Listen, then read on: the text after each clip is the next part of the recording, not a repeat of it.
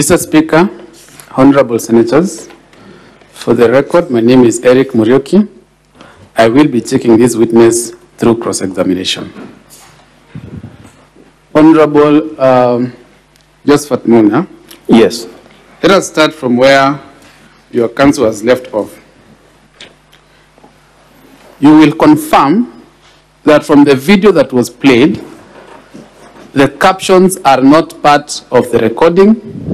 They are introduced by the governor, or that they are her own translation. Being conversant with Meru language, I can confirm. That is not what I asked. You will confirm that the captions were not recorded with the video. They were introduced later. Yes or no? No. So you are testifying that the video was recorded together with the captions? Yes.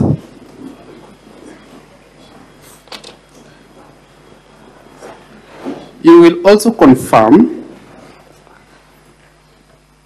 that there is nowhere in the video where impeachment is mentioned. Impeachment is being figuratively referred to as this mentioned or not mentioned? Not expressly. Thank you. On your affidavit,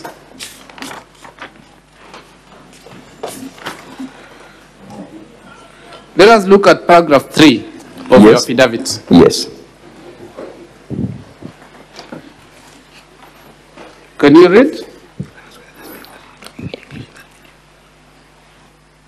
Can you read paragraph 3? It says, I am aware that we have been enjoying a very cordial working relation with the governor until mid-September this year, when it emerged from the leadership of the House that members of Parliament from Meru County and a few other leaders had depicted a war with the governor. So your testimony before this Senate is that the impeachment and this entire process began mid-September. Or thereabout. Thank you. I will refer you to our volume 2, pages 17 to 29. That is the IFMIS extracts. I'd like to get someone to help with showing him volume 2. Volume 2. The IFMIS extract, pages 17 to 29. I'm there. Open any page between those two pages, between 17 and 29. I'm there.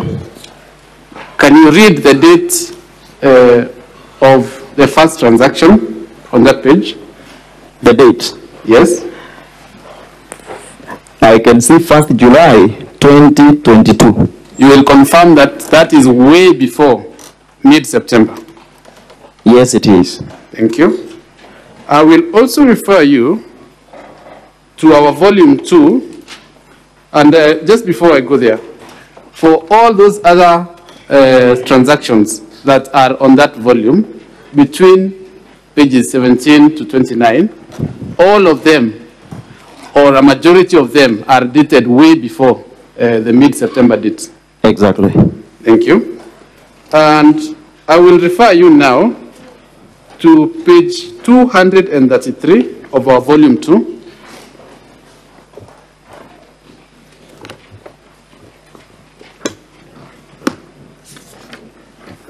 I'm there.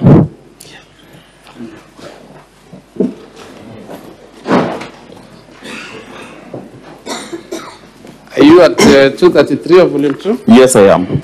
What is the date of that document? The letter is dated Friday, September 1st, 2023.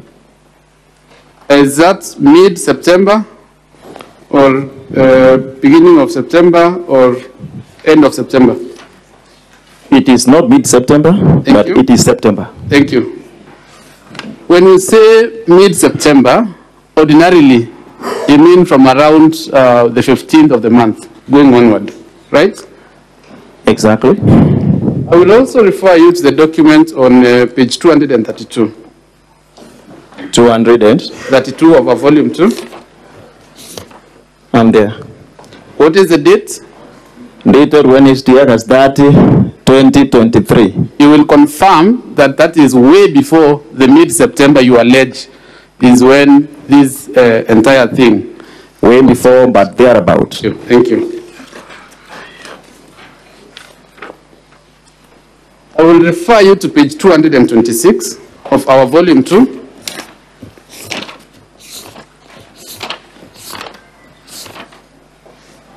I'm there.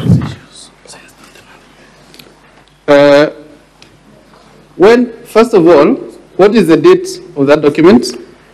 Dated 25th August 2023. In the body of the document, the second line, it reads, I hereby write to inquire if there have been any Meru County cabinet meetings after the last one I attended on 29th May 2023. And you will confirm that 29th May 2023 is way before the mid-September. Exactly. Thank you. Not to belabor the point, the order on page 416 of our volume 2.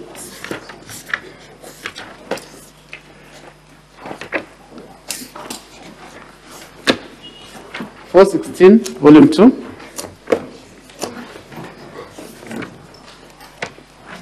I'm there. What is the date of that order, sir? The date can be found on page 417. That is the next page. Yes, dated 7th October 2022. You will confirm that is a whole year. It is. Before the date that you're alleging is when this thing was started. Yes. Thank you. And the ruling on page 417 to 439. Yes. Rather, before we go there, let us go to page 155 of volume 2.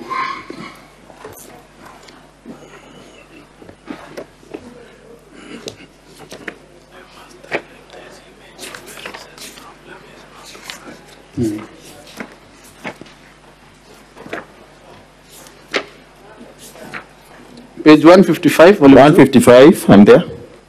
Can you see the date that appears on that WhatsApp extract at the top? The date, May 27, 2023. So, Mheshimiwa Josephat, yes, you will agree with me that this narrative, that this is a recent problem that has come up, is completely false. From the perspective of a member of County Assembly, it was brought to us in September thereabout. Mr. Josephat? Yes. We have looked at several documents dated way before, some of them a whole year before. You will agree with me that this narrative, that this is something recent that came up from mid-September, is completely false. What I mean that a matter that came as an impeachment piece in September 2023 could have been brewing way before, but members of the County Assembly had either to hand a good working relationship. No matter. Let us go to your allegation that this motion is sponsored, or to use your words, is an incitement from the members of parliament. Yes.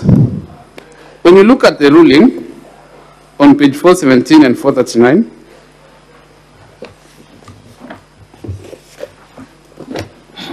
between 417 to 439, the ruling that is dated 29th September 2023. Yes, I'm there. You will agree with me that that is not a document originating from any member of the National Assembly. You will agree with me that that is a ruling of a court of law in Kenya. Exactly. Thank you. But. Thank you. But Mr. Josephat, you are not a member of the UDA party, are you?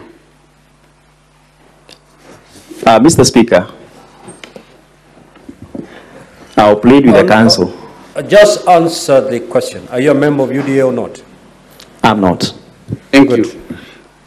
So your allegations on paragraph 4 of your affidavit, that a meeting was called and deliberations were made, that is something you are not privy to because you're not a member. After the meeting, all the members addressed the media. Were you called to that meeting of the members of UDA? Not called, but they read out their deliberations in public. You are not at the meeting? Exactly. You will also confirm that you are not a member of the BAS party? I'm not. And you do not ordinarily attend the meetings of the members of BAS party? Yes. But again, they read out their deliberations in public. On paragraph 11 of your affidavit,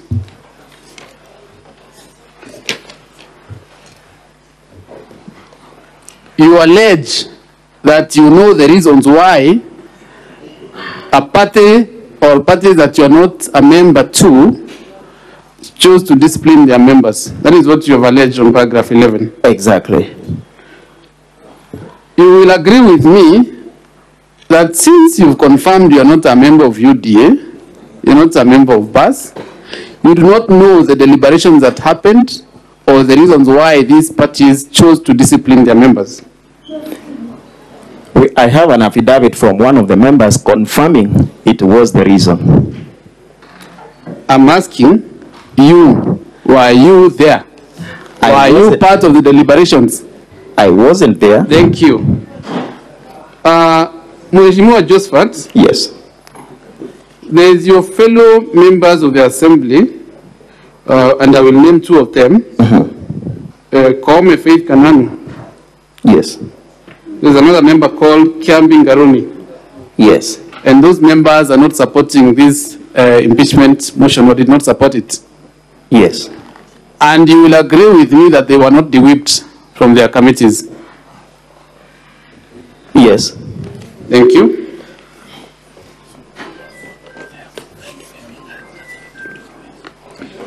So, Mr.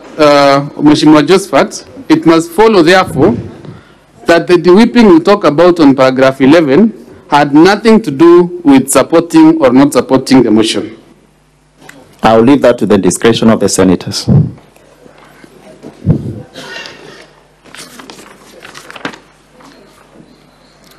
Mr. Josephat. Yes. Mheshimiwa,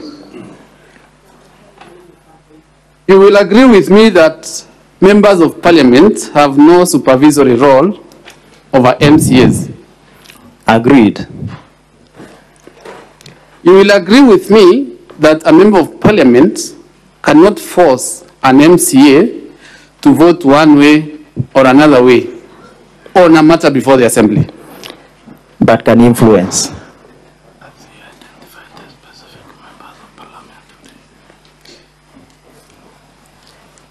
Mr. Josephat, ultimately, every MCA is free to make their own choice in the assembly, right? Right. Thank you. Have you identified the specific members of parliament that you say influenced or forced you or your fellow members? Yes, I have. Yes. Which paragraph of your affidavit? Not in the affidavit. Thank you. But one of them was here yesterday as a witness. Which paragraph of your affidavit have you identified those members? None. Thank you. On paragraph 8 of your affidavit, are you there? Yes, I am. You say you received calls from other leaders within Meru to support the impeachment motion in order to restore dignity and respect of Meru as a county, right? Exactly. Have you adduced any evidence to show that you indeed received these calls? Not contained in this document, but factual. Have you disclosed the maker of the said calls in your affidavit? Not in the affidavit. Have you attached any call log or any screenshot to show that you indeed received these calls? Not attached. Thank you. You have talked about incentive of 15 million being increased to 30 million. Yes. Have you provided any evidence that any member was offered, let alone accepted, this incentive? I have not provided. Thank you. Let us go to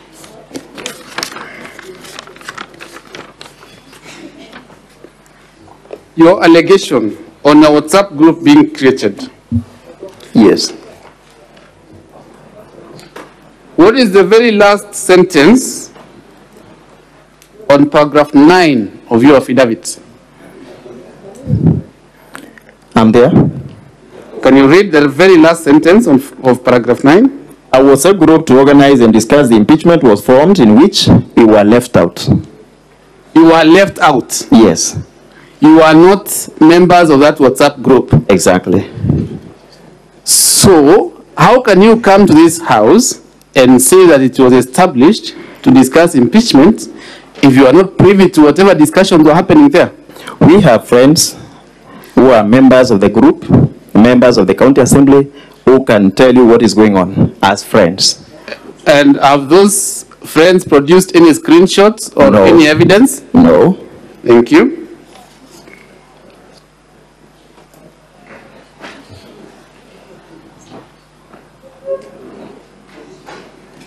On paragraph 10 of your affidavit, I'm there. you talk about several meetings. Have you provided the dates, venues, or minutes of those meetings? Not provided. Thank you.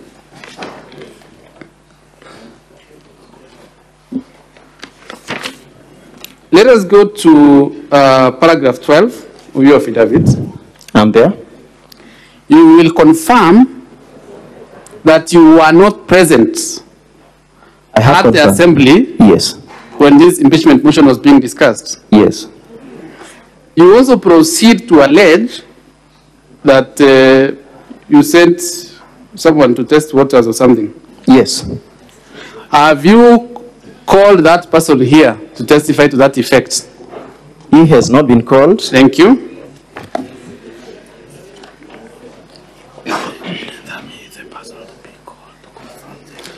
Wouldn't that person have been the person to be called to confirm these allegations? We have the OB through which he reported the matter. Has it been produced in your affidavit, sir? No. Thank you. In that, I find this paragraph 12 of your affidavit very interesting. Yes. How many members of the assembly are there, Meru County Assembly? 69. 69? Yes. How many members were present during the discussion of the motion? 59. And in paragraph 12, the very last sentence of paragraph 12, can you read it for the Senate? We ended up staying away after 10 members, away the 10 members, after the others and they carved into intimidation and crossed over. So it is your testimony that 10 members stayed away?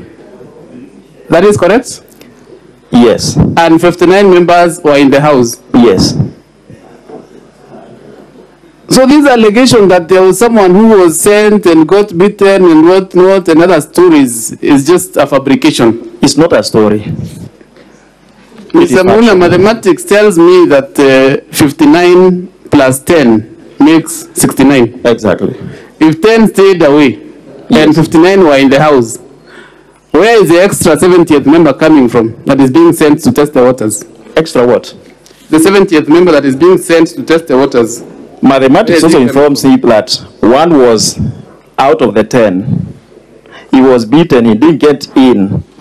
That makes them 10. 59 plus 10 is 69.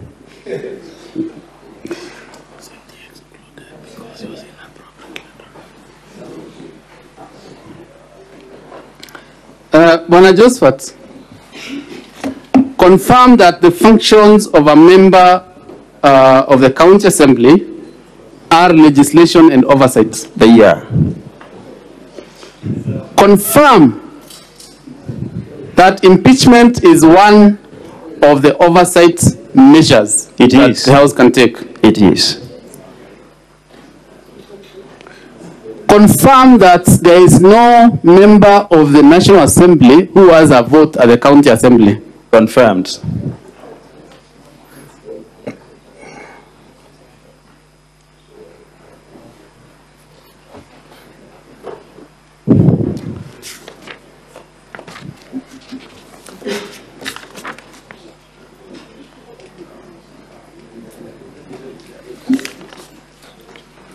Okay. My second and last question to you, Bwana Muna. I want you to look at our volume 4.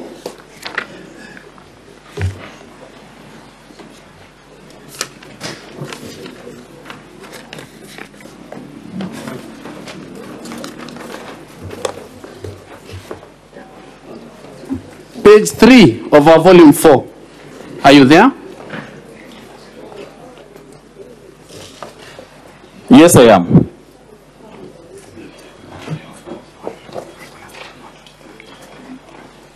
Are you there? I am. Confirm that your name appears on that page. It does. What number is your name? 59. And your signature? It is. And your ID number? Exactly.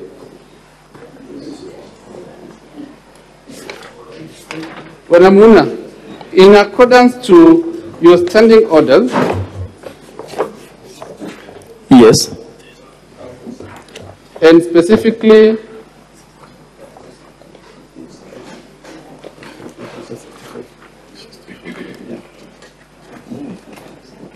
just give me a moment, when I speak, I'm sorry.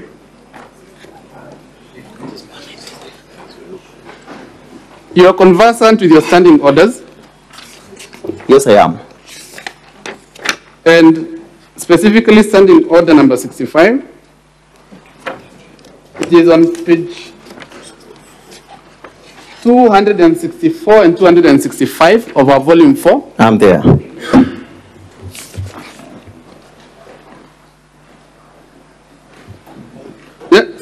That is where standing order number 65 starts. Yes. I want us to go to page 265. I'm there. And I want you to read for me standing order number 65-4. 65-4. And I read, when the order for the motion is read, the Speaker shall refuse to allow the member to move the motion unless the Speaker is satisfied that the member is supported by at least a third of all the members of the Assembly to move the motion, provided that within the 7 days' notice, the clerk shall cause to be prepared and deposited in his office a list of all members of the Assembly with an open space against each name for purposes of spreading signatures, which list shall be entitled signatures in support of a motion for the removal of Meru County Governor by impeachment. And you confirm that it is pursuant to order 65-4, or rather 65-4 was adhered to, and that is why you signed, where you have said you signed. Yes. From the reading of order 65-4, it is not possible for a member to be coerced or forced to sign. It is possible. Were you coerced? Yes, I was. Have you produced any evidence that you were? In the affidavit, it is mentioned. Which paragraph?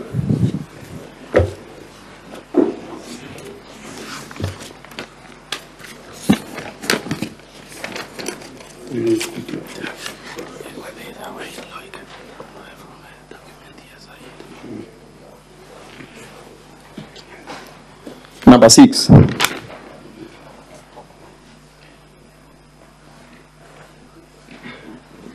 And also number 8. You say that you received calls instructing you or urging you or whatever.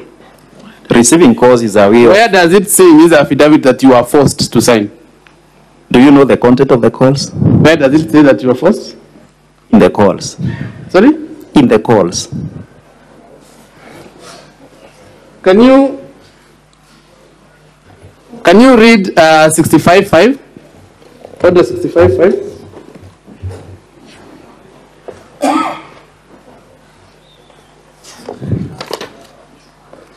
65.5, and I read, any signature appended to the list as provided under paragraph 4 shall not be withdrawn. Are you aware, sir, that you cannot run away from a document that you have signed in law? Yes. Are you aware, sir, that a signature appended under Order 65 cannot be withdrawn, just like you've read? Yes. I put it to you, Wanamuna, that you signed in support of the impeachment motion a signature which is irrevocable, no less. And then when you were taken to Masai Mara with the other 9 members, is when you decided to change your mind. The Masai Mara story, I've heard it from you. Mr. Speaker, I will yield some of my time to my colleague Mawira. I'm done with my cross-examination.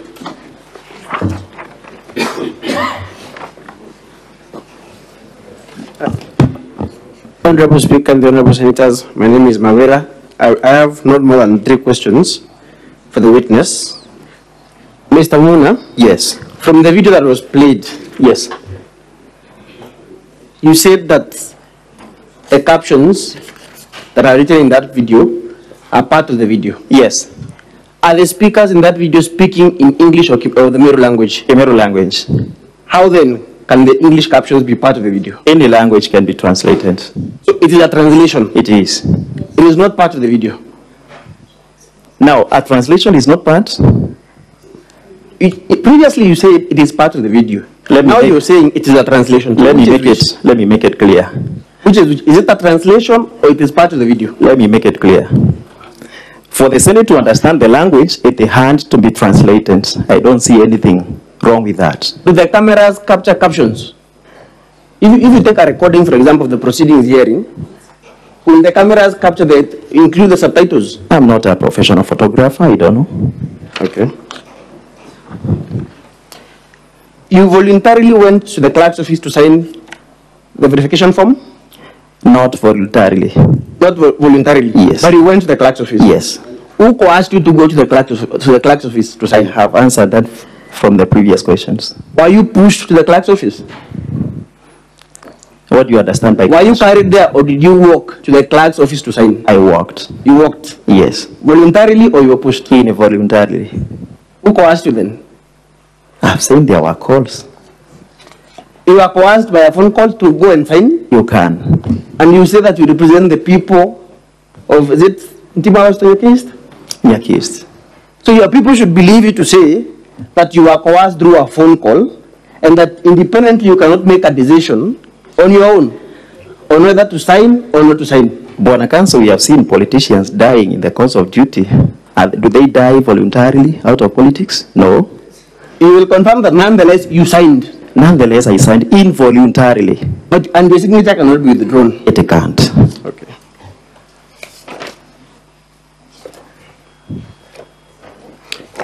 You talked of inducements, yes, to members, and you mentioned that Mr. Kimathi was sent to you. Is that anywhere in your affidavit? It is not. It is not in your affidavit. Is this Masai Mara trip that you went to part of the inducement that was offered to you? I have earned it from you.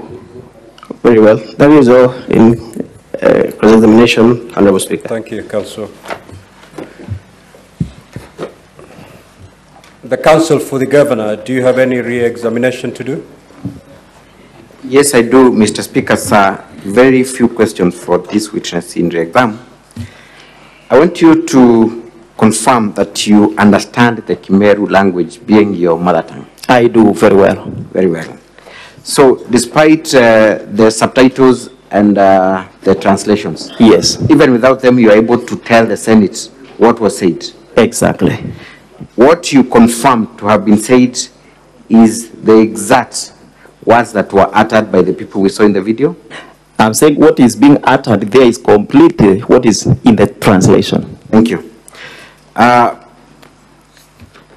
You have been told that you've been given an infamous message that appears at page 17. Yes. Do you still have that? It was in volume? I believe it's volume 2. You have been told that? Yes. Transaction confirms that the governor conducted some violations before Yes. August. Yes. Kindly, I want you to look at the specific item that you referred to appearing at page 17. Yes, I'm there. Can you see it? Yes. Read for us the date.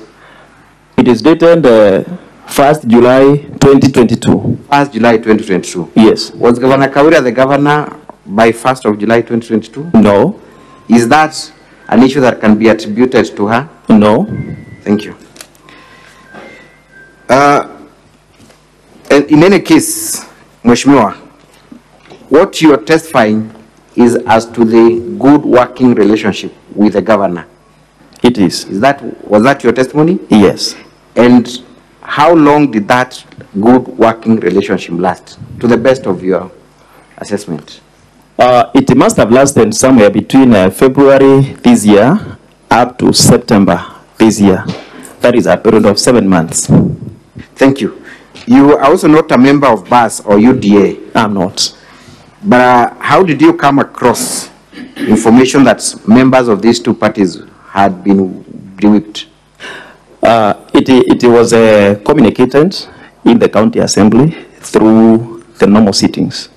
Were you present when that communication was done? I wasn't, but Frida Naito, Honorable, told us that it has been communicated.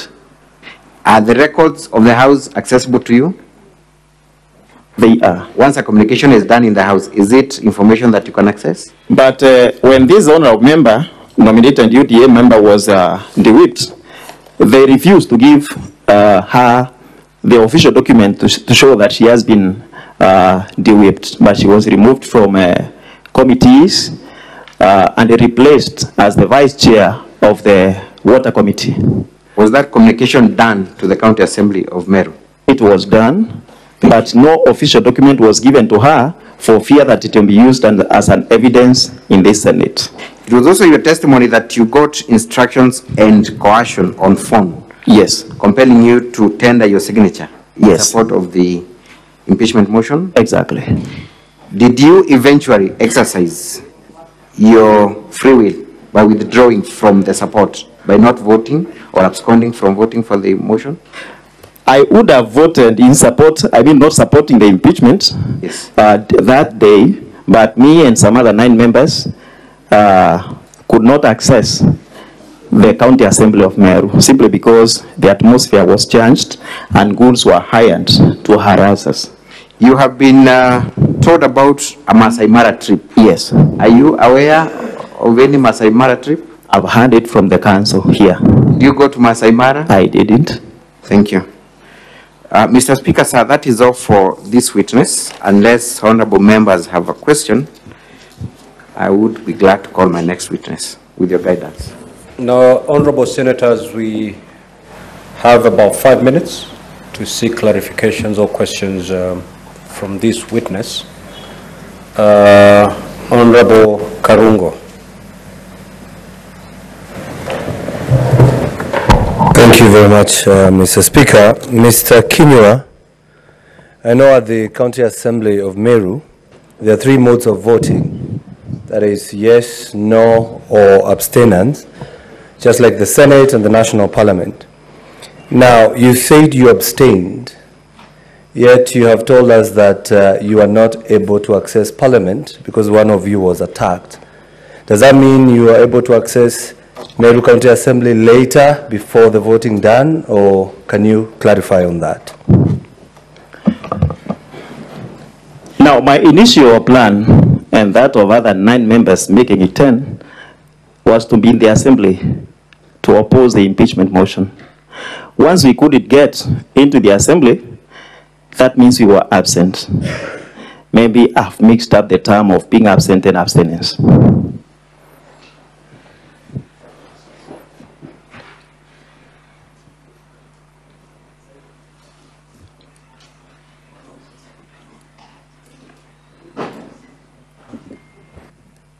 Senator Enoch Wambua.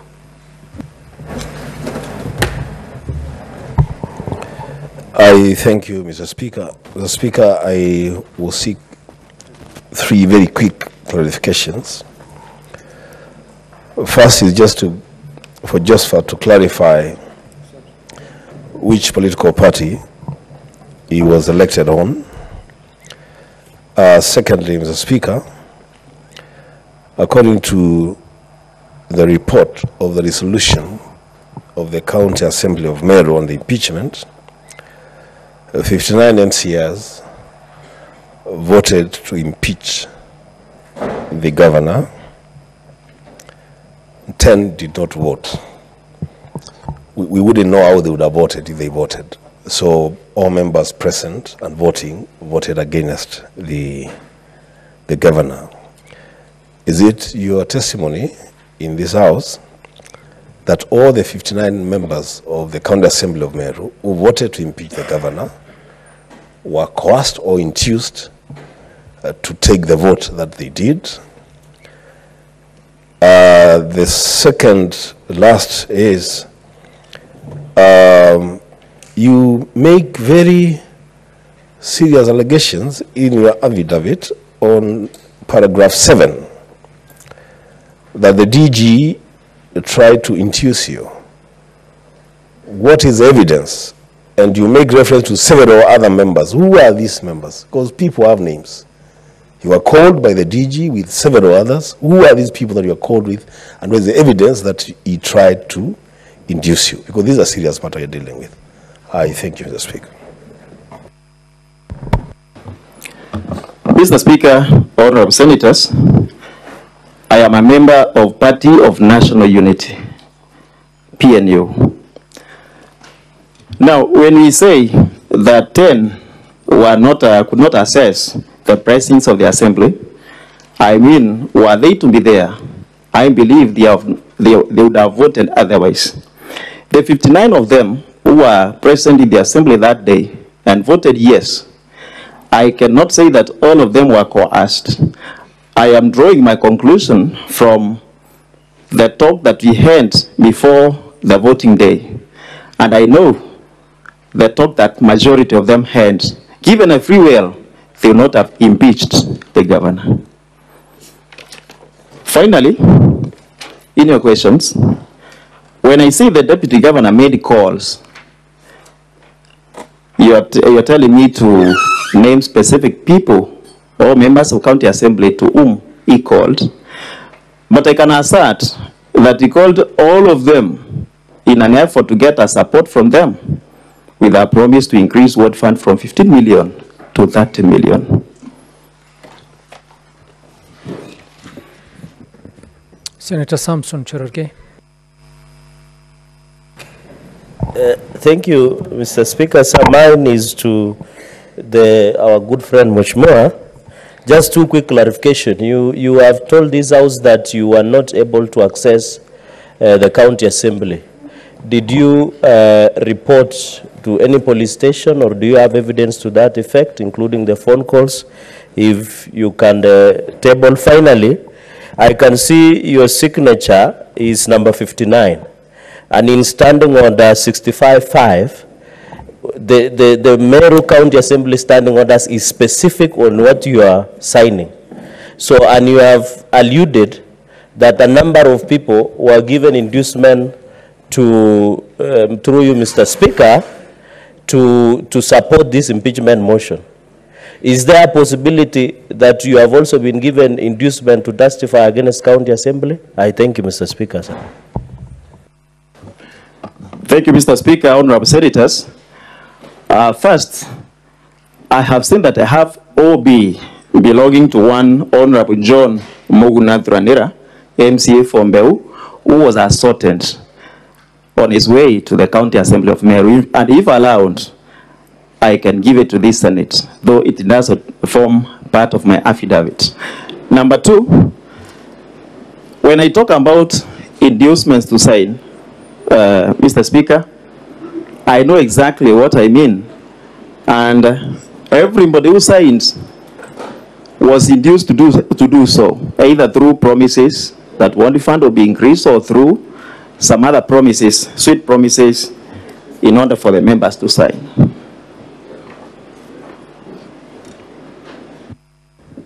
Senator Sifuna. And honorable senators, we only had 5 minutes for clarification. I think the Senator Sifuna will probably be the last question we take. Thank you, Mr. Speaker. My question is to Counsel for the Assembly, my good classmate. Mr. Speaker, I have had to look up the meaning of coercion. The Merriam-Webster dictionary just speaks of the use of express or implied threats of violence or reprisal or other intimidating behavior that puts a person in immediate fear of the consequences in order to compel that person to act against his or her will. The question to the Counsel of the Assembly: is it the case of the Assembly that coercion only means physical coercion, that somebody has to hold your hand to sign? Is that the case that is being presented by the Assembly?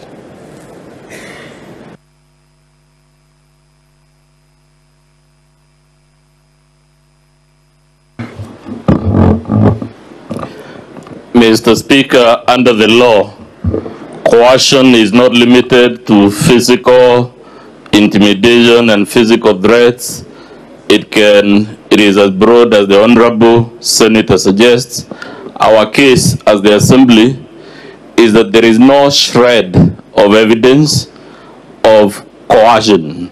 And anyone who makes such a claim must tell you, the least they can do is to tell you who coerced them, what was the specific threat, and how and why that threat induced them, as a matter of fact, from behaving in a manner that is inconsistent with how they would have behaved. And as we speak on the record, we don't know who, we don't know when, there is no evidence, it's just an allegation, and alleging is the easier thing to do. I can allege anything, Mr. Speaker.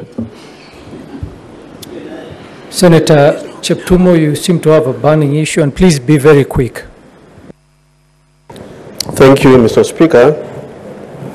Mr. Speaker, my clarification to the witness is on paragraph 3 of his affidavit.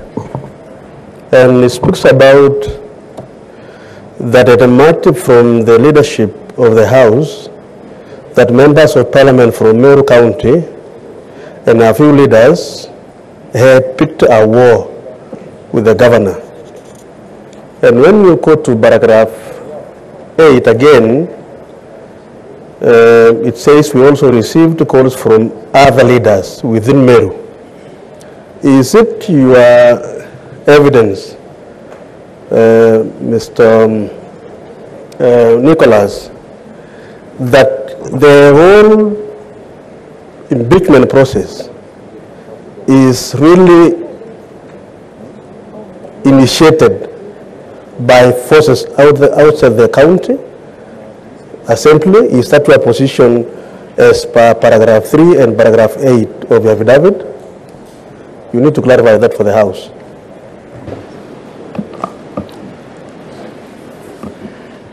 Thank you, Honorable Speaker, Honorable Senators. Exactly that has been my assertion. And if you look at yesterday's submission, we had a member of parliament who was standing as a witness. There can be no other proof that members of parliament were involved if we don't consider that one of them was here as a witness. Number two, there was a video of Honorable Mporo Abori, the MP for Tigania East, in meetings all over the county, inciting residents against the governor, why is it that we can accept that they were in public meetings and not calling the members of county assembly or inducing them or influencing them? Thank you. Governor's Council, do you have another witness? Thank you, Mr. Speaker, sir. I indeed do have another witness. His name is Aruyaro Adrian. Sergeant at Arms, can you please show the witness in?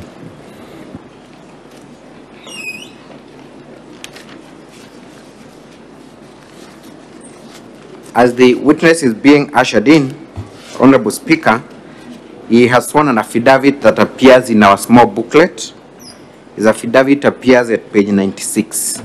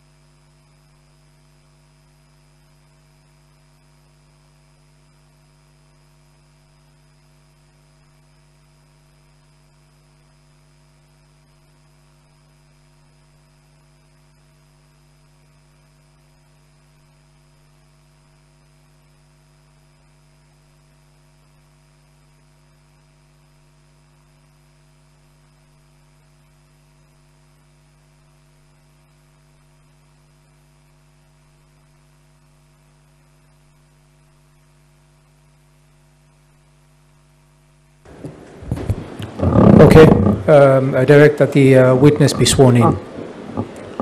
Okay. I, Andrian Karicha Aruyaru, do solemnly swear that the evidence that I shall give before the Senate in respect of the matters before the Senate shall be the truth and the whole truth and nothing but the truth.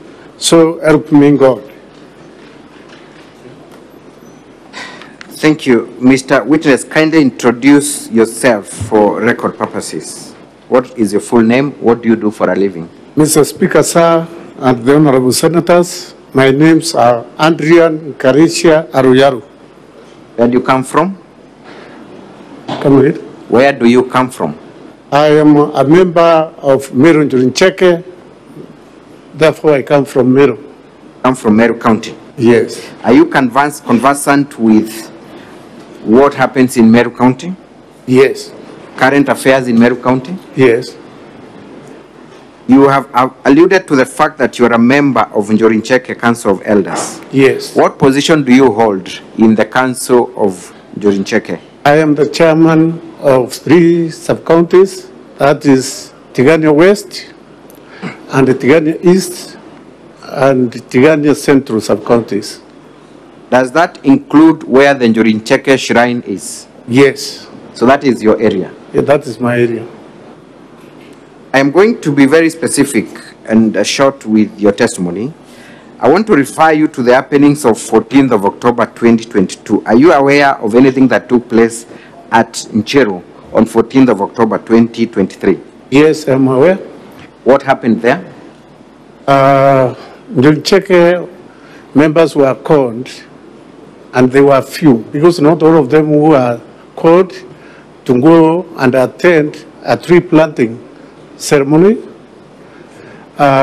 We went there.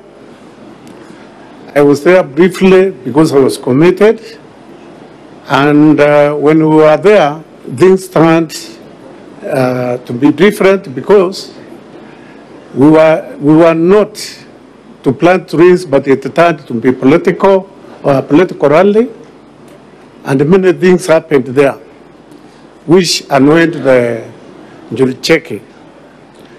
What happened?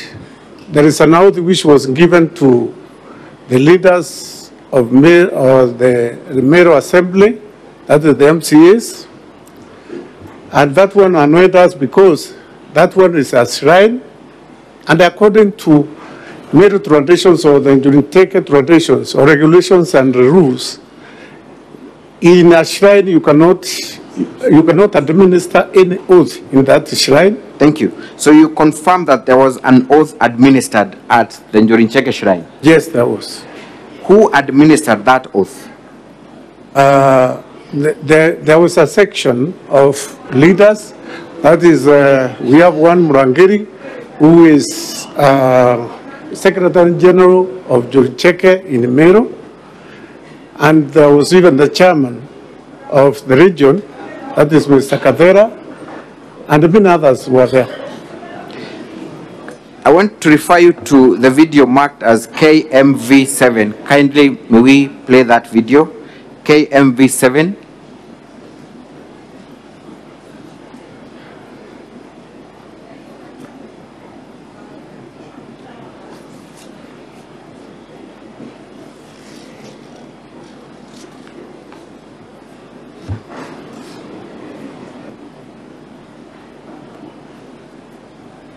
Video KMV7.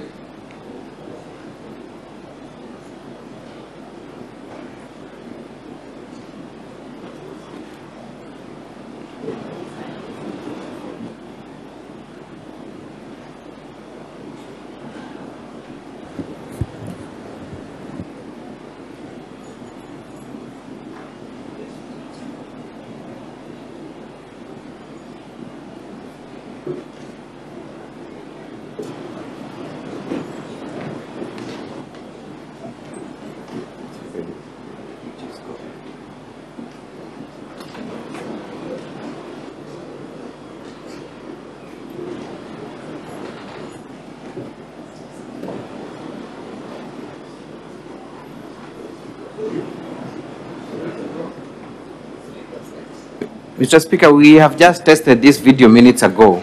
Where's the sound broadcasting? The sound was perfect. I do not know what is happening. Minutes ago it was working.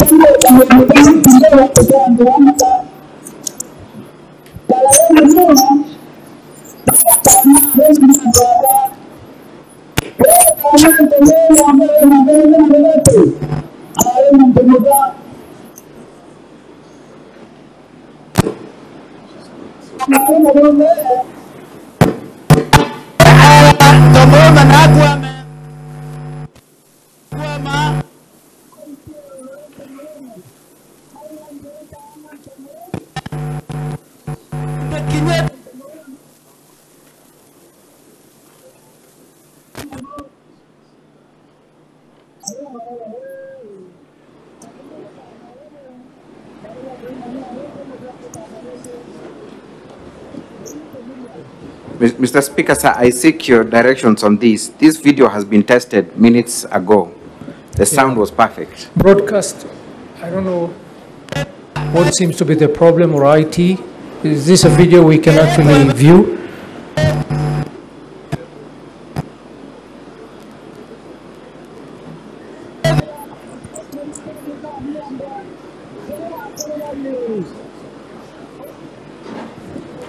Council, yes.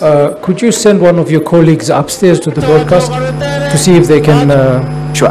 One of my colleagues has gone up there. Okay. Perhaps we can then play KMV 17 as we wait for that video to be sorted. KMV 17.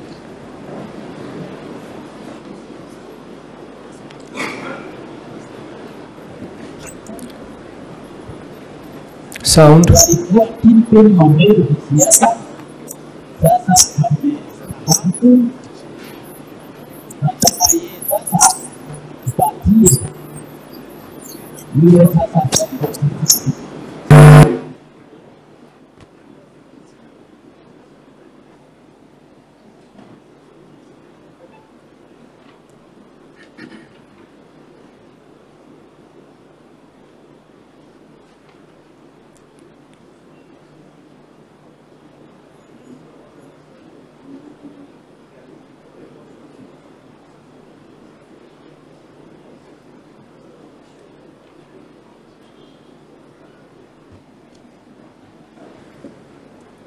IT, are we going to have a problem with all the videos?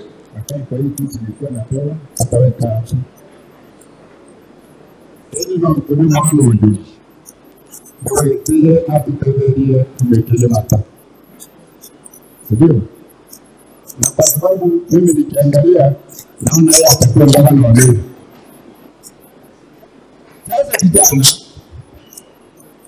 Sasa kijana kidogo kijana ambaye anaweza lipa ndeni ya watu.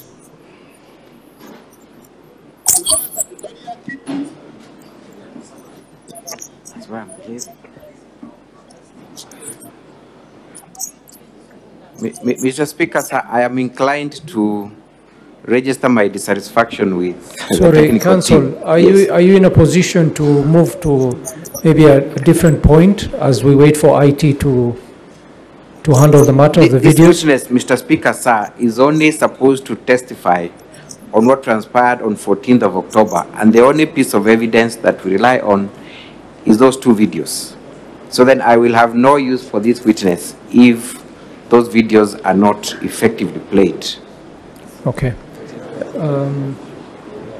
IT or somebody from broadcast, can you have send somebody to give us an indication of what the problem is?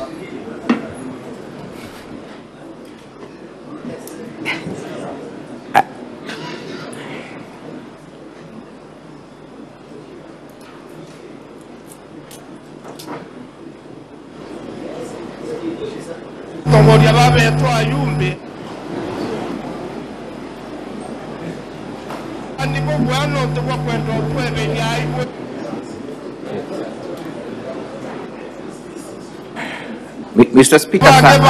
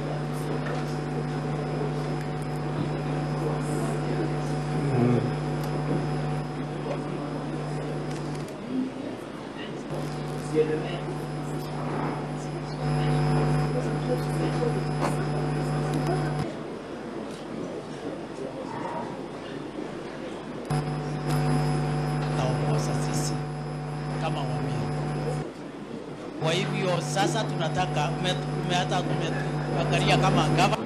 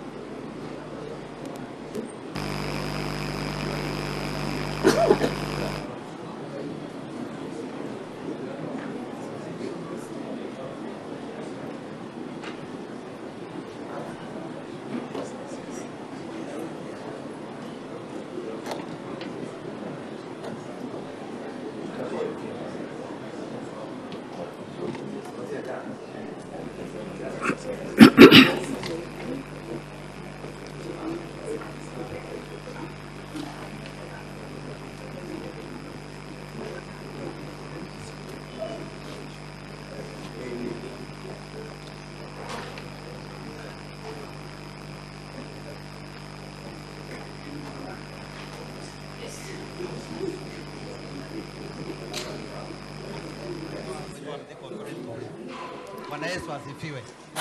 Ndio mtu. Inyang'ombe iteta kunyorujite naye. Kwa kenda Meru etambere. Ana vetu baratu kuthomithia bakara bwega ilazima Meru egite atia igwatanire. Ngithira yari MCA ankwenda kuga twembunge Meru batu tukaenda sauti.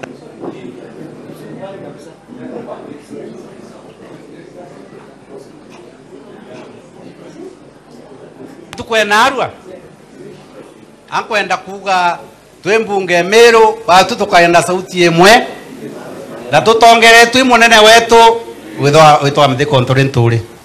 Bwana Yesu asifiwe. Ni untu inya ng'ombe iteta kunywa ruji tenaye kwa kenda Meru eta mbere. Honorable Senators, kindly take your seats. Kuthomithia bakara bwega irazima Meru Let's pause the video first.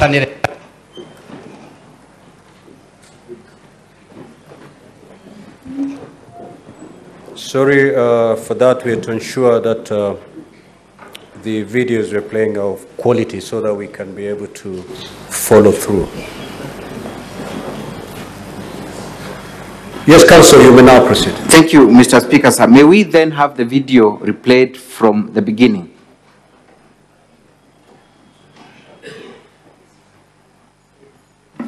Na ntukwena arua ankwenda kuga twe mbunge Meru batu tukaenda sauti emwe na tutongeretu imunene wetu witwa mthi kontrole nturi.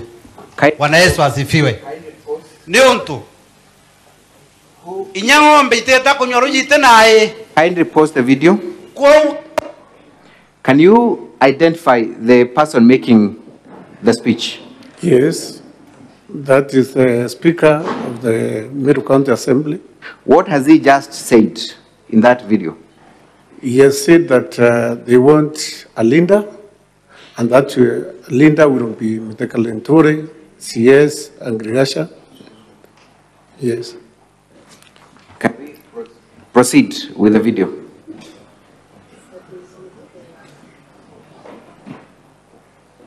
Kindly play the video.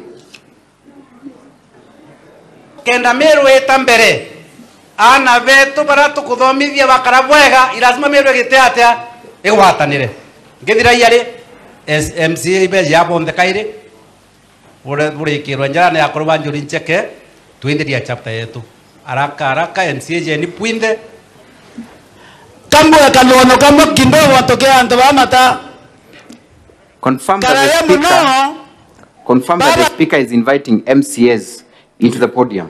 Yeah, he is inviting all the MCAs who are there or who are present. Thank you. Let's proceed.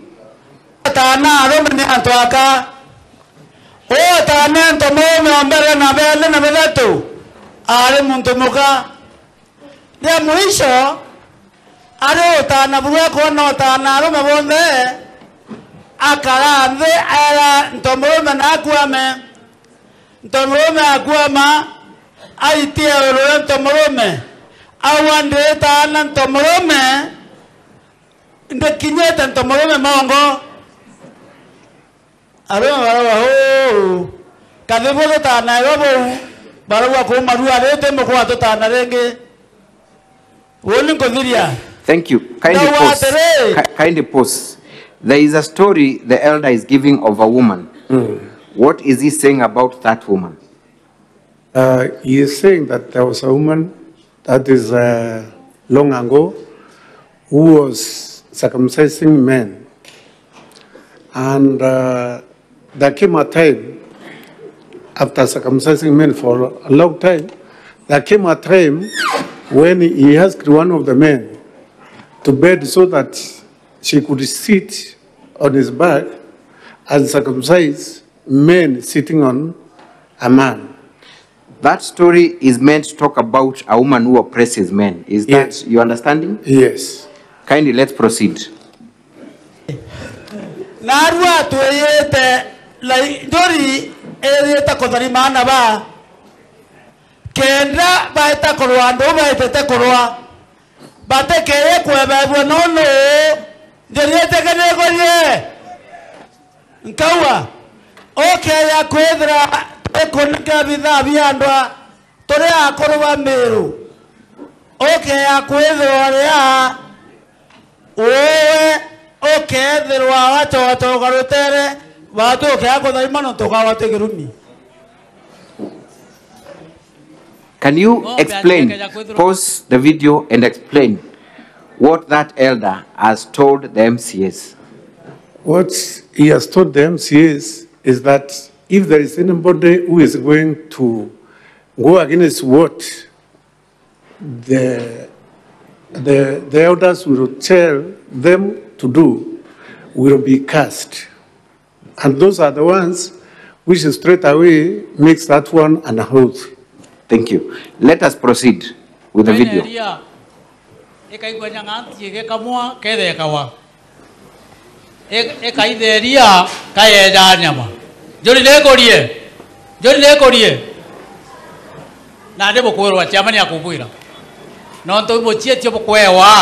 There is a specific kindly pause.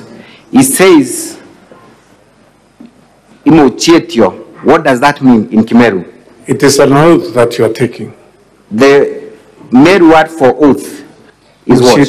Muchietio. Yes. Is that what he has said? Yes. Kindly let us proceed.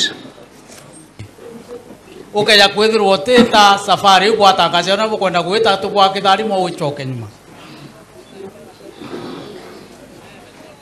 na kuma na amba umesha bunere Ameru njori nekorie muge ngagwe omienie tathira jamburi atomerie na mutano gitathira jamburi kenda tukombwa njuri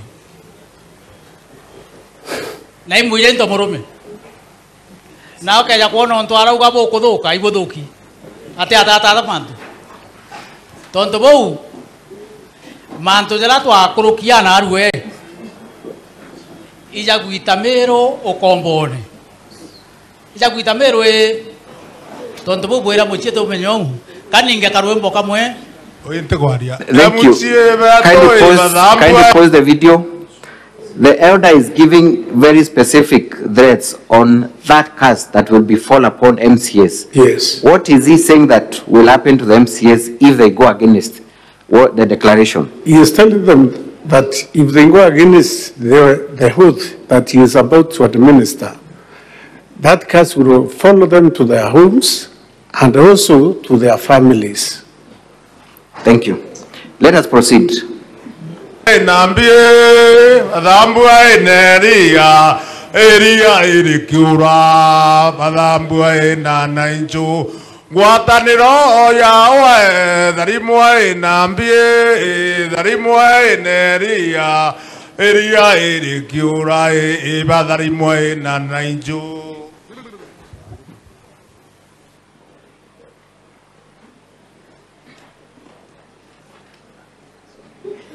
Is the elder spilling some, I don't even know what to call them. Some stuff. You will tell us what that is. Is the elder sin spilling some stuff to the MCS? Yes. What is that? Actually, I cannot tell what the stuff that one is because I did not go near. You know, there was security there. Those who were allowed to go there were those senior people. They were the ones who were near. So I don't know whether it was honey or it was honey mixed with something else. I cannot tell. What does Njorincheke use for that kind of oathing? That kind of oathing, sometimes, you see, in any oathing, Njorincheke uses blood. Uses blood because an animal has to be slaughtered so that you perform an oathing. And the special thing that we have in Meru, which is undertaken by Njorincheke, is the Kidiri oathing, where an animal is killed,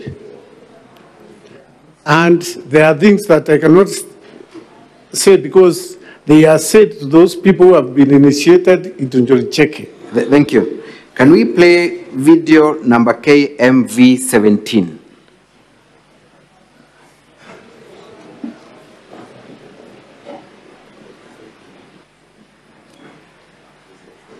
KMV 17, kindly.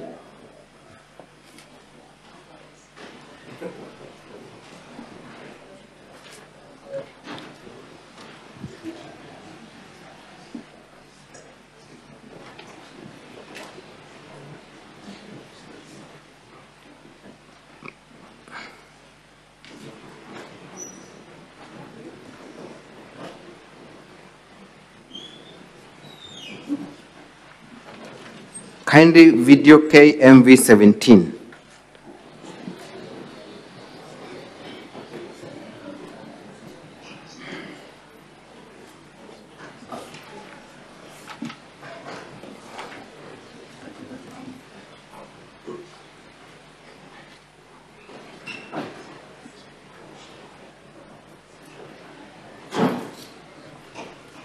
Sasa tunataka kumuuliza mzee Kiraitu aje hapa. Ndiye alikuwa kinipeni wa Meru kisiasa, sasa amestahafu. Tunataka yeye sasa atupatie yule sasa ataongoza sisi kama wa Meru. Kwa hivyo sasa tunataka umetuangalia kama governor. Sasa tunataka utuletee kiongozi ambaye sasa atachukua nafasi yako kuwa kiongozi wetu wa Meru. Wewe ndio utatuonyesha ni nani. Sasa nataka akuje akae kwa hii kiti nilikuwa napewa, hata wewe kaa hapa. Ili no ntune mwana onjuri. Ndawa gitije na tutetherie tumwikerie mata. Sidio? Na kwa sababu mimi nikiangalia naona yeye atakuwa gavana wa Meru. Sasa kijana, wewe si kijana kidogo, ni kijana ambaye anaweza lipa ndeni ya baba yake. Anaweza kukalia kiti ya baba yake kama baba yake hayuko, lakini akiwa na baraka za baba yake, si muhazi, si mpinduzi. Mbele ya wajumbe wa Meru ambaye wanatugambira kule Linjiko, wako hapa wakishuhudia na chiamani wao na waziri ulokalaga nyumba ya witho wa thirikari mbele yao na Arua na mbele ya njuri ncheke ya Meru. Ugote mwana kaire uitegemeo ya Meru. Wewe ni tegemeo kutoka leo. Ondobo tuina maono na tutethio tuite aibune. Thank you.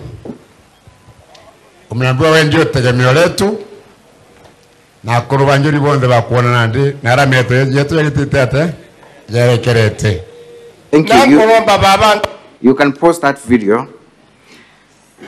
Mr. Adrian. Yes. According to your assessment of that video, and first of all confirm, the young gentleman that has been introduced into the podium and sat on that stool, who is that gentleman? That is our deputy governor or the deputy governor of Meru County. What is he told to do, or why is he being invited in front? They are crowning him to take the position of the governor. So they are crowning him, installing him as the governor of Meru. Yes. To take over leadership. Yes. In that meeting, you are able to see other leaders in Meru? Yes. Is that the same function where the MCAs were present? Yes. The same day? Yes. Finally, Mr. Adrian, did the elders in that function who are presiding over that function had the blessing of the Njorincheke Council of Elders to conduct that function? Actually, no. The answer is no. Because Njorincheke members got annoyed. That was on a Saturday, and on Monday, we went to Oro. That is the quarter of the 3 sub-counties, that is the whole Tigania. And we denounced what happened at Nchiru. And we said we will even go to cleanse that shrine, because what happened there is not what should happen in a shrine. Because a shrine is a holy place. It is a holy place. Even you cannot even kill an animal there. You cannot initiate a person into Njorincheke in that shrine. You are not allowed. Lastly, is the Njorincheke Council of Elders opposed to Governor Kawira's leadership in any way? No. Has it in any way advised her removal from office? No. That is all for this witness, Mr. Speaker. Thank you. Counsel for the County Assembly, your witness for cross-examination.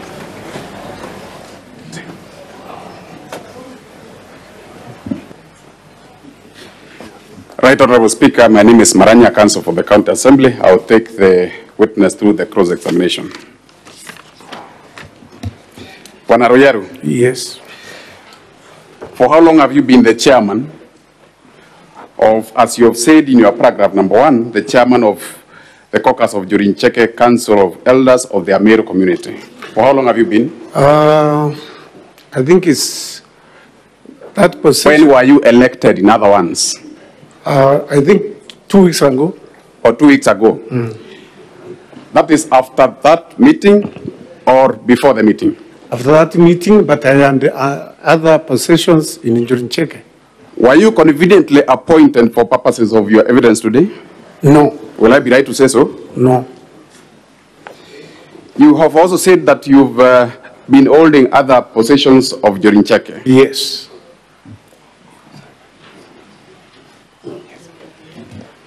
So, just to confirm, yeah. Were you elected after the impeachment motion was tabled in the County Assembly? No, because... When were you elected? When it is when the actual date? I think, yeah, it's just... You were elected after the impeachment motion was tabled in the County Assembly. I think so. I'll be mindful of time because I'm on time restriction. It's okay. Will it be true for me to say that you were elected, therefore, for purposes of your statement today, so that you come under capacity of Njorincheke's chairman? No.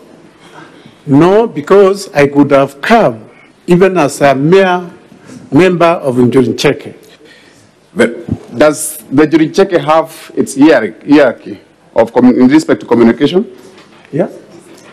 Does any person, can any member of Njorincheke communicate on behalf of the entire group? Yes. Anybody? Anybody, because in the olden days there were no leaders of Njorincheke. There were juries or the wise men who are the leaders of Njorincheke. It is just recently when we started now having chairmen of the houses, chairmen of locations, chairmen of divisions. And it's your evidence that nowadays you have to speak through your officials. That's your evidence? No. You said in the past there wasn't. There wasn't, and even now, there is nobody who is senior than the other one, even though we use their titles, even that title that I am using.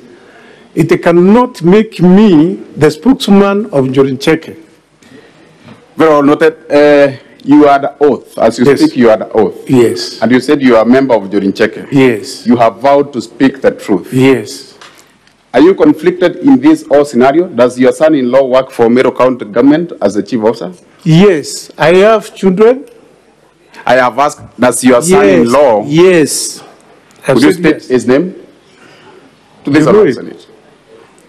What is his name? What is the son-in-law? What is the name of your son-in-law who works as a chief officer in the county government of Meru? It's Akwalu Mugambi. Victor Akwalu Mugambi. Could I be right to say that you are here just to protect the impeachment of the governor and by extension protect the loss of job of your son-in-law? No. Reason being, I have to say the reason. Reason being that my son-in-law was vetted by a competent assembly, and he passed the vetting. And that notwithstanding, Mr. Chairman. Yes. I put it to you that you have a conflict of interest as far as the Meru County government leadership is concerned. Will I be right to say so? No, you are not right. You have produced a clip allegedly played at a Njorincheke forum? Was that a formal Jorincheke forum? Actually, it wasn't. I am asking, was it a formal Jorincheke forum or not? I am saying it wasn't. It wasn't. Yes. I am contented with that. I'll take that. You have said you are a veteran member of the Jorincheke. Yes. That's so? Yes. Can a Jorincheke, sorry, can an oath, as you have alleged it, be conducted in a forum other than a Jorincheke, a formal Jorincheke forum? It can. If you are misled, you can do the same, and that's why we are saying as members of Jorincheke, we are going to cleanse the shrine, because it was not done at the right time. It was not done at the right place. At the right place. Yes. Therefore, a Jorincheke oath has to be done with their formalities to be followed before you administer an oath. Is that your evidence? Yes, it is. You said also that there need to be, one of the formalities is slaughter of an animal. That's so? I said there is. That's so? Is that so? No, I am not going to accept that, because my question is simple, Mr. Chairman. I was specific. Please listen to my question. Yes. Is it a prerequisite that for you to administer an oath, you have to play some things, including, which you said you cannot even say here because they are non-members, members who are not initiated to Jorincheke? Yes. You said includes slaughtering an animal. Yes. Was it that? Or you want to return to your evidence? No, what I am saying is, I said the Kidiri oath thing. That is not Kidiri oath thing. It is an oath thing, but so not Kidiri. How many oaths does Jorincheke have? Jorincheke has 3. Sorry? It has 3. It has 3? Yes. And the 3 are members required to slaughter an animal? Not all of them. Not all of them. Is there any that is conducted in presence of non-members? No. No. Yes, unless even it's done. Now, in that meeting, I want to ask you whether the meeting was composed of only the members of Jorincheke. No. No. And it's your statement that an oath can never be conducted in the presence of non-members. It is. It is your evidence that an oath has to be conducted in strict presence of members only. Yes, by strict Jorincheke elders. Yes, and anything conducted with presence of non-members is not an oath. It is an oath, because the ones which were used there. No, Speaker, he's speaking from both sides of his mouth, saying this at the same time and saying it again. It is your evidence, Mr. Chairman, that anything conducted in presence of non-members is not an oath. That's what you've said right now. It's on record. I did not say that. Why I'm saying I did not say that? On record.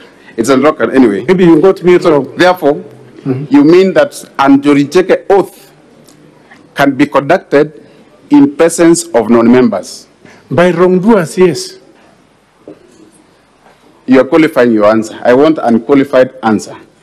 My question is simple, and don't be evasive. You are here to tell the truth. Yeah. My question is, can an oath, a perfect oath properly so called, of a Jorincheke,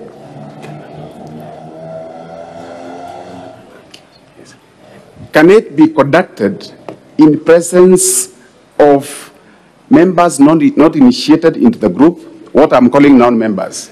I have said no, but it happened that day. That means if it happened, the same is not an oath. It is. And the conduct of the witness need to be noted, Honorable Speaker, for avoidance of that. As a member, as a seasoned member of Jorincheke, have you participated in the conducting of oaths before? Yes. You have conducted? Yes. Can an oath be taken in the absence of an accuser and the accused? Yes, because that oath.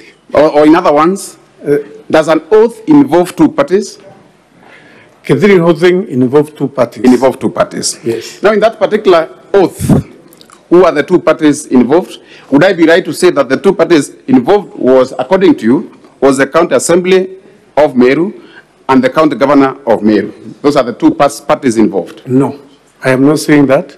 I am asking you, the parties involved in all this scenario of impeachment are two. Yes. One, who does the impeachment? Confirm it's the County Assembly of Meru. Yeah, it's the County Assembly of Meru. To impeach who? Confirm it's the County Governor of Meru. Yeah, the County Governor of Meru. Was the County Governor of Meru present in that oathing ceremony? No, she was not. She was not. She was not present. Mm.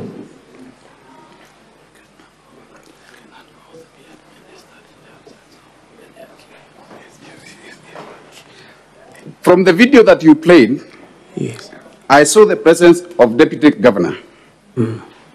Is Deputy Governor a member of Jerincheke? No. He is not. Yes.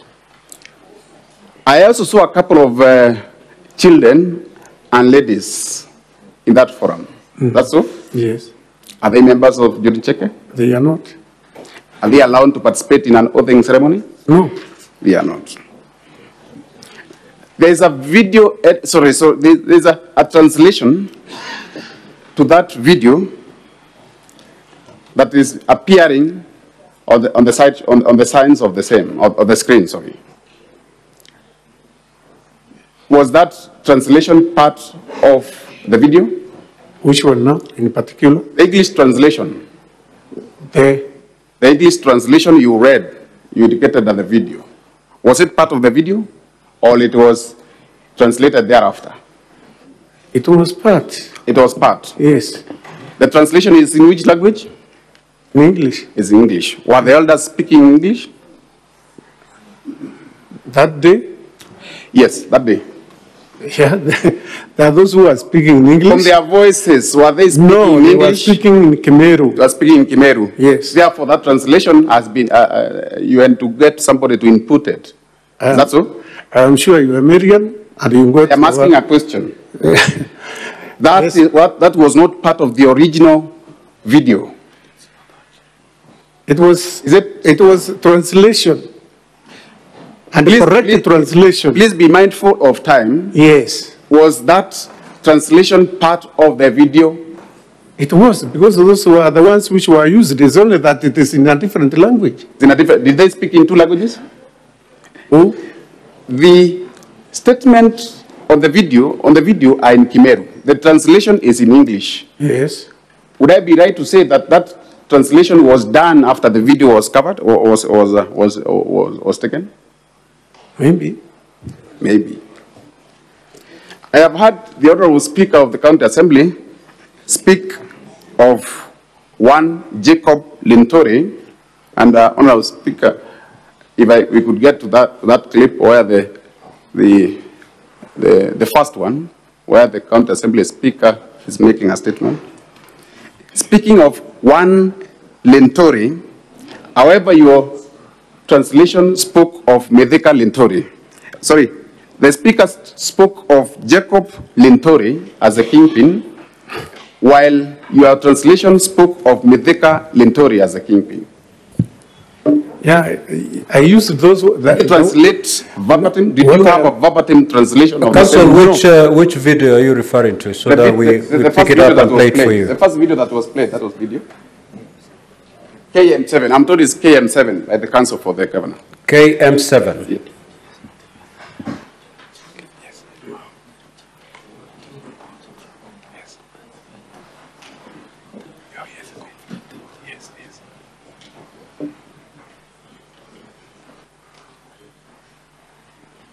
Please read the name in capital. That is, please confirm that the name you can see is Medeka Lintori. On your translation. Medeka Lintori, yes. Twembunge Meru batu tukayenda sauti yemwe.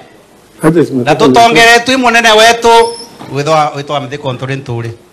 What did he say? Ni untu.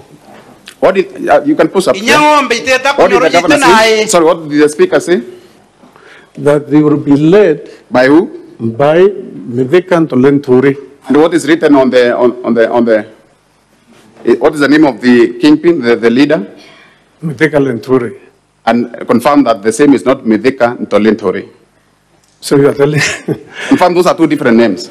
I cannot confirm because I know him. This is an interpreter who was interpreting verbatim what has been said. I cannot confirm that I know him the way I know you. Confirm that what is written there is Mithika Lenturi and not Mithika Ntolentori. It is. It is. Yes. Therefore, that translation is not capturing the actual one stated by the speaker.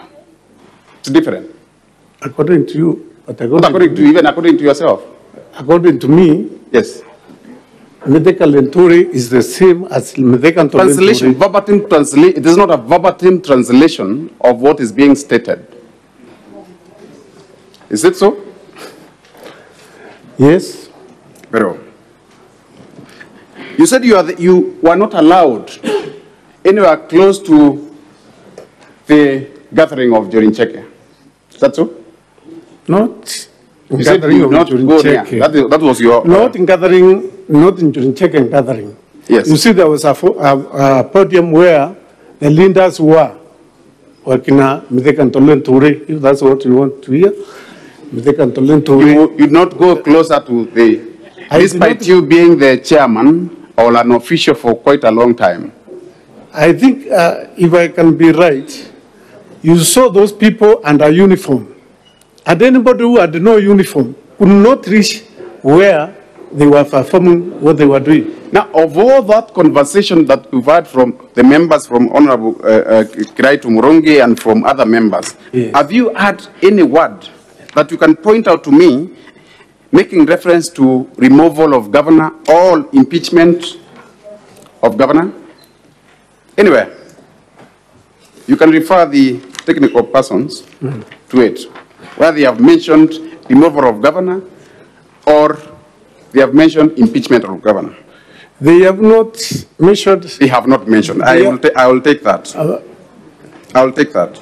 Don't be quick to take, because I should also add what I want to You add. answered my question, and so successfully. Now, what was the purpose of that function? The purpose? Yes. What was it meant? Actually, it was announced through the local What was the purpose of that function? Leave alone the announcement. I am coming to the point. No, mindful of time. We are here on a time constraint. Honorable witness. Yes, please. Please answer the question. Sorry, Speaker. Yeah. Proceed, Council. Very well, Mr. Speaker. And thank you. What was the purpose of that meeting? The purpose was to plant trees. The purpose was to plant trees. Yes. And it was not a formal meeting of Jorincheke.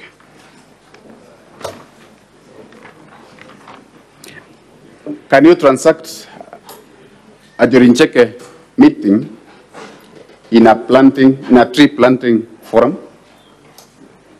It happened that day. It happened that day. Yes. But ideally, should it happen? It should not. It should happen. Yes. You said you were there briefly. How brief were you? Yeah? Maybe, I think, an hour and 1.5 hours or 2 hours. 1.5 or 2 hours. I cannot be specific. You can be specific. Yes. How long did the meeting take? It took long because... How long did it take? Very many hours, because like how many hours? They took a whole day, they took 2 days, how long did it take? That's what I want to take. It took around 7 hours. Around 7 hours. Therefore, you only attended just a third.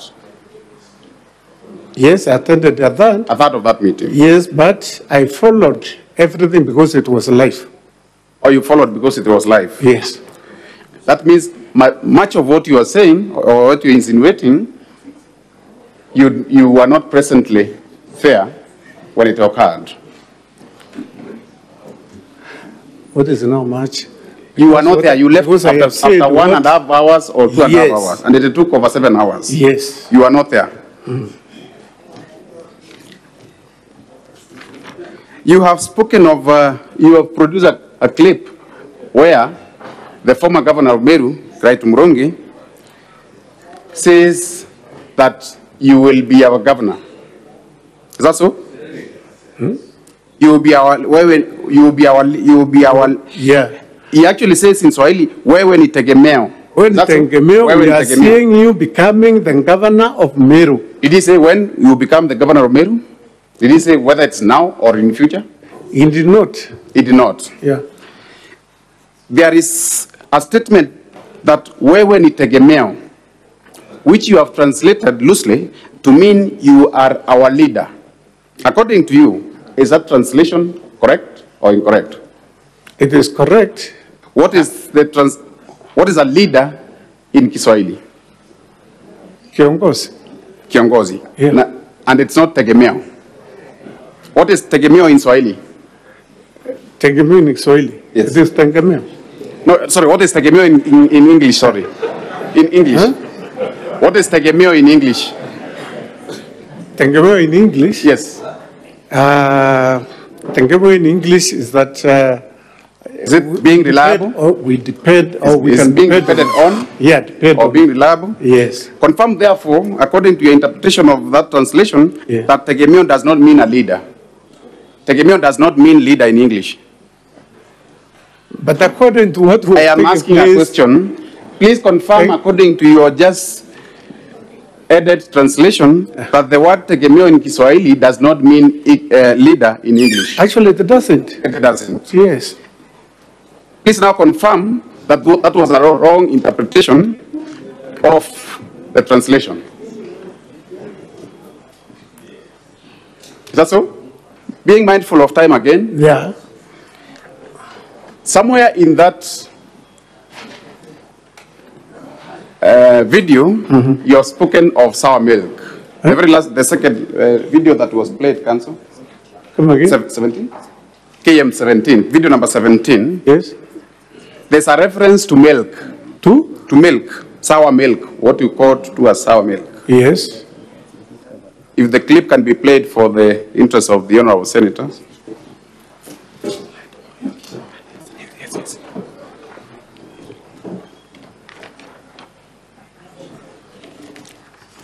There's an interpretation.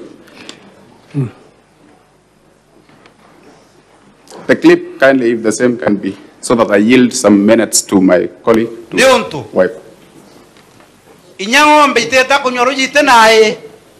The last Meru clip. etambere. That's 17. Ana vetu baratu kuthomithia bakara bwega irazima meru giteatea. Towards the end, honorable speaker. Githira yari MCA be yabonde kaire.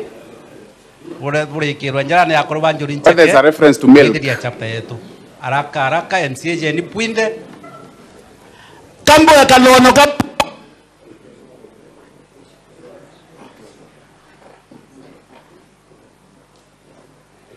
Kidogo watokea ndo mata. Brother, amen. Inyeta wa na ba. Bueno. Bate ke kweba bueno no. Deriete kane goye. Nkawa. Koneka bila biandwa. Tore akoroba Meru. Okay, akwetho ria. Owe okethirwa watogarutere watoke akothaimano tokawategerumi. In other words, for avoidance of wasting time, there was reference to milk, which was interpreted to be sour milk. Is there a difference between milk and sour milk? Yes, there is. In the clip, did they refer to as sour milk or they referred to milk? I have not seen that one unless if it is played again. Anyway, now I want to, among the my parting shot, when did the conversation of impeachment of governor begin? When did that conversation begin? It was after... When did it begin? It began, yes, after the function that was... When was that function was on 14th of County Assembly? No. You can't tell? I can't tell. I can't tell. You can't tell where the motion was tabled? Wrong.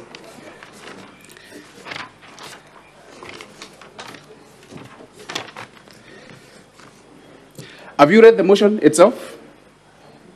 Me? Have you read the motion of impeachment against the governor? No. You have not read? Yeah.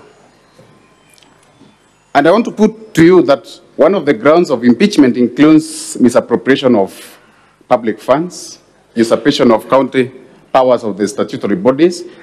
What does your evidence today answer to any of those charges that the governor has been charged to have committed? No.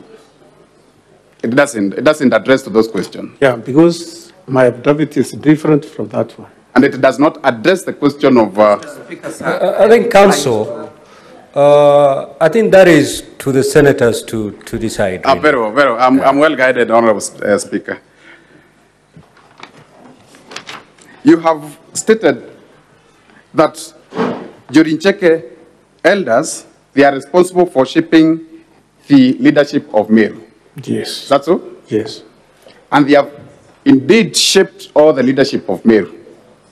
The election of leaders, they have informed, they have advised, they have shaped it. Is that so? Actually, that one has not happened to this case that we have now. Not the case. I am asking, in the past, they have shaped the leadership of Meru. Yes, but they have influenced the leadership of Meru. Not influencing. They have shaped it. Yes. Including that of the impeached governor. Including that, the leadership, the election of the governor who is being impeached. No. So, no. The reason why I'm saying no, yes, is because there's no time that, or there is no time that we have sat down as in during Cheke, either to advise the governor and our deputy. Honorable Speaker, for the sake of time, I will yield a few minutes to my colleague, Mr. Morioki, to conclude. Now, Council, cross-examine on different areas. Because Yes. I noticed with the other witness, Yes, Mr. Speaker. You actually cross-examine on areas that your colleague had covered. So if an area has been covered, just don't go back there. Thank you. Thank you, Mr. Speaker. Honour Adrian. Yes. You indicated while standing there. Yes. That when an oath is administered, things are said which you cannot even speak in this Senate chamber. Is that correct? I did not say that. What I said there are things which are used which I cannot say in this chamber. Exactly. And in that video that you have seen, can you point us to any of those things in the video? Which ones? The videos that have been played. Yes. Can you point us to any of those things that you have referred to? No. Thank you. Only the ones. Thank you. Bwana Adrian, you will agree with me that the word used there, musietio, means to swear, right? Yes. And the word, the proper Kimeru word for oath is muma, right? Kushitia and muma, they are the same. They are synonyms. When Adrian, you said... Council, you know, other than the Senator for Meru, and I think Mofaya, those are the only ones who understand Kimeru. If you start exchanging with the witness on Meru words, you know, you're basically leaving the Senate behind. Mr. Speaker, I'm well guided. Please. Bwana Adrian, are you a registered voter? Yes, I am. Did you vote in the last election? Yes, I voted. To the best of your knowledge, is a governor installed by the Council of Elders or is a governor voted in by the voters? The governor is voted in by the voters.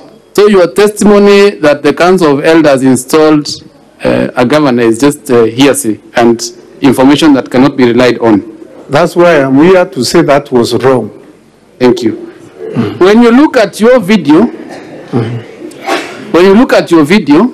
that you have played, what is the title of the video that is provided by the that you have provided by your council? Does it say tree planting? Tree planting. Thank you. Where did you say that event took place? Chiru. And you will agree with me that that place where the event took place is the main shrine of the Njorincheke Council of Elders. Yes, it is. It is in fact the headquarters. Yes. And you will agree with me that ordinarily or rather that you said yourself that an animal cannot be killed at the shrine. Yes. And it was also your testimony that oaths are administered when animals are killed, or animals have to be killed for an oath to be administered. I cited one oath, that is Kediri in Kemeru. You have testified that no elder, even the chairman, speaks on behalf of the council, right? No elder speaks on behalf of Njorincheke. That is what you said. I said,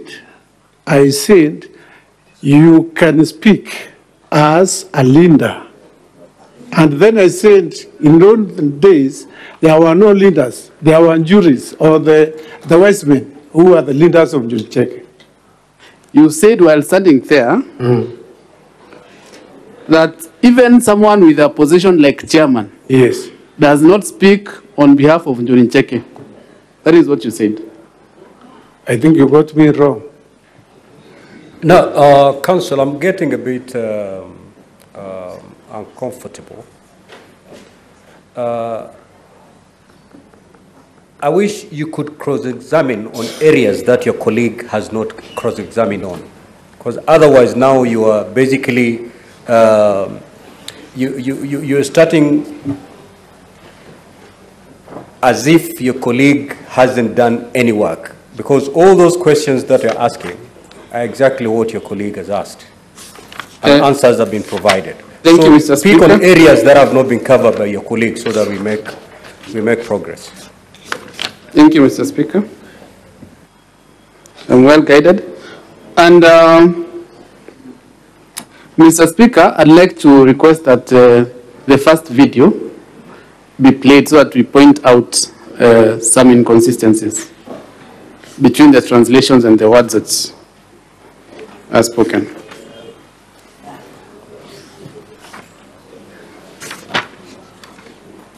Na ntukwena arua akwenda kuga twi mbunge Meru batu tukaenda sauti imwe na tutongere twi munene wetu witwa mthiko nturi nturi.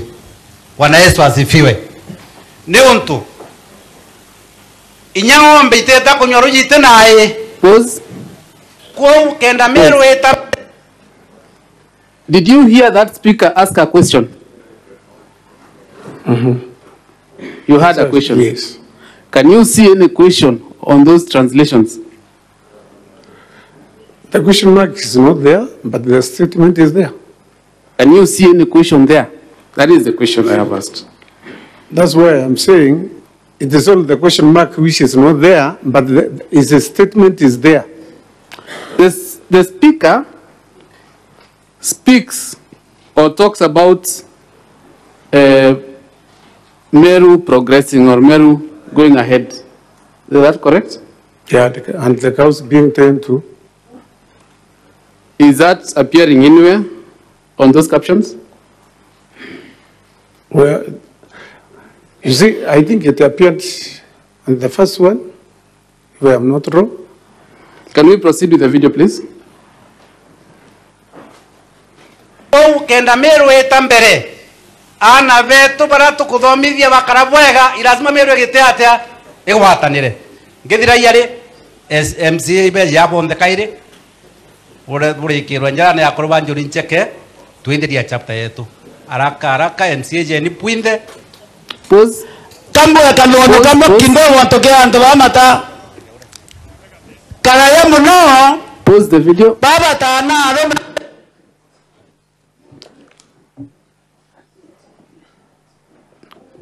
Mr. Witness, does the speaker say, or does the speaker ask for some people to come so that a hand of blessing may be laid on them? Yes. Does that appear anywhere in the translations? Which one now? The one now The translation that you have provided. That is not the translation. Thank you. That is not the translation. Thank you. I'm saying that is not the translation which you're asking. Unless if the video is replayed. Mr. Adrian Aruyaro. Yes.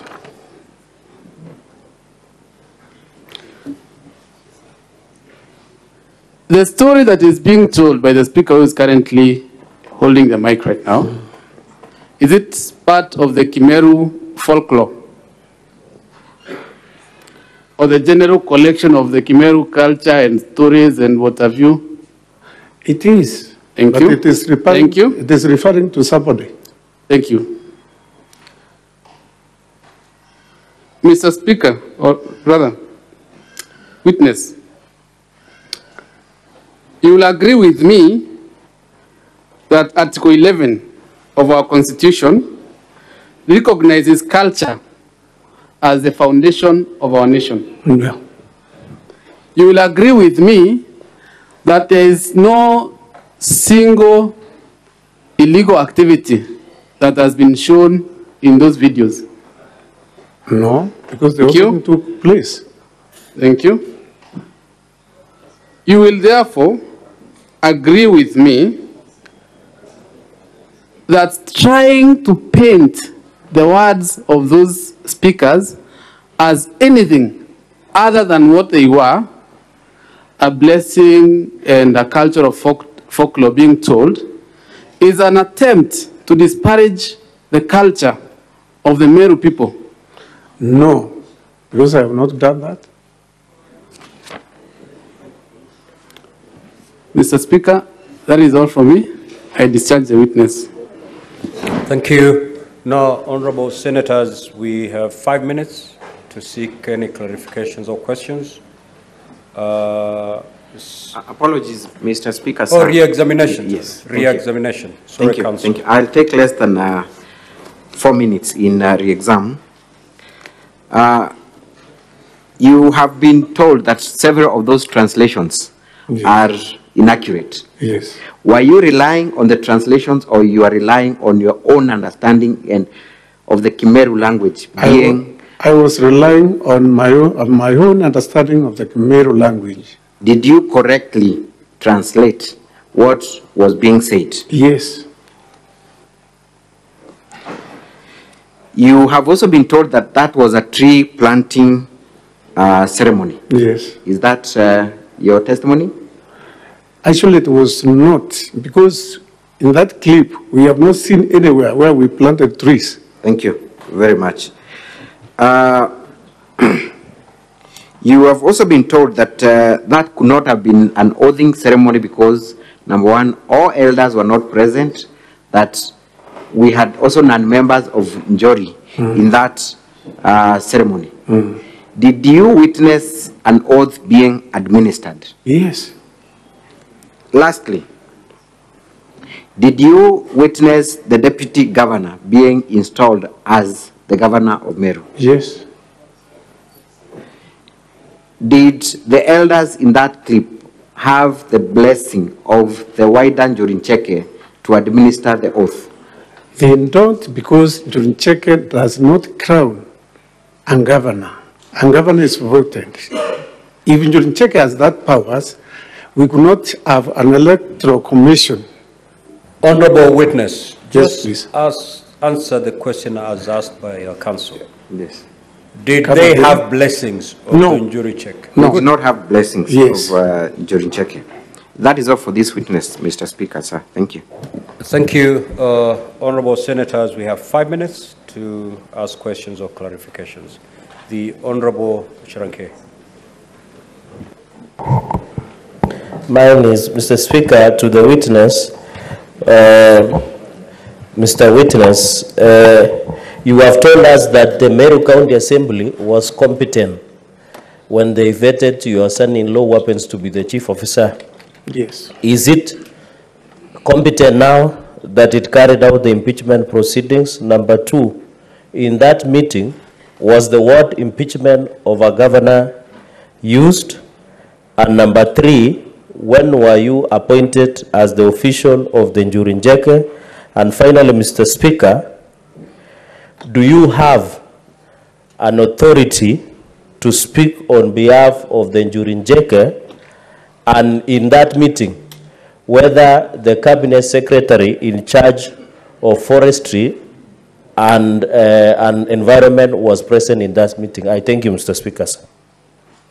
Proceed to respond to that question. Yeah, may start with the first word, where I talked about the competence of the county assembly. If the county assembly, I said it vetted my son-in-law, and he passed the vetting. About impeachment, I think these are two different things. Impeachment, there are rules and regulations about the impeachment, and also vetting. They are not the same, they are rules. So you cannot compare the vetting of my son-in-law to the impeachment of the governor. You have asked me about when I was elected, not unpicked, elected. I said this about 2 weeks ago, but I had other positions. I am the organizing secretary of my house, which is known by the name Ruadene Njuri House. So I have been a leader even before being given the position of a chairman of 3 sub-counties. The other question, please, Honorable Senator, can you come again? Because I did not Was the CS in charge of forest and environment present in that meeting, in that tree planting meeting? Yes, she was there. And what surprised us is a function being attended by a senior person like the CS for environment turned to be political, and it was a tree planting function. Honorable Kavindu. Yes, thank you, Mr. Speaker. My question is to the witness. What does it exactly mean when the Njuri group sits somebody on a seat and announces him? Does that mean that they have removed the current governor of Meru and sat another governor on the seat of Meru? What does it mean, and what impact does it have? What it means, Njuri is powerful in our community, and anything that Njuri says is taken seriously. But Njuri has no mandate whatsoever to do that, even though it happened on that day. It is not the stand of Njuri. Actually, because even if you do that, you cannot remove the incubating governor from our seat. It's only that you make people think that that thing will happen.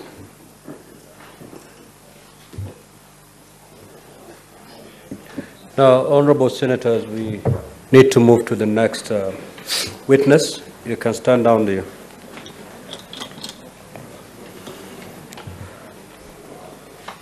The counsel for the governor, kindly call your third witness.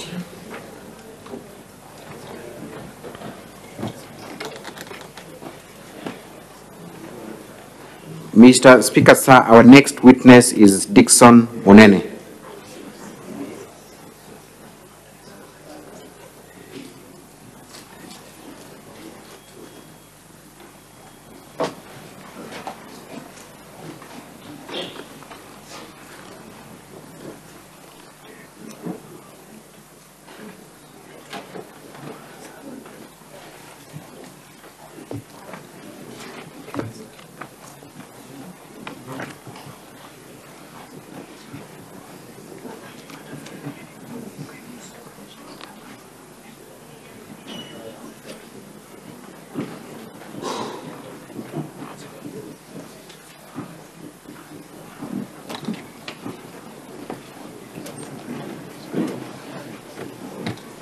The witness shall be led by Ms. Brida Kimathi. Thank you.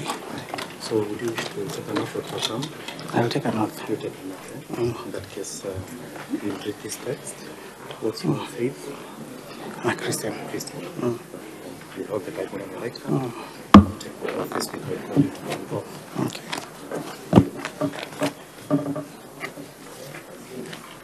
Okay. Proceed to take the oath. I, Nkanata Dixon Munene, do solemnly swear that the evidence that I shall give before the Senate in respect of the matters before the Senate shall be the truth, the whole truth, and nothing but the truth. So help me God.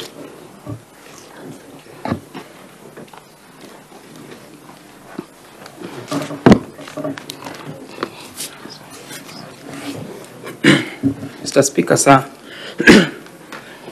my colleague, Ms. Kimathi, will take on to the witness for about 10 minutes to address a certain aspect of the claim, and then I will continue in the exam in chief. We expect to take around an hour.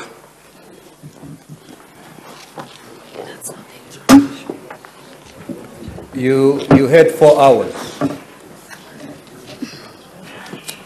You had 4 hours. Now you've done 2.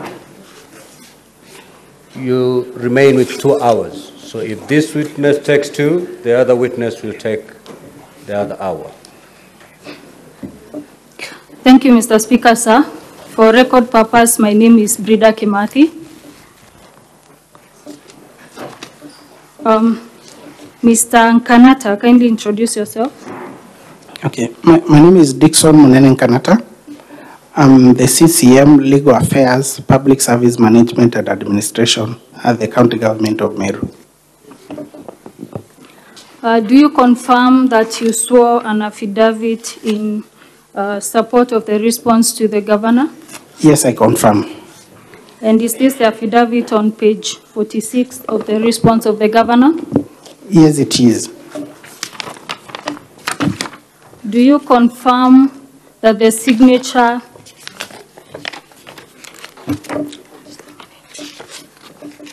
at page 72 is your signature? I confirm.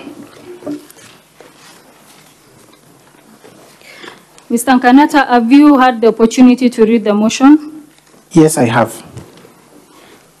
Could you kindly read for us count number 1A?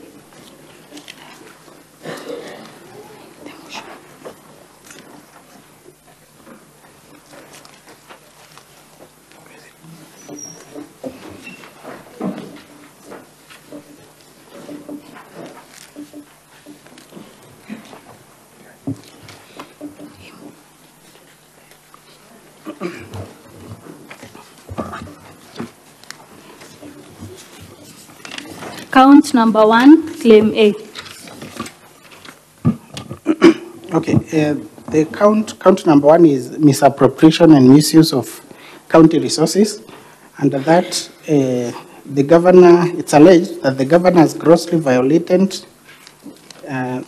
those provisions of the law by, in the following way: A, the embezzlement of county funds through the governor's sisters, in brackets, Rose Kinya Gwantai and Miriam Gwantai, brother, in bracket, Kenneth Gwantai Murangiri, brother-in-law, in bracket, Nefat Kinywa, and the nephew to the governor's husband, Edwin Mutuma Murangiri, all of whom are from now on collectively referred to as the governor's relatives.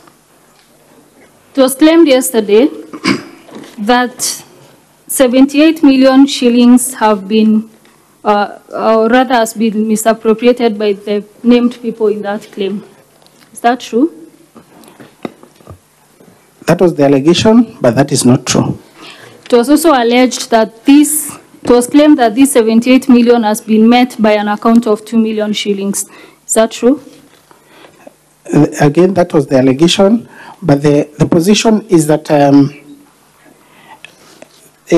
the charge and the particulars of this charge, this count, was directed towards particular individuals. That is Rose Kinya Gwantai, Miriam Gwantai, Kenneth Gwantai Murangiri, Nefat Kenywa, and Edwin Mutuma Murangiri.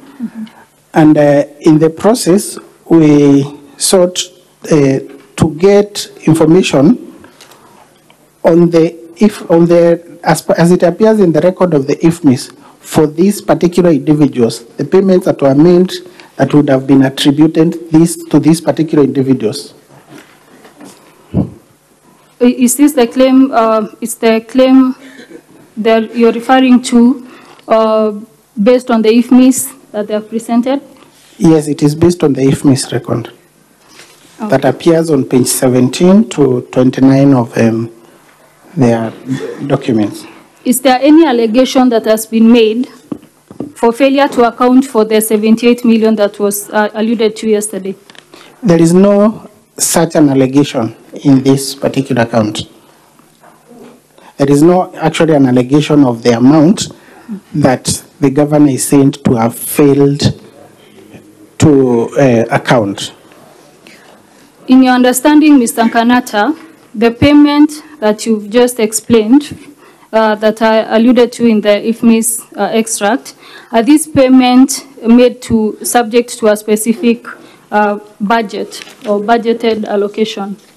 Yes, the payments were made pursuant to the budget of county government of Meru, budget of 2022-2023, and the vote end of the office of the governor. And what is the nature of that budget item? It's basically a recurrent expenditure. The office of the governor does not have a budget for development. It is recurrent expenditure. And you confirm that there is no allegation against the governor for failure to account for this amount? There is no such an allegation. Now, an issue was raised around the entries in the said IFMIS extract supplied by the county assembly. And the issue raised described prepayments. Is there any complaint in the motion that you read about the prepayments? There is no such a complaint on prepayment in the motion. And in any event, what do you understand generally on the term prepayment as presented in the IFMIS extract? Well, my understanding on the term prepayment as used is that these were funds or money that was paid before a certain activity would happen. For instance, you're supposed to travel, you get paid in arrangement to that travel. There's supposed to be an event that's supposed to be organized. There is payment in preparation of that event. Those are prepayments. And what happens to this prepayment after they've been paid? Is it like, is there an accountability for the same? They are supposed to be accounted by the person to whom the money is being deposited in the account. So you confirm that prepayment is actually an accepted practice, so to say? Yes, it is. And in fact, if you look at that IFMIS extract from page 17 to 29, I would like to take you through it, give an example on the same.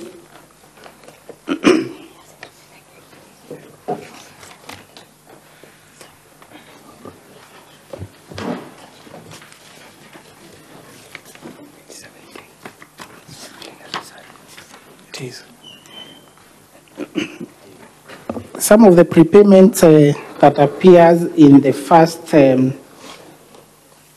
on page 17, you realize that there are a number of entries on 1st July 2022. Mr. Speaker, sir, that is page 17 of the volume 2 of the County Assembly's documents.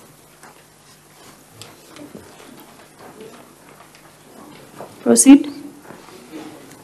Yes, on 1st July 2022, there are payments whose item description is prepayment, 9 of them.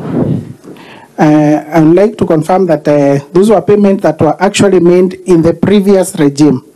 That is the regime before the regime of Governor Kiraito, the former governor, Meru County. In any case, is there any charge that the governor is facing for failure to account for these prepayments? There is no such a charge. Kindly proceed to count 1B. If you could read for us count 1B. Count 1B is the withdrawal of county funds under the guise of payment for various supplies by the governor's relatives, yet they, that is the governor's relatives, yet they are ineligible to tender for or supply any goods or services to the county government. What would you say is the basis for this charge? Or what is the charge based on? Okay, the charge still is based on the complaint that was alluded to, that appears in the volume. Is this the complaint on page 1 of volume 2? Yes, page 1 of volume 2 to page 29. It's the complaint of one Buranira Salesio Mutuma. In this charge, it has been alleged that the governor's relatives supplied the county government, or rather funds were misappropriated through the governor's relatives, where they supplied the county government with supplies. What is the nature of those supplies? Or rather, are you aware of any supplies that were made? Okay, I'm not aware of any supplies that were made by the alleged governor's relatives. But from the complaint, from the phase of the complaint, you can see the item description called hospital supplies. Yes, can I take you to page 6 of the volume 2? Yes, I'm there. Specifically, item number, the voucher number is 65735. Yes. Yes, it reads hospital supplies and others. And you confirm that the mover of the motion alluded to the fact that the supply of this specific voucher was for hospital supplies? Yes, that was what was alluded by the move of the motion. And the reason why we did not be able to explain this further is because the charge is as against the governor's relatives. Is as against the governor's relatives who had been previously listed. And under this particular complaint, on the phase of page 4 to page 5 and 6 that you've taken me through, is that these are transaction history between Kadhure Rukaria Catherine, who has not been listed among the alleged governor's relatives. Yes, regardless, but in relation to that charge, I would like for you to read us, to take us to page 19 of the IFMIS extract of volume 2 of the bundle of documents of the County Assembly. Yes, page 19. I am there. On that page, can you see the voucher number 65735 that is alleged to on page 6 as hospital supplies?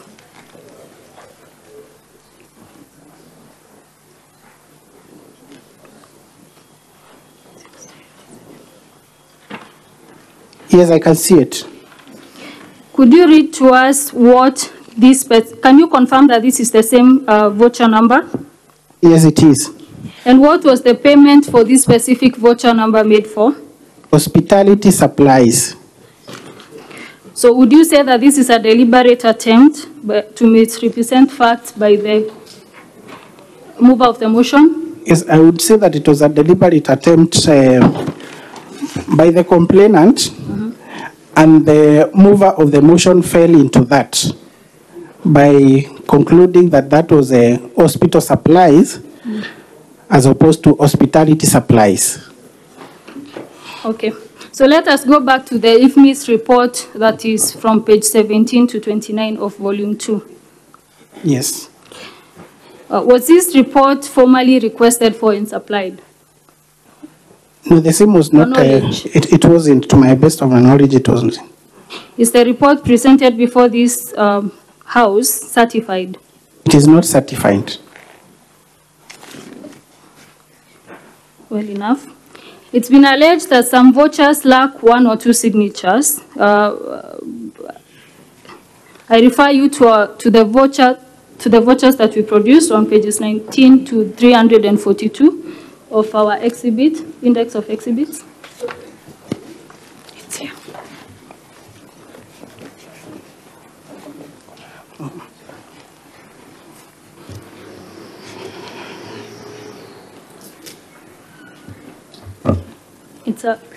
It's okay, you don't need to. Yes. You're aware that that the governor produced vouchers on pages 19 to 342? Yes, I am aware. It's been alleged that these vouchers lack 1 or 2 signatures. In your knowledge and understanding, can you explain this? Yes, I can explain.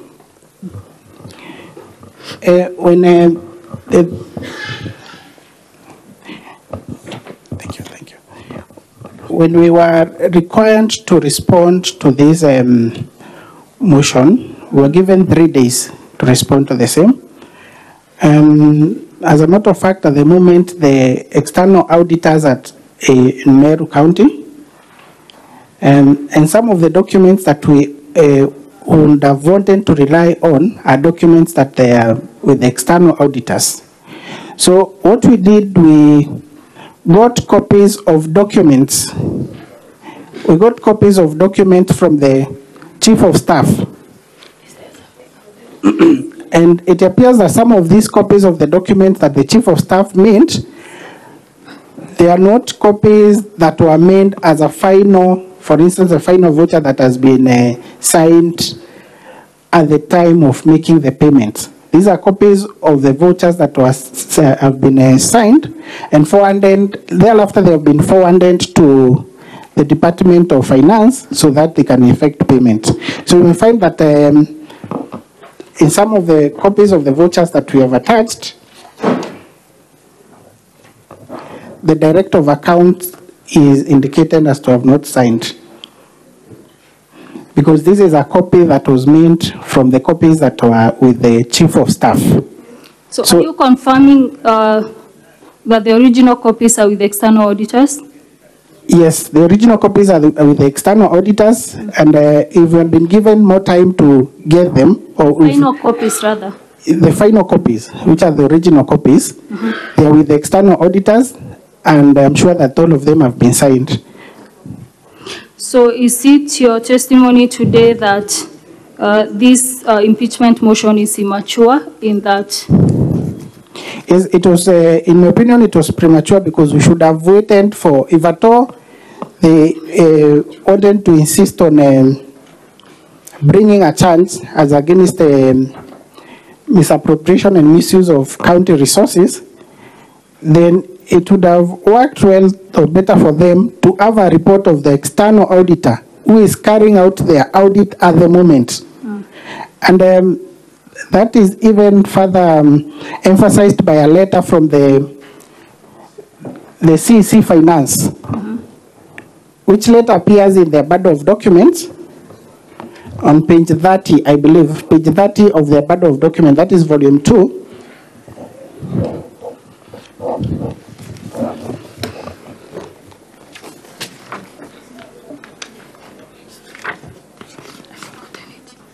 It's actually page 31.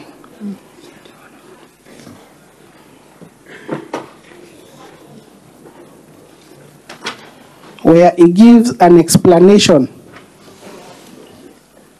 that the Public Finance Management Act under Section 164 makes provision for the county treasury of the county government to prepare and submit to the Auditor General the annual finance statements in respect of county government in formats to be prescribed by the Accounting Standards Board. She further indicates the document that usually accompany this as the statement would include the services for which the appropriated money was spent, the amount actually spent on each service, the status of each vote compared with the appropriation for the vote, a statement explaining any variations between the actual expenditure and the sums voted, and any other information specified by the county treasury. So this is information that would have, all this would have helped to explain those entries in the IFMIS, and if at all there is any issue, it would have been flagged. Thank you. Now, from your understanding then, is there any impeachable offense on these two on the account of the governor? I don't see any impeachable offense in my opinion. Thank you, Mr. Kanata. Mr. Speaker, sir, I yield the witness to Mr. Kubasu.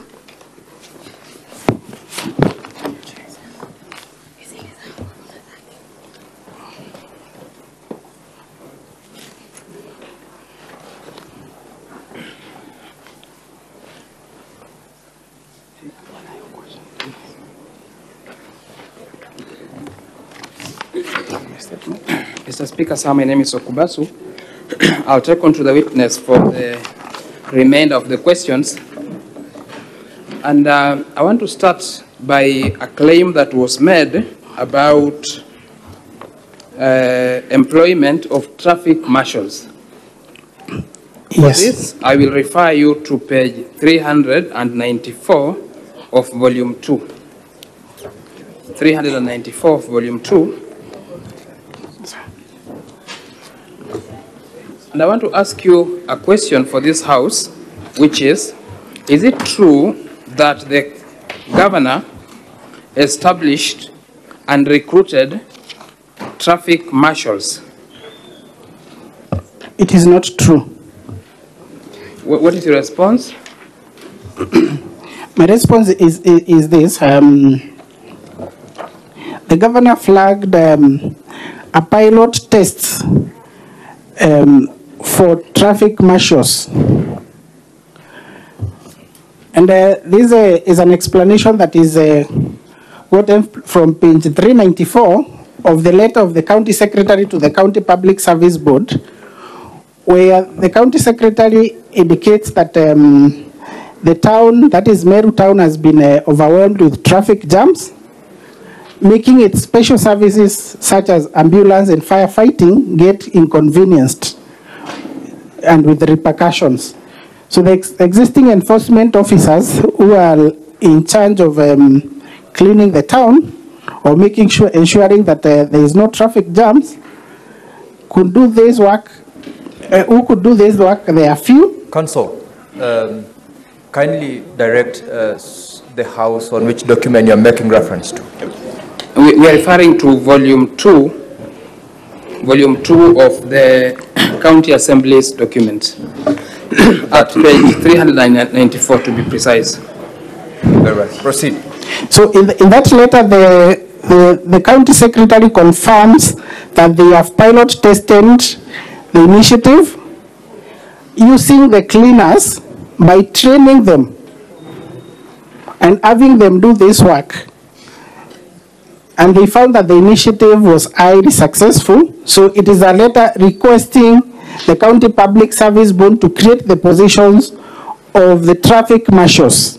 So that it is your position that those positions for traffic marshals are yet to be established? They are yet to be established. They're in the process of being established, subject to meeting the requirements that the county public service board indicated. Okay. We'll leave that issue and then we go to an issue that is raised under on cleaners that have been designated as senior support staff. And I want to lead you to page 373 of volume 2. Page 373 of volume 2, Do you have any explanation as to the designation of a cleaner as a senior support staff? Okay, I indicated that as the CCM of public service, I do not have any information as to a designation of a cleaner into a senior support staff. And the copies of the payslips that have been attached here, I cannot tell as to their authenticity. All I have noticed is that the purported senior support staff are being paid the same amount a cleaner is paid, which is 15,000 per month. That is the gross, the basic salary, which is the basic salary for a cleaner.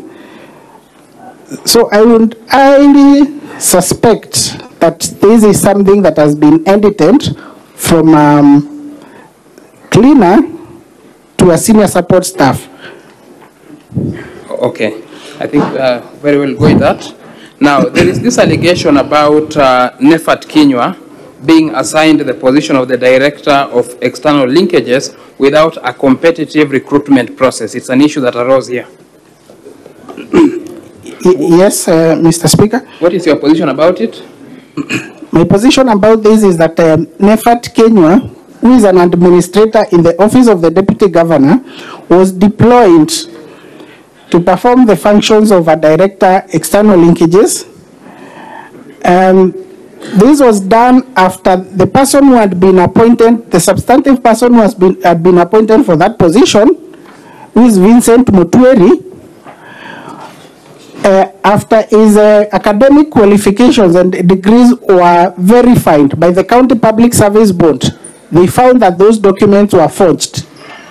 And for that particular reason, his appointment was revoked.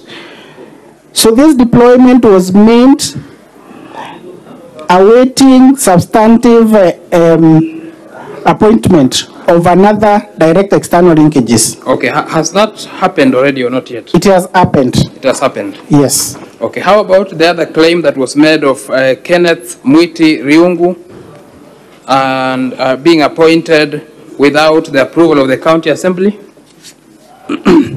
I also confirm that Kenneth Mwiti Riungu was not appointed as a chief officer, but deployed to perform the functions of that particular office. And a deployment, it is something that is allowed in law by the County Government Act, where a public officer, in this case the county secretary, can make deployment awaiting substantive appointments. Okay.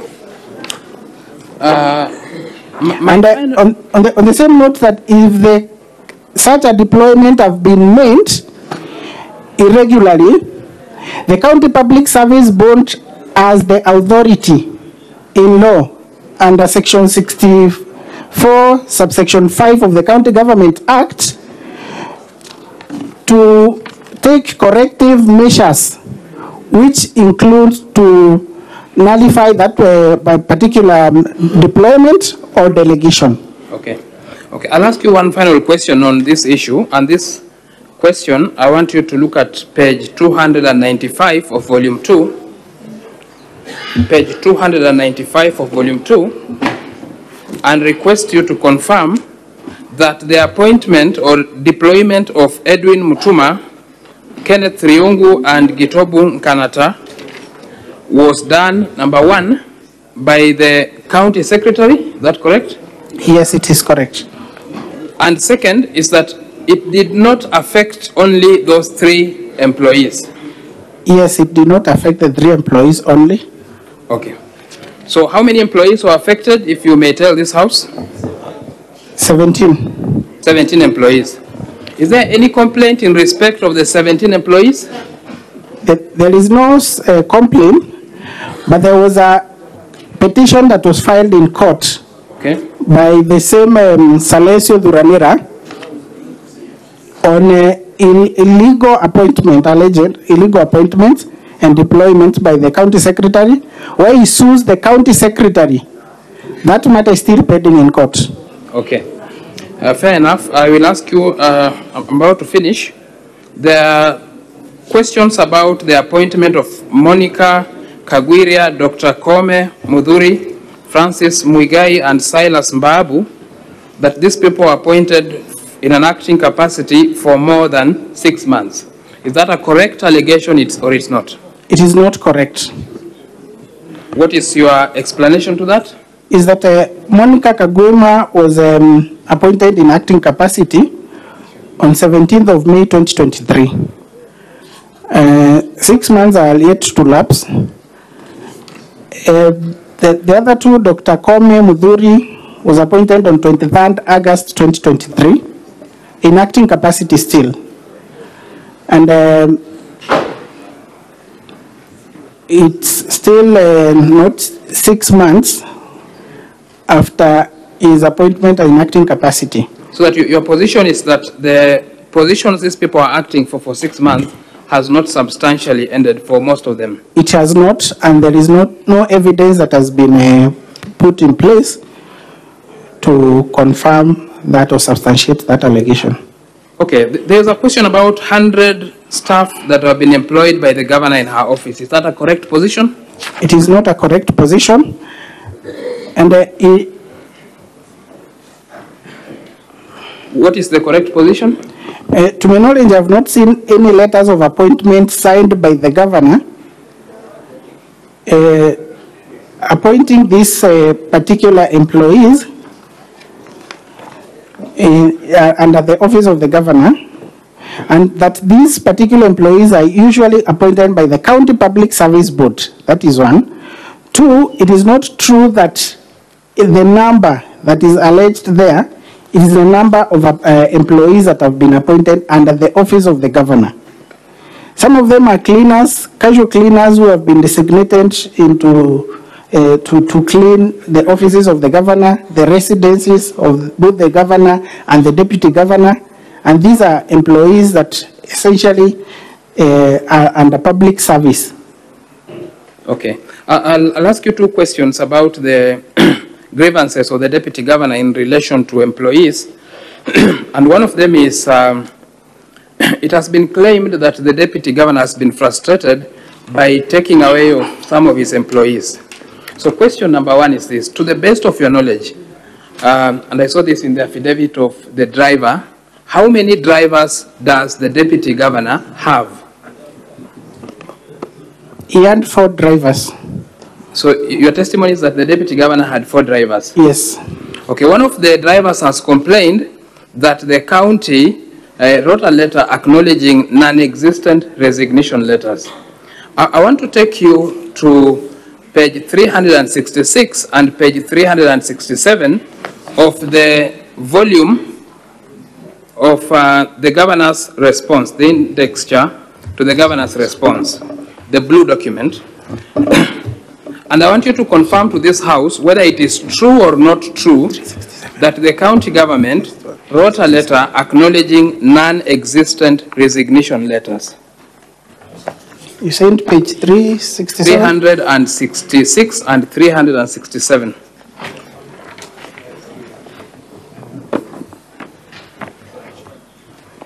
Of the document by the governor.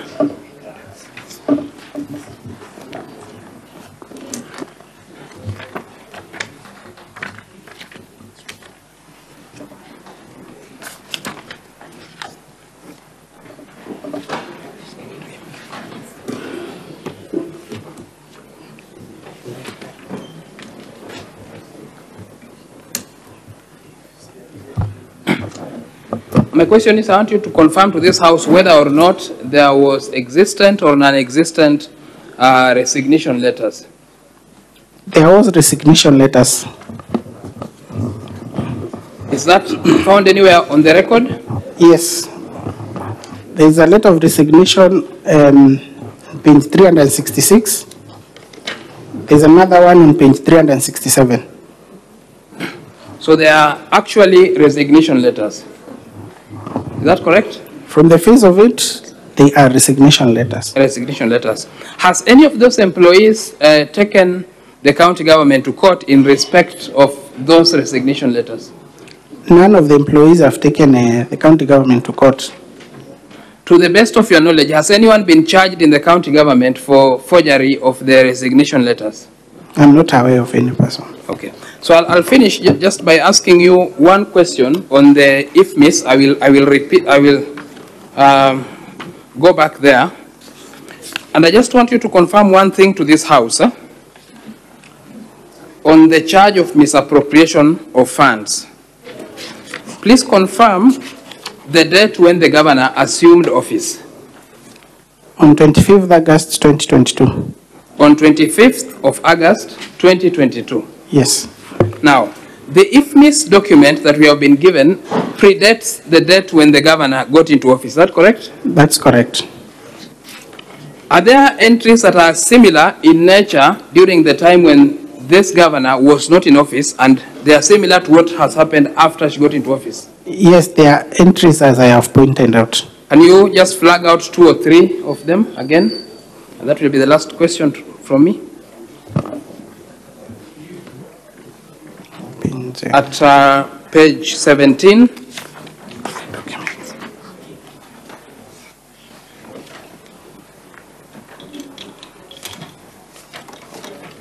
Of volume 2, that is? Yes. By the county assembly?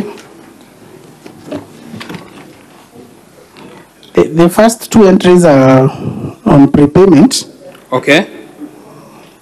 And the third entry also is on hospitality supplies. So that all those correspond to what happens after the governor comes into office? Yes. Okay. Mr. Speaker, sir, that will be all in exam chief for the witness. I will hand him over for cross-examination. Counsel for the County Assembly, you may proceed to cross-examine the witness.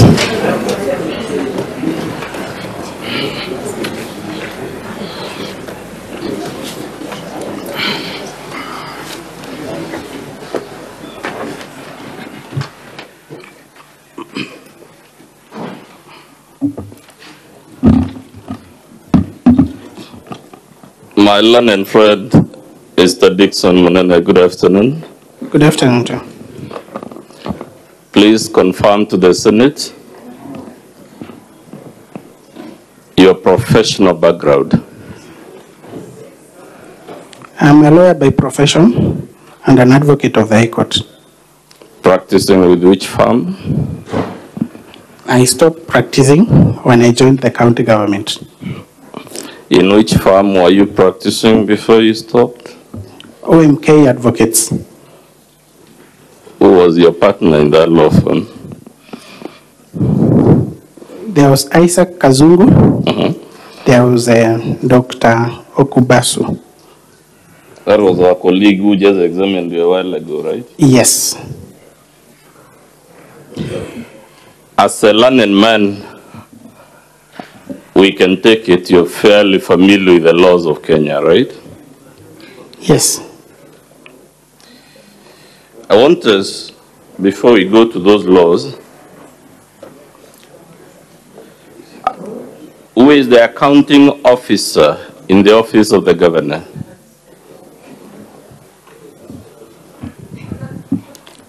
Either the chief officer. Either the chief officer. Under the office of the governor or the chief of staff.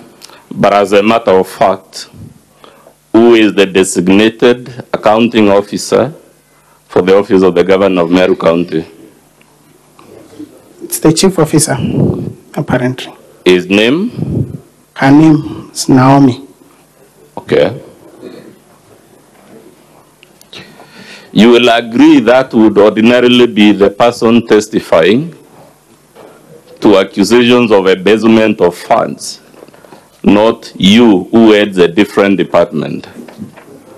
Wouldn't you agree to that, sir? It depends. Who ordinarily, sir, you're a lawyer, let's make it easy. Who, as a matter of law and fact, and ideally should be responding to the allegations about embezzlement of funds, is it you or the accounting officer? The accounting officer. Good. Does the Meru County government have a CEC for finance? It does. What is her name? CPA Monica Kadhono. Monica Kadhono. Yes. You will agree with me, even if we were to take it that there is no accounting officer, that will be the next person in line that will be better placed to tell the Senate about misappropriation of funds, correct or incorrect? In assumption, yes, correct. I put it to you, sir, that the reason none of these officers has been called as a witness is because they know from their professional background they cannot defend the allegations before the Senate. That is not true. The reason is because many of the allegations that have been made here are on employment, and we could not bring every employee of the county to answer to these questions. We are with the allegation of embezzlement of funds.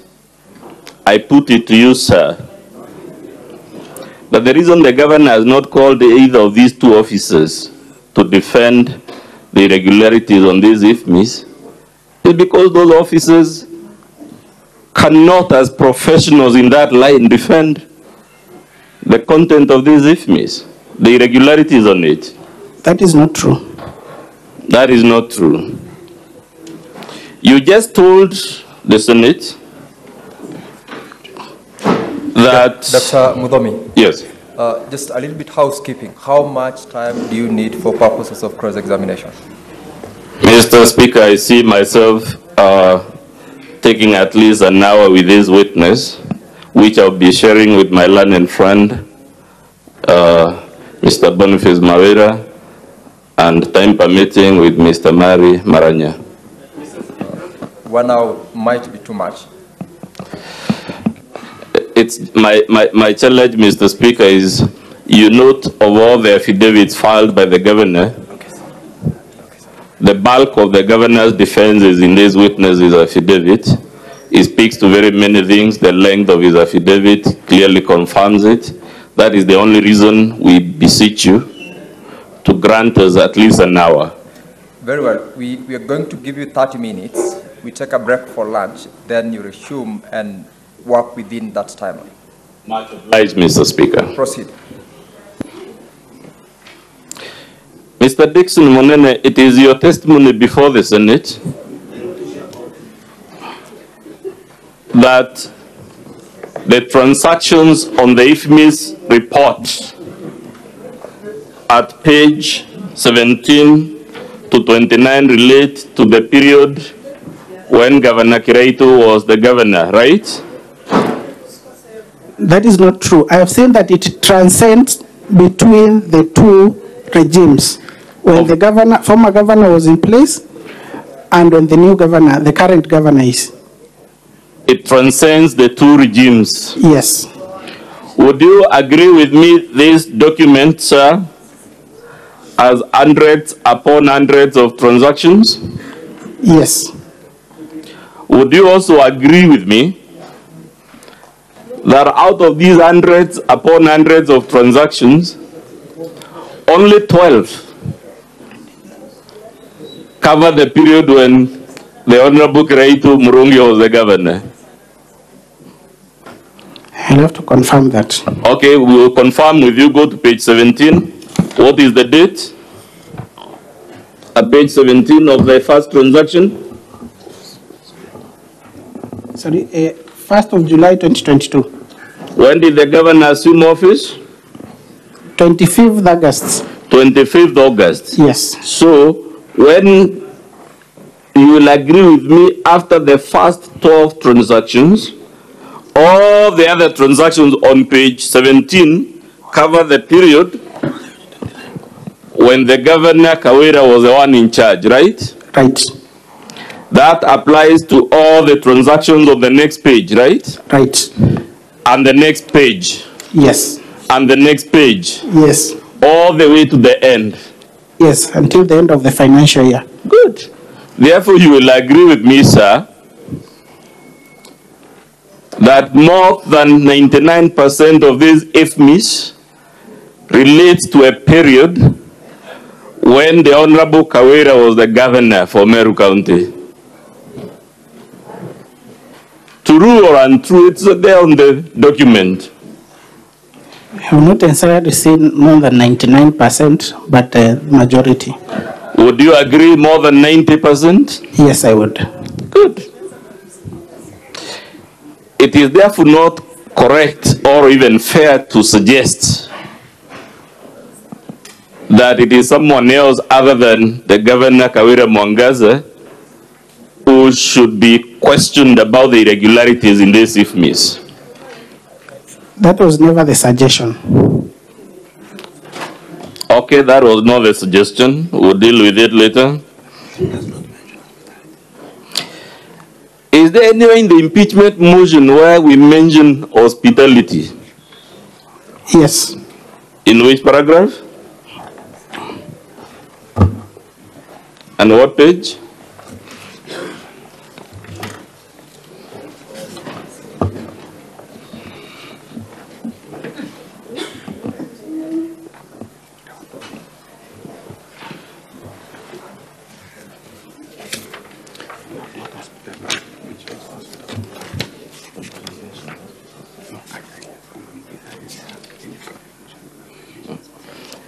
Is there anywhere we have mentioned hospital supplies?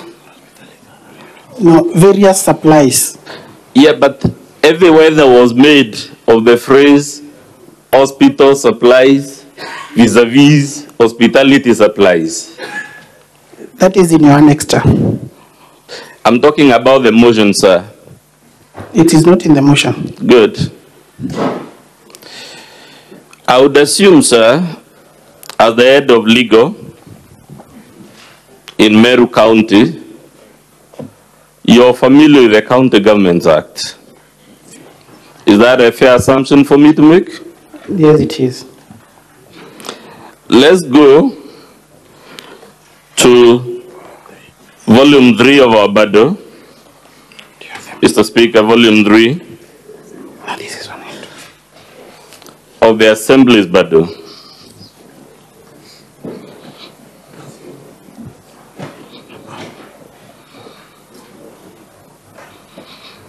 Go to page 19, sir, of that volume. You see there is section 30 of the County Governments Act. Right? I'm not there yet. I'm trying to.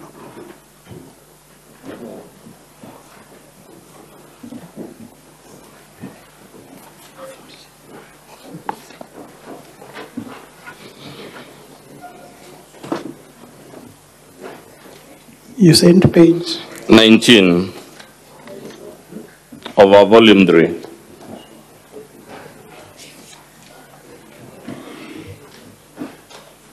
As per the statute, functions and responsibilities of a county governor. It talks of two things. One is functions, right? Yes. The other one is responsibilities, right? Yes. You will agree the word responsibility connotes accepting the consequences of one's actions and omissions, even as a matter of ordinary grammar, isn't it? Sorry? When we say the responsibility of so and so, aren't we saying, using another derivative of the word, they are responsible for the things listed there? Yes. Therefore, you would agree the governor is responsible, as per this section, paragraph A, for diligently executing the functions of the office. Diligence is the word used, right? Where are you? The requirement here is one of diligence, paragraph 2A.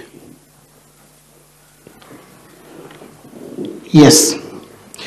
You will also agree with me, sir, as a matter of ordinary grammar, diligence connotes active engagement, not the idea of saying it wasn't me or it was the work of someone else. Doesn't it connote exercising close supervision, paying attention to detail? Does it connote detachment from the matter at hand, so that I am detached. It wasn't me.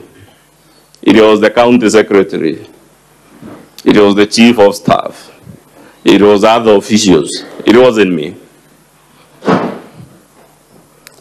Does this section permit a detached governor, a governor who is detached from what is happening in our own office? Either it does or it doesn't, Mr. Munene, and you are a lawyer, please. It connotes that the governor should diligently execute the functions and exercise the authority provided for in the Constitution and legislation, the governor's authority. So it means governor's authority is to be exercised diligently. Yes. Not in a nonchalant or careless or I don't care type of approach, isn't it? Diligently is the word. Diligently. Let's go to paragraph 3. Before we go to 3, above there is a Roman I. Does it require the governor to ensure the discharge of any function within the county and within the provision of any services? Doesn't it mean the governor is responsible, going back to the title, for ensuring the proper discharge of all the functions of the county executive? Which Roman? Roman I. Section 30, subsection 2, Roman I. So what I have, it says that by a decision notified in the county gazette, yes, the governor shall assign to every member of the county executive committee responsibility to ensure the discharge of any function within the county and the provision of related services to the people. So the governor does not just assign responsibilities to CECMs or indeed any other officer. They have to ensure the discharge of the relevant function, and going to the previous section, diligently, isn't it? My understanding is that the governor shall assign to every member a responsibility. And this responsibility, it is to ensure the discharge of any function within the county and the provision of related services to the people. Fair enough. Let's go to 3. Can you read the opening line to subsection 3? In performing the functions under subsection 2, the governor shall. It says the governor shall. So this section is speaking to an obligation of the governor, correct? Yes, it is. As a matter of fact, as the eminent lawyer you are, this is a mandatory obligation under the canons of interpreting the law, isn't it? The word shall, isn't it connoting an obligation in the nature of a mandatory duty? It is, but no, I mean it's I don't think it's mandatory. Okay, we will live with that. But what does it say the governor shall do as per paragraph A? Shall provide leadership in the county's governance and development. The governor shall provide leadership in the county's governance. Yes, and development. So the governor is the leader when it comes to issues of governance in the county, isn't it? Yes, and development. You will agree with me, sir, the question of embezzlement of public funds is an issue in the realm of governance. Is it or is it not? It is. And if it is, and the statute says the governor shall provide leadership, it is not therefore open to the governor to throw junior officers under the bus when the statute says it is our responsibility. Correct or incorrect? I have not said that the governor has thrown junior officers under the bus. Our defense, if you have read it, is that it wasn't me. It was someone else. And to be precise, if you want me to quote our defense, she says, if this embezzlement occurred, it occurred under the care of other officials who are independently answerable to the county assembly and who independently bear responsibility. That's the defense I'm interrogating, my learned friend. Is that defense consistent with this paragraph A, which says the governor shall provide leadership on matters of governance? I would beg to see that paragraph that you just quoted on the governor's defense. Oh, we'll of course show it to you, sir. Thank you. Just a minute, Mr. Speaker. I open my...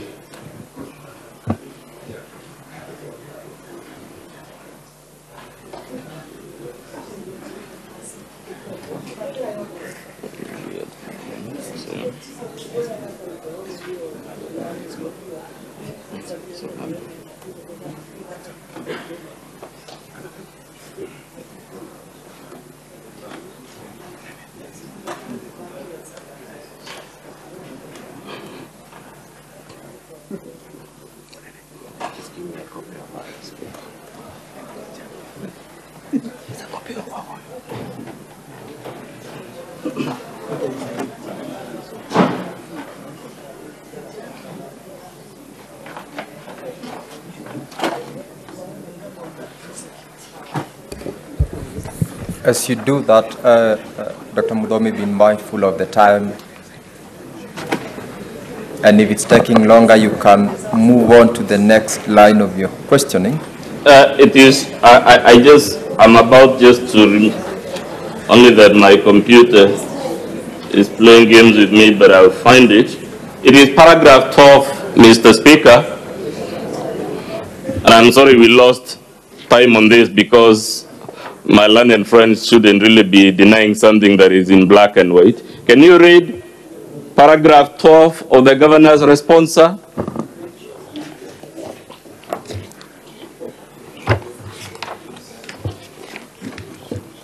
It will be on the smaller bundle of the governor's documents, Mr. Speaker. You mean the paragraph appearing in page 3? Yes. Yes. Can you read it for us? The impeachment motion is, therefore, a means to a selfish end by the deputy governor, who is the ultimate beneficiary if the governor is removed from office. Indeed, the bulk of the allegations against Her Excellency the Governor largely constitute matters that this Senate found the governor not to be in wrongdoing during the first impeachment by the County Assembly.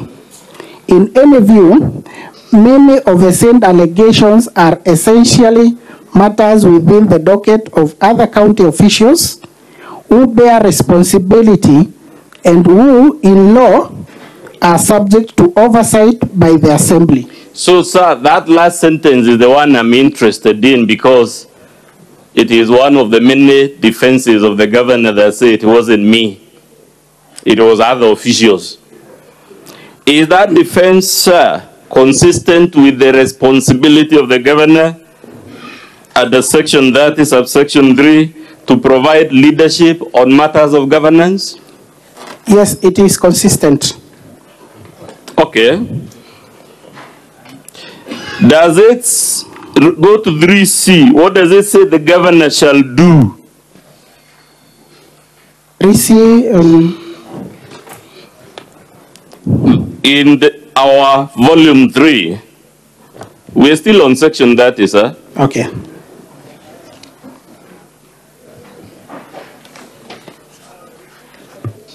Section C, subsection C of 3, what does it tell us the governor shall do? In performing the functions under subsection 2, the governor shall promote democracy, good governance, unity, and cohesion within the county. Now, sir, you again agree one of the responsibilities of the matters for which the governor is responsible is matters to do with governance. It is the section saying the governor is responsible for it. Correct or incorrect? Yes, correct. Good governance. It also talks of the governor bearing responsibility to promote unity and cohesion. Yes, which in my opinion she has done.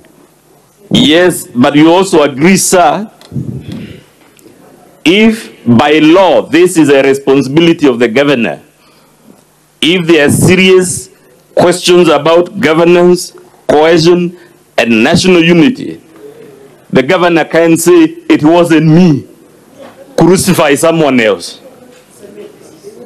True or untrue, Mr. Munene? This is a corrective responsibility because No. Does it say it is a collective responsibility, or does the section say it is the responsibility of the governor? The section says it's the responsibility of a governor. Good. But in other sections, let's stick to this one. We'll come to the other section. Other provisions for other leaders to promote the same. Munene, you're a lawyer, you know the rules. I didn't ask about the other sections. We are talking about the governor. Let's go to the most beautiful of them, F. Can you read to the Senate? One of the things this section of the law says, the governor bears responsibility. What does it say, Adaif? In performing the function under subsection 2, the governor shall be accountable for the management and use of the county resources. So the law already says the governor shall be accountable. Initially, we begin with the title of the section saying it is the responsibility of the governor. And now we are being told the governor is accountable. Correct or incorrect? That is correct. I put it to you, sir, that based on all these legal provisions, it is not legally open to the governor to say, it wasn't me. And my response to that is that I have not seen any provision or anywhere the governor is saying it wasn't me. Even after you read for us telling us it is the other officials and they are independently responsible? Mr. Speaker, I'm being told it's time to proceed for lunch. Maybe we can leave it at that point. You still have got 7 minutes to go. Oh, good. I had then read the signal wrongly from the... Mr. Dixon. Yes, sir. As a lawyer, to the best of your knowledge, is the government allowed to pay for goods not paid, not supplied, or services not yet rendered? Open for me that section. 45 of the anti-corruption. For goods and services not yet rendered? Yes, and I'll refer to you again to our volume 3, page 51. Just take your time. Okay. Volume 3, Mr. Speaker of our Bados.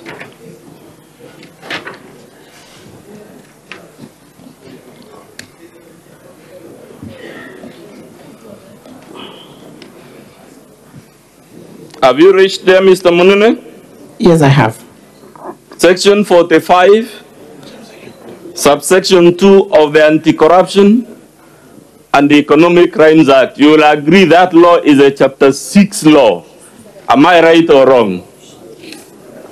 It's a law that breathes life to Chapter 6 of our Constitution. Correct or incorrect? Sorry? Mr. Munene. Sorry? Is this law the Anti-Corruption and Economic Crimes Act?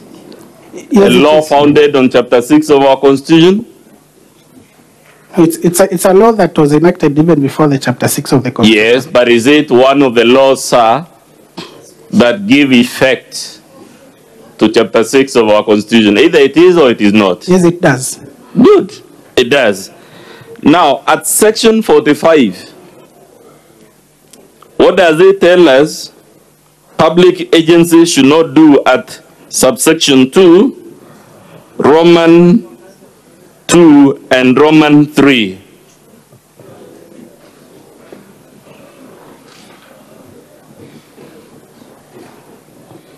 Does it say public agencies cannot pay for goods not supplied or supplied in full? Sorry? Does it forbid at page 51, Mr. Munene? the county government of Meru from paying for goods not supplied or supplied in full? It says an officer or person whose functions concern the administration, custody, management, receipt, or use of any part of the public revenue or public property is guilty of an offense if the person fraudulently makes payment or excessive payment from public revenues for substandard or defective goods, for goods not supplied or not supplied in full, or services not rendered or not adequately rendered. I am interested in payment for goods not supplied. Fraudulent payment. Yes. Of course, the Assembly's case is that these were fraudulent payments. We'll come there, sir. But you agree this section forbids advance payments for goods not paid, or rather supplied, and services not yet rendered. For goods not supplied or not supplied in full. So does that prohibit prepayment? On its face, either it does or it does not. My understanding is that it prohibits payment for goods not supplied or not supplied in full. So, on the IFMI's extract, when the IFMI says these are prepayments, 107 of them, isn't a prepayment a payment for goods not supplied or services not rendered? The prepayments are for the interests.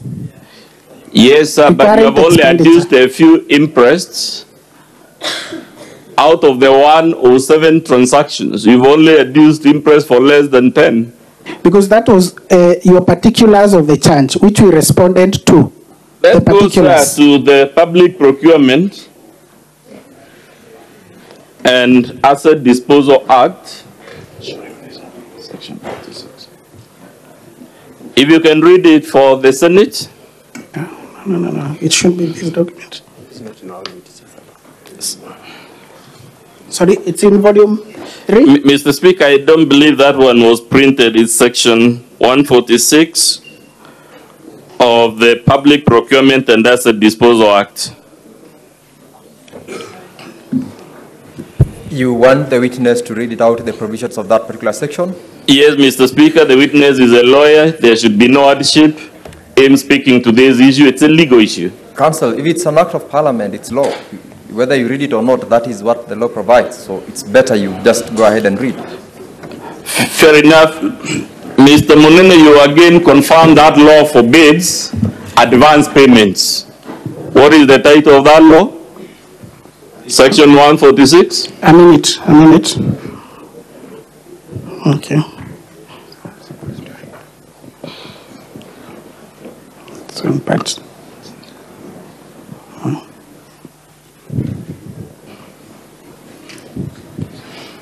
It's on advance payment. And what does it say? No works, goods or services contract shall be paid for before they are executed or delivered and accepted by the accounting officer of a procuring entity or an officer authorized by him or her in writing, except where so specified in the tender documents and contract agreements. So there is an exemption. Because there is an exemption, when the laws of an exemption. Thank you. In that note, we need to stop at that note. It's time to adjourn. You will pick it up from there in the afternoon. Much obliged. But thank God you will have a balance of 30 minutes when the session resumes in the afternoon to continue with your cross-examination. And Honorable Senators, it is now 1:15 p.m. time to adjourn the Senate. The Senate therefore stands adjourned until today at 2:30 p.m.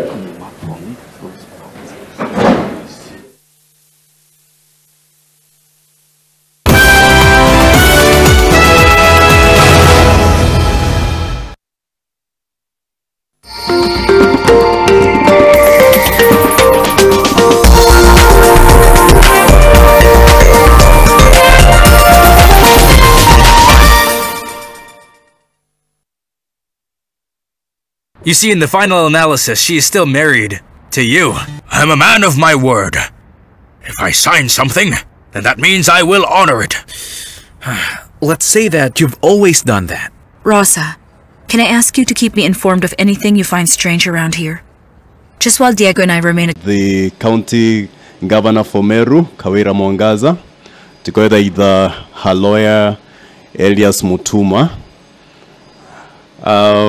Once the Senate resumes, the governor will have to call her final witness, rather. Opportunity to field questions and requests for clarification by senators. And once that is done, then the Senate will continue rather to hear the closing statements on behalf of the county assembly. And they will have 1 hour or 60 minutes to do so.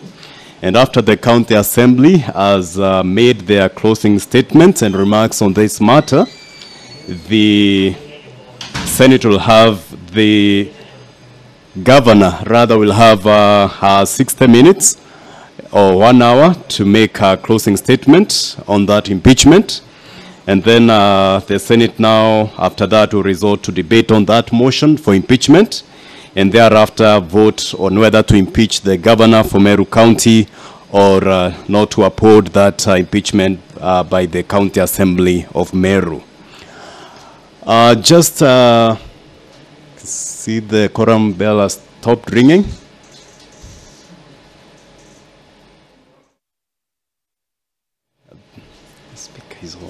The speaker is, we hand over, we see if there is quorum. Yeah. Clerk, proceed to call the first order, please. Order number 1, communication from the chair. Order number 2, hearing and determination of the proposed removal from office by impeachment of Honorable Kawira Mwangaza, the governor of Meru County. Now, I'm informed when we took the lunch break, witness Dixon Munene was on the stand, and he was being cross-examined by the county assembly team, and that they had 30 minutes to conclude that cross-examination.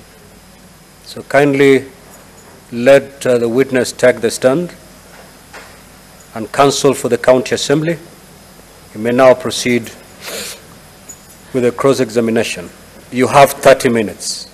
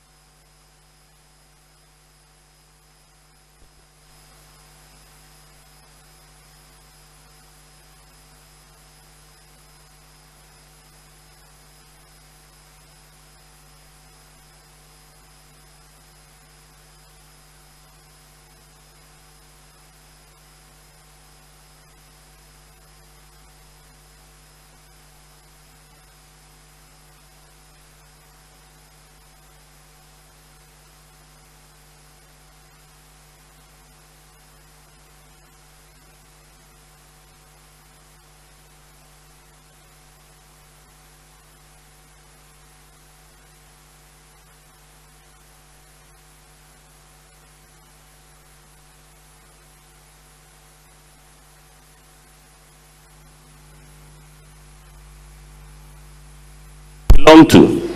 The governor.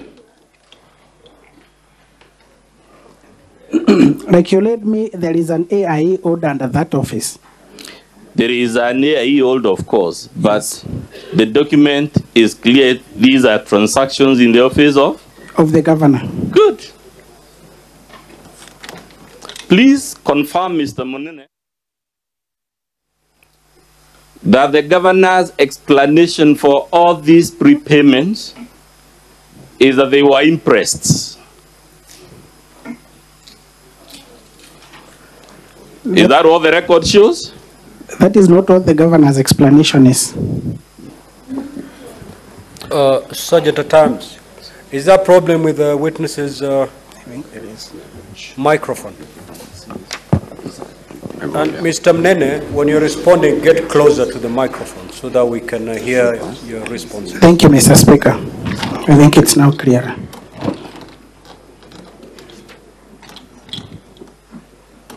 Mr. Munene, you know there is a matter on the record. Are you saying the governor's explanation is not that the prepayments on these IFMIs were impressed? That our sister Rose Kinya and the other officers were holding? The explanation is that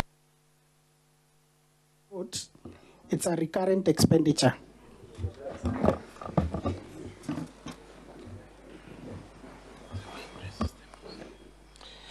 Can I refer you to page 8 of the governor's response?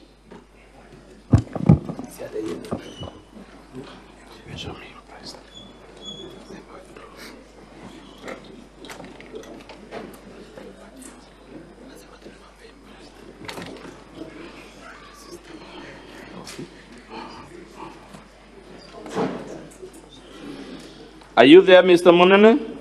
No, I am not.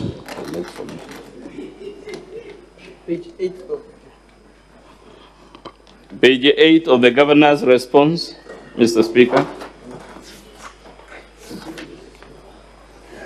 Tell my advocate to guide me with documents. Tell them to give me the documents. At page 8, paragraph 1.1.12, what is the explanation the governor offers? As late as 15th August 2023, the mover of the motion at the County Assembly publicly through his Facebook page stated that the PA, driver and protocol people were entitled to facilitations. That's a statement of fact.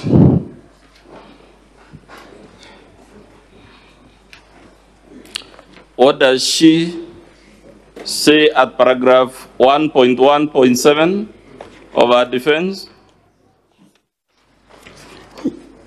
So which page? Page 7.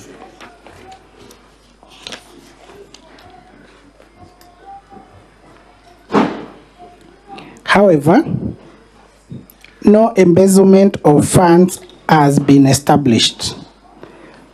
Rose receives money as an interest holder from time to time as per DMs.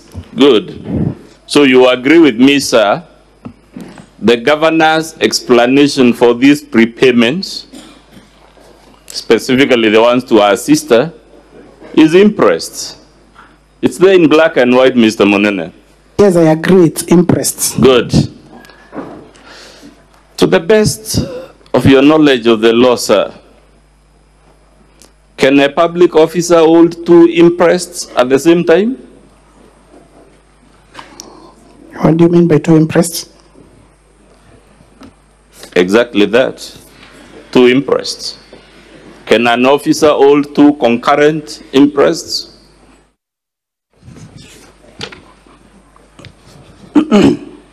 Yes. Are you familiar, sir, with the Public Finance Management in bracket County Government Regulations of 2015?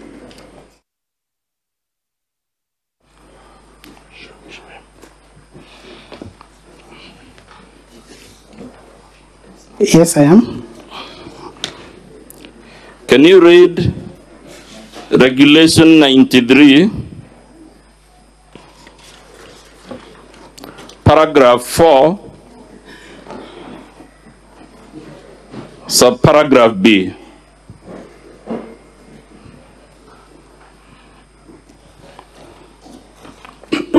Regulation 93, it's on classes of imprests. Yes. An imprest shall be issued for a specific purpose, and any payments made from it shall be only for the purposes specified in the imprest warrant. There are two types of imprests, namely temporary or safari imprests and standing imprests. If you pause there, the imprest alluded to in the governor's response is the temporary or safari imprest. Correct or incorrect? I don't get the allusion. You just read for us, there are two types of imprest. Yes. One is standing, and the other one is temporary, also known as safari. Now back to the defense you read for the governor. Didn't she say these were imprest for per diems? Yes. Therefore, you would agree with me, the governor's explanation refers to temporary or safari imprest. Correct or incorrect? Correct.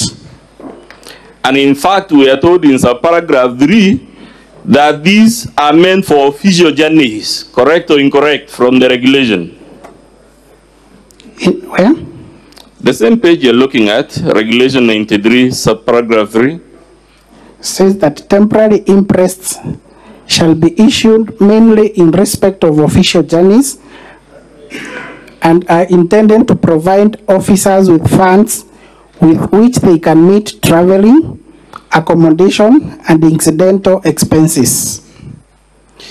Sir, is it possible for an officer to be on several safaris on the same day, so that they would have several imprests on the same day? I don't think there is a place where we have gotten several imprests on the Just same answer day. my question, sir. We'll get there. Is it possible for a human being to be on 5 safaris on the same day? It depends. It depends. Yes. That takes me to paragraph 4, subparagraph B. Can you read it for the Senate? Still on Regulation 93? Of course, sir. Before issuing temporary imprests under paragraph 2, the accounting officer shall ensure that the main objective of the journey cannot be achieved by other cheaper means. B, the applicant has no outstanding imprests. Good. C, the accounting officer, we are done, sir. The accounting officer is to ensure the person has no outstanding imprests. Which means before a public officer can get a new imprest, they must surrender the previous ones or account for them. Correct or incorrect, sir? Correct. It would therefore follow it is not possible, at least not permissible, I withdraw possible. It is possible in Meru, Mr. Speaker, but it's not permissible under the law for an officer to hold 2 temporary imprests at the same time by that regulation. Correct or incorrect? That is correct.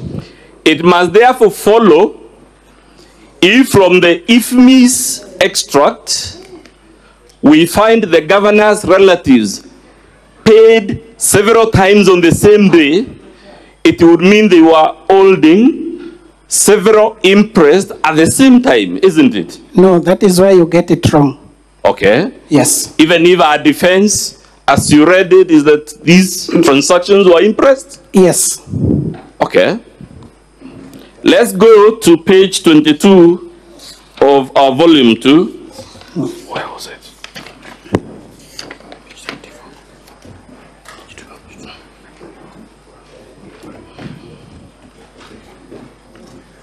Is there? Documents it is got it.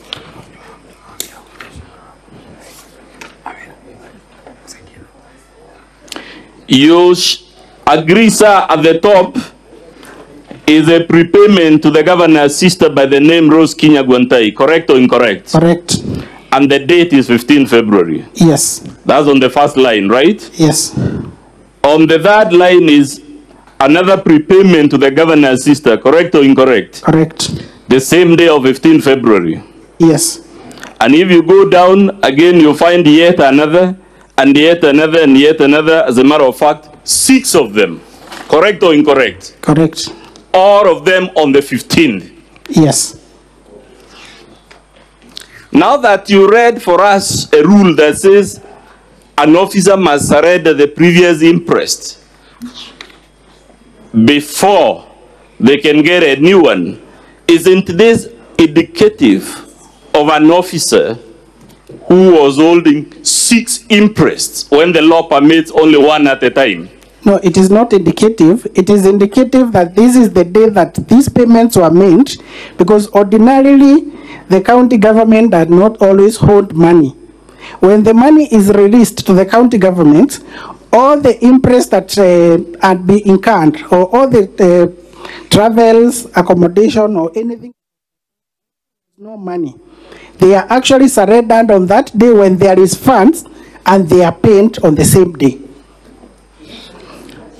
I put it to you, sir, that that is not correct. I put it to you that that is correct.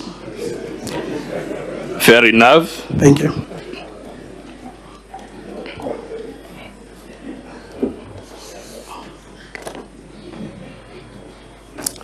You are familiar, sir, with the procedures for accounting for an imprest. Are you familiar with those procedures? Which ones? For surrendering an imprest and accounting for it? Which ones are you referring to? I'm asking a general question, sir. Are you familiar with the process of accounting for an imprest? Yes, I am. It involves preparing a voucher, isn't it? Yes, it does. The surrender voucher, right? Correct or incorrect? Yes, it does. That surrender voucher must be authenticated by the examiner, correct or incorrect? Must it be authenticated by relevant officers in the finance department, sir? Yes. Should it be accompanied by documents to show that indeed the safari was undertaken? We just read safari in the regulations. Should they be supported by documents showing that indeed the journey for which the imprest was issued was undertaken? Not necessarily. There are other documents that can accompany that. For instance, that there is an invitation for a certain safari. If the imprest we've read is to meet traveling, accommodation, and incidental expenses, is it your evidence that in accounting for the imprest, no documents are to be submitted by way of receipts, by way of boarding passes and related documents to show indeed the money was spent for these purposes? Is that your testimony, Mr. Monene? No, that is not my testimony. Good. In the surrender forms and vouchers that the governor has presented to the Senate, have you seen any supporting documents other than the work ticket, the same work ticket used for 4 months, 17 times? Which one is that?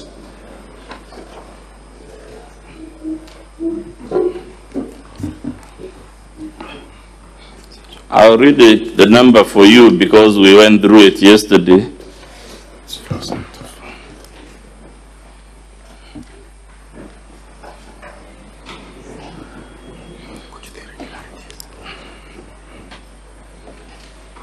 It is work ticket number 824574, and it appears, for the record, Mr. Monene, in pages 104, 118, 129, 138, 150, 189, 204, 244, 245, 262, 269, 276, 284, 292, 300, 312, and 327 of the governor's Bado.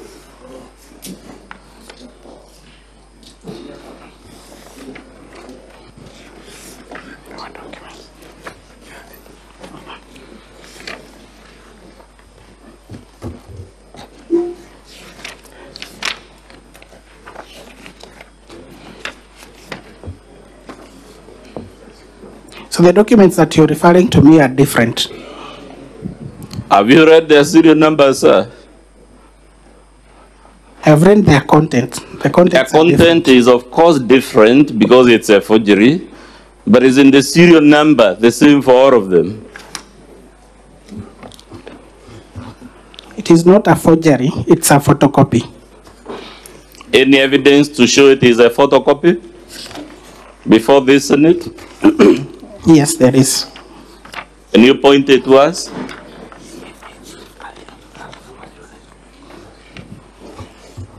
And as you look for the evidence, as you assisted, sir, aren't these work tickets pulled from a serialized book? Wouldn't photocopying be antithetical to the very reason for them having serial numbers? So that even if we were to take it, Mr. Monene, that these are photocopies, which they are not, the photocopying would itself be an act of fraud, wouldn't it? Because it would defeat the purpose of having a serial number. It is still fraudulent accounting, isn't it? Would you agree, sir? I have not seen any evidence of serial number that you're referring to. It is your case. Okay, you can be shown because, you know, it's in black and white, Mr. Monene. You can't deny the sun rises in the east and sets in the west. It's in black and white. Oh, just sit.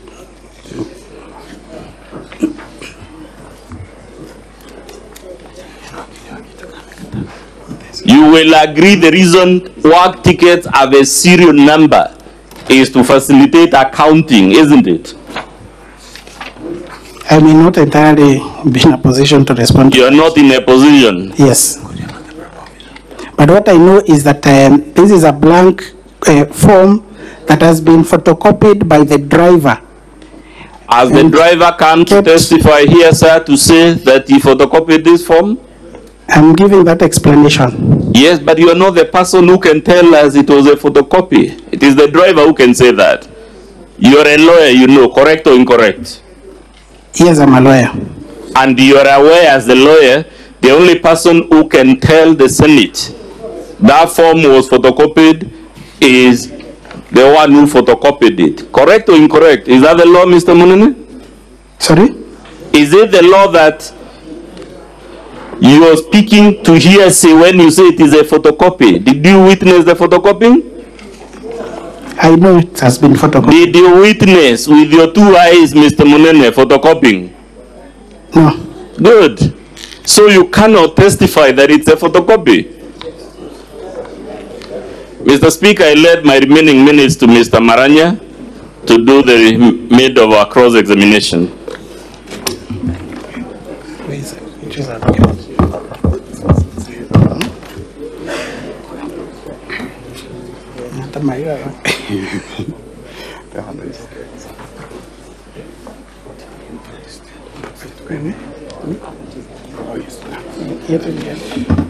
Thank you, Honorable Speaker.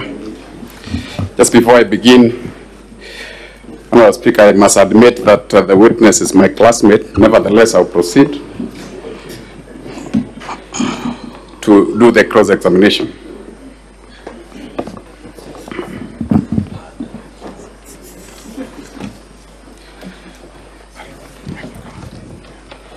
Mr. Munene. Yes, Mr. Speaker. Please confirm to this House that you are not in charge of County Public Service Board. County Public Service Board is an autonomous body at the county government.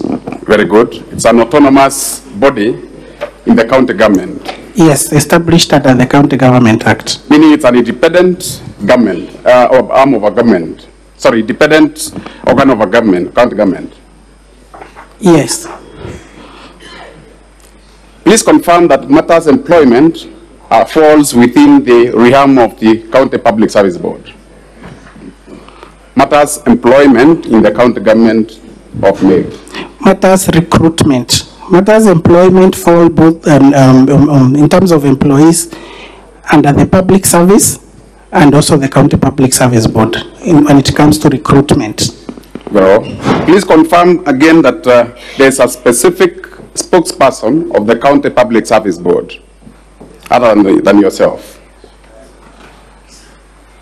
The County Public Service Board has established it as a secretary who is also the CEO spokesperson, CEO and the spokesperson of the board. The Act does not say that he's a spokesperson, but I know he's a secretary and a CEO. In other words, can you speak on behalf of the board? No. No.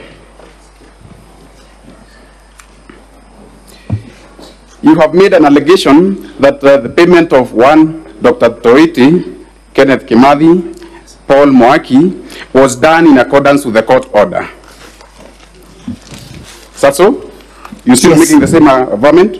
Yes, I do.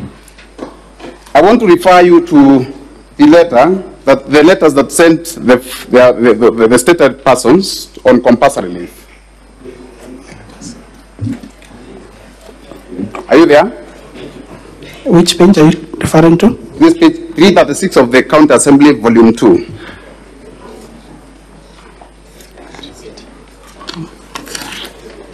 Are you there? Kindly mindful of time. Yes, I am. Please read the second sentence beginning with while on compulsory leave. While on compulsory leave, yes, you will be entitled to your full salary. Yes. And other benefits that go with your contract. Very well. Yes. That means this letter is dated when? 6th of September 2022. 6th of September 2022. Written by who? Is it the county secretary? It is signed by Rufus Meriti. What is the designation of that particular person? Used to be a county secretary and head of public service. While on compulsory leave, you will be entitled to your full salary and other benefit that goes with your contract. That's all? Please confirm that the court order dated 7th of October 2022 did not order the county government to pay salaries. Please confirm that particular court order. You can refer to it in the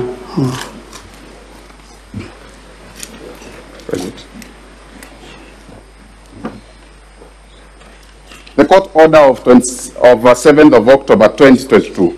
It's on which page? Page 418. Sorry, 416, sorry, my apologies. Does it make reference to salaries? For which volume? It can be shown by my colleague. Page 416 of the Governor's Bible.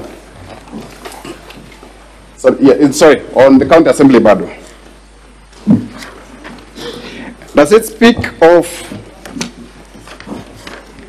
does it order the county secretary as well as the county governor to pay the petitioners their salaries?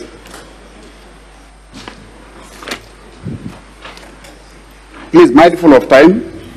Okay, the order issues conservatory orders. Does it order you to pay, does it order the governor to pay salaries as well as salaries? Does it speak of a salary in that? The order number one. It is the interpretation of that order indicates that salaries should be paid. Where specifically? By restraining the respondents, whether by themselves, their offices, or their servants or agents whatsoever, from implementing the impugned decisions contained in the letters. Where does the letter that we read is so express on payment of salaries? This particular one, does it speak of salaries payment?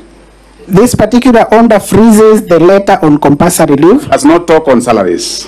It is a factual. No, a subsequent one talks on salary. No, not this one. We are going to the... Not this one that you're talking about. This one does not order you to pay the salaries. No, but there is a subsequent one in the same matter, which you appear for the petitioners. Do you still want to maintain that you are government, that you are ordered by the court to pay salaries? Yes, I still maintain that. In accordance to? In accordance to the court order. Court order dated? Let me take you there. Court order dated?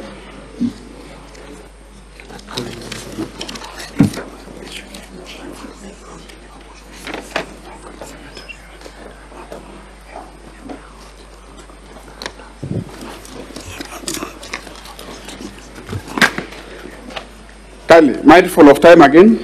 Yes.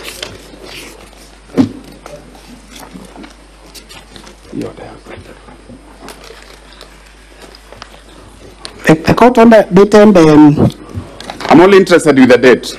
Dated when? You're interested with the payment of salaries. No, what is the date of that court order? What is the date of that court order?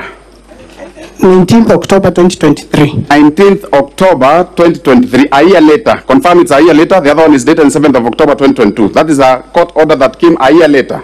True. It wants to confirm whether they are being paid their salaries. Yes, please confirm whether it is a year later.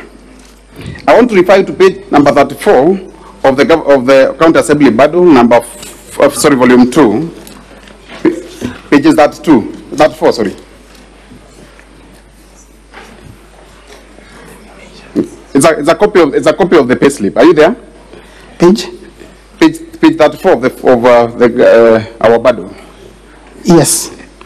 The payslip is dated March 2023. Yes, it's for the salary of 2023 March. March. Yes. Very well. Now I want you to the final question. The very final, Honourable Speaker.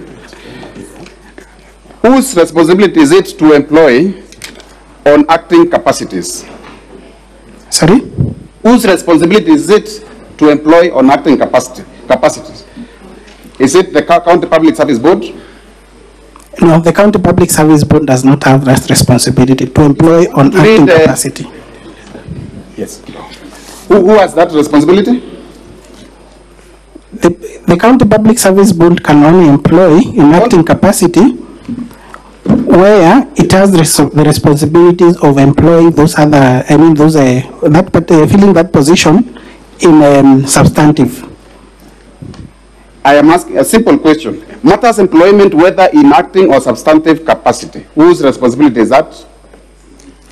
In other words, I can refer you to section 59(1)(b) of the County Government Act. I know section 64 also explains further that a public officer can employ in acting capacity, deployment or designation. Honourable Speaker, could I have just 2 minutes to wind up? My apologies. Just 2 minutes. I don't want to act outside the timelines. But I could have just... Okay, you have 2 minutes to conclude. Very well, thank you. I want to refer you to your letter signed by yourself on page 347 of your bundle. Of your index.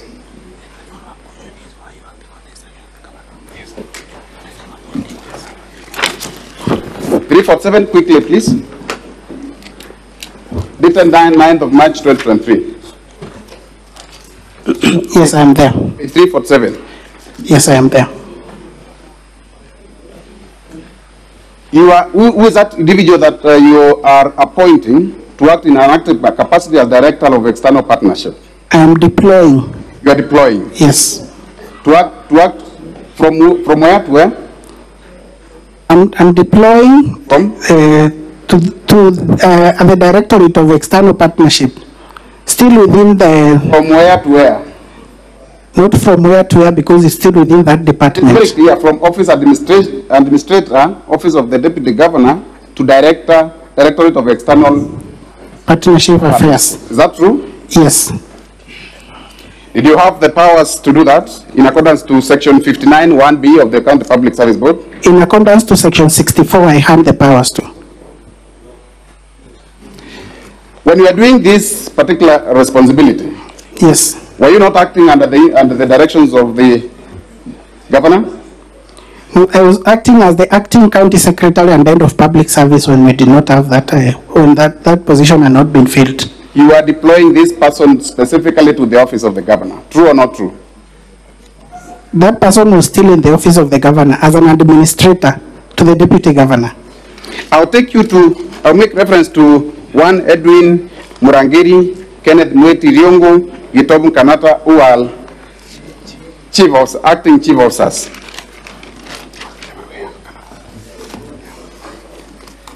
Were these particular persons chief officers of substantive departments before they were deployed to act in those respective capacities? Which one, sir?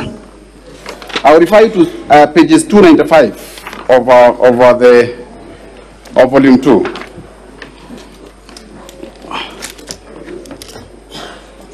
Are you there?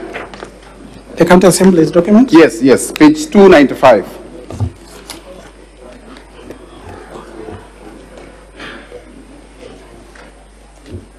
Yes, I am. Please read item number 6 on Elijah Kimathi Tonjera. Just after the word food security, read the next. Move from the Department of Trade, Tourism and Cooperatives to Department of Agriculture and Food Security as the acting chief officer. As acting chief officer. Yes. Please also read number 3, Kobia Faith Kadure. To move to Department of Economic Planning and ICT to perform the functions. Now, and very last in acting capacity again. Very last, read number 12, Kenneth Mweti Riongo. Very last. To move from Department of Legal Affairs, Public Service Management and Administration to Department of Trade and Cooperatives to perform the functions of the chief officer trained. In number 12, is there a reference to in acting capacity? Number 12, that Kenneth Mweti Riongo. No, because it's a deployment. Is there a reference to acting capacity? There is no, because it's a deployment. There is no, I take that. Yes. Did this particular person go through the... Council, your time is up. Thank you, Honorable Speaker. I appreciate your time. Thank you. Council for Governor, would you wish to re-examine?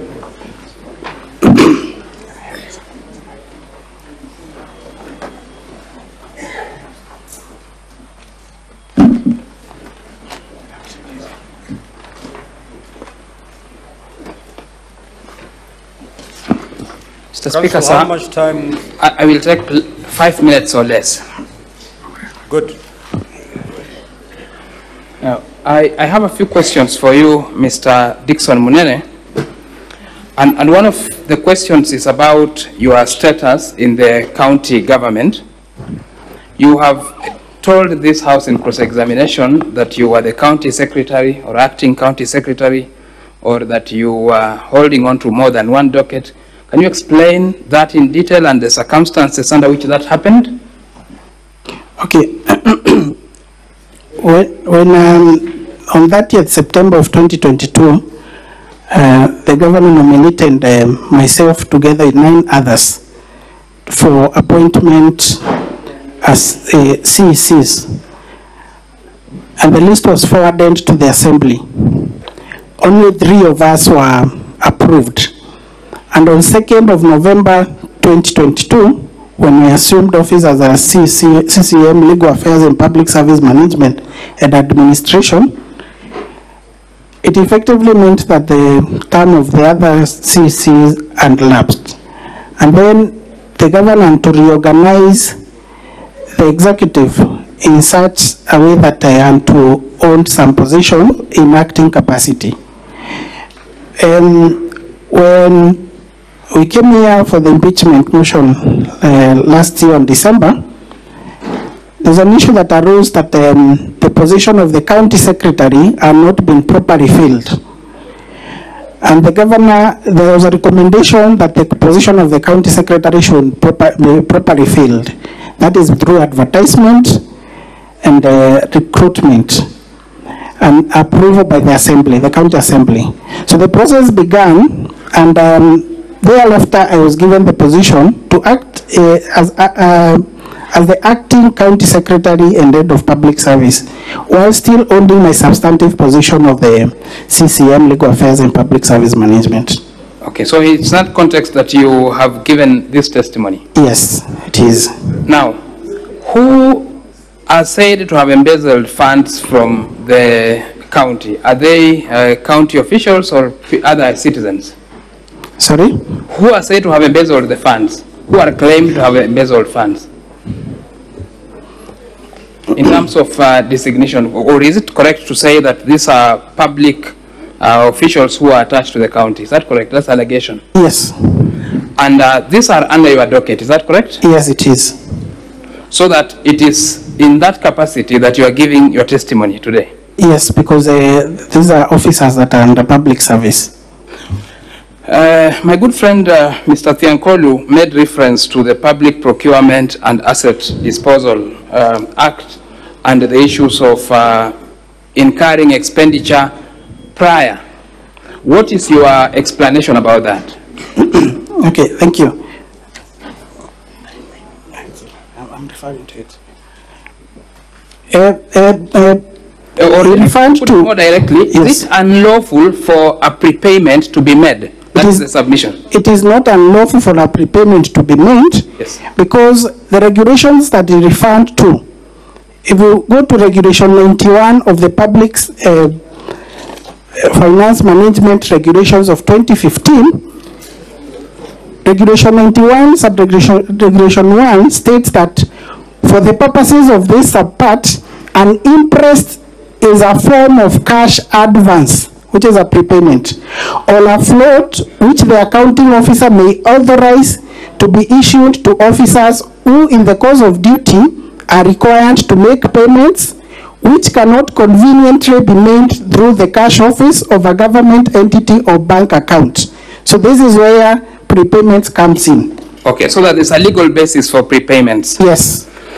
Who is the accounting officer or the AIE holder in the office of the governor? I indicated there's a chief officer. Initially, there used to be a chief of staff. Are there mechanisms of accountability in respect to those to those holders, those office holders? Yes, there are. Is there a distinction between IFMIS and imprest? Yes, there is. Just in brief summary, so that we, to the best of your understanding. The imprest is those prepayments and advances. Yes. IFMIS, it's actually a generated document from the IFMIS, which indicates the payments that have been made. Indicates a payment that has been made? Yes. Okay. There was reference to payments that were made during the tenure of Governor Kiraitu, Honorable Kiraitu Murungi. Yes. Can you confirm if it's true or not that those payments were made actually on the same date? Is that something you're able to confirm? Yes, I can confirm. Is that the position? It is the position. So that the fact that a payment is made on a single day doesn't mean that that becomes an impeachable offense. Yeah, and actually, they indicated the reasons why these payments are made on a single day is because at times the county can take 2 months or so, 3 months before the funds are released to the county. During this period, officers are sent to places. During this period, activities are going on. The county is still running. But on the basis that when these funds land to the county account, then those people who have incurred expenses, they are going to claim those expenses, and the expenses might be paid in a day, even 5 of them, when the money is available. So that is not irregular? Yes, it is very regular. Okay, we will, there was an issue I wanted to clarify about the court order. I saw the stay order, what you meant, what you understood by the stay order and what it meant. Yes, what I meant is that after these particular officers were given letters, were sent on compulsory leave, the court order froze that letter.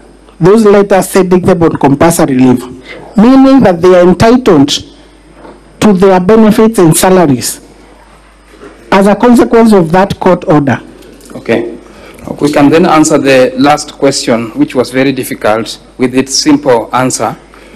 Mr. Mudomi asked you about a worksheet, and he put you to task whether it was a photocopy or not. Do you remember that question? Yes, I remember. Okay. Was that document the original? It was not the original. So it must have been a copy. It must have been a copy. Thank you very much. Thank you. Thank you. Now, honorable senators, we will have 10 minutes for questions and clarifications, starting with Senator Mutinda.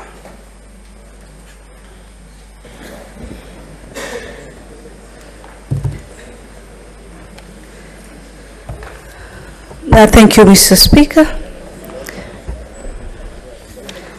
And my question will go to the Council for the Governor. And let me start by saying that Article 195 of the Constitution is very clear in regards to the powers of the County Assembly in regards to being able to summon for any person to appear for purposes of giving evidence or information, and Part B of that compels for the production of documents. On Volume 2, page 31 and page 32, we have letters that the CEC had been requested to be able to issue audited reports for financial year 22-23, knowing very well we are currently in financial year 23-24. And apparently, the response to the letter indicated that still, the Auditor General was in the process of auditing the financial statements, which forms part of the response that they had requested. And yet, we have already closed financial year 22 and 23. So I would like a clarification as to why the CEC Finance was not in a position to be able to submit the audited reports as required as per the PFM Act. And on the same, PFM Act Article 91 states very clearly that the County Assembly should be able to set the capping for the interest amount. Did the Assembly have the opportunity to be able to cap the amount of interest that is supposed to be used as required? Because we've seen 78 million interest, but what we have in the records as per what has been tabled is amounting to a lesser amount. So we'd want to know the levels of the amounts of the interest. And finally, because I don't think I'll get maybe another opportunity, I would be very curious to know, Mr. Speaker, finally, if today, which is a very key day for this decision for the Meru County, knowing that this is the second impeachment process, Madam Governor, being the second one, you realize that all the MCAs in the first round agreed to your impeachment. The second round, the same MCAs agreed to your impeachment. Madam Governor, knowing very well that the County Assembly are responsible for passing your budgets, how do you then plan, if you go back to the same county, how will you ensure that these same MCAs who still impeached you for the second time are still going to ensure that they pass your budget so that you can continue with the developments required in Meru, and you're going to offer the Meru people the services, quality services that they deserve? Those are my simple questions, Mr. Speaker. Thank you. Council.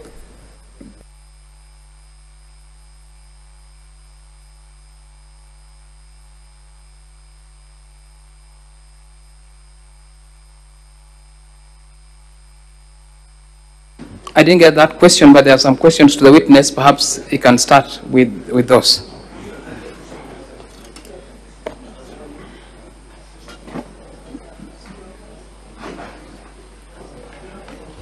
Okay, thank you. Probably the question that was posed to me is on why the CEC Finance, what response the CEC Finance gave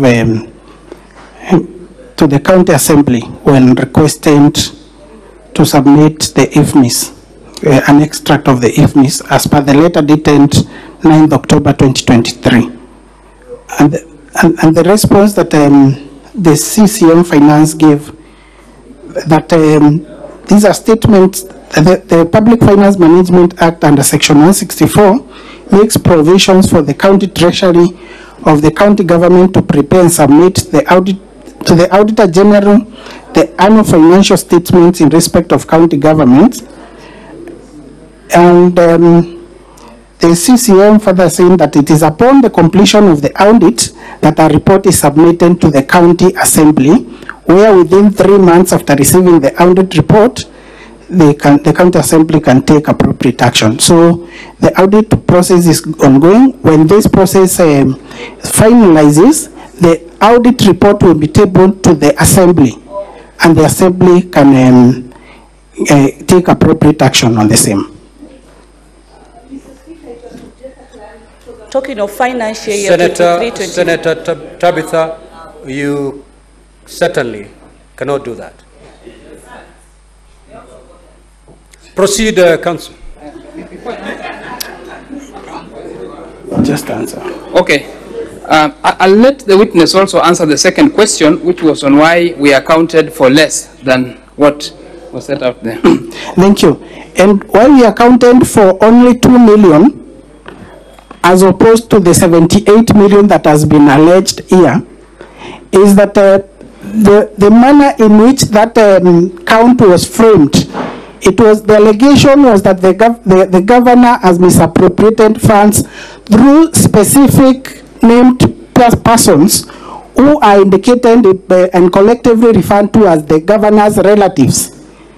It is on this breadth that we endeavored to account for payment that has been made to these particular specific persons amounting to 2 million. Okay, and then the last question that you asked, or first which was overlapping, we have said that there are consequences for disobeying a summon by the county assembly. That is set out in statute, so that if somebody is summoned and that person does not appear, the county assembly, just like this house, has something it can do to command the enforcement of the orders. So that I think that that is there. It doesn't mean that somebody has to be impeached. There are cases where we have seen, for example, this house summoning someone who doesn't appear. Doesn't mean those people then become a subject of an impeachment. That's what we are responding to in the context of this discussion. Senator Maruma. Thank you, Mr. Speaker. Mine is some clarification from Mr. Mnene. We have some invoices that are not signed by the authorizing officers. You have indicated that they have not been signed because the original documents which have all the signatures are with the external auditors. But Mr. Speaker, my knowledge of accounting has it that the documents that are taken to the auditors are actually original copies, and you are left with the photocopies. So I don't know how you are able to get these documents that you've put in the annexures. Where did you fish them from? I want that clarity, because then the ones with all the signatures were with the external auditors. I thank you, Mr. Speaker. Thank you, Mr. Speaker. I indicated that these documents, we got them from the file of the Chief of Staff. The Chief of Staff, ordinarily what he does is that before he forwards the document, the original document to the Department of Finance, he makes a copy. And when we were given these directives that we need to respond within 3 days, I requested the Chief of Staff to give me a copy of the file that he owns, where these documents are. Senator Miraj.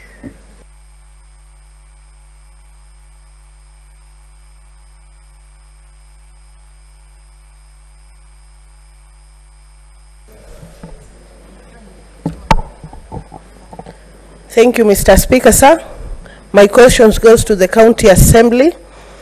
Are the IFMIS transactions that form the basis of the impeachment of the governor the same ones that are the same ones under investigations at the EACC? Thank you, Mr. Speaker. Respond.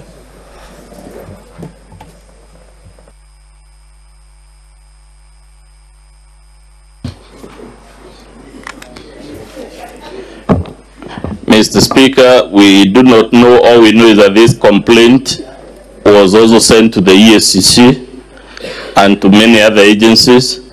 Whether EACC is actually investigating it, we do not know, and there is no evidence, either from the governor or from anyone, that the EACC is investigating these complaints.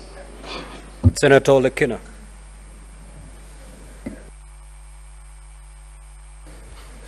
Thank you, Mr. Speaker. Mr. Speaker, I've got two clarifications that I need to get clarified. One is from the lawyer. I was listening to, and the question... Which lawyer? There are so many lawyers here. The lawyer for the Assembly.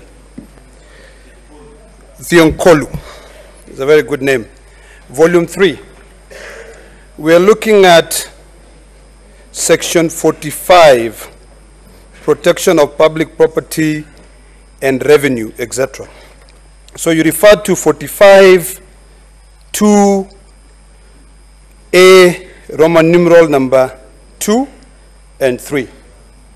And specifically you said goods not supplied or not supplied in full, number 2, services not rendered or not adequately rendered. So the question that I wanted to get clarity from you is whether you are relying 100% on the IFMIS extracts or you've received audited financial statement as per Section 31 of the Public Audit Act.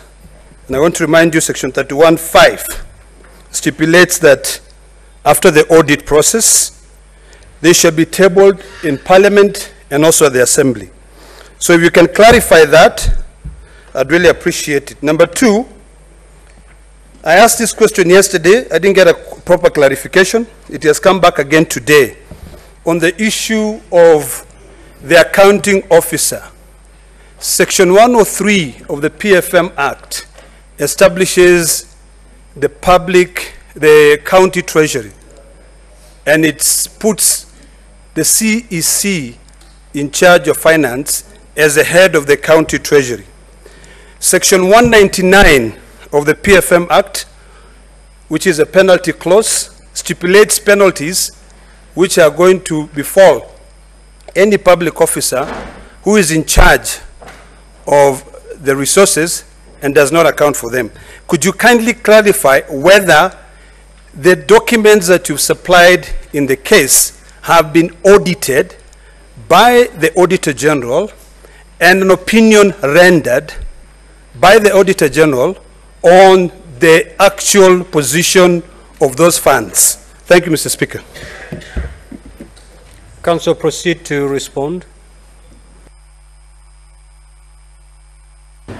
Mr. Speaker, we answered yesterday that the oversight function of the County Assembly and indeed of the Senate is not conditional upon or dependent on whether there is a report by the Auditor General. So it is no requirement that we have a report from the Auditor General as a precondition for raising the issues and picking up the problems that the Assembly has picked in this matter.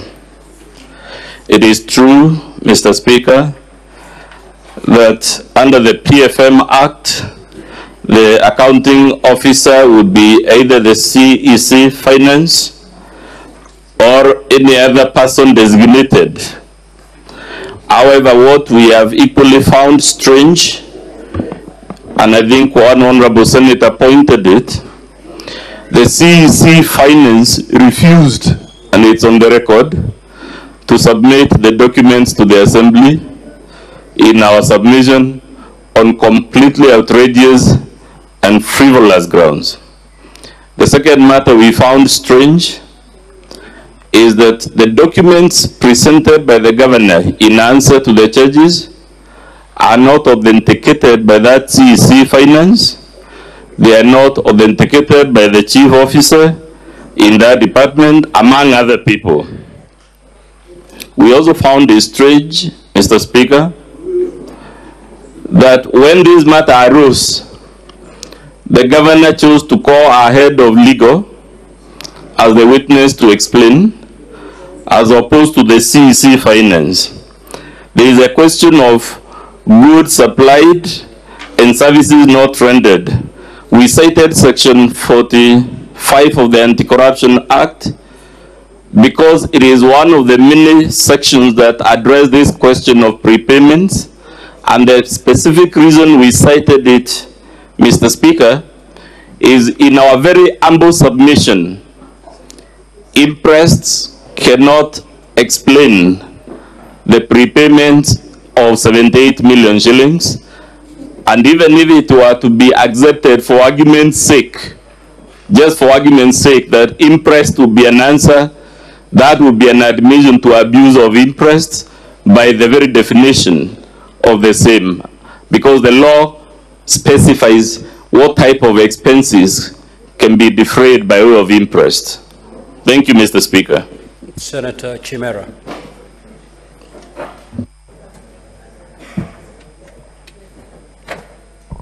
Thank you, Mr. Speaker, for that opportunity.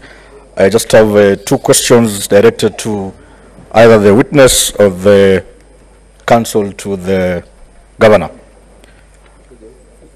The response that you filed before us, Governor, page 105 to page 112, on the if mispayments relates to just 3 individuals, yet what have been given by the County Assembly has many other recipients.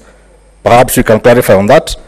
The other question I have is on the if mispayments.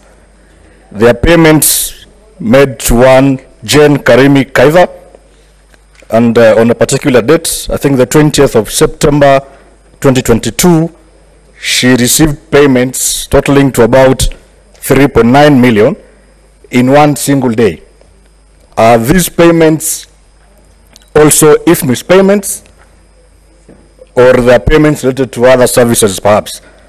If they are not if interest payments rather, how come the county government was paying this particular individual if mispayments as interest and not in other form, maybe RTGS or any other form of payment? Thank you, Mr. Speaker. Counsel for Governor. Thank you. The question, I think, Mr. Speaker, has been directed to either the counsel or the witness. I proceed to respond then. Thank you. The reason why we have given documents in relation to 3 people or 3 persons mentioned, the answer is in the motion itself and the manner in which it was framed, where it was indicated, the allegation was that the governors grossly violated the law in the following: through embezzlement of county funds through the governor's sisters and the nephew to the governor's husband, all of whom are collectively referred to as the governor's relatives. That was A.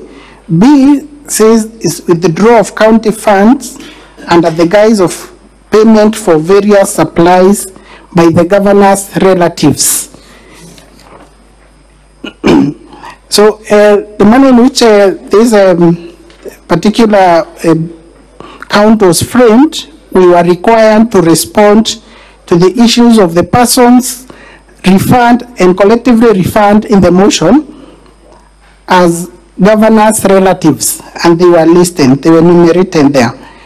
So if the motion indicated that the governor, or the allegation or the claim was that the governor has embezzled funds through Jane Karimi or any other person that appears in the IFMIS, then we would have substantively responded to that. Thank you. Lastly, Senator Sifuna.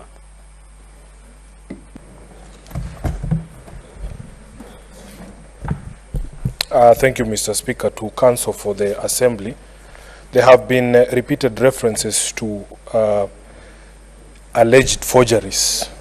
This is specifically with regards to a work ticket whose serial number has appeared severally.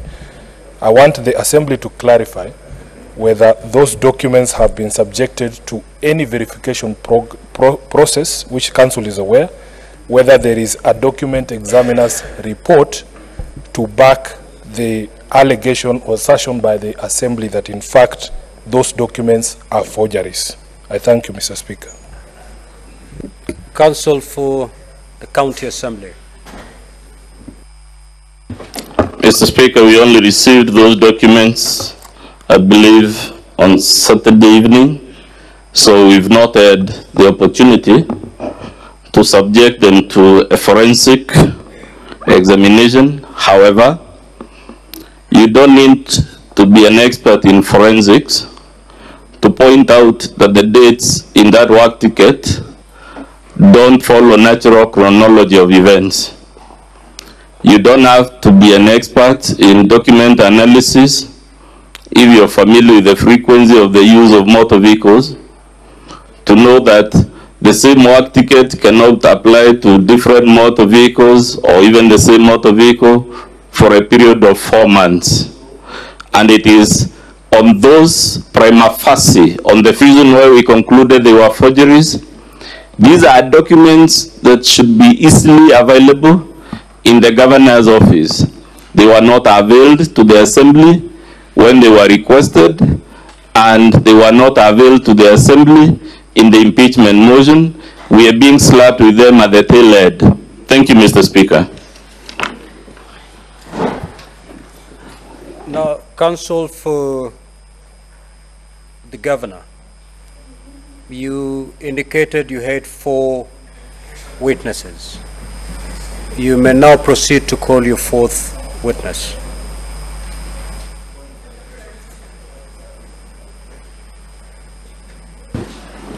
Thank you, Mr. Speaker, sir. Our next and last witness is Honorable Kawira Mwangaza, the Governor of Meru County.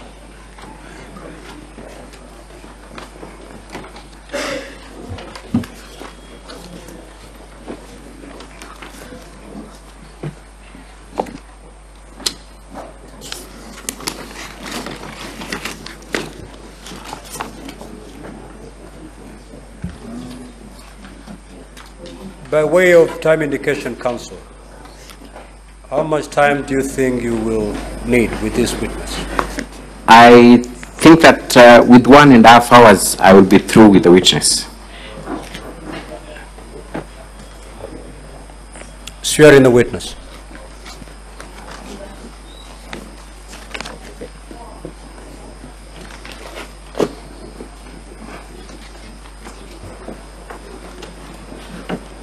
I, Bishop Kawira Mwangaza, do solemnly swear that the evidence that I shall give before the Senate in respect to the matter before the Senate shall be the truth and the whole truth and nothing but the truth, so help me God. Thank you, Your Excellency. Kindly introduce yourself, your full names and the capacity you hold for record purposes. Thank you, Speaker and Honorable Senators. I'm Bishop Kawira Mwangaza, the Governor, Meru County.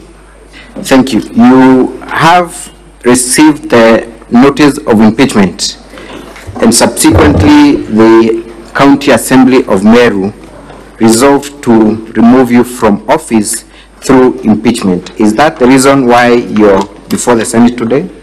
Yes. You have had an occasion to look at all the materials presented by the County Assembly in support of the impeachment.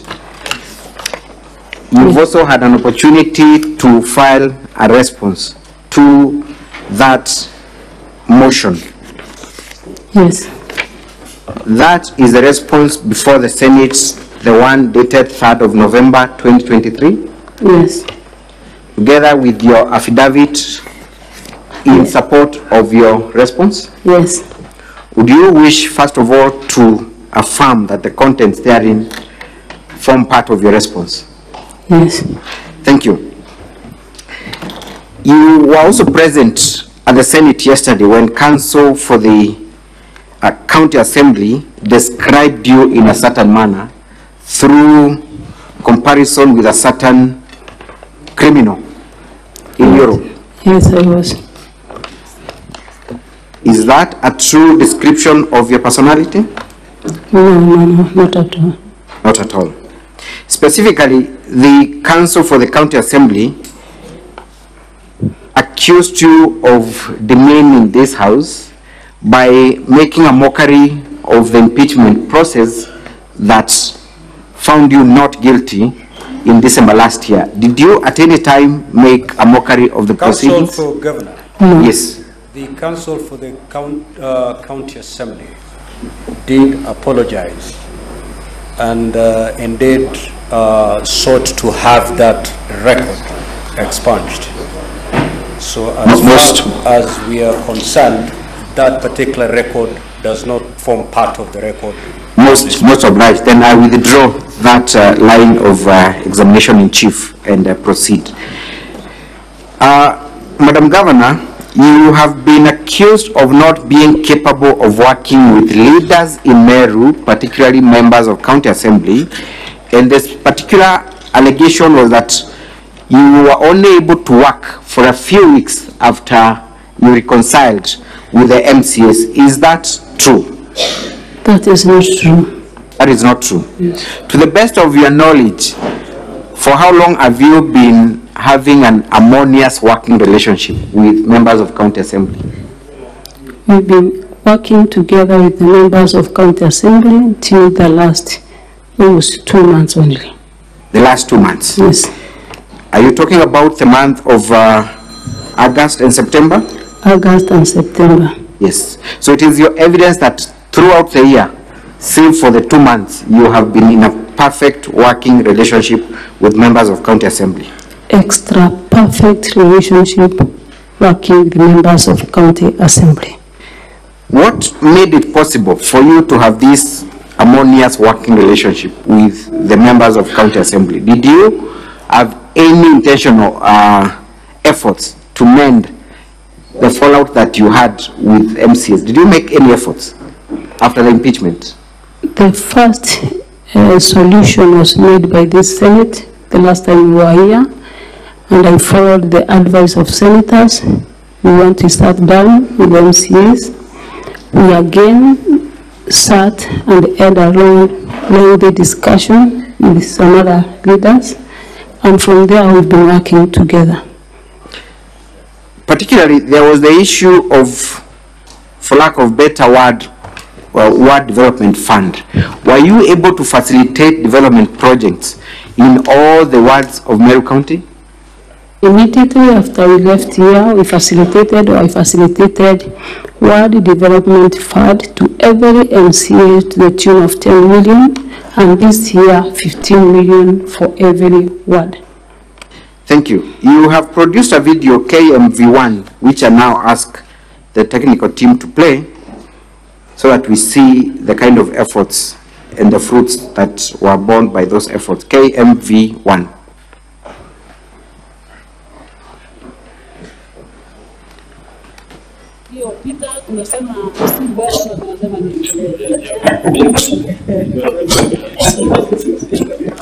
Yaliyopita si mbele, tugange yajayo. Sisi yaliyopita ni past. Kwa hivyo tumeamua kwamba hakuna mtu atakumbuka yaliyopita. Yule alikuwa impisi, wao walikuwa wanaipishana, wote tumeweka nyuma. Tumesema nikaenda ya maendeleo, kabati ya maendeleo. Kwa hivyo tunafuati Mr. Speaker, sir, we are having the same challenges. Secretariat. Tunaomba walioisha wana celebrate maybe disunity. Just stop the video. The technical team, please go work on it. We will get back to it once the technical team has worked on the system. Council, you may proceed. Once we are ready with the video, we can as well come back to it. We'll always come back to it. Thank you, Mr. Speaker. So then, Honorable Governor, we have just started watching a video that is not very clear, but can you try and explain to the Senate where you were in that meeting that has been recorded, who were the members present, and what was the purpose? We were in the premises of County Assembly of Meru with all the members, the 69 of them, and also the county woman representative was present, and we agreed that the past is over. We start working together for the sake of Meru. Thank you. And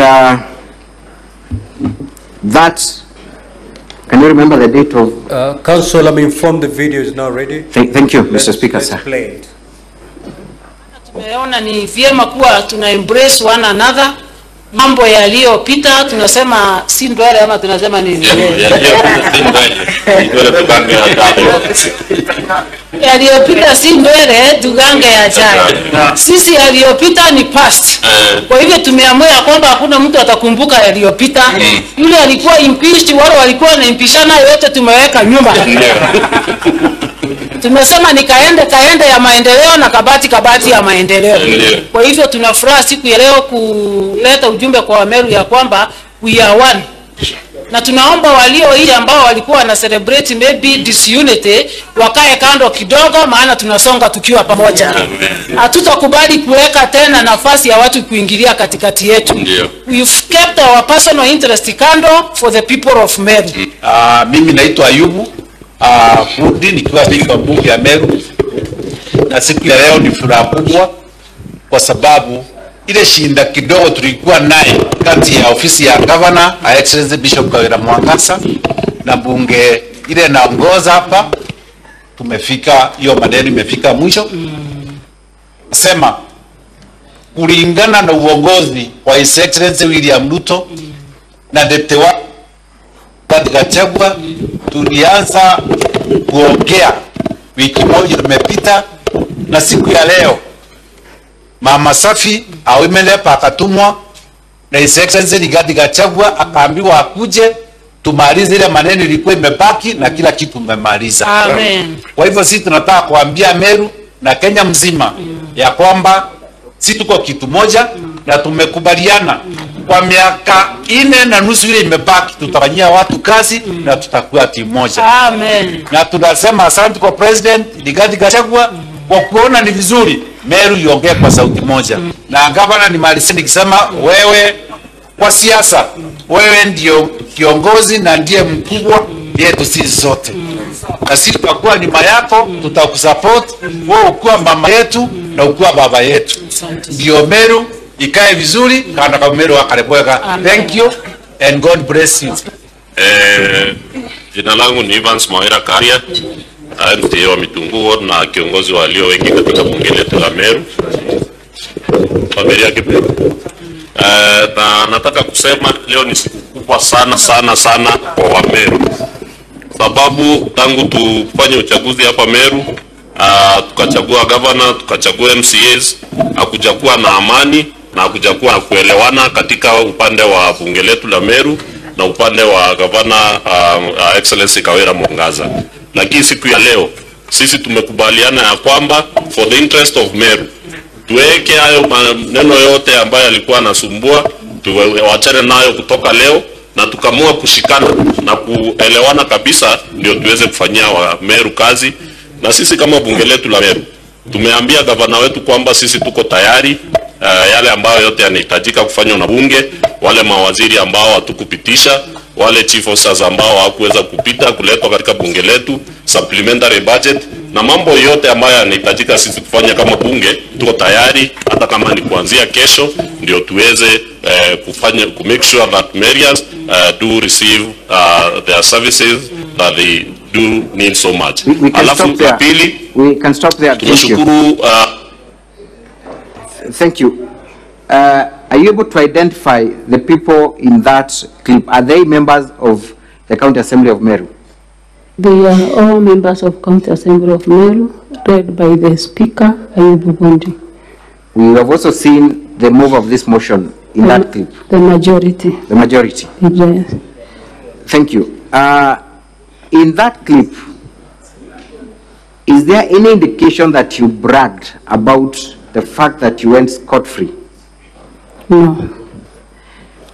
You have also used a certain slogan that you are now being accused of using. Kabati, kabati, kaende, kaende.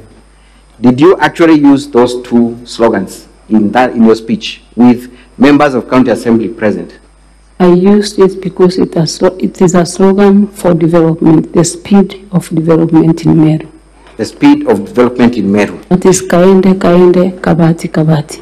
Just for us to be able to understand, what does this slogan actually mean? What is Kabati? What is Kaende?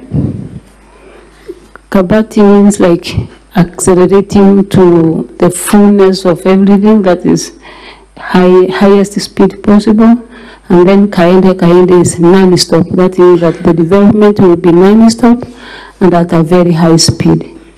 Thank you. So when then the move of the motion comes here and tells the Senate that Kaende, Kabati, Kabati is a don't care slogan that says you don't care about anything, is that a misinformation and distortion of facts? It is. Thank you.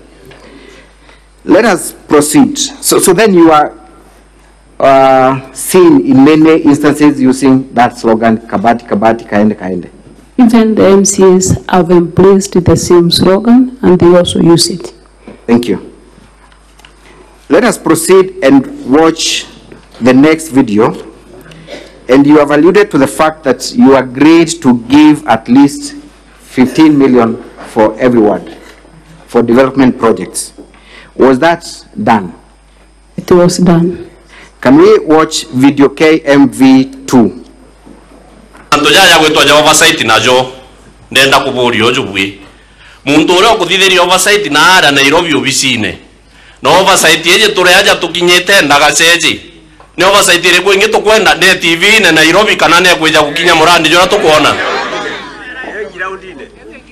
burenda oversight engiraundine kana burendera yo obicine na ara Nairobi imenya mantu jajo tinda gwetwa oversight kairi turaugire batu turi mbunge ya Meru nontu batwe itwe tunengeri mandate MCA no nengeri mandate ya kuthithia oversight ya mirandi yonde ya county government ikatiba ya Kenya no boba nengeri iseria kinya report ire rathoma kwa ya control of budget etibati kwamba gwita ara senate kamba kwa county assembly ya Meru report ire thithagia oversight ya senate ni report yake ya auditor general na etira uma kwa mantu jaja ngibaturugire oversight ikaniritwe na siasa atufanye nini atutaki itwakirigie ntugita kwa DTF na ara mitungu mantu ja utheru bwa bioro na kinya babu na ibonete mantu bioro bira biaki na ndi twakire plant ya na ara bioro bira biojura bikeja bikandrinwa igaikwara mitungu project ya million 17 tingaringe nipe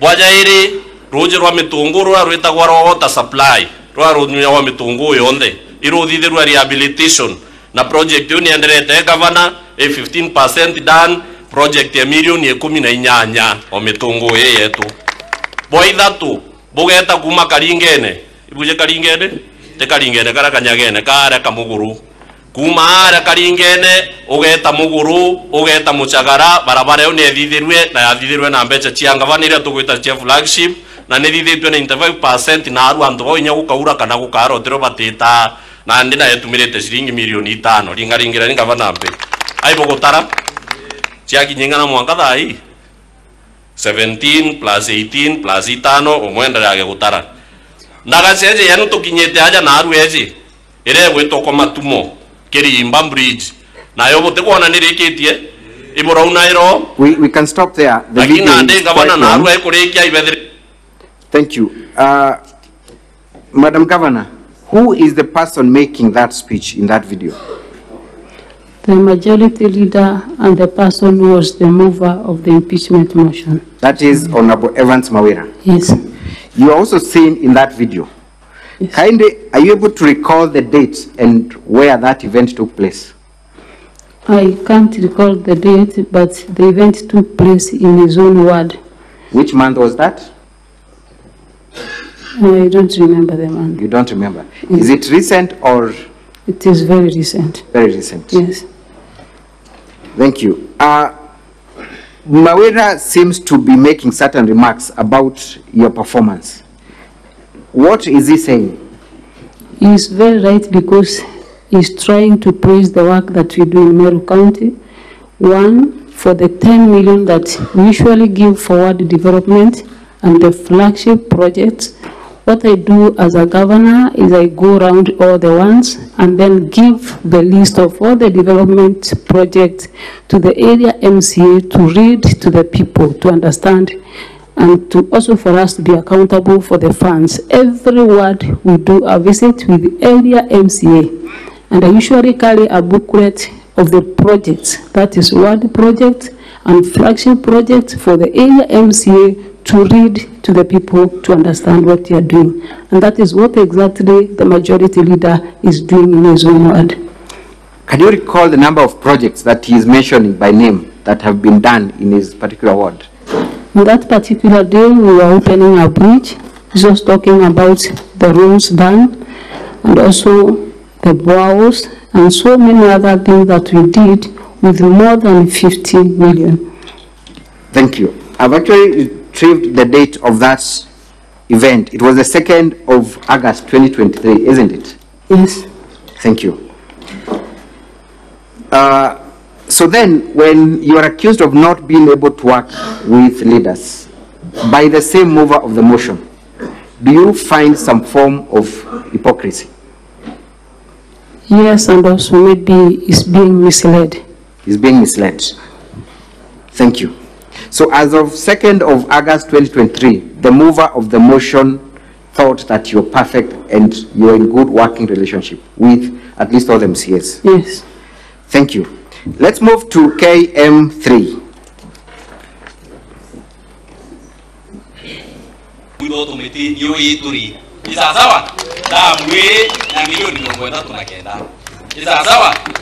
Na nethiri isipokuwa tuchenje tu kidogo na tumonia na kwale na engineer ikakuitwa kinya andro watare ndiri ombira rwe rukamomora rwete anjira ira tukwirwa ara kukekirwa karabati isa sawa ena rwe ruro tukuyagorwo twina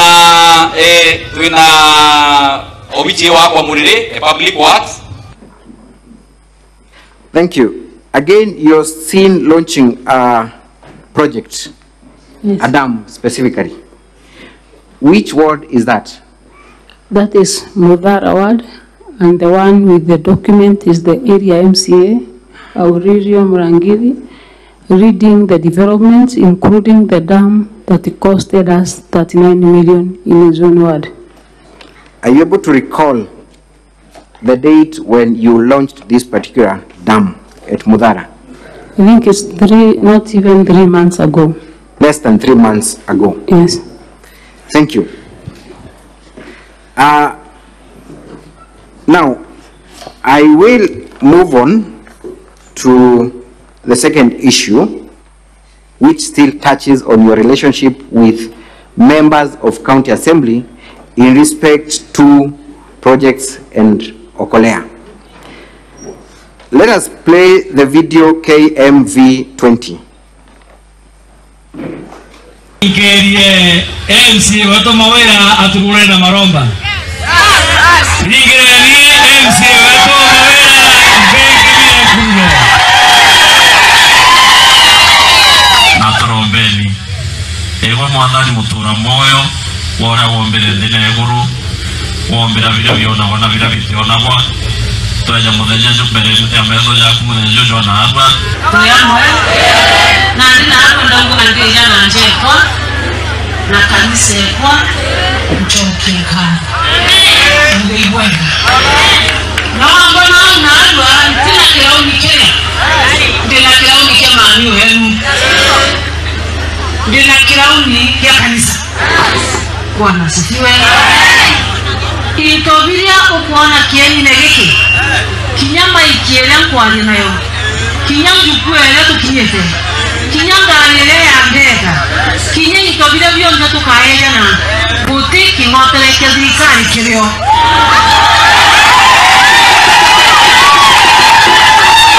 ikwenda gushokeria ashole pause the video. You are making certain remarks, and before we go to the remarks, we have also seen the leader of majority again in that video.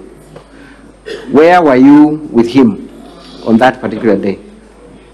That is an Okolea program which is run by my family and my church. We usually go to do the Okolea every Sunday afternoon, and I always invite if they wish to come and join me on Sundays. And with me is the Honorable Mawila, the mover of the motion or the impeachment, who was also involved in that operation of Okolea Ghana Meru. This was on 13th of August this year, 2023. 13th of August this year. You are making certain remarks about the capacity in which you are in that event. Yes, I always tell them that in Operation Okolea events, they don't see the governor, but they should see their mother, and also a bishop who is coming to assist, not in form of a government, but as a church and as their mother. Did you explain the source of the resources that you were giving, including the microphone you were holding? I heard you talk about that. I always do that in every meeting, that everything that I use in Okolea, there is nothing that comes from the county government of Meru, because I've been doing that for the last 12 years. Thank you. May we proceed with that video? Barabona nge Okolea bambike nguge naru akarukire mtore ombokiriye getandene ni mheshimiwa wa Ntura yeje Evans Mawira. Mheshimiwa Evans Mawira alingalingile mwali kama pema mbelembeta kanisene aleta shilingi mwemwe ngiri eganale mwe ambera kinyawaga ongere ekirangalisia kumahuta kinyawaga ongere ongera merengeti ya bajojo nalingalingile wakarwe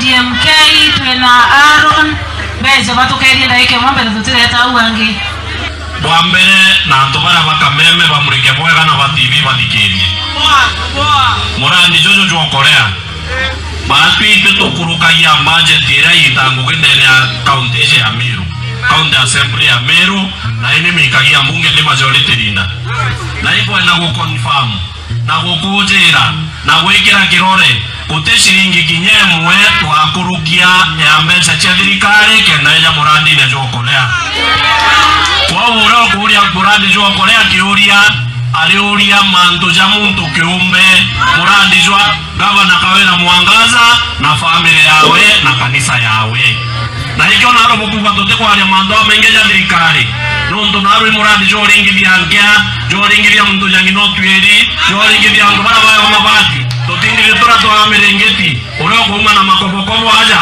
na oroko uma na mattress na mando ja uja kane sawasa. Thank you. I think we've had enough of that video. Thank you.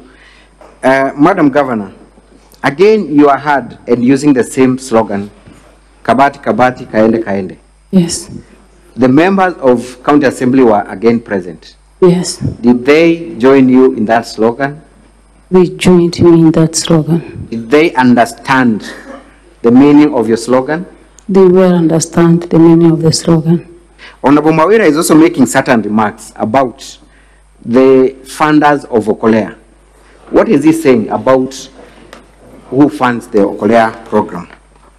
He says, as the County Assembly of Meru, they are the ones that pass the budget, and they have never passed any coin to be utilized in the Okolea program. It is purely my project to assist the disadvantaged people in our community. And he, as part of the well-wisher, that very early morning, gave me 100,000 shillings to fuel my vehicles. So he contributed towards your charity project? Yes. Let us now move to the next video, 1C, and see another member of County Assembly. I think it's in the same event, you will confirm. 1C. Gavana wetu na ntubanda bene bone Bwana Yesu asifiwe, nisalimie mwalimu. Ngoja sana Onibeta wa DMK MC wa Bogeta West na Baruguru. Na ande bara watu dinga tete kanima iba ile to iketi ngavana tiru. Lakini na ande nindo no kire. Na uma sauro na ande beta wa Paulo. Na ndio sema ni nani? Obeta DMK Paulo. Na ande nindo ngere kiendeshi ya mama. We can pause there for a moment. Thank you. Who is the person making those remarks? He is the MCA and he was the mover of the first impeachment. He was the mover of the previous motion. Yes. This again is on 13th of August this year. Yes. Do you in any way seem to have any disagreement with the mover of the previous motion? No, he's even telling the public that he is now a changed man. They used to disturb Mama, but he has changed from Saul to Paul. That is in reference to the biblical Paul, who was one Saul. Yeah. He's also talking about them being forced, if I can hear him correctly, to join the opposition. What was he talking about? He was talking about the pressure mounted to them by external forces or by external people that do not belong to the county assembly to fight the government, but he has vowed not to repeat again and support the government. Thank you. Let's proceed watching that video.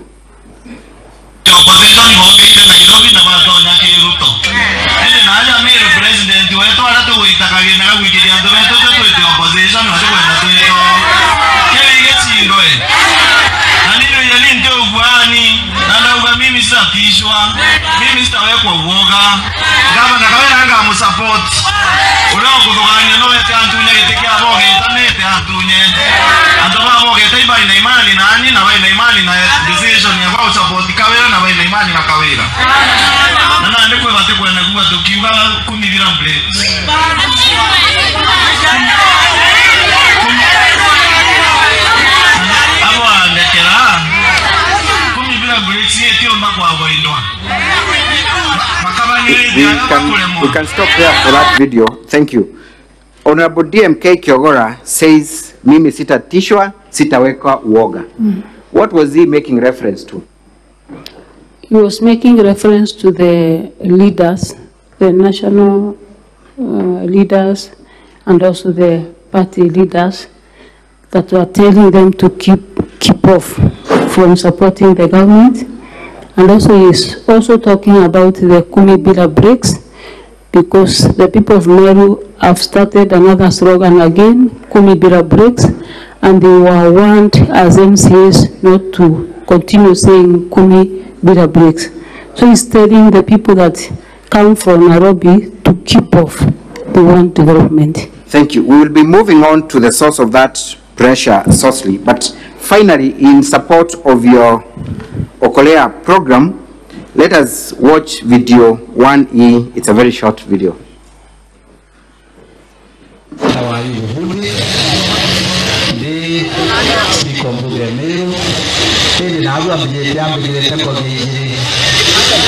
Bwana Murega igirete ngobia ya NCA kwa bodo chiete gatigati yo mutea datari mutea nakwire bishop untongeretie mbunge dina timu kona twenio batutu sawa atubetu support ni kiambi support ni njoke tu support ni gavana wetu mtu tema endeleo jejara kwinai kwinandwa maendeleo jejara kwinai kwino kiri awange gavana iwe munene okwa na munene weje na ng'ombe tumba kweja na ng'ombe ende ringavana ndi murebi ndetha ya ng'ombe ndetha ya mburi spika yu urambikire ng'ombe na mburi ya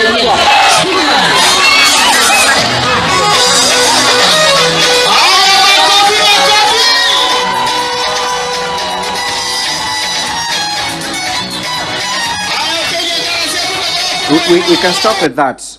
Madam Speaker, who is the person making the remarks in that video?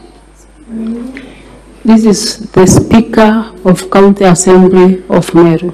And you confirm this was during an Okolea program meeting? Yes, in Mwangaza ward, Mojo. Who is the MCA Mwangaza ward? It's Mr. Njoki. Mr. Njoki. He was present. You also are in the company of other people in that? Those are all MCAs. Our MCAs? Yes. What has the Speaker just done? The Speaker has donated a goat because I usually give the single mothers and widows cows. And he says, because you've given and donated a cow and you are senior than me, let me donate a goat. And he has done it. Thank you. Again, what date was this? It is barely around 3 months ago. 3 months ago. Now, we have alluded to some forces that were behind, or rather that were not happy with this unity between you and MCAs. I want you to identify and tell us what is happening in the next video 1D. Kindly, may we play video 1D. MCA go karibisha ntora ya Bogeta East na mbuge wotwe on behalf ya ntuba Bogeta East na Abogeta West na wenzangu bare aja tucokerie nkatho no ntubwe kinya rire okinya oni mbigirwe ntumba kwithira nteja no nturire okinya gatia kana kara kamumero kuringithia gagatia ipati yakwa na impugwa kweli imbati kweja kuona no ntuni pati ya maendeleo ndene ntura yetu. So ngabana we are so humble tugweretwe sana batu tuli MCA tuli mpia idiu na ikio tumiokuona na arua tutena manto maingi na arua intukwe gwokorea kana kamumero na mami umenye batu tuli mpia idiu na ndenda ugira ngabana tukamukaria na inya na ora kumbikika kendo mbako boli trangugi no ndo twamwagia thayo tukona inya la twamwagitie thayo ateja gaguku na nande mbigirwe toriro tukaria siasa nenu yete mboka ni alimo muntu ondu kwa maratasi nande ko landu ba kamatete ile leta obirana na ala mawa na ito abatumira Nairobi gutagera imbie to michukari era itirie batagera imbie to myogoti bo kuongerwa gutokwariri ogoti ingabana bakweja obira mbesa ikwekiwa senate counties ciongerwa mbesa ibaregere kuongera ndi baliuga ibejete kwa basa ore basa iti mbesa ireko utoto winaku Madam Governor na kageta muntu otuto ogira tore no ngato nyongera we nintobye mero ala tomba kogera twabwitira ngoge iyo tomba kuchenja as long as Kawira Mwangaza we nintobye mero oni ndakira mbuye mato waambirani isa sawa na we can post there.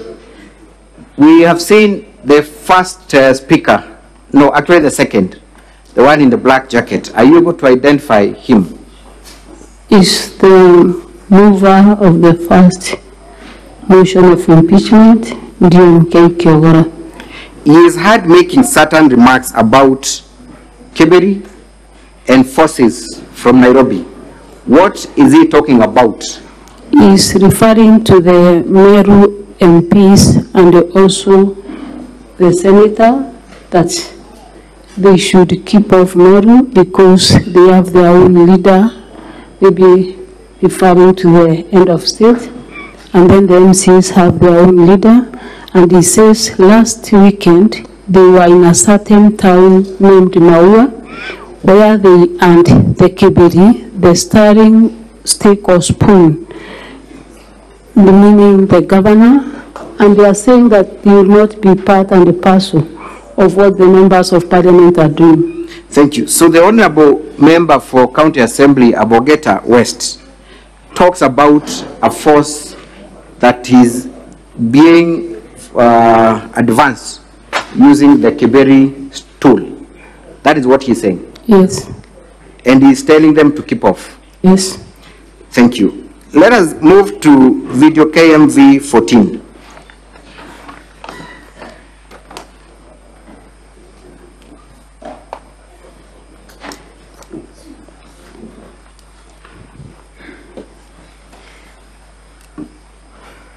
KMV 14, kindly.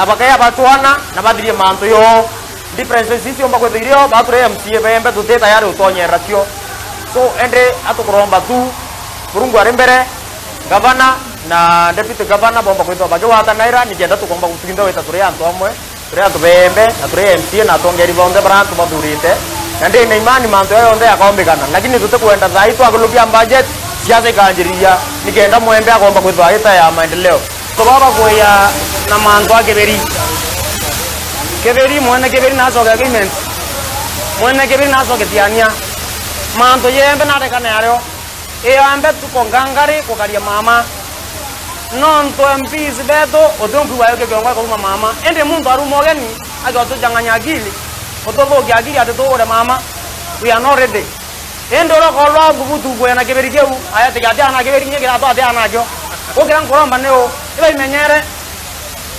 lakini okya kweli maendeleo wale tete wale maendeleo ende manto akeberi na ina keberi toto ogenda ne mbere yetu embe tuwatandirite embe ronde kumantonyire mwangadozi twegento kemwe noro kaingilia atasiarwa antu bonde baraba kwenda kurwa bareje gembe baberanga mwigembe akugitwa mwigembe akudijwa lakini utinya mwigembe umwe kuma rateta nontore mwigembe wongo none tote makota Kawira Mwangaza nayo antu baraba kuja guteta bakire igembe re kuinyirwa iba kuma inventi bange bakumatigania baba diorokete asese takeberi badioroka asese tekegeri badioroka asese teobasai you chonde nunto egembe wena regete nunto naije.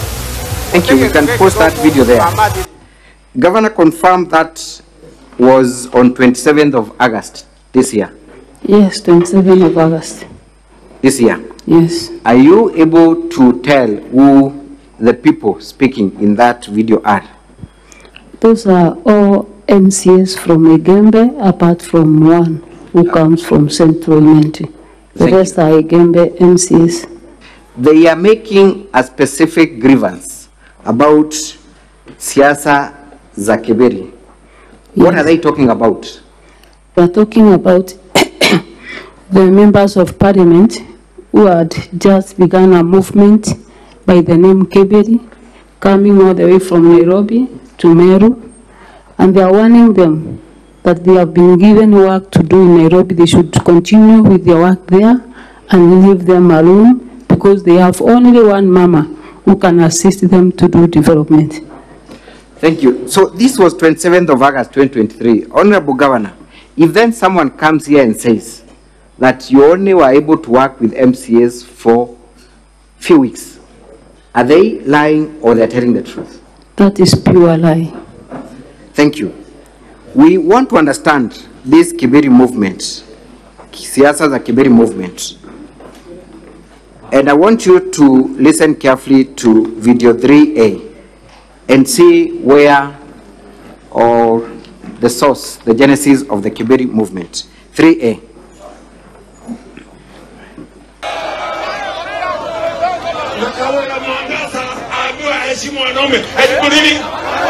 Ashimu wanaume sisi wanaume Keberi keu ile ya Keberi Keberi Keberi Kawira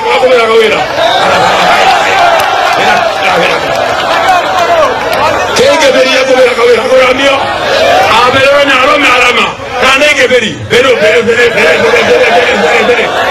na kama nyembu ara boka ibaka bonoi boka tomo bere kinyaka wa. Are you able to even explain what he's saying?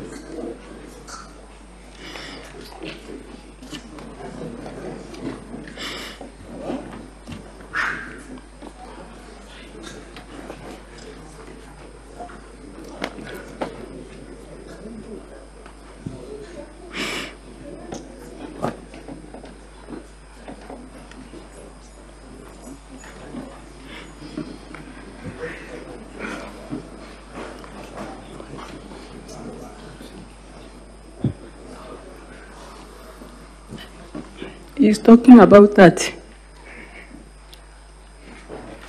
They will use that thing to. I'm not able to explain.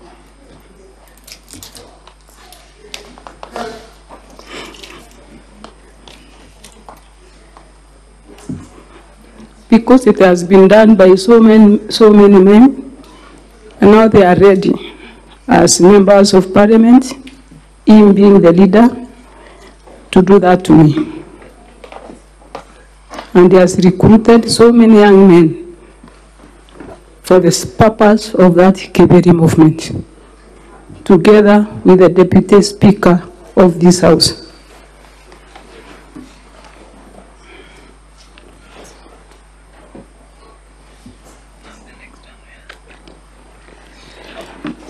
Can we watch KMV 12?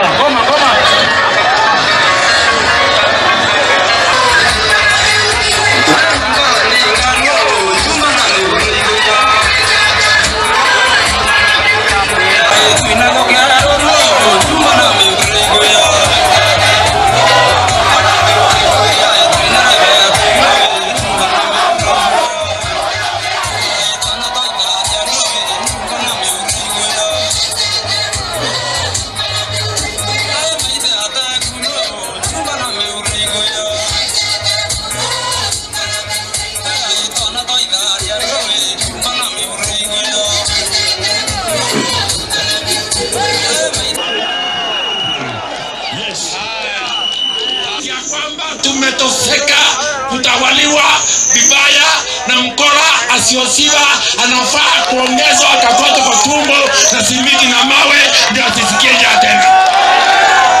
Wangapi wanasema Kawira aende? Kawira mbae, lakini tunataka kiti ya mtuma apewe, kiti yake andikute yake, magari rudishwe, security apewe, kila kitu apewe, na kiti ya finance, kiti ya pesa apewe. Kwa ndo ndaya ya Kiberi ndio kuna mkomeno wa Remera arome ando Kawira.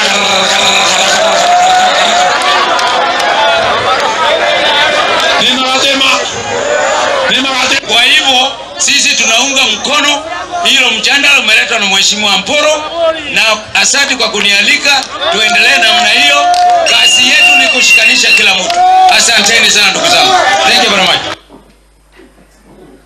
Madam Governor, I hope you are able to explain again, or perhaps the message has sunk, what these honorable members are telling members of the public. The honorable members of parliament and the deputy speaker of this honorable house is telling the public that I defeated men, and in this case they are going to use that steering stick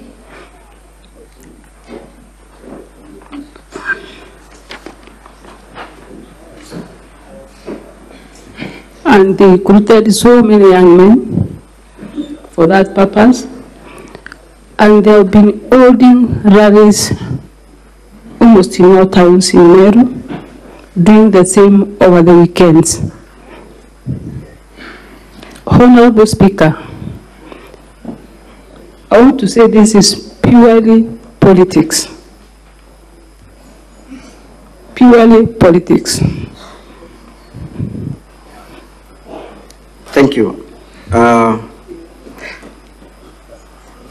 There is another video, I think that will be my last, 3C on the gender profiling and harassment. 3C.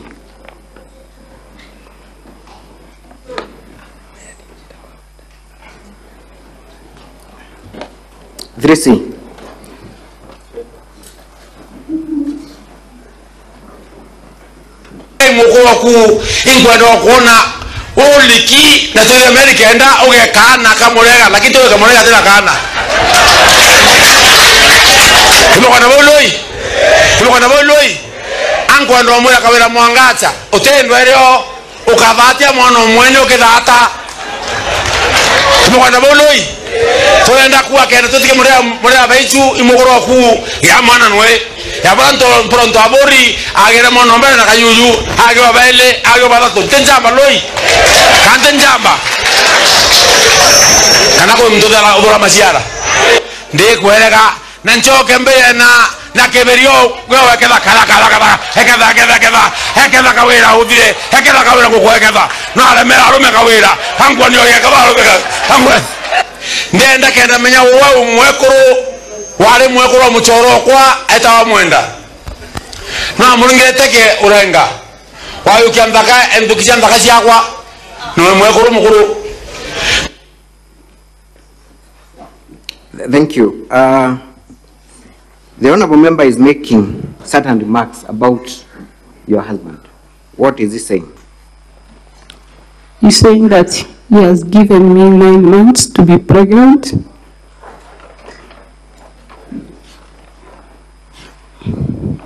And if that is not done, he will do it via what is holding.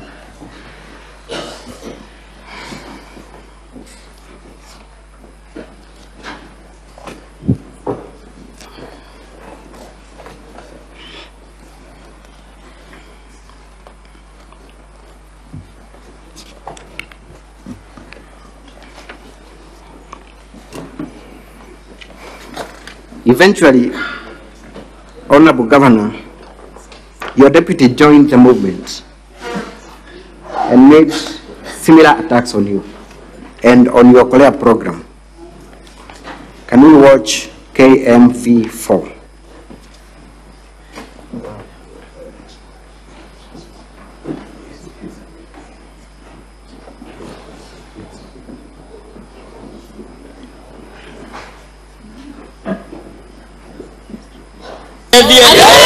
Tazaraka kaunti tobatethie Embu kaunti tobatethie Isiolo kaunti tobatethie Ukorea kirundu kia thina kia pumbate kia kuewa itokwenda kia tokweana hapo sana biki Ndio governor pumbate program Kerundu keke pumbate program wetu okolea matwe murungu wake tuetera tutetera muntu no kerundu ke anto bembe bekuwa totekenda bekwerwa kerundu ke wikireti makire bagwa tokolea kabisa yo mathina yaba ya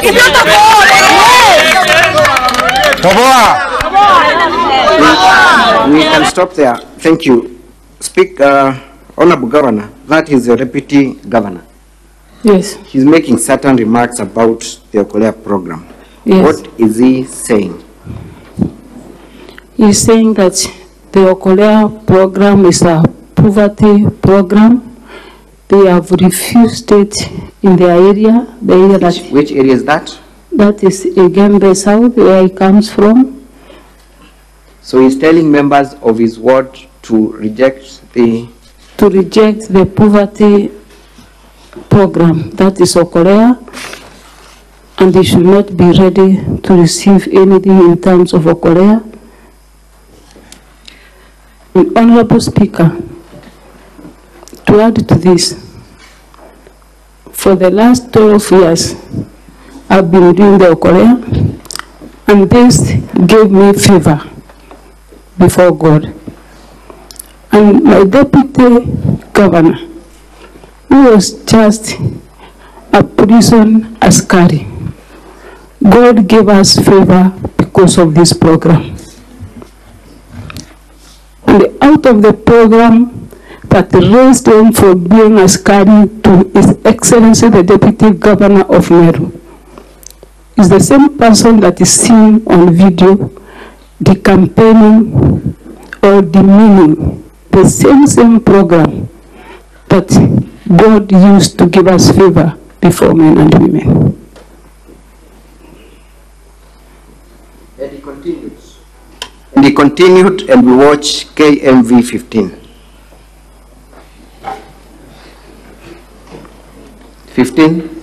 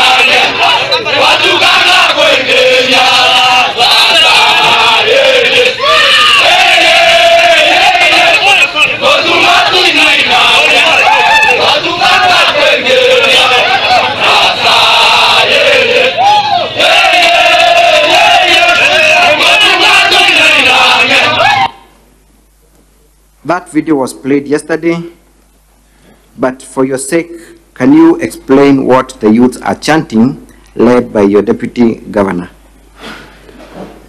That is my deputy governor with some youths from his area saying that Kawira doesn't have a home. She only does prostitution in the county, and they are praising him and warming him up to be the governor or take over the position of the governor of Meru. And that is exactly what has been happening to our members of parliament, including the senator or deputy senator of this house. They have started warming him up to be the governor and take charge because I'm just a woman before them. Thank you. It got worse by slaughtering of a cow that you had donated. Can we watch KMV 16? Confirm whether that's the same cow you had donated and to whom had you donated the cow.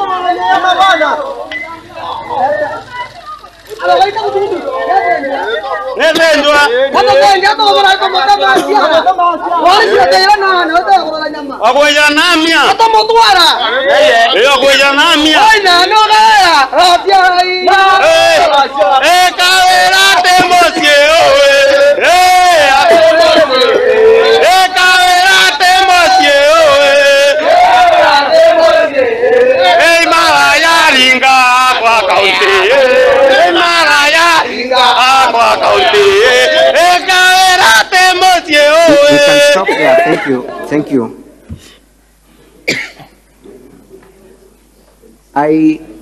Forgive me if I'm wrong, but I see like the cow is still alive as it's being slaughtered. Yes. Was that the cow you had donated? Yeah, we were in the area of the Igembe South, and then we identified the old woman who was to be given the cow as it was entering into the field. Then they took the cow, slaughtered it just before us. And they are singing the same song, but they are also making other remarks. What are the other remarks? Before I say about the other remarks, is that hiyo ng'ombe ilikuwa imebeba ndama ya miezi 6. And then they are saying that the same way they have slaughtered or killed the cow is the same way they will do to Kawira Mwangaza. Thank you. We can have the video removed from the screen. That has not also been the only thing. You have also been accused of not being a proper Meru. Are you aware of that fact? What? That you have been accused of not being a proper original Meru, therefore unfit to lead? Yes, they have been accusing me of not being a Merian, but a Kikuyu. Thank you. Let's first watch KMV 5. You will make those explanations.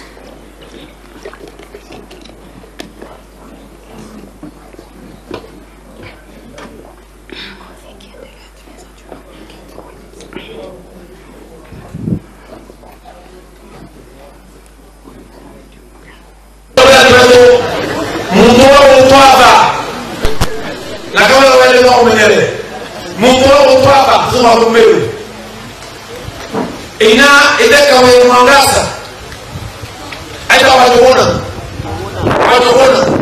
kuna vya ile ina aita muhula hello Kawira Umbe Bato tuapa imweko tuapa imweko tuome uromiete hebu tuapa Meru ni sokere ya utu ya mwana wao au tupita kabilao. What is the Honorable Member of Parliament saying in respect to your ethnicity? He says that the father of Kawira Mwangaza is a Kikuyu from Kirithaini by the name Jogona, and the mother is Mbogore from Kikuyu, and they don't want to be ruled by a Kikuyu in Meru. That's why they want to change to get a real Marian, who is Peter Gatirao Munya, the first governor. Thank you, Madam Kawira. Is it then your evidence before this Senate that pressure has been asserted on members of County Assembly to ensure your removal from office on charges that do not hold any water? Pressure has been mounted to members of County Assembly of Meru by the same leaders, as you have seen, and they had no option apart from adopting an impeachment motion where they were forced to sign and impeach. Can we watch KMV 11 on the nature of that threat and whether the MCAs indeed succumbed to the pressure? Na bunduki yao inachochi ando cha kuromba. Baadhi mwenye tuibia meni ula ugatwira ambazi ni kiraitu na ndilo ruri ndo akiraitu na bunduki cia wako warombe teri ukawa na yuka soka ndo ya bunduki dole ntole ka umogira bunduki cia cia yundi bange baibia meni no menya ataduri yake ama ukiro janda no menya bunduki lawe na chichi ya kuromba bati kwa very careful wakara. Is that the same Saul turned Paul, going back to being Saul? What DMK Kawira is telling the public is that because I was elected as an independent governor, I've been operating with hired guns. And now Medeka Rintori has taken his own, Kiraitu has taken his own, so I'm left without any weapon to fight, and I should be very careful because they have withdrawn their support as the leaders of political parties or as the senior most people in their parties. That is barely 3 weeks after DMK Kawira had been seen dancing, praising you, and saying that he will defend you and will reject any influence from above. It was like 2 weeks. 2 weeks. Let us watch then 3E.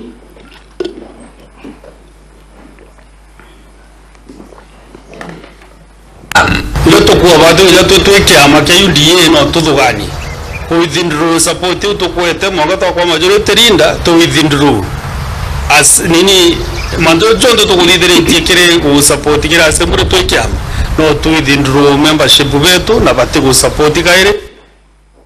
Thank you. Who is the person speaking in that video and what is he saying?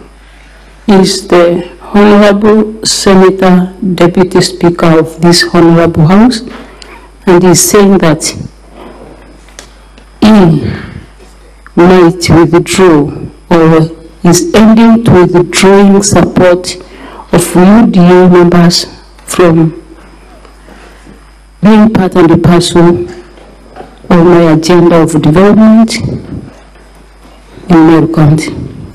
Was that withdrawal, threat to withdraw, made a reality?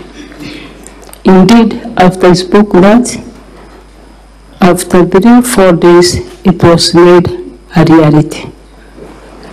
Let us watch KMV9 on whether that support was actually withdrawn. KMV9. Must prevail. Number 9, we officially withdrew our support from the governor due to recent events and our proven inability to lead effectively. Our deaf honorable members are instructed not to in any way associate with the governor in person, Honorable Bishop Kawira Mwangaza. Number 10, we express support for the impeachment of Governor Kawira Mwangaza for the best interest of the people of Meru County and commit ourselves without reservation to this cause, which we commence forthwith. Number 11, we support CS Honorable Kalinturi's political leadership and endorse the proposal to make him the county's spokesperson for a unified voice of Meru County. Number 12, we applaud the newfound unity among political leaders except Governor Kawira Mwangaza for the sake of peace and development. Thank you. KMV8, I think that is self-explanatory. KMV8.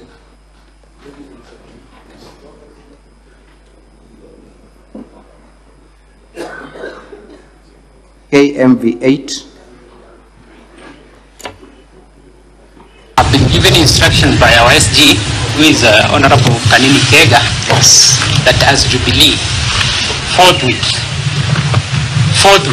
going forward, with Jubilee withdraws its support to one Honorable Kawira Mwangaza. Kabla December tutakuwa na gavana mwingine mpya, kwa sababu hii ni kitu tulianza kitambo na tulianzia hapa. Kwa hivyo tuna vita na wewe gavana kwa hili ya kuonana. Tulikuwa Those are members of County Assembly, and with them is one member of National Assembly. I think he has spoken in Swahili and English. There is no need to emphasize. Was there a press conference formally by other parties to withdraw their support? And I'm looking at KMV10, and I think that is my last video on this issue of withdrawal. KMV10. In this county, we have decided fully to withdraw the support within and outside the assembly that we have given our governor. Number 3, we have resolved to start a fresh impeachment motion to the governor of Meru, one Honorable Bishop Kawira Mwangaza, and we have already signed, appended our signatures, the 27 of us who form or comprise the Kenya Kwanza caucus in the county assembly in preparation for a fresh impeachment motion. Thank you. The one that came last year. We can stop there. Thank you.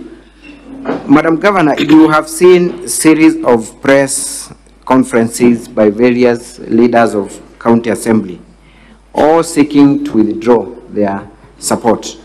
Were the timings of these press conferences within the same period of time? It was within the same period of time. Can you remember the month? I think it's not more than 2 months ago. That is the month of September? Yes.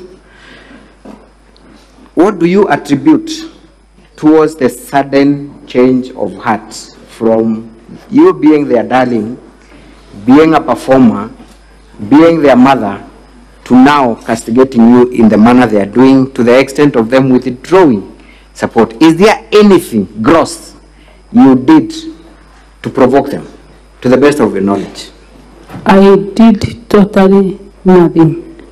And from the last clip, can hear the move of the motion saying that around 27 of them have already signed an impeachment that they are proposing to have. So they signed way back even before. That is what he has said. Number 2, the pressure from members of national government, some few elites, leaders, some few leaders of political parties, the Deputy Speaker of this Honorable House, before God, I want to say they are misleading our MCS. Thank you. Governor, it goes to the extent that even in the performance of your official duties, you are threatened and barred from performing that which you are allowed to do under the Constitution. Is that true? Yes. Can we watch KMV6 and tell us where you are, what you're doing, and what happened? KMV6.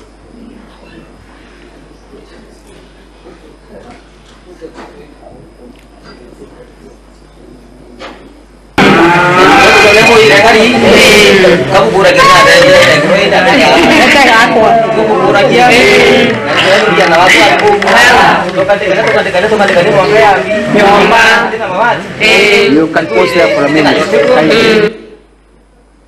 We see you clearly there, Honorable Governor, and there is a young gentleman speaking. Tell us what he's saying and what you are doing in that event and exactly where you are. That is an event done by the county government of Meru. The county assembly passed a budget for us to take care of the disadvantaged mamas in our community, and that program is dubbed as 1 cow per 1 poor family.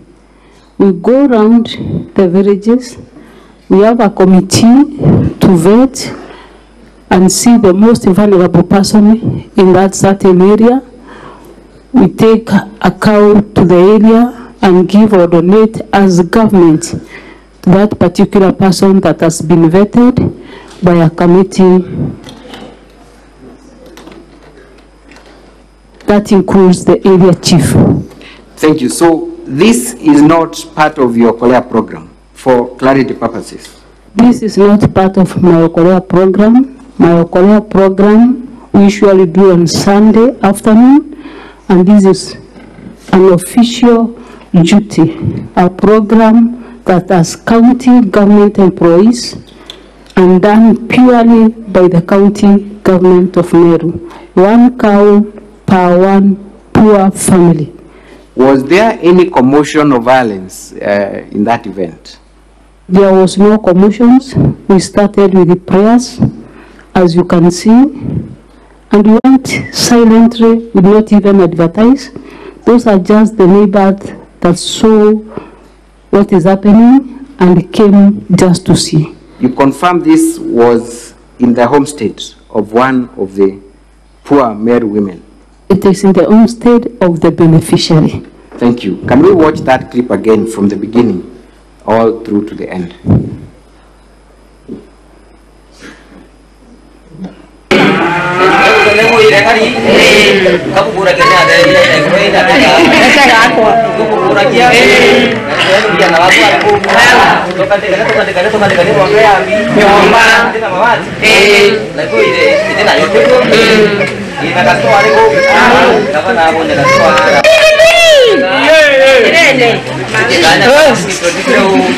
Gavana, serikali, natoka na wewe.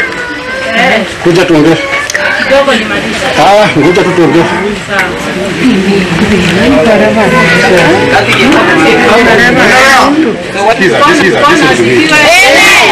Ukiangalia hapa hivi. Tuende pole pole. Wewe watu watoke. Unapata mzee kumi tu peke yake hapa. Watu watoka waende. Watoke muende. Watoke muende. Kama tunataka kwanza vita, watoke muende.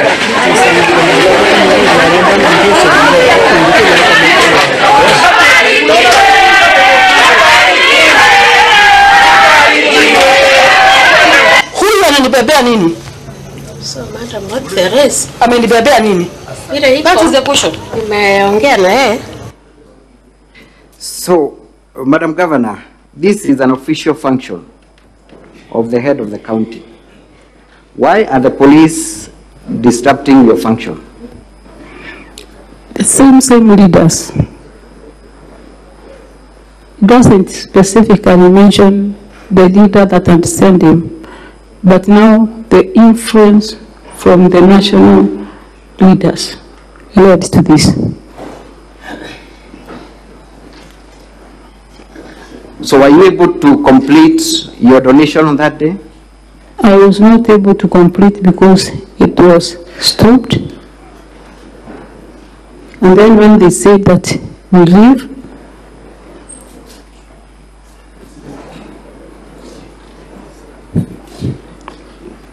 we tried to explain.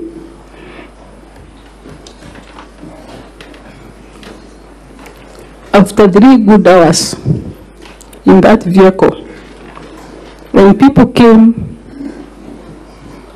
surrounded the vehicles, that is the time the officer said that it was a mistaken identity. Mistaken identity. But isn't the officer calling you by your title when he comes? Yes, he's calling me Governor Kuja. Governor Kuja. You actually pleaded with him to allow you to finish. Ngoja nimaliza, akasema pana, you have 10 minutes here, Kuja. And everyone was dispersed. Everyone was dispersed. That was, if I'm not wrong, a day or two before the impeachment. Can you remember the actual date? I think a day before impeachment. A day before impeachment. And that clip is not complete, Council. Yes. I think we've not heard the officer saying as to why he had come to arrest me. You can tell us because you are present. We may not have the benefit of the full video, but kindly, because it is a first-hand experience, tell us the explanation you got from the officer as to why he was seeking to interrupt your official function. The officer was the area OCS, and then when people came in big numbers, the other bosses came around, and then he was asked to allow me go, and then he also apologized before everyone that it was a mistaken identity, and I forgive him. Thank you. You have been accused of vilifying leaders. We have seen WhatsApp messages, you making certain utterances on WhatsApp groups, and even in 1 or 2 political rallies, through the videos that were produced. Number one, have you vilified the leaders in Meru? Have you in any way vilified, demeaned the leaders in Meru? I have not vilified any leader in Meru. There was a particular comment you made on Facebook, on WhatsApp group, regarding the deputy governor. And you said, ujinga sita kubali. What were you talking about? I was talking about him having or gathering young men going around demeaning the governor and calling me a prostitute. Was that a fair reaction, considering what we have seen? Was it expected of any human being to react and defend herself in the wake of such attacks? Honorable Speaker, I'm not an angel. You must have feelings. Thank you. Let us go briefly to the responses, and I believe you have answered to all the allegations in your notice, in your response that you first alluded to. You have answered, confirm that you have answered. Yes, I have answered. Satisfactorily to all the charges. I have answered.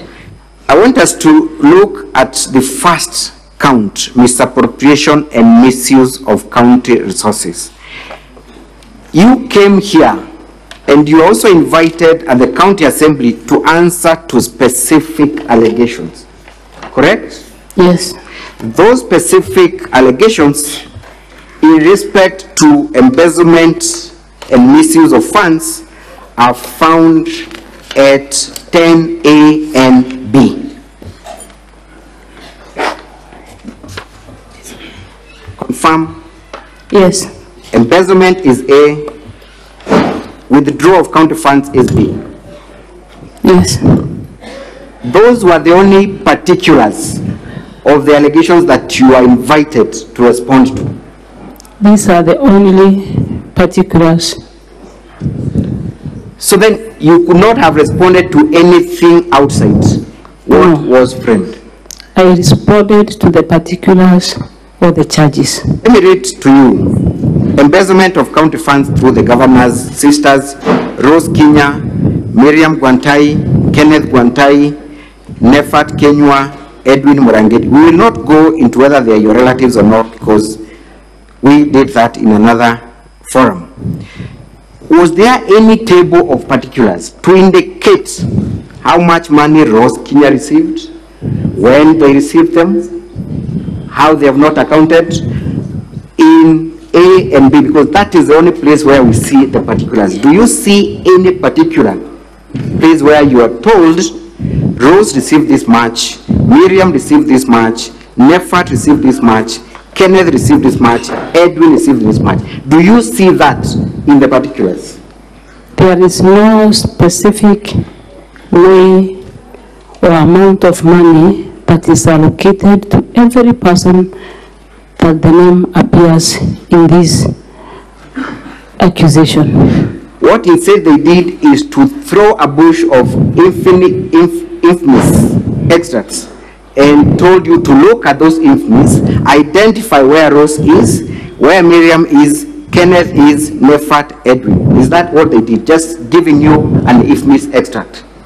Just an infamous extract, to do it by myself, extract maybe the amount of money for Miriam, for Rose, for Kenneth, for Nefat. Is there any mention in A and B where the amount of 78 million is mentioned to have been embezzled? So that you are able to respond specifically to what you are facing. There is nowhere a figure of 78 million is being indicated in this, as for the Miriam, Rose, Gwantai, and the rest. Apart again from the infamous extract. It is only the infamous extract. You have also seen the basis of their complaint. It is another complaint by Salesio Mutuma, who tables his own computation and files it with EACC. Is that correct? Salesio Mutuma is an activist. He files a report to EACC, and the county assembly uses the same report that has been taken to the EACC by Salesio to accuse me of embezzlement of county funds. Nothing else apart from the report by Salesio Mutuma. So then, even as you're making this response, Madam Governor, it is only out of abundance of caution that you supply the Senate with what you thought was necessary. Yes. Did you even have the guide to lead you to where you are supposed to get materials in support of any claim? No. None whatsoever? Yes. To the best of your knowledge, was there any audit query or report that was generated by a competent body touching on embezzlement of county funds? No audit report, no other report apart from an infamous report by Salesio Mutuma, an activist, to EACC. But you have also taken time to explain what you thought the complainants might have been looking for, isn't it? Yes. And you have created a schedule that appears in your response. Kindly look at that. Appearing from what page? 105. 105 of our response, the small booklet. Yes. So then, the computation you did there, is it conclusive or is it based on what you understood to be the case from the county assembly? Because there were no particulars. It is not conclusive. It is not conclusive. Yes. The document again that you attached, was there any particular order to which you are preparing those documents, or you are basically looking at the IFMIS extract and giving what you thought was a suitable answer because there was no particular charge or request for you to look at any specific issue? I tried my best to look at it so that I can give a feedback. Thank you. So had you been properly guided by the motion, you would have done a better job in giving them very specific answers to specific queries? Yes. Thank you. Let us proceed to the other charge of nepotism. First of all, let me ask you about this gentleman called Nefat Kenywa, who has been said to be a brother-in-law to you. Do you know Nefat Kenywa? No. He's an employee of county government of Meru. He's an employee of county government of Meru. Is he married to your sister? None of my sisters are married. Your sisters are single. So then Nefat cannot be your brother-in-law? No. Edwin Mutuma, is he your nephew? Nephew rather to your husband? No. You know very well the relatives, or rather siblings to your husband?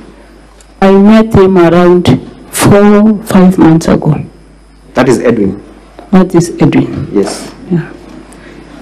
So he's not, again... he's not a relative. He's not a relative.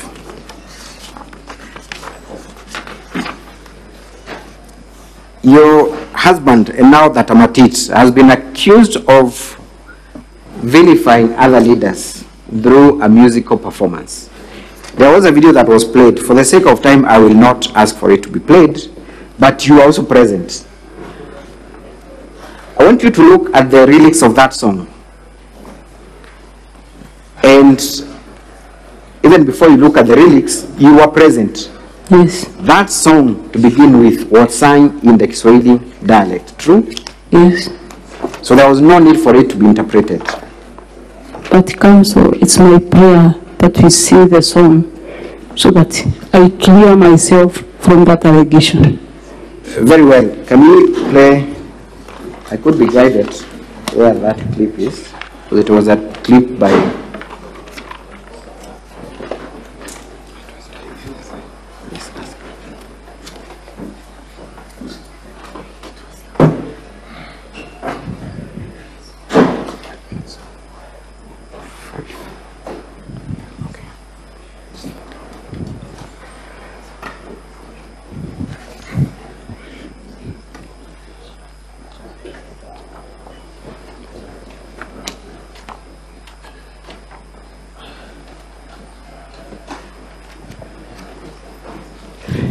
As we wait for the song, Madam Governor, we will watch it.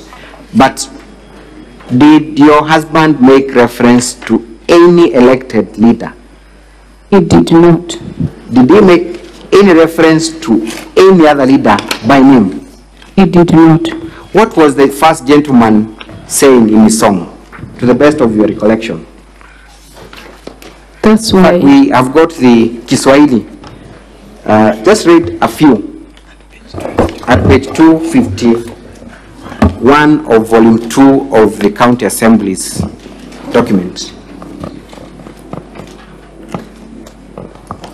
Very quickly, Madam Governor, I urge you to read. We are pressed for time. They want, is that right? Yes, just read in Swahili. They want Kawira to come and help them still. Kawira is against it, and when Kawira refuses, they dig. I would love you to read the Kiswahili version. The song was sung in Kiswahili version. That is the translation. Kindly read the Kiswahili version. This is also a Swahili speaking. Kila siku wanamtafutia makosa, wanataka Kawira awasaidie kuiba. Kawira akakataa, akasema yeye hataki wizi. Wakati alipokataa, wakasema, wakaanza kumshimbia mashimo, wanataka Kawira akule pesa, nao wanataka Kawira wakule pesa za barabara, wanataka Kawira akubali wakule pesa ya dawa hospitali, wanataka Kawira awasaidie kukula mali yetu. Igembe na waeleze ukweli kabisa, mpaka sasa sikilizeni kwa makini. Wanapanga pia kuchukua maisha ya Kawira, wanapanga sasa mpaka kumuua Kawira. Lakini najua maombi yenu, huyo shetani ameshindwa katika jina la Yesu. Ati walikuwa wanasema tangu ile wakati ya impeachment ya kwanza, Kawira hajawahi kunywa chai kwa mikahawa ya Nairobi. Mara ya mwisho Kawira kunywa chai mikahawa ya Nairobi ni ile wakati ya impeachment, na hiyo sasa ndio inafanya maadui wake wakasirike kabisa. Eti wanamtaka Kawira kuliko akuje okolea awe akienda Nairobi kule wakunywe nao chai na meza na pesa zenu. Kawira naye amekataa katakata, akasema kazi yake ni mashinani. Wenye wivu wajinyonge, wenye wivu wajinyonge. Is there anything demeaning or targeting any leader in those lyrics? No, nothing. No leader is being targeted or mentioned by name. Is it true that you're facing a threat to your life, that the first gentleman in a musical performance passed that information? It is. Is there anything wrong in that, in your husband coming to your defense when your life is in danger? He should come and defend the wife. Thank you. You have been accused of particularly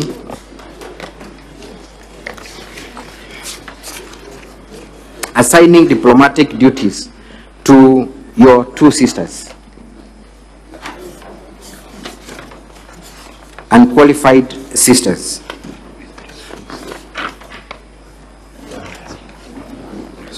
Yes.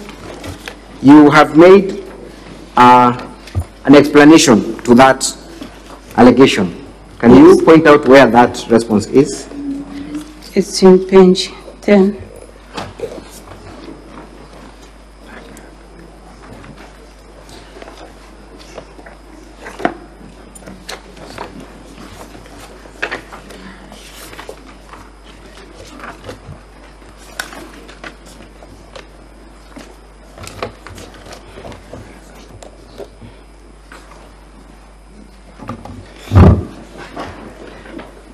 As we peruse through,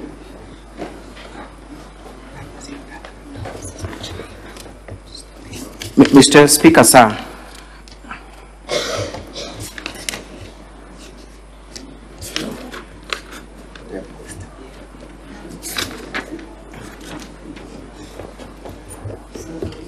It's page 15.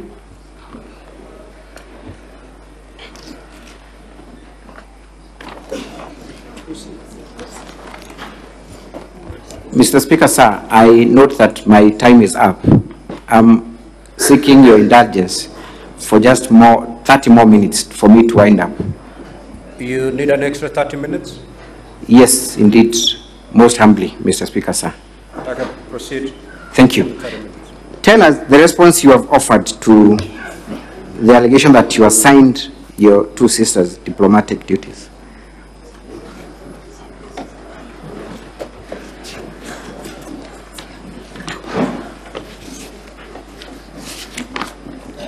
I was invited, courtesy call to embassy in Nairobi, that is Slovakian.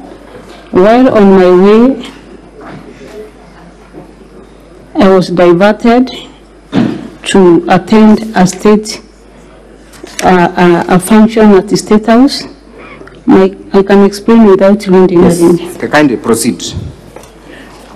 On my way, I was accompanied by the County Secretary of Meru, my personal assistant, my bodyguard, and my driver. And then on the way, there was an urgent meeting. I decided to attend the meeting first so that I can join the other team later. The county secretary joined on to the embassy. As I was finishing from the State House, they had already done with the meeting. Okay. So I did not assign my sister any duty. It is just because I had traveled with my personal assistant and also the bodyguard to attend the meeting. Did you later offer an explanation as to who attended that meeting and what was discussed in your Facebook at page 94? Yes. You confirm that the person that attended that meeting and presided and had discussions was the county secretary? Yes. Thank you. Let us go to the China trip that you have been accused of sending your sisters and relatives to a tour. You got an invitation from a company? Yes, to China. To China? Yes. Did that company represent itself as having affiliations with the Chinese government, to the best of your understanding? Yes, at first, in the first case, it associated itself with the national or the country of China. The state of China. Yes. You had planned initially to attend that trip. Is that the position? Yes, I am planned to attend.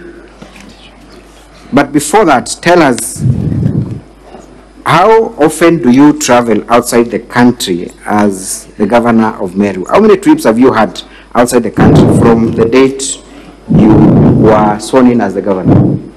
I've only traveled once. To which country? South Korea. When was that? Around 6 months ago. What was the practice when you traveled? How do you travel? Do you travel with your team together? Do they travel in advance? What happened during your last trip to South Korea? For this specific one, I sent my personal assistant, my bodyguard, and the team in advance.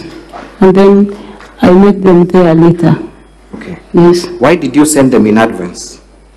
For preparations and also to know exactly what I'm supposed to do and arrange everything before I get there. Okay. Was that the case with the China trip? Yes, it was the case. So who traveled to China and for what purpose did they travel? Those who traveled to China are 4 people. One is the Waziri for Health. Yes. And one is the external leakages acting director, my personal assistant, and my bodyguard. Did you eventually travel to China? No, I didn't. You did not? Yes. Why didn't you travel to China?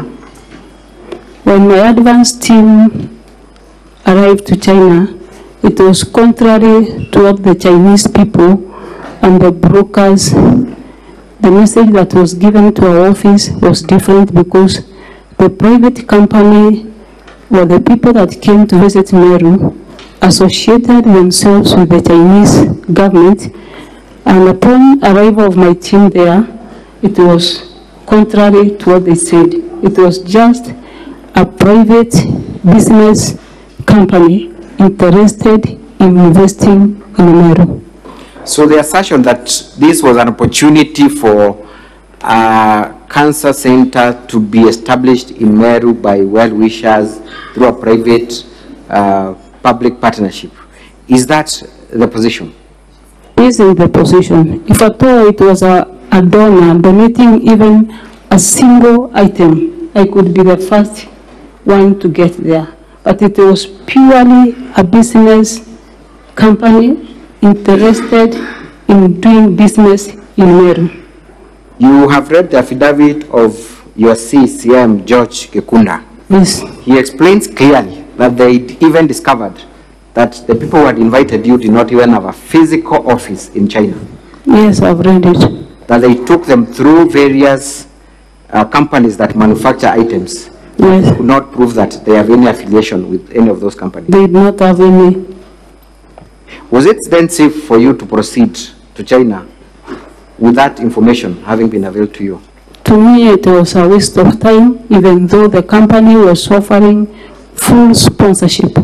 But now, going to China just because of assisting some people to come and do business in Meru, it wasn't a priority to me. Thank you. You have been questioned why the CEC or yourself did not seek any visa clearance to China. Do you have a Chinese visa? Yes. Yes, you do. So there was no need for you then, for the CS to ask for a visa to be provided. You already had one. Thank you. The deputy governor, has also accused you of arbitrarily relocating his office from next to your office to another block, changing the locks. Let me just read specifically. Number one, he is accusing you of arbitrary reduction, suspension, and withdrawal of budgetary facilitation. Were you in any way involved in reduction and withdrawal of his budgetary facilitation? No, and I cannot do that.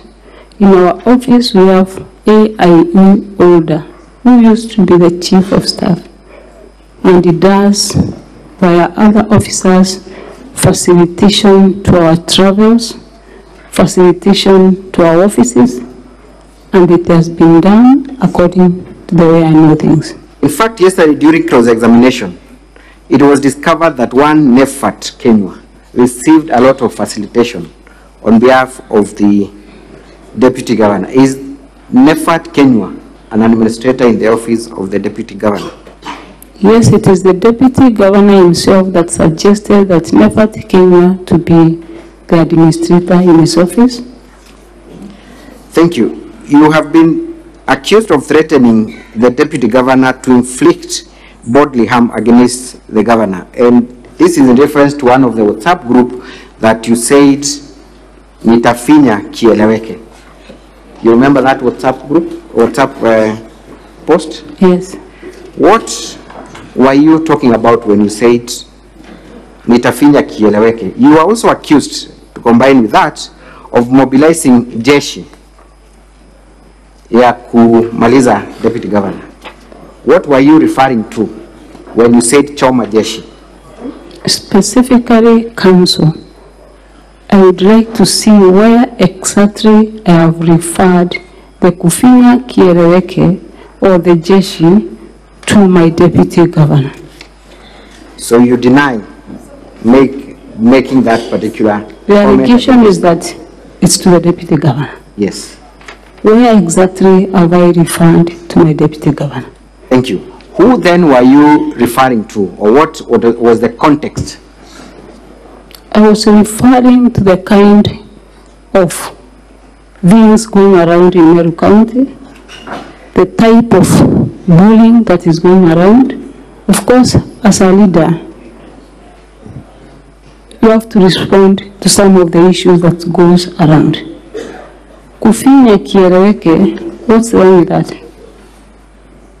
Thank you. So you were not making any reference to I was not making any reference to any particular person. You have also been accused of forcefully breaking, entering and ransacking the deputy governor's office. I think that is a criminal offense.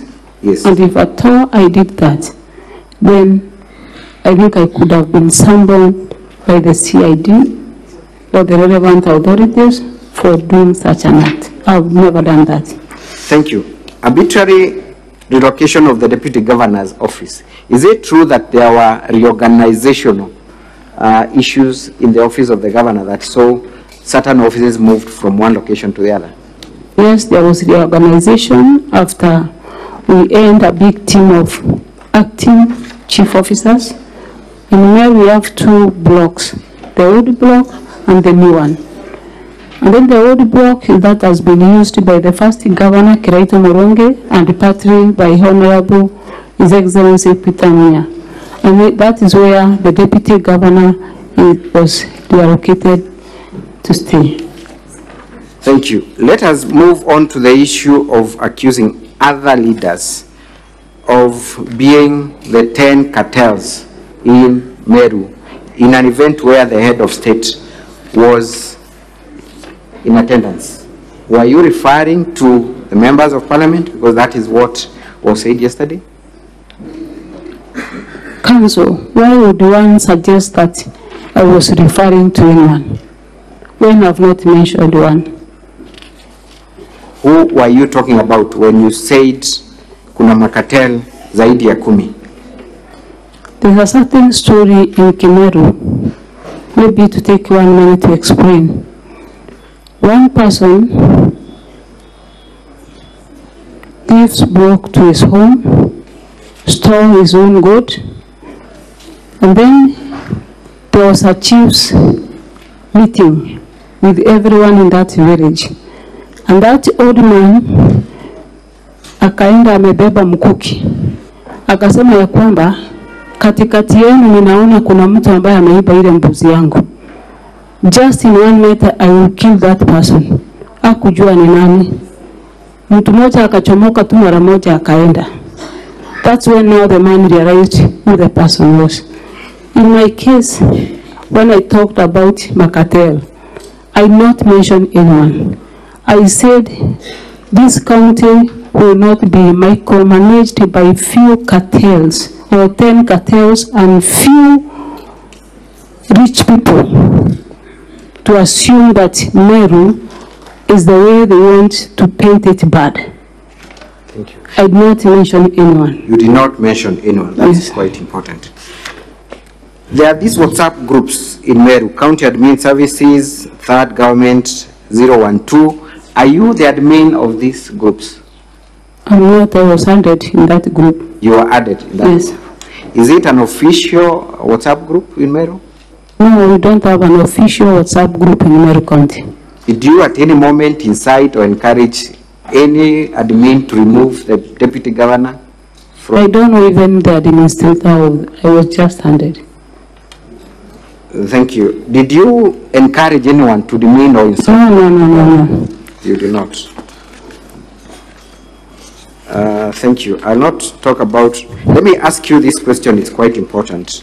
It's the issue of sending certain employees of the county on compulsory leave.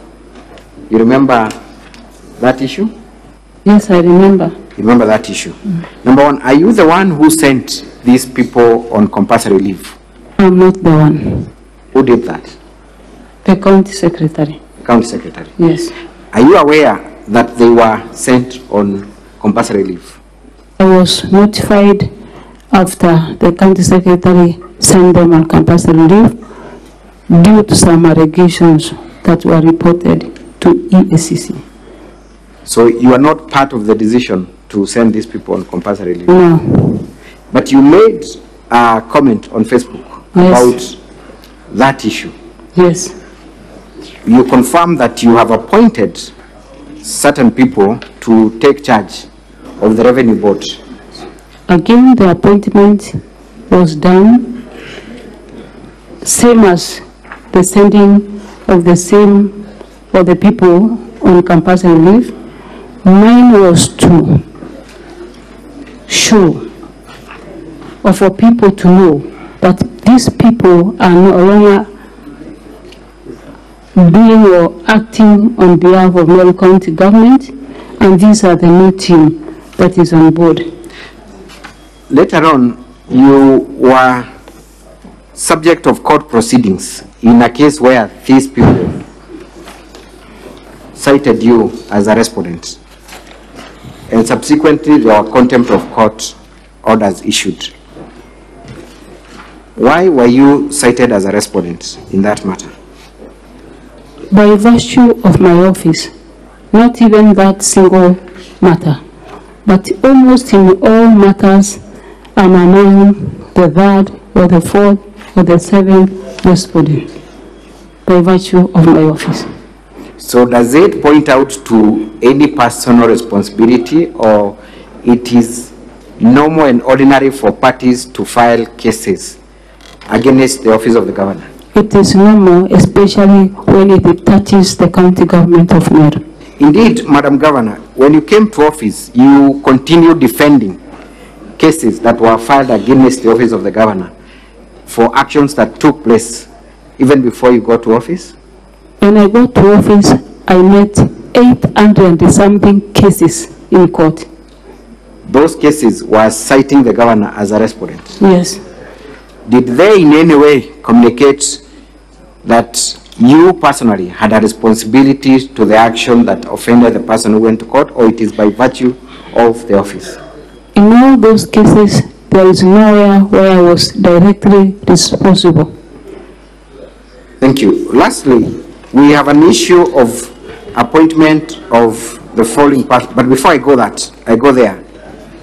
let us talk about the traffic marshals in Meru. You have been accused of creating this office called the traffic marshals without following due process. Did you commit that offense? I did not appoint anyone for the traffic marshals. That was a pilot project from the Department of Public Service. Just like any other governor or leader, you are mandated or you're supposed to launch a project. But I did not participate in employing any of the traffic marshals. Did you later seek the approval of the County Public Service Board to create this office? The county secretary did it. And those discussions are ongoing? The discussions are ongoing. Thank you. And one council may ask, who then were the drivers of the border? We have the enforcement team and some few others that were piloting or were used to pilot the project. So we've never employed any single person to do that duty. Thank you. You have been told that you bear the ultimate responsibility even for actions of your CECs, county chief officers, directors, drivers, your chief of staff. What is your understanding of your role as a governor of Meru County? Of course, to provide leadership counsel, and also, even though in some ways I might be involved where I'm directly giving a direction, maybe via memo, because a government has a way of communication. But in this case, or in all these allegations before me today, none of them that I have alluded my signature, neither given a memo for the accusations that are before me. Thank you. The very last, we have seen a lot of, and I do not wish to go deep in it, but we have seen the county assembly trying to make a big deal of some payments that were done on one day to Rose, to other members of county government. Is it that these people are being paid for forged interest, or why is it that there is an indication of many payments done on one day? To the best of your understanding, though you may not have the technical.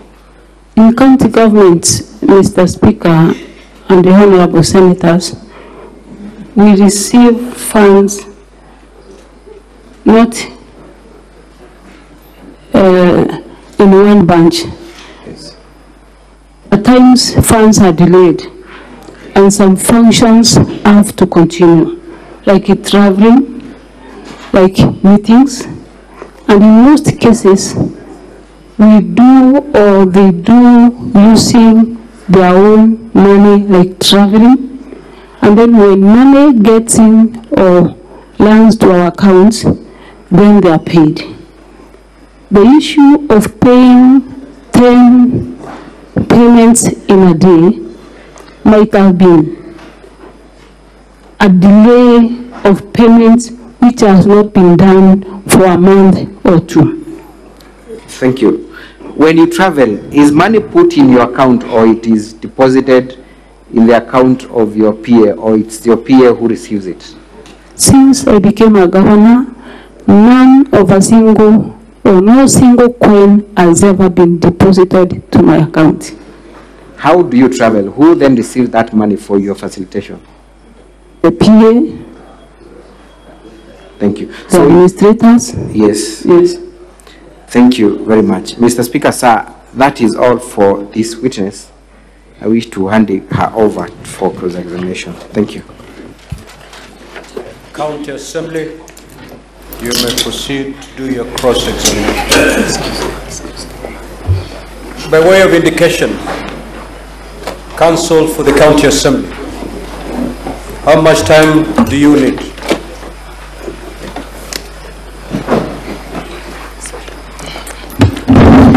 Mr. Speaker, if it finds favor with you, we request 2.5 hours. You request? 2.5 hours. We only make this request, Mr. Speaker, based on the scope of the issues covered by the witness. They are not issues we can address in a short time.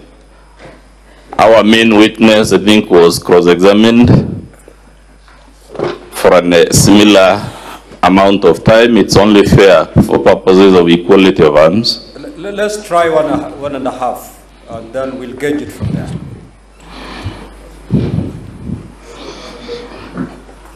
The Honorable Governor Mwangaza, good afternoon. Good afternoon, Council. Would you agree that the cultural structure and values and attitudes of the Mount Kenya community are substantially similar, even though there may be small details of variation? No. So it is your case, the culture of the Meru, Embu, and the Gikuyu are vastly different. Yes. Are their languages also vastly different, or are they substantially mutually intelligible? Different. Are they mutually intelligible?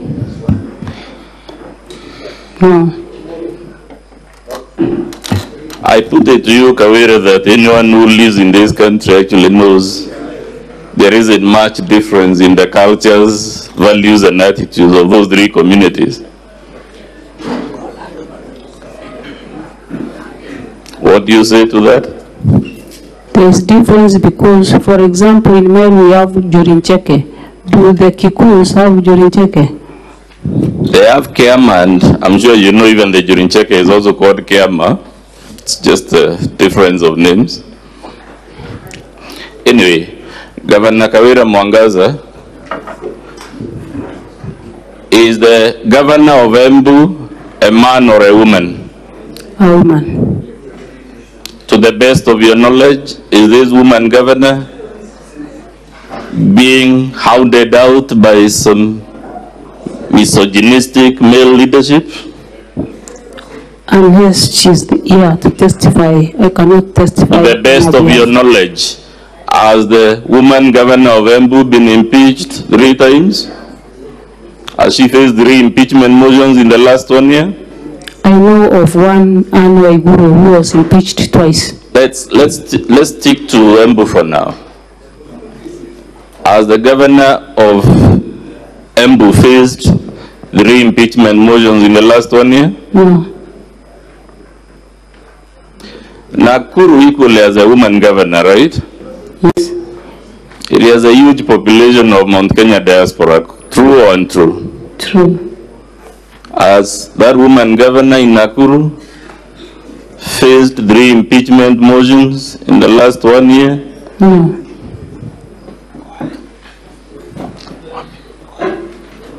Kwale as a woman governor, true or false?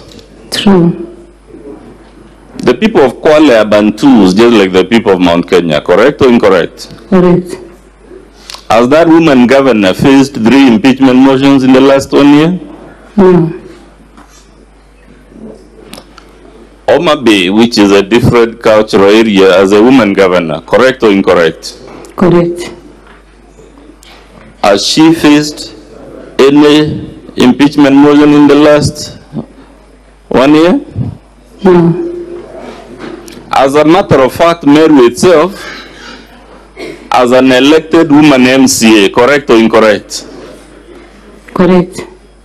To the best of your knowledge, has that woman MCA in Meru encountered any backlash from a toxic masculinity to round her out of office? Several times. Have you adduced that evidence anywhere in your response? No, because it was not part and parcel of my response. Meru as a woman representative, correct or incorrect? Correct. In fact, you yourself were a woman representative of Meru for a whole 5 years. Yes. Did anyone try to recall you because you are a woman? No. Good.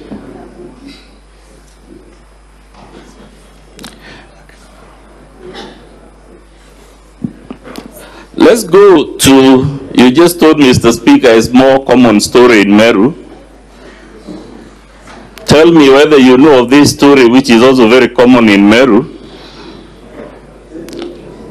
of a woman who would beat her husband, then scream, and because the society is socialized to think it is the man beating the woman, and she has locked the house, people would think it is the man who was beating the woman, while the truth was the other way around. Have you ever heard of that story? No. Of course, you've never heard of it, because it's not convenient.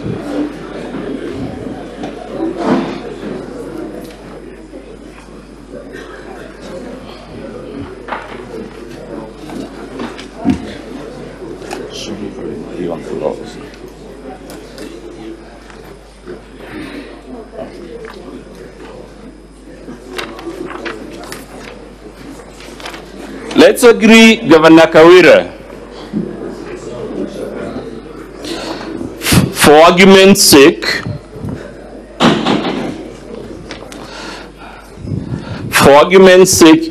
without conceding, let's agree the MCAs are indeed acting under the influence of external people. Would that mean your sisters never received the monies we allege? Pardon? If we temporarily agree for argument's sake that the reason the MCAs have impeached you all these times is because of toxic masculinity and evil motives and malice and whatnot, we want, for argument's sake, in my next series of questions, to work on the assumption that that is true. If the MCAs are malicious, would that be an answer to why your sisters were receiving monies irregularly from the county? No. If the MCAs are intimidated or influenced, would that be an answer to the count on usurpation of statutory functions of the County Public Service Board? No. Indeed, Governor Kawira, the motivations of the MCAs, you will agree, are therefore irrelevant as long as there is evidence in support of the charge. There is no support in the charge.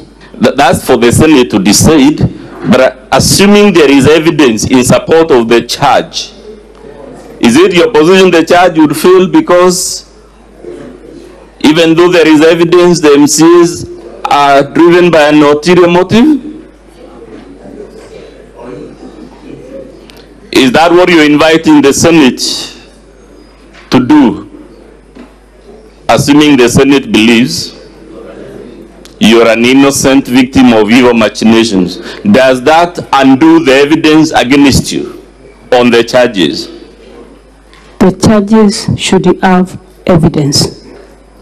If they have the evidence, my question is, would evil intentions on the part of the MCAs undo that evidence? Would the evidence cease to exist because the MCAs are acting maliciously? No. The answer is? No. No. So you will agree with me, therefore, the case against you should be decided on the evidence, not on the motivations of the MCAs. Yes, on the evidence. Thank you very much. That's a very useful answer. Let's go to the complaint by Celesio.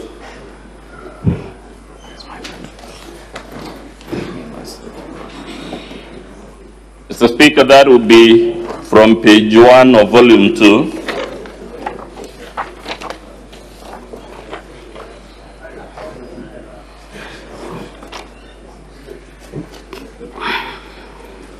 You just told the Senate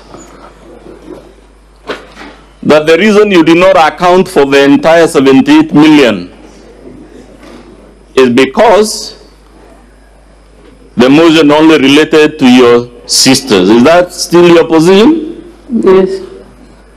Did you read volume 2 as you read the impeachment motion?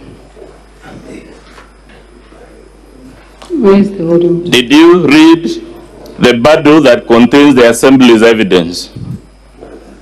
The evidence is the infamous extract by Celesio. Correct. Yes. In fact, the impeachment motion says the evidence is in the complaint by Celesio. Correct or incorrect? Correct. It would mean, therefore, the impeachment motion must be read together with the complaint by Celesio. Correct or incorrect? Incorrect. Can you refer to paragraph 11 of the motion?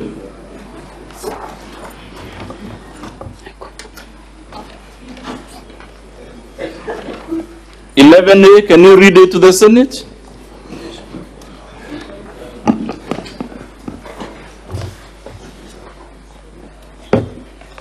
Yes, I can read. Read it for us. 87 of 68. Evidence of the governor engagement, convenience, and complicity in the proceeding. 2, gross violation of the Constitution. 3, 2, gross misconduct. 3, gross abuse of office to be found in, accompanied by Duranera Celesio Mutuma to Ethics and Corruption Commission on 11th August 2023. So you agree you are given sufficient notice that the Assembly will be relying on the complaint by Celesio in the motion itself. Correct or incorrect? Incorrect. Fair enough. Incorrect.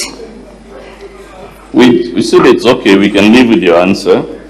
But let's go to the complaint by Celesio. Can you go to page 4, volume 2?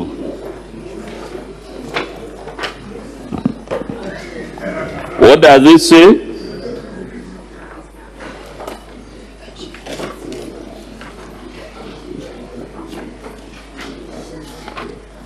At 2.5?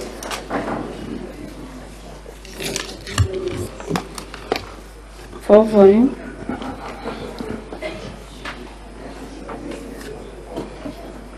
It refers to Kawira Catherine, isn't it? Yes.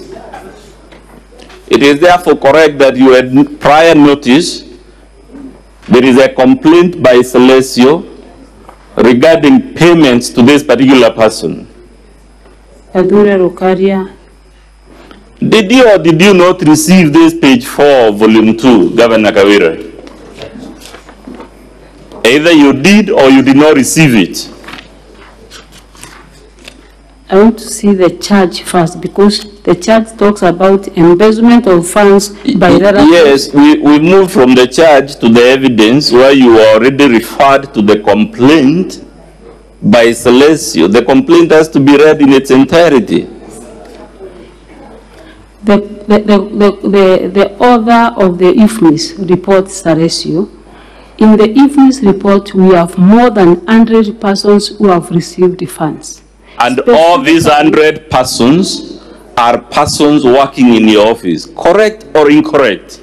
And these 100 persons are not mentioned in the impeachment. Fair enough, Governor. Do these 100 persons work in your office? Either they do or they don't. I'm not aware of everyone who works in my office. Good. But does page 17 indicate these are transactions by persons who work in your office? At the top of page 17, does it show that these are transactions by persons who work in your office?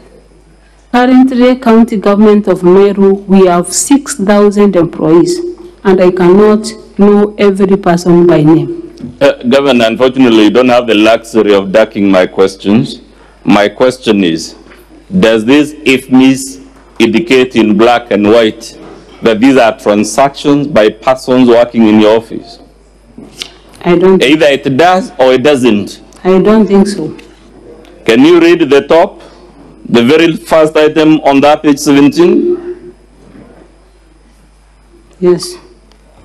Read it to the Senate. Vote. These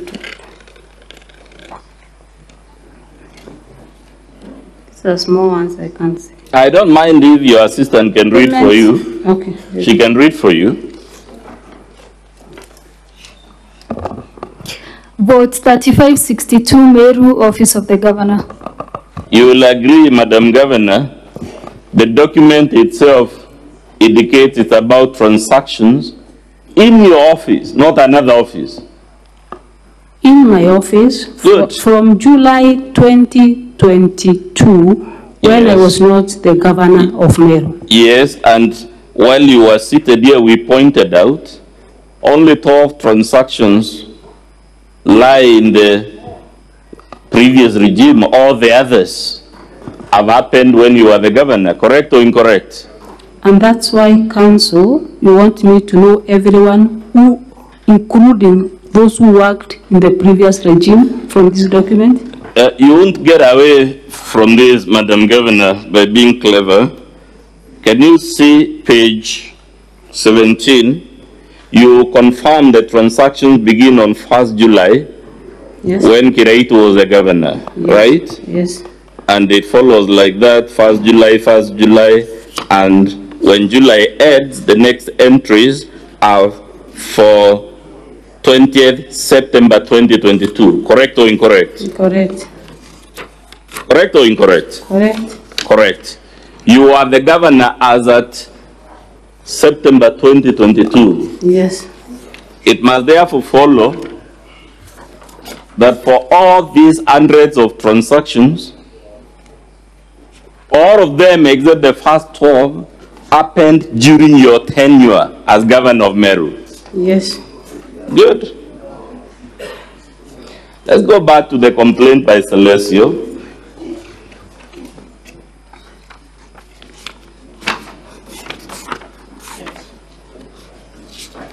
At page 4, Celesio talks of withdrawals by Kadure Rukaria Catherine. Correct or incorrect? Correct.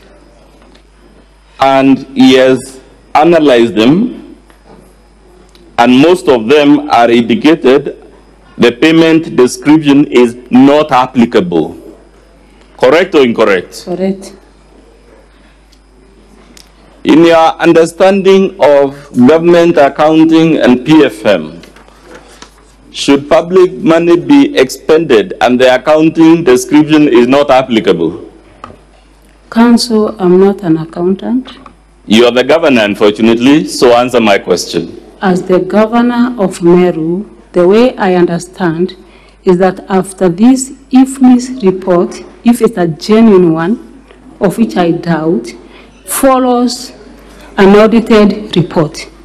Before me, if it was an audited report which clears or rectifies any mess that is in IFMI's report, then it could be a question that I could be easily able to answer. Does the county government have access to IFMIs? Yes. In fact, your junior officials have credentials to IFMIs. Yes. Therefore, they could easily have just logged in and printed the correct IFMIs if your case is you doubt the authenticity of this one. Correct or incorrect? I repeat again that IFMI's extract is not the final document. That's not my question, Madam Governor. The question is, would your CEC finance, would your Chief Officer finance, would your own Chief of Staff, who is the accounting officer in your office, do all these people have login credentials to IFMIs? They have. Good.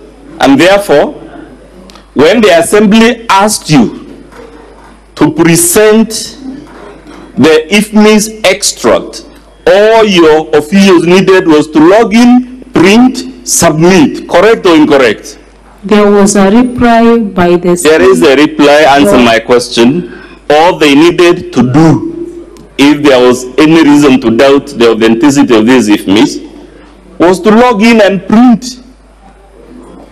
Council, do the Assembly rely on IFMIs? Madam Speaker, I ask that the witness answers my question. I don't want to have an altercation with her. I need your protection, Madam Speaker. Madam Governor, just answer the question, please. They have the right to print the...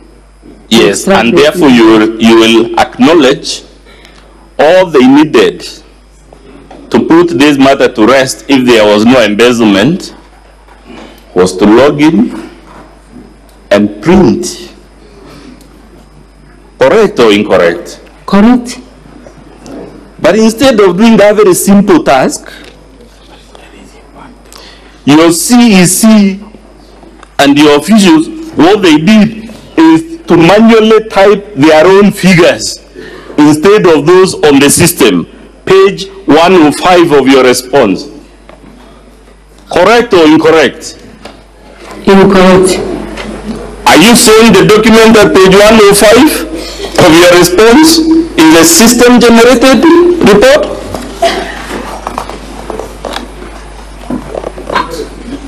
This is generated from my office or from the Salesio? It is from your office. It is in your response, Madam Governor. In your response, we are dealing with the influence report by Salesio, the activist, or a report from my office.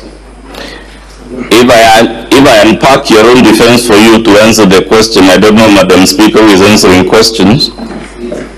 In your defense, you actually rely on the report by Salesio, and in addition, you have brought something you have manually typed, which is a parallel document, not the one from IFMIs. Council, you're insisting that she has typed and she's saying they did not. Can you re-ask the question so that she can answer that? On its face, the document in your defense, is it generated from IFMIs or is it manually typed? Because that should be clear from the face of the document. This is the summary of IFMIs payment. It is not an extract from IFMIs, is it or is it not? It is an extract of the IFMIs. Does it have a timestamp? Time. And if timestamp? Yes. Where is the timestamp? Show it to us. It has the voucher number, the pay. I'm not talking about voucher numbers. I'm talking about a timestamp. System generated reports from IFMIs indicate when they were printed, when they were downloaded. They leave a footprint. Who keyed them and when? You will agree, Madam Governor, so that we save time, your document is not system generated. And that's why I said you typed it.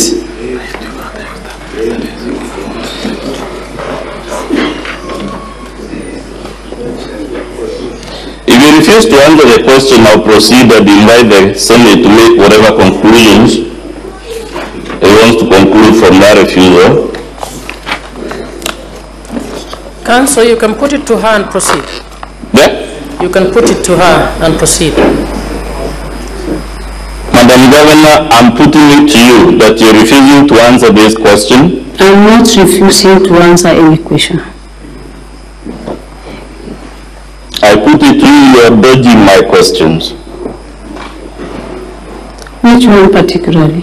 Whether the report at page 105 of your defense is a system-generated document or a document typed on a desk by someone. It's a system of a summary of infamous payment.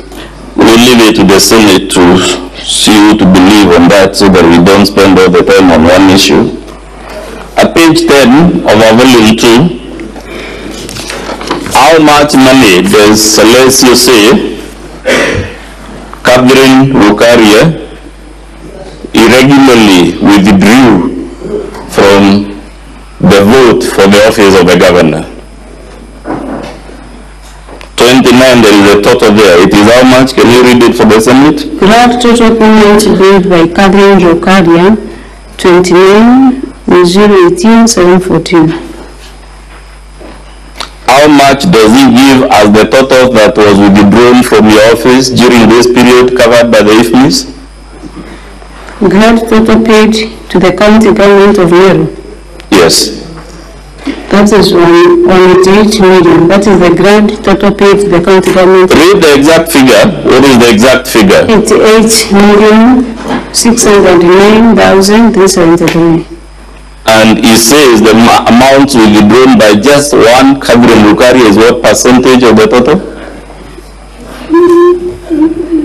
It is indicated there in black and white? 15%. 15%. Yes. Let's go to Lib and Cover, same page 10. Again, Celestio has outlined many payments where the description is not applicable. Correct or incorrect on the face of it? Correct. Let's go to page 12 that involves your sister. Celestio has again listed all the specific payments to your sister. Correct or incorrect? Correct. And again, most of them, the item description is not applicable. And on the IFMIS, the description is prepayment. Correct or incorrect? Correct. And what is the total amount this sister of yours? 2,769,000. Is this amount smaller or bigger than the total amount for the interest you have submitted to the Senate?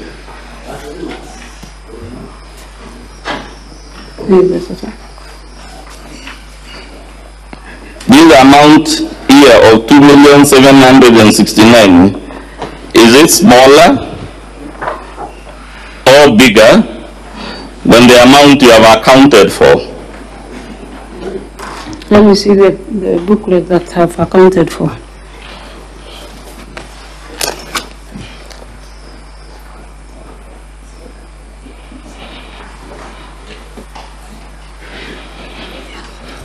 You have only accounted for 2.6 million, Madam Governor, for all the relatives, and yet for just one of them, the amount irregularly disbursed is 2.7 million.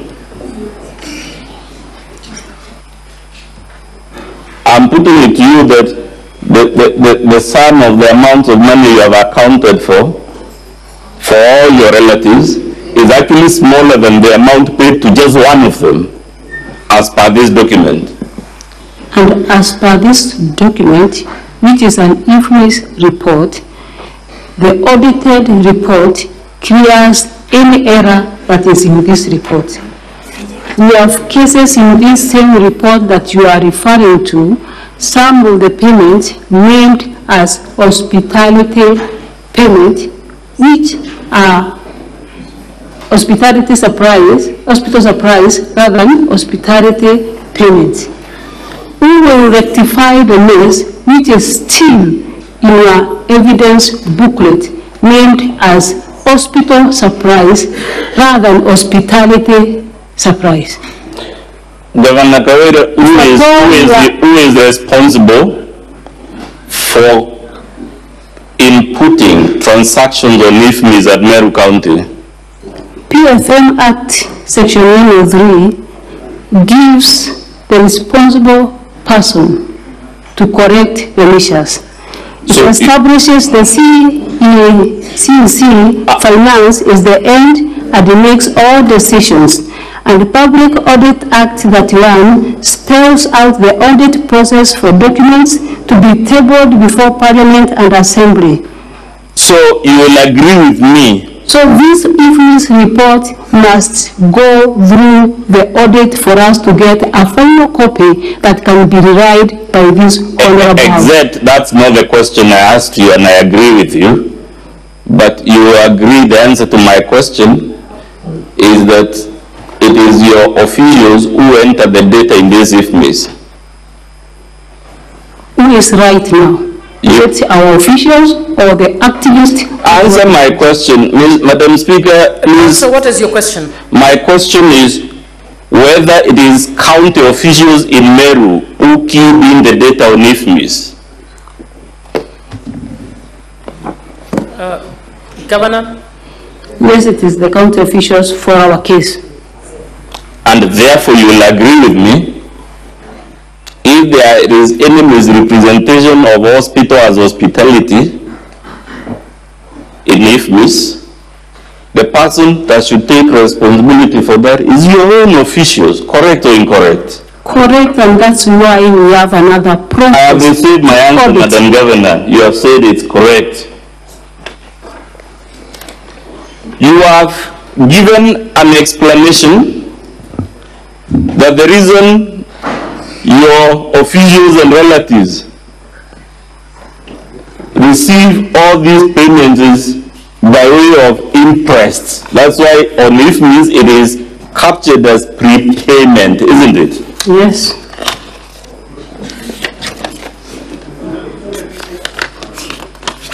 Are you aware an interest is to be surrendered within 7 days?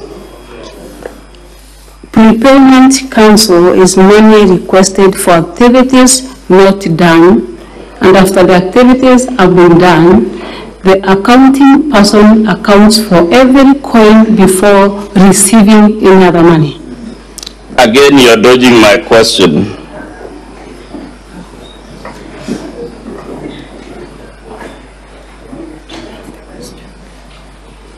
The question is, isn't an interest supposed to be surrendered and accounted for within 7 days? Surrender of interest are surrendered within specific days? My question is very easy. By law, should an interest be surrendered within 7 days? It's either yes or no. Should an interest be surrendered and accounted for within 7 days? What's your answer, Madam Governor? I'm not sure if it's within 7 days. Fair enough. You will also agree with me, this report covers an entire year, financial year, July to the date, the last day there. Correct or incorrect? Correct. And therefore, if payments made in September last year by way of interest still appear as prepayment, the only conclusion that arises is that those interests were never surrendered and accounted for. It is the only accounting conclusion that ensues, Madam Governor. Correct or incorrect? Incorrect. And the reason is that you cannot receive funds from the Treasury before surrendering everything. that you received earlier on? As a matter of fact, Madam Governor, so that I show you you're a liar, can an officer be given an imprest without accompanying hard cash?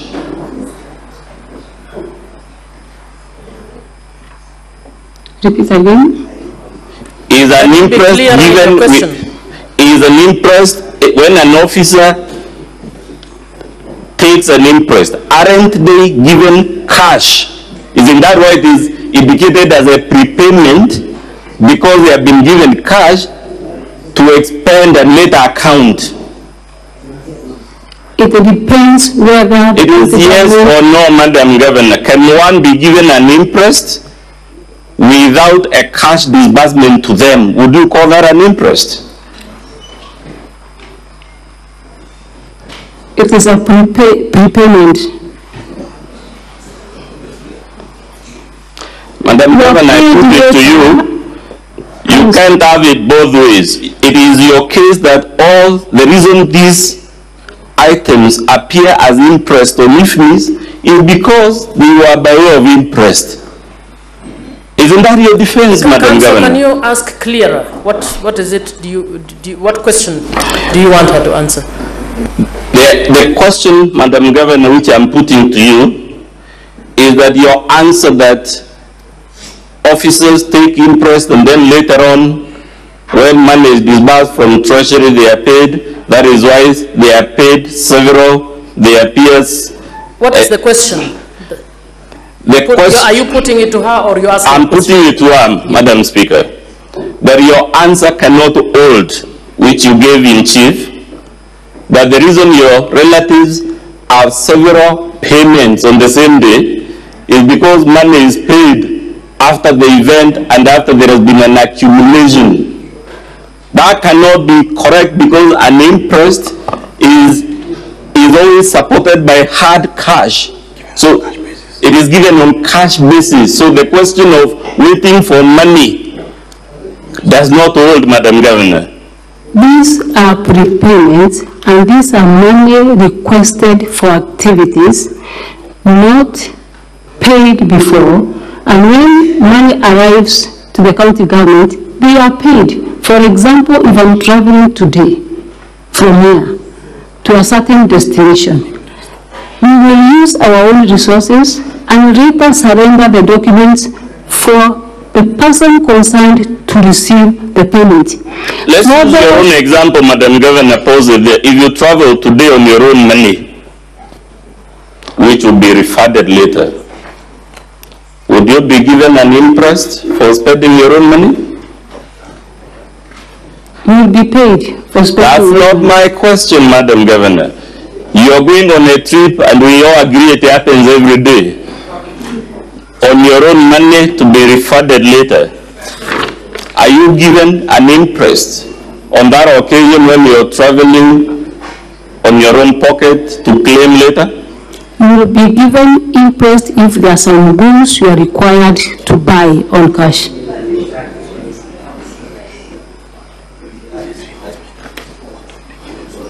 And the amount of money that the council we are discussing is the office of the governor, where there are no projects apart from the usage of money by way of travels and other things like purchase of items in the office of the governor. No projects is done in the office of the governor. How else do you expect the office of the governor to work or to receive money if not by this form? I did ask you a question, Madam Governor, about projects. We are talking about... Can you wrap up on that question? And can you... I think the Senate might be able to appreciate the issue of interests. I request that you move to the next question.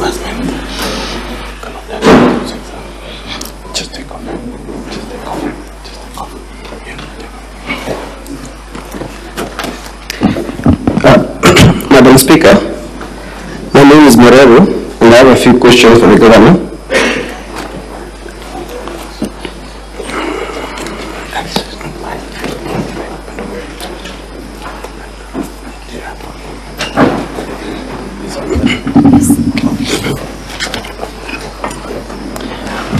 Madam Governor,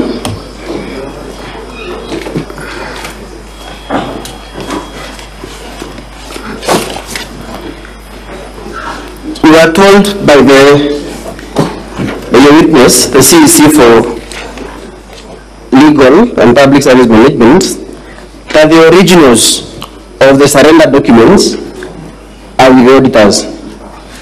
Is that your position? Yes. And he told us that the originals that are in the auditors are signed. Is that your position? Yes. So if the originals are with the auditors and they are signed, where did you get these surrender documents that are not signed? Council, what happens after you surrender the interest? When you surrender the surrender of the interest, you have a voucher that is in your documents attached to your files, signed, verified, and examined by an examiner. I think those are the documents you have. Are they examined and verified? No, the documents we have are not examined or signed by the Director of Accounts or by the Chief Officer of Finance. And if your testimony or your evidence is that the originals are signed and they are with the auditors, where did you get these copies that are not signed? Can you have two documents, one which is signed, the original, and another document that is not signed with respect to the same transaction? Of course, every person has to keep a record of what maybe you might be asked to give and give it out. So you would agree with me then that the documents you provided here are not a proper record or representation of the documents that are with the auditors. And that's why we are... No, there is no question. Would you agree with me then that the documents that you've provided here, because they are not signed, and the ones that are with the auditors, the originals, are signed, then these documents, obviously, are not a proper representation or copies of the documents you submitted to the auditors? They are the same documents submitted to the auditors. Madam Speaker, if you look at this point and invite the Assembly to make the necessary conclusion.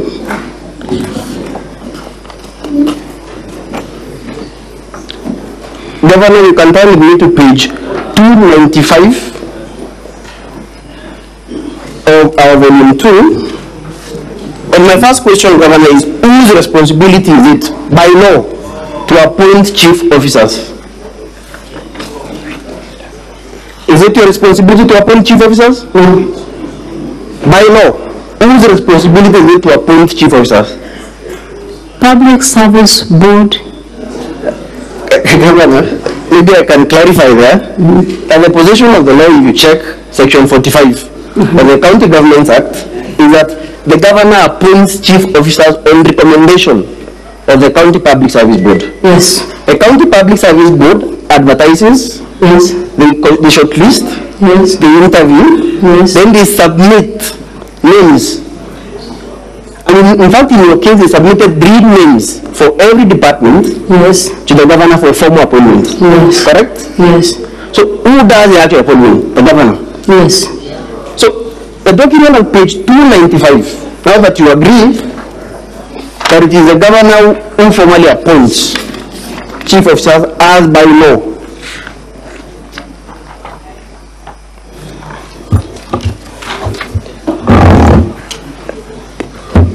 You will agree with me, Governor, that the document on page 295 emanates from the office. It is signed by the county secretary for Her Excellency the Governor, and it communicates your decision as Governor to appoint certain individuals as chief officers, some in active capacity, some in substantive positions, correct? Council, I would like you to... If there is no question, Governor, so let me move. There's no. So you have not appointed these persons? I have not appointed. Okay. I defer you then to number 1, Naomi Kamunga, that is appearing. Can you read aloud what the document is, number 1? I want to read from slightly above number 1. Okay, you can start then. Redeployment. Okay. Redeployment, go ahead. Or maybe assistant In order to improve on efficiency and effectiveness in the service delivery, the following changes have been agreed upon. Okay. Naomi Kamunde to move from Office of the Governor, Directorate of Protocol, to perform functions of Chief Officer, Office of the Governor, awaiting substantive Chief Officer. Okay. Yes. So, by this letter, Naomi Kamunde is to move from the Office of the Governor, correct? Yes. And perform the functions of Chief Officer, awaiting a substantive Chief Officer, correct? Yes. And we've agreed that the power to appoint Chief Officers resides in you as a governor. Is that appointment? No, we have agreed that the power to appoint resides in you as a governor, correct? Yes. Is it your position that in appointing Chief Officers in acting capacity, the governor need not consult a county public service board? In this case, no, it's a yes/no question, Governor. Is it your position that in appointing Chief Officers in acting capacity, the governor need not consult the county public service board? Is that your evidence? Who has signed this document? It is signed. Answer my question, Madam Speaker. I think at this point I will seek your protection. May the witness answer the question. Madam Governor, just answer the question, sir. Yes? Repeat again. Is it your evidence that in appointing chief officers, in whatever capacity, whether substantive or acting, the governor need not consult the county public service board? Is that your evidence? When appointing a new chief officer. When appointing a new chief officer. So I take it that it is your evidence that when appointing a chief officer in acting capacity, the governor need not consult the county public service board.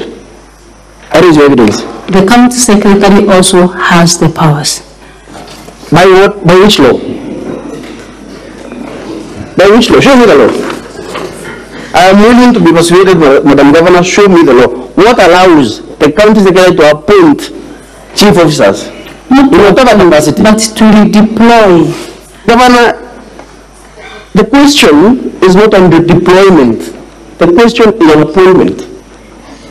The question is an appointment. And turn with me to page 335.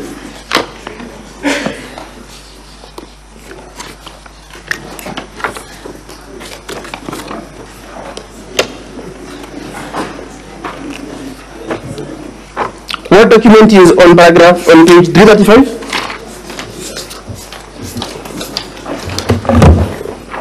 Advisory on transfers and appointments. Okay. This is an advisory. An advisory by the County Public Service Board. Yes. At paragraph 2, just read aloud what the County Public Service Board has advised all chief officers, because this is an internal memorandum, through the County Secretary, the head of public service. The County Public Service Board have advised the County Secretary and the head of public service, but not the Governor of Meru. Okay. Yeah. But we agreed that it is a function of the Governor to appoint chief officers. We agreed on that. Section 45. Yes. Okay. There is no advisory by the county government or the County Public Service Board to the Governor. I agree with you on that, but I'm saying just read paragraph 2. Or do I read it aloud for you to agree? I should read. Okay. This is advisory to the County Secretary and Head of Public Service with respect to establishment of offices, appointments, including acting appointments to all levels of staff Please note that it is the sole statutory responsibility of the County Public Service Board, as guided by the sections 59 subsection 1 R and B 63 and 64 of the County Government Act 2012, to read together with the section 34 Act 2017 and section 16 and 23 PSC Regulations 2020. Any other appointments done outside this is deemed null and void. The County Public Service Board says that all appointments, including acting appointments at all levels of staff, is by law, and the laws are quoted there. It is the sole statutory responsibility of the board, correct? Yes. So, could you then, you or your chief or your county secretary, in the document on page 295 and 296, purport to appoint chief officers in acting capacity or substantive capacity? Could you purport to do so? Are you within the law in purporting to do so? That is my question. I am not the one that did this. The letter is clearly signed by the county secretary. But for who? Madam Governor, the letter is signed by the county secretary for who? For the governor, correct? And the appointment is issued in the letterhead of the office of the governor, correct? At page 295. Where? At page 295, on the top of the page, the letterhead is office of the governor, correct? The letterhead for all the offices in my office have office of the governor, not this one specifically. No problem, but this one specifically is office of the governor. Yes. Is the county secretary... Council, sorry to interrupt. I would like to alert all parties of the timelines that we are going to follow, and we are going to strictly adhere to this.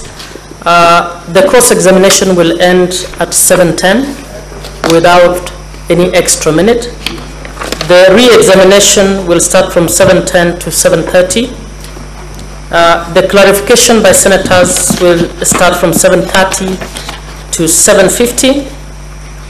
And then we'll have the closing statement on behalf of the County Assembly for 60 minutes from 7:50 to 8:50.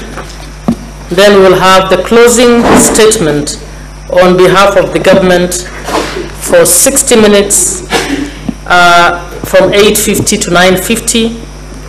And then from 9:50 to 10, we will have an in-camera session, and the Senate will then have debate on the motion and division between 10 and 11:50 p.m.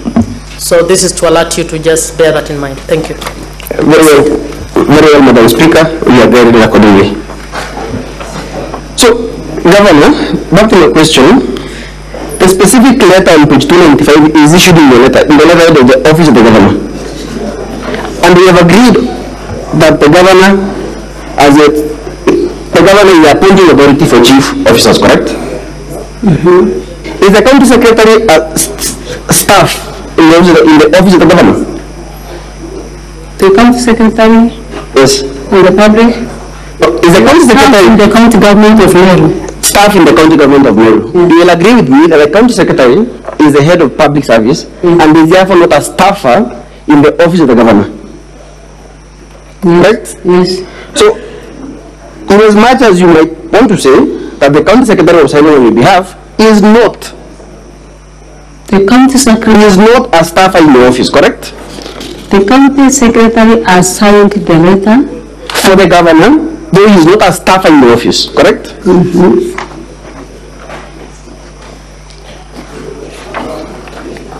Governor, turn with me to page 384 of volume 2.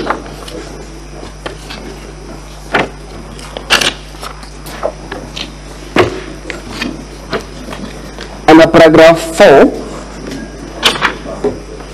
that is the response by the County Public Service Board to the clerk of the County Assembly. You will agree with me that in that response, the County Public Service Board states, and I quote, the board is the appointing authority according to Section 64 of the County Government Act. Not disputed. And the board, however, was not involved in the appointment of the acting chief officers as per the Act. You agree with me? At least that is apparent on the face of the document, correct? Maybe. You agree? I'm not the one that was writing to them. But you agree that is what the board says, Governor? That is yes, obvious. According to the letter. Okay.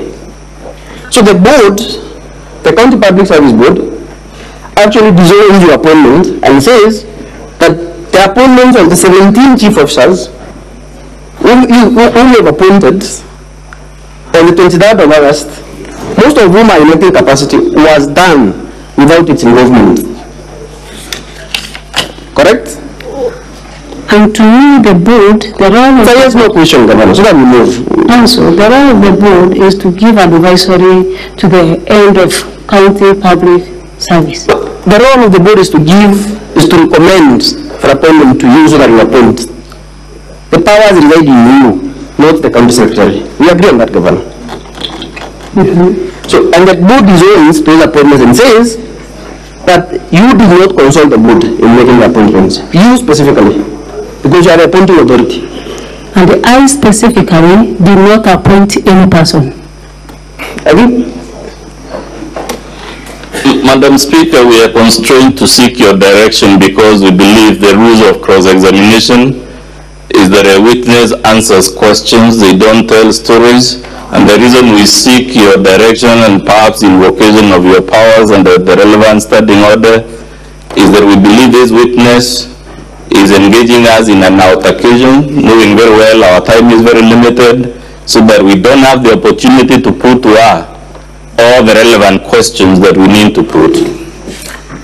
Madam Governor, please answer the questions as asked.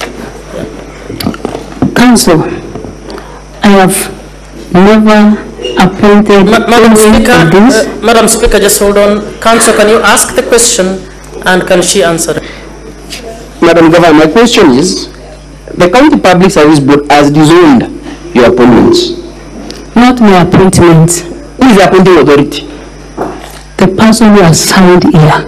So, Governor, are you saying you have abdicated your roles as Governor and you delegated your authority to appoint to the County Secretary? I have not delegated. So, who appointed these officers? Is it you or the County Secretary? The County Secretary. Okay. So, Governor, you're telling this Honorable House that as Governor, you can delegate your statutory authority to appoint the chief officers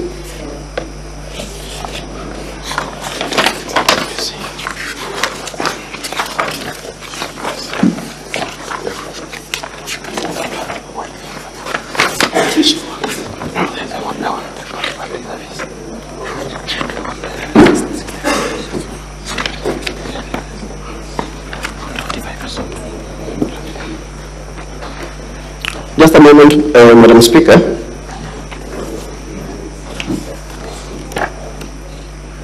I want to show you, you can turn to our volume 3, or maybe I can just show you. Our volume 3, it's a small bundle. We are going to cover the appointment of county chief officers.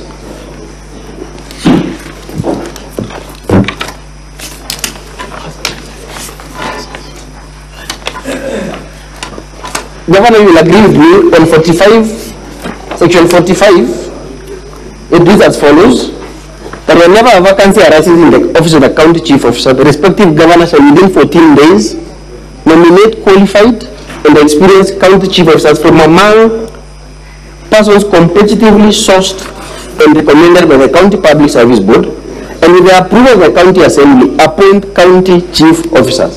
You agree? That is the law. That is the law, Governor. You agree? Council, I agree. Very well, Madam Governor. So, have you presented a valid authority before this House to show that you could validly delegate your authority to the County Secretary to appoint this chief officer on behalf? The acting chief. Is there an authority? Is there an authority, Madam Governor? Council, from your documents. Let me explain, Council. So is there an authority? Yes or no? This acting Is there an authority? They want a yes or no answer. Just answer. Whether you... No one has been sourced from outside. These are directors at acting capacity awaiting... I think, Madam Speaker, I leave the Senate to draw a conclusion on that question.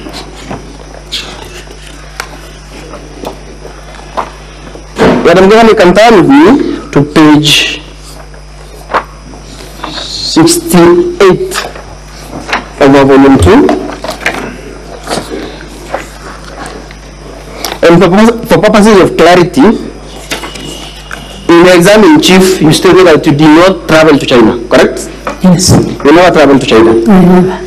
Did you seek clearance to travel to China? Yes. You sought clearance? Yes. But you never traveled? Yes. Okay.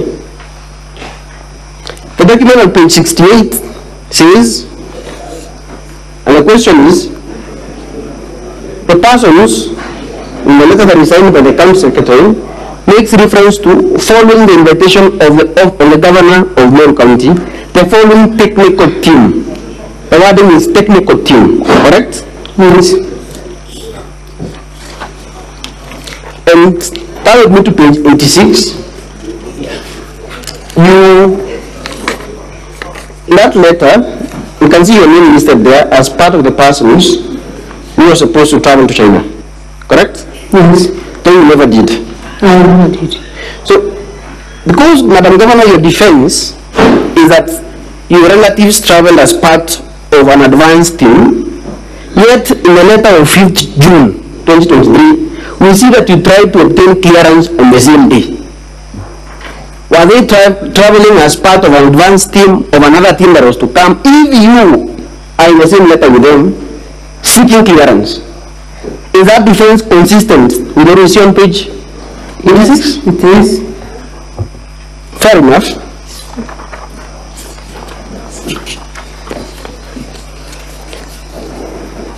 On page 87, Madam Governor, we see a Mr. Nefat Kemu Mene, whose title is designated as Director External Linkages. Correct? Yes.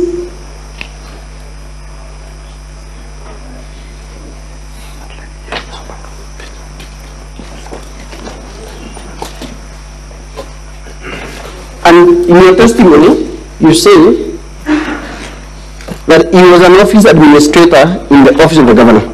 Yes, and later moved to act in the external leakages. And later moved to? External leakages acting director. Okay. Was he competitively recruited by the board in order for him to act? Okay, not competitively recruited. Let me rephrase, Madam Speaker, I'm sorry. Was he formally appointed by the board, County Public Service Board, in order for him to act as a director external linkages? Was he? Yes or no? He was an employee of county government. Was he appointed formally by the County Public Service Board in that acting capacity? Was he? By the County Public Service Board? Yes. No. He was not. By the county secretary? By the county secretary? Yes. And in that advisory that I just showed you in our bundle, in that advisory by the County Public Service Board, it says that all appointments, whether acting or substantive, in all levels of the County Public Service are the exclusive responsibility, statutory responsibility of the County Public Service Board. Is that not a violation of the law, Madam Governor? It depends on the county secretary. Does it depend on the county secretary or what the law says? Is it a matter of discretion? Or it is a matter of about compliance with what the law says? The county secretary council cannot do this, nor has any law guiding him to do this. So, what is the law then that supports your position? That's why I want some 1 or 2 minutes to get exactly why the county secretary has power to have a director to act for some few months awaiting substantive recruitment of a chief officer. Again, Madam Speaker, I leave the Senate to draw the necessary conclusion. In the interest of time, Madam Speaker. Madam Madam Governor, I'll refer you to the screenshots from pages 149 of our volume 2. In your defense, you state that you're the foremost peacemaker in Meru County, correct? Yes. In your defense is that you're the foremost peacemaker in Meru County, correct? Foremost peacemaker. Yes. The timestamp appearing on the screen grab at page 149 is on 20th of May 2023 at the top, correct? Yes. Long before the impeachment motion was tabled? It depends. Between May and October 16, how many months? Roughly 4 months actually. Yes. Correct? And before May 20th is before videos you played here of the parties withdrawing your support from you. Correct? Yes.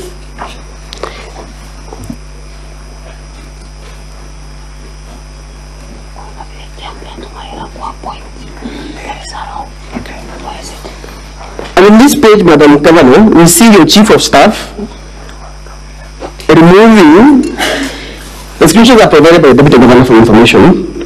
Your Chief of Staff removed him from this WhatsApp group. You will agree? At least you are a member of that group. You saw that, correct? I remember. Who are the other members of the group? So many, I don't remember, but so many members. Including members of the public? Yes. As per your defense. And at pages 155 in the other group, you can find me to 155. We also see that the Honorable Mutia, Chief Officer, removed the Deputy Governor from this group, which is on May 27th, correct? Yes.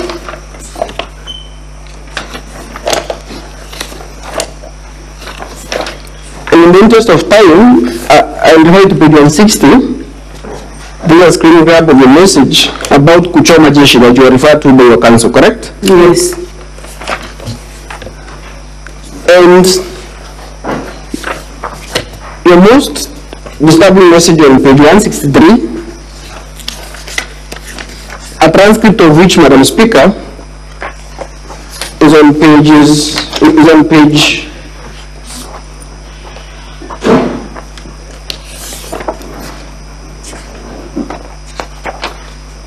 is on page 446 of our volume 2, correct?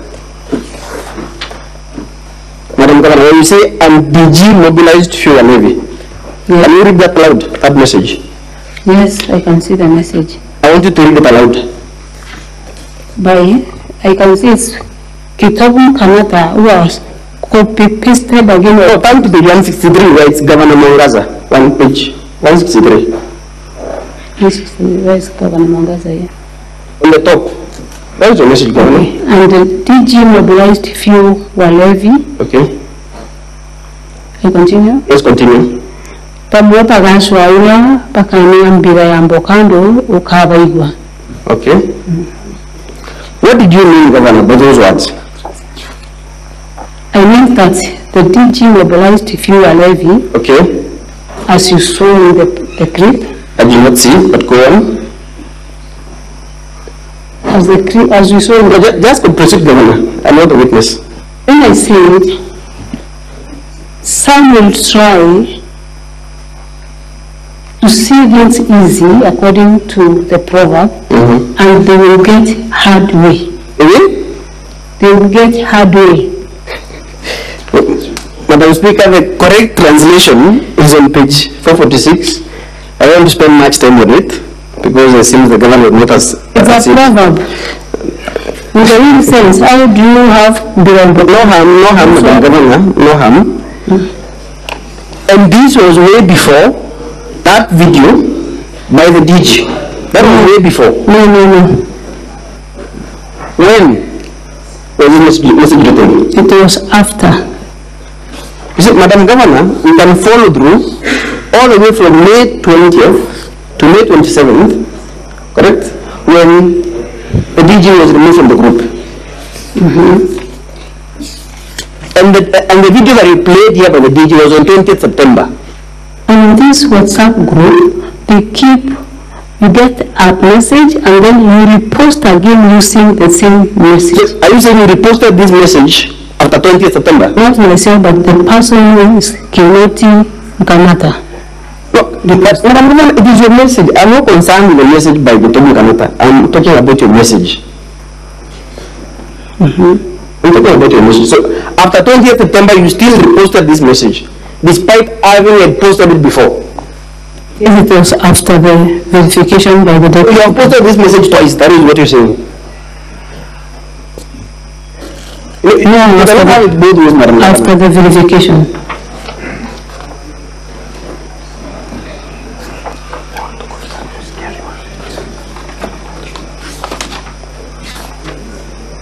And Madam Governor, come to page 170. I will make reference to the DG.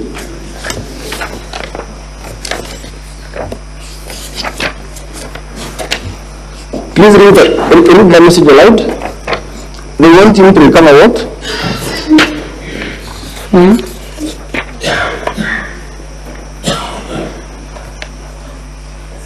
They want him to recover what? To ensure invested every kuweka jina kwa ballot paper is investment worth CEC finance sharing, and gratefulness is a curse. Results coming up. Governor, I will tell you, so that I move away from that issue, that the message at page 174, when you malign your deputy, the message at 176. What about this one that I've just read? And the message around 79 are all inconsistent with the theme that you are the foremost peacemaker in Meru County. True or correct? True or false? False. Okay, let us move.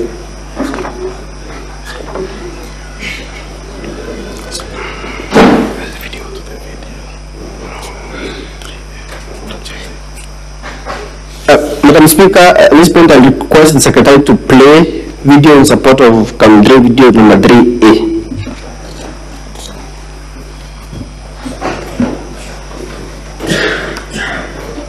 Secretariat, you got it? Which one, Council? 3A. 3A. Please play it, yes. please.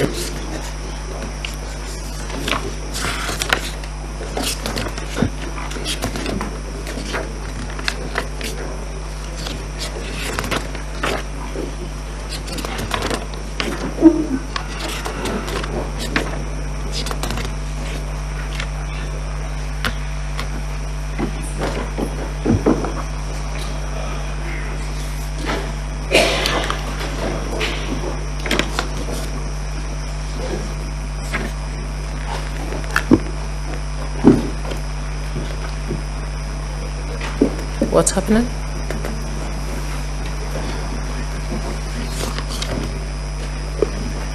Madam Speaker, maybe can my time stop running as we prepare?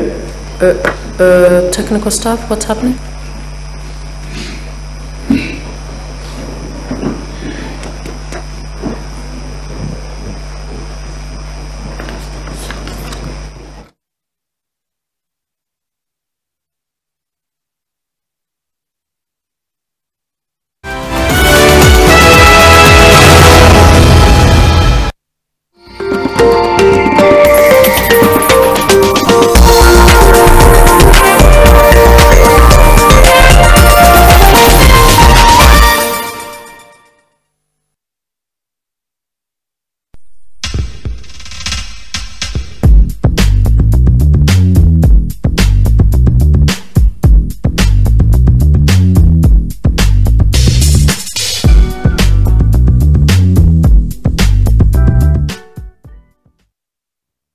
You can now manage all your finances with one app. Link your bank cards and enjoy fast, safe and convenient transactions no matter the bank or mobile money network you're on.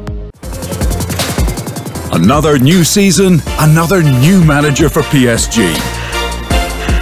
But does that really change anything for the club that has dominated French football for the past decade, winning 9 of 11 Ligue 1 titles? Maybe not, but new boss Luis Enrique still intends to leave his mark on PSG and its players, coaching as only he knows how.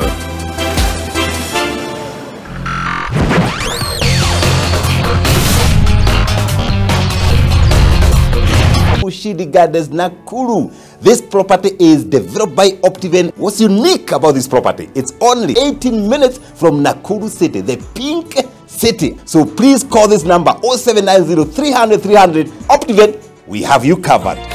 On my dark marks, I've tried everything from A to Z, even vitamin C, but hardly any results. Nivea Lumina 630 works from day one, with visible results in just 2 weeks and 71% dark marks reduction in 12. Join the 1 million women already using the #1 Lumina 630 from Nivea. You can now manage all your finances with one app. Link your bank cards and enjoy fast, safe and convenient transactions no matter the bank or mobile money network you're on.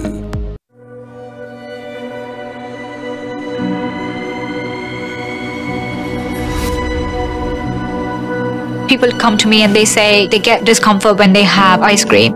Can you imagine that? Avoiding having cold ice cream. Sensodyne gives you long-lasting protections against sensitivity. And people come in and they're like, oh, it works. I can have ice cream and I'm not in any discomfort. I recommend Sensodyne because it works. It's brilliant.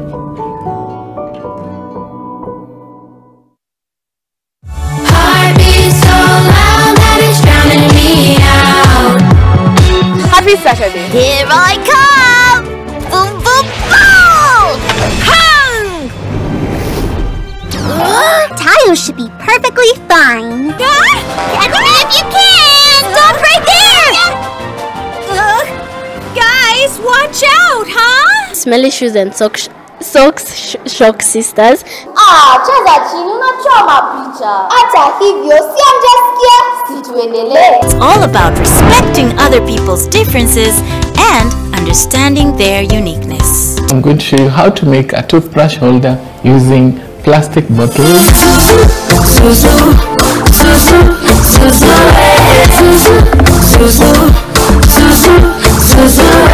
NTV Kids in association with DSTV. It's so much fun! Let the holiday fun begin! Now, let's get this party started! Woo! Only on DSTV. You can now manage all your finances with one app. Link your bank cards and enjoy fast, safe and convenient transactions no matter the bank or mobile money network you're on. It feels so fresh, fresh, fresh. Always fresh. Nivea Fresh Deo. Now with new InfiniFresh technology. Antibacterial power with 48-hour protection and long-lasting freshness. Nivea Fresh Deo. Feel fresh in every moment. Try new Nivea Fresh Sensation Deo. Our freshest fragrance with 72-hour antiperspirant protection.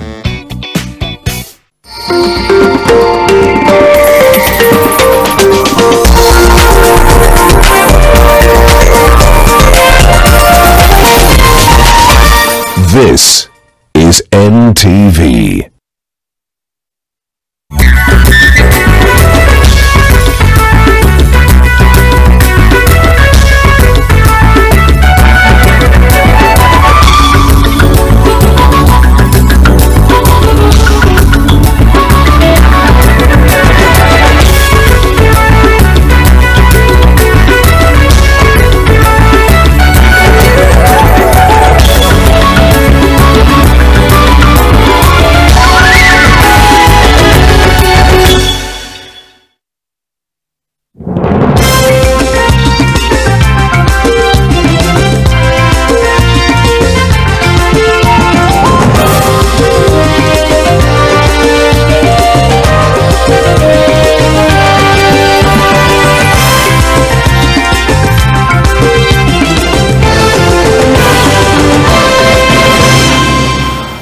Ahlan wa sahlan mtazamaji, kwa ni tarehe 8 mwezi Novemba mwaka 2023, popote pale ulipo, natumai kwa siku yako imekwenda vyema kabisa. Hujambo na karibu, hizi ni taarifa za NTV jioni. Gavana wa Meru Kawira Mwangaza bado yu kikangoni mbele ya Seneti, mtazamaji, ambapo uamuzi wa kubanduliwa kwake madarakani utakuwa unafanywa jioni leo, mtazamaji. Hivyo basi zidi kutegea ndani ya NTV, maana utakuwa unapata ukina wa taarifa hiyo. Mie kwa jina ni Nicholas Wambua, na kupa mwaliko kwa kitako kuanzia sasa hadi tamati, tufahamishane na mengi yaliyojiri mchana wa leo.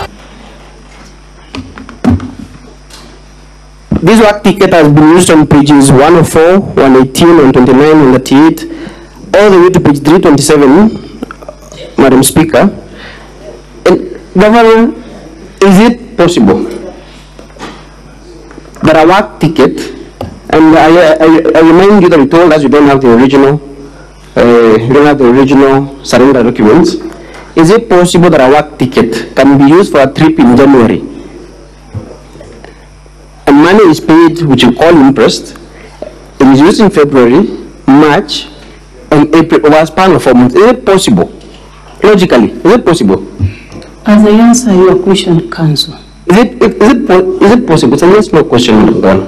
Out of the 600 vehicles you have in Meru, is Governor supposed to verify work tickets for every vehicle? No, Madam Governor, these are the documents you've provided in your own bundle of documents to justify the payments that have been made to your sisters, and yet you seem not to be able to explain.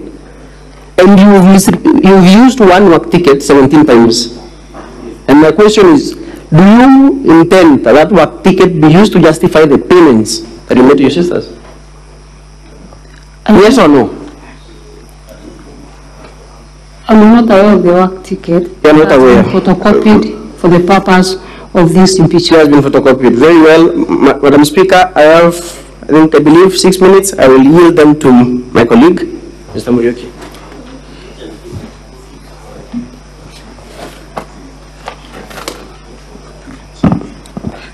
Madam Speaker, Honorable Senators, my name is Muriuki.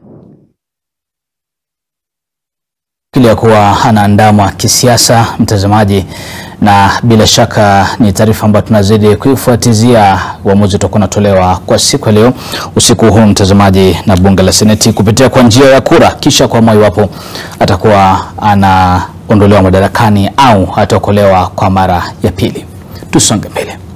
Takriban watu 25 wakiwemo watoto 15 wameokolewa katika kijiji cha Feji katika kaunti ndogo ya Tana Delta, kaunti ya Tana River, baada ya nyumba zao kusombwa na mafuriko. Familia hizo zilikuwa hatarini kwani nyumba zilikuwa zimezingirwa na mafuriko. Wakati huo ni kwamba shirika la Msalaba Mwekundu limetoa onyo kuhusu viwango vya maji muhimu katika mto Tana. Rose Wangoi ana maelezo ya kina.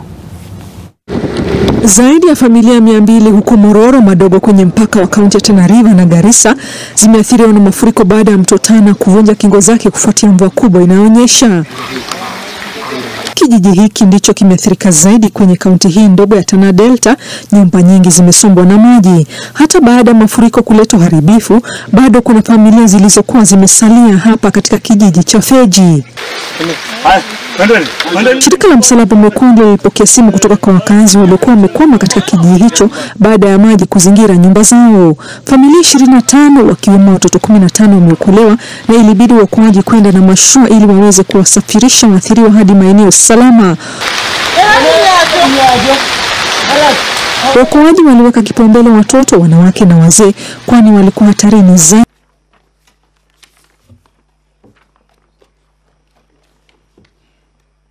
Confirm that is your Facebook page? Yes. And you're talking about the traffic marshals? Yes. On page 392 of volume 2 still,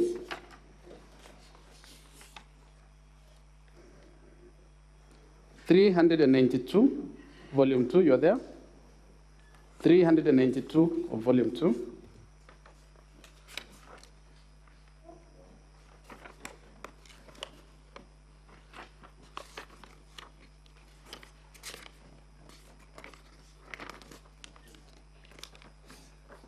The board, the County Public Service Board, page 392. Please save my time. I don't have much of it. 392 of volume 2. Are you there? Yes. The board has not employed any traffic marshals in the county public service. Yes. That is the item numbered 1. It has not employed.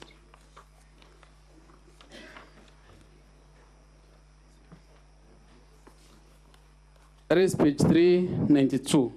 Can you see the item numbered 1? Yes. We see on page 409 and page 411, you appointing the traffic marshals and the board denying that appointment on page 392. That is correct, right? Yes. But you've not appointed. Thank you. Now, I will refer you to our volume 4, page 150. Our volume 4, kindly.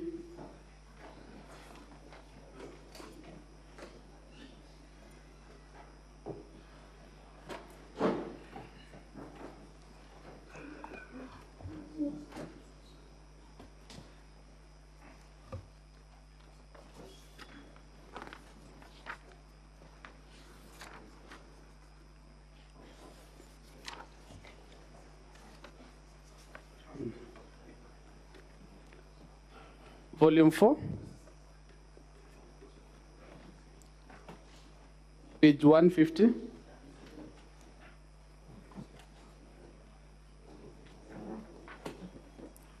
Council, you'll have to hurry up.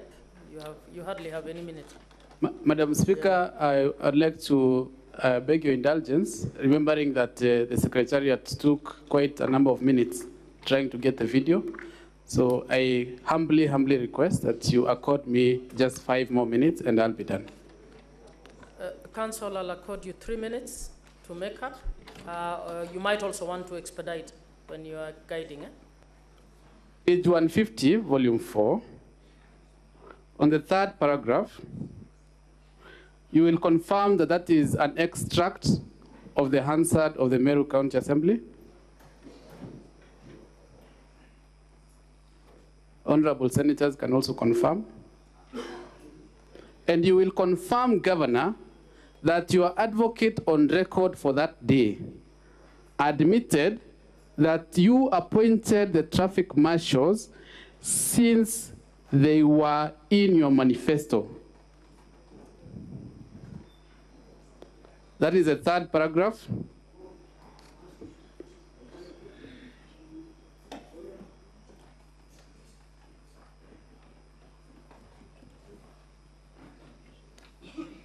I have underlined the relevant parts.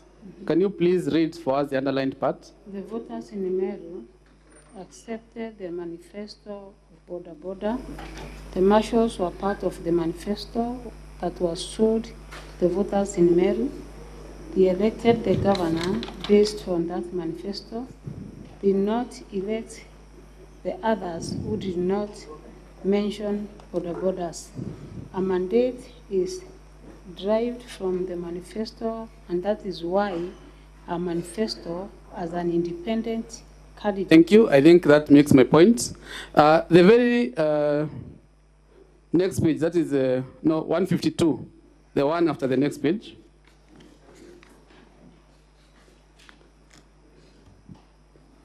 Confirm that on that page, through your counsel on record on that day, you admit that you have not assigned any duties to your deputy, and therefore your deputy should not be paying any bills or asking for any budgetary allocation.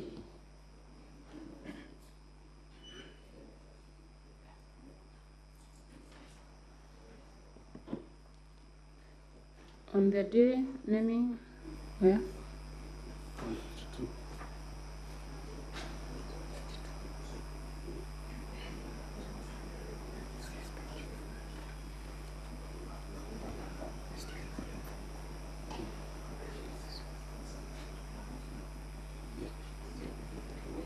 The deputy governor is paying his bills.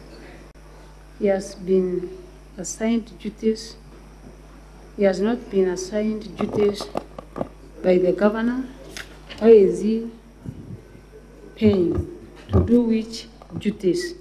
Which bills is he paying? Because we have four types of bills. Thank you, thank you. Which duties has he been assigned? That is what your counsel on record asked. My final question, I will refer you to page 339 of our volume 2.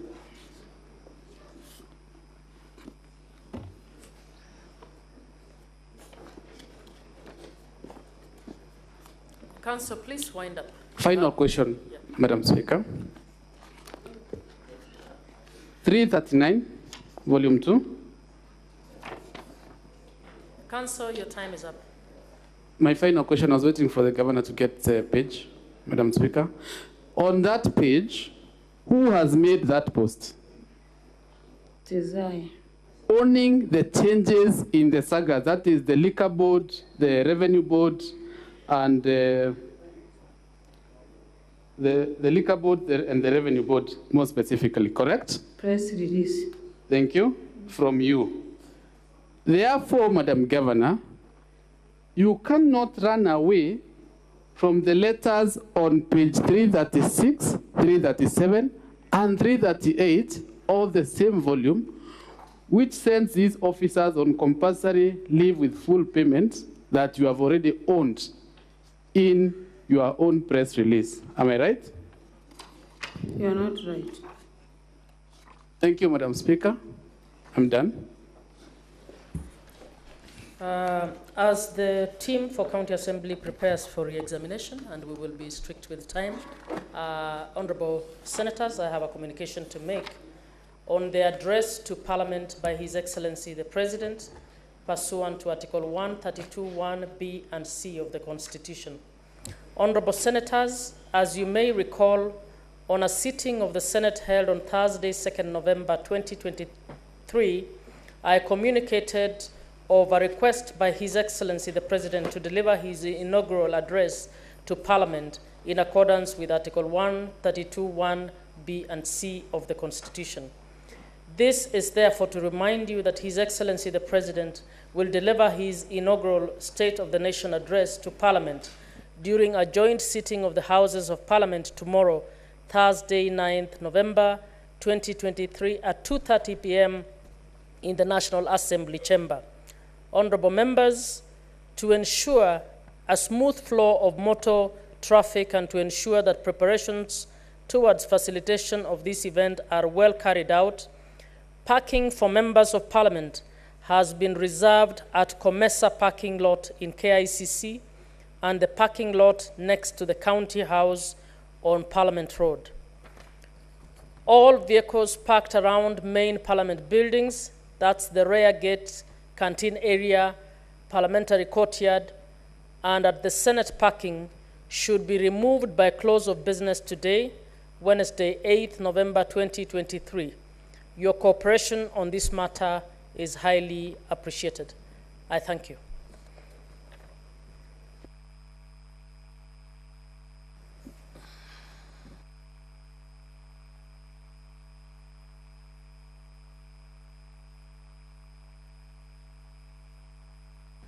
Now, to the County Assembly team, you have 20 minutes for re-examination. If you take 15, we will be grateful. Thank you, Madam Speaker. I will do it in less than 15 minutes. Let us begin from where you have left on the Facebook post regarding the changes in the liquor board. You have been told that you bear the responsibility of sending those individuals for compulsory leave because of your Facebook post. Are you looking at your Facebook post?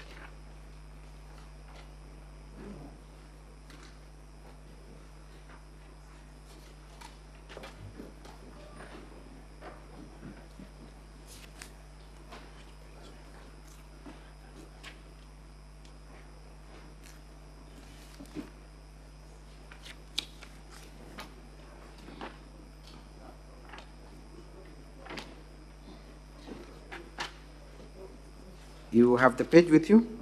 Yes. Madam Governor, why did you make that post? Is it because you had been part and parcel of the process of sending the employees on compulsory leave? No. Why did you make that post, confirming the changes that had occurred? I was notified that pending investigation by EACC, the county secretary and sent on compulsory leave the people mentioned here. And upon receiving the communication, they also say that they have appointed substantive, or they have appointed some people to hold the office pending investigations. So I posted, and you can see clearly that it's a press release that was given by the county secretary for me to release. So your simple answer is that you communicated that which that had been done by the county secretary? Yes, and this is the former county secretary that was there in the secretary regime. Confirm to us that this was barely a week after you were sworn in office? Yes, barely a week. Did you have any particular reason to have any grudges to send these individuals for compulsory leave? No, they had issues with investigation according to the county secretary. Thank you. A lot of Ulabalu has been advanced in respect of what is said to be appointment of officers in an acting capacity. To the best of your knowledge, the letter that you have been shown at page 335,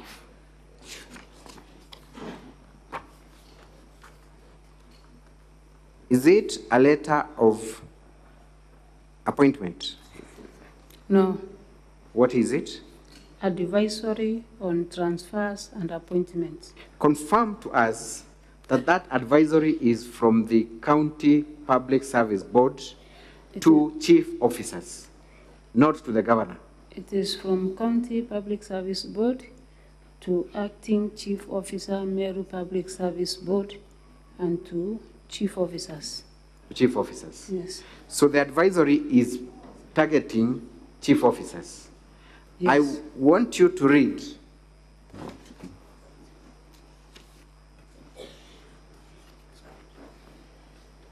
I want you to try and read the first paragraph of that letter so that we understand the import of the advisory. Reference is made to a memo, reference CGM/CS/IM/3/3 286 of 6th December 2022. Yeah, continue. This advisory is to emphasize the message by the county secretary that the arbitrary transfers without due consultation with the CS office is discouraged at all times. So then it is pursuant to a previous advisory by the county secretary? Yes. Targeting chief officers? Targeting chief officers. Proceed. CS office is discouraged at all times. Transfers and deployment should not be done as a form of reprimand. Staff transfer should address issues such as staff service balance, leave, and staff development, among other positive reasons, as guided by Section 43. Thank you. Thank you. So then, it cannot be said that that advisory was targeting the governor or the county secretary, because the advisory was from the county secretary himself.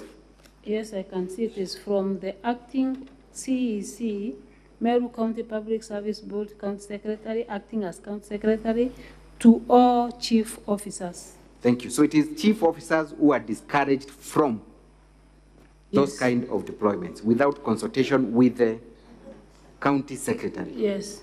So that cannot bar the county secretary from exercising his right. Yes. Thank you. We have also been told that the letter appearing at page 295,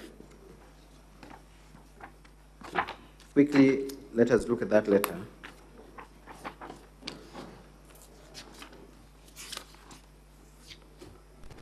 Is a letter of employment. To the best of your understanding, what is the title of that letter? Redeployment. Redeployment. What is your understanding of redeployment?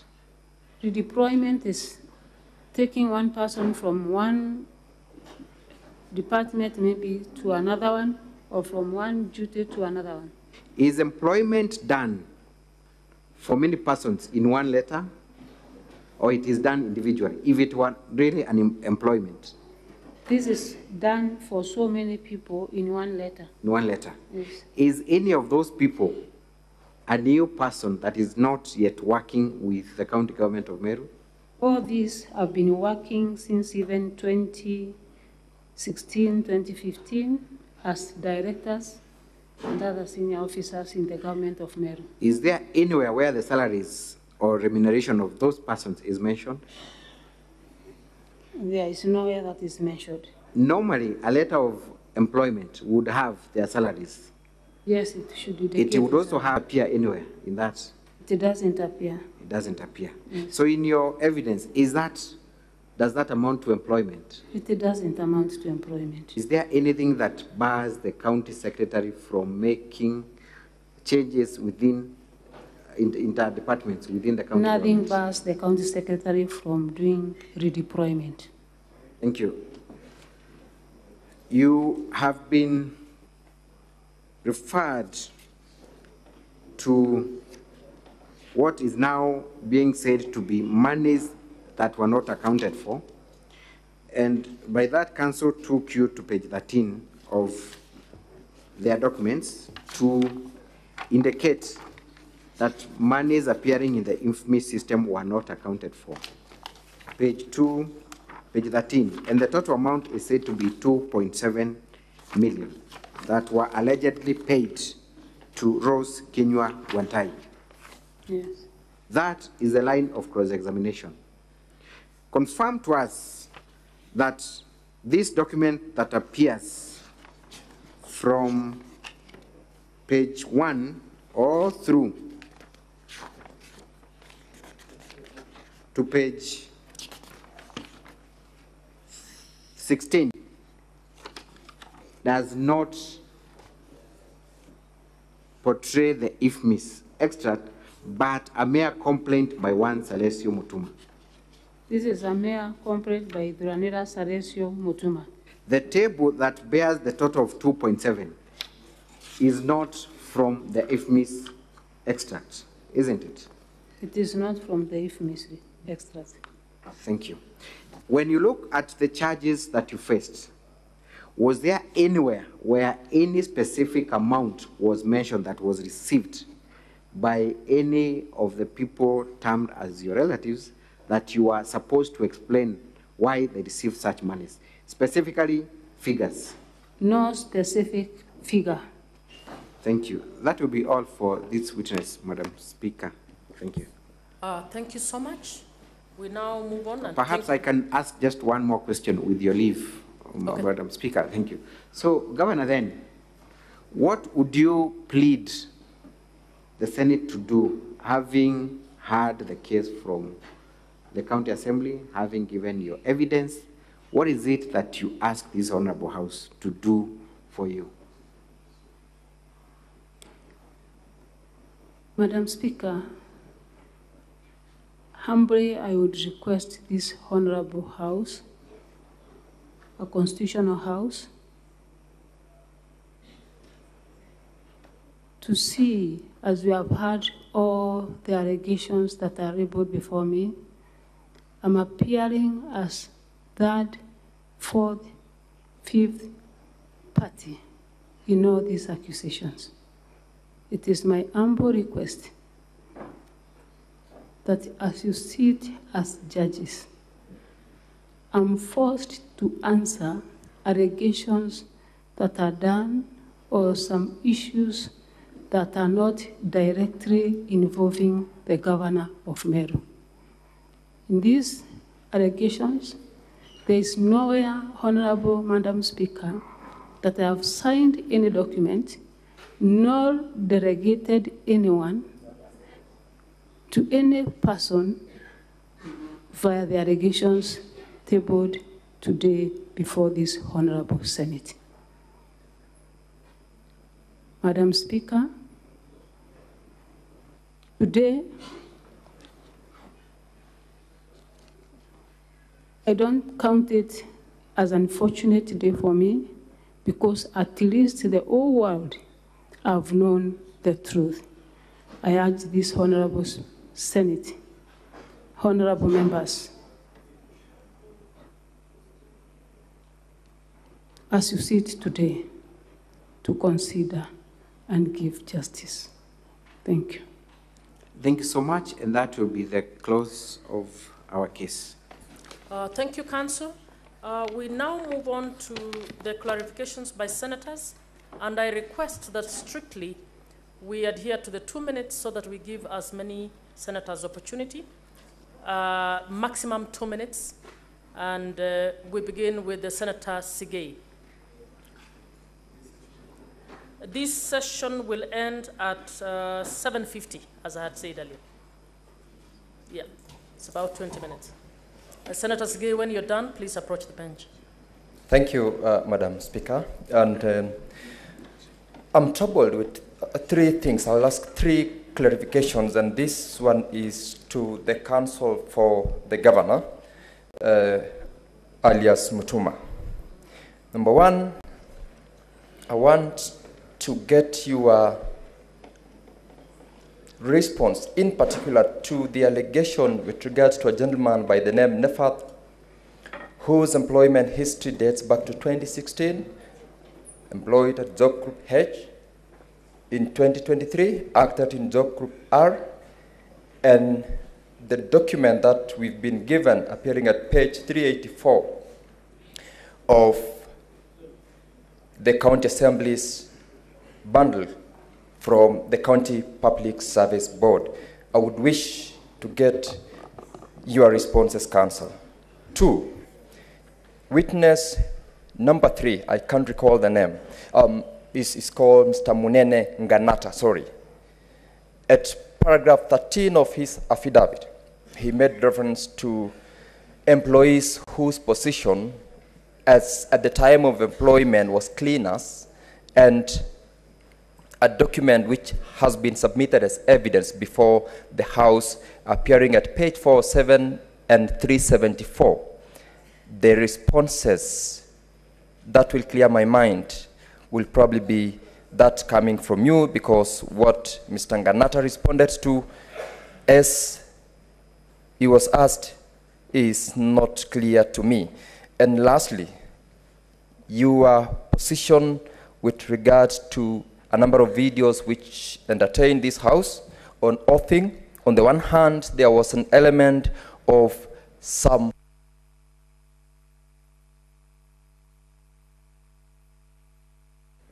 Senator Sochi.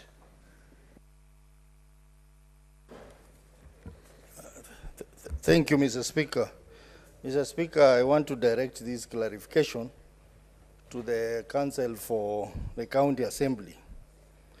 Mr. Speaker, there seems to be some disparities in the document submitted by the County Assembly in relation to the invitation letter to China.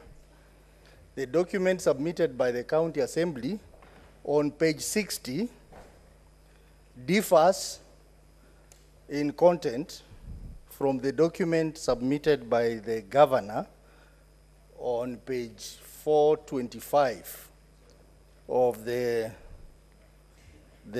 bigger document of evidence. But when you look at the two documents keenly, Mr. Speaker, the document for the County Assembly does not refer to the other assignments the county government went to do in China. That is housing and agriculture. But another document attached on page 68 of the County Assembly bundle confirms that actually housing and agriculture was one of the functions. So my concern, which I want clarification from the council for the county assembly, is to explain the deviation in the two letters, the letter by the governor and the letter by the county assembly, and explain to this house which letter is the correct letter to go with. Council for the governor, proceed to respond to the question as asked by Senator Sigei, and then the council for the county assembly, you will respond to the question raised by Senator Osotsi. Thank you very much, Mr. Speaker, sir. In answer to the question posed by Senator Sigei, my understanding of job grouping is that the position to which a person is appointed then dictates the job group they will fall to. So one would rise from one job group based on the new position that they have been given. Indeed, my understanding is that we've had chief officers appointed as CCMs, therefore necessitating the change of their job groups. That would be my simple answer to that question. I'll invite my friend, Mr. Mutembei, to answer the other question on the cleaners. Thank you.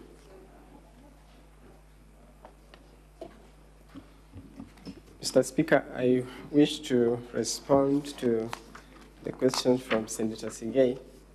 The question was asking why some cleaners appear to be categorized as senior support staff in the pay slips that have been produced in the bundle of documents by the county assembly. Although the witness, notwithstanding the fact that the witness confirmed that the pay slips cannot be authenticated, it is the position that cleaners are actually support staff. And cleaners would be categorized as senior support staff based on their salary. If you look at the pay slip that has been produced, the one that appears as senior support staff is earning a basic salary of 18,000, and that is in tandem with the role of a senior support staff. That would be the simple answer. Thank you. Council for County Assembly.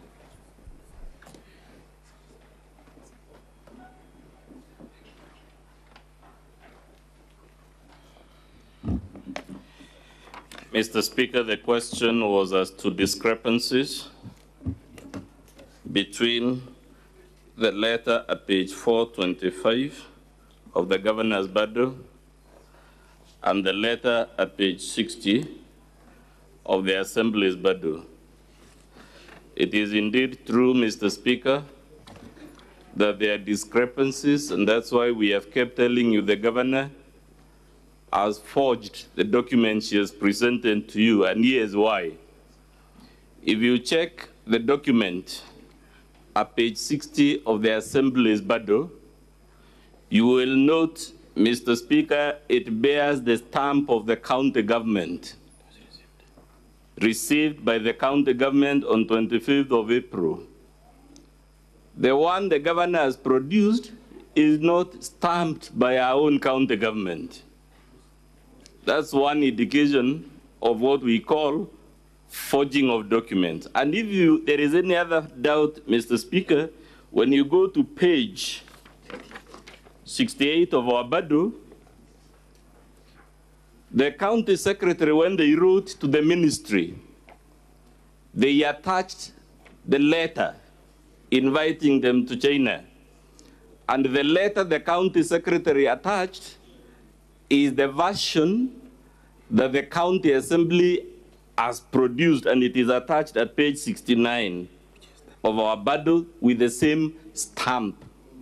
And it is our submission, therefore, the governor must have forged this document, as we have been saying all along, at page 425 of our bundle.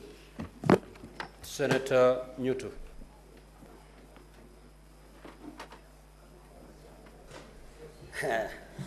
Thank you, Mr. Speaker. My question goes to the Governor.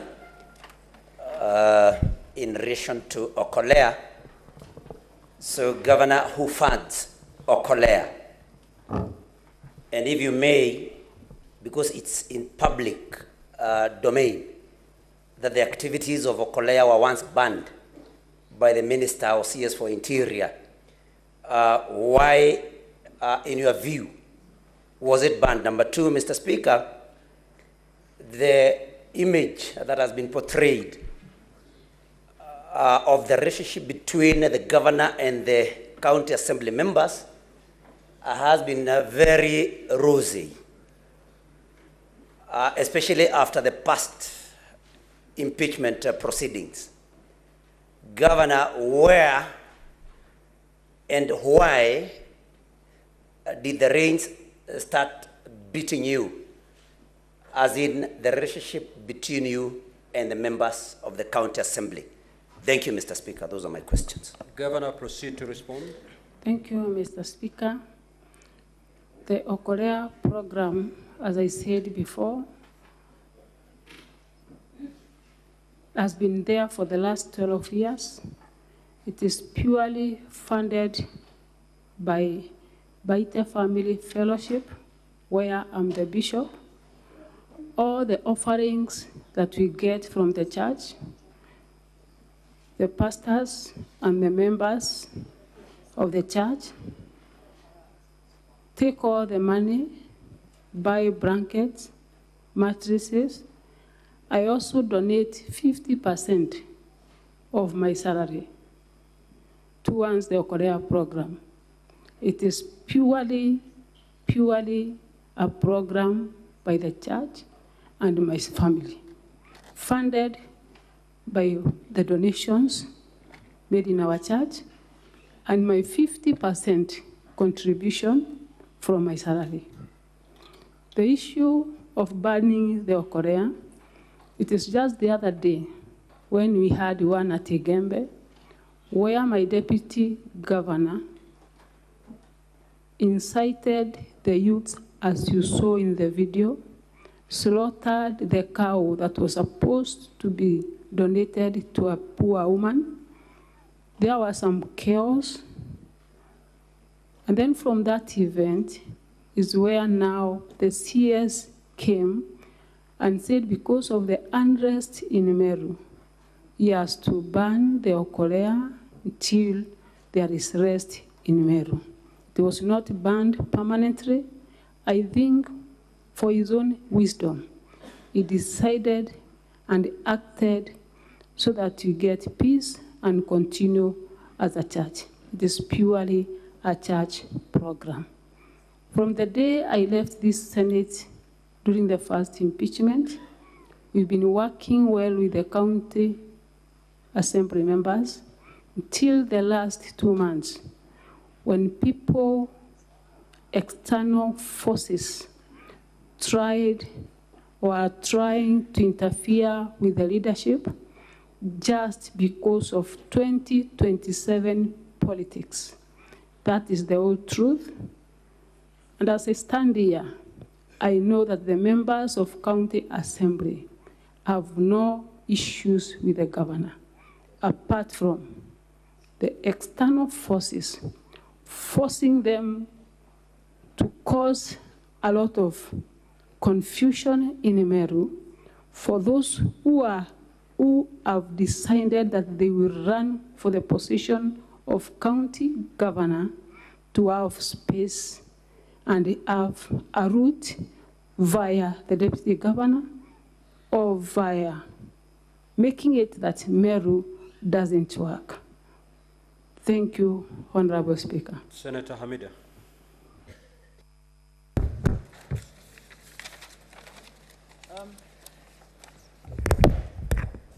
Thank you, Mr. Speaker. Madam Governor, I was just wondering, in the event that the Senate finds you that none of the allegations for the second time made against you have been substantiated, I'm just wondering, what happens to the Meru County? How do you plan to work with the Deputy Governor, who has been alleged, and of course you have stated and accused him of having planning to impeach you, and also plotted all their current activities and impeachment. So how do you plan to work with them? Thank you. Thank you, Honorable Speaker. The first action, I believe prayer works.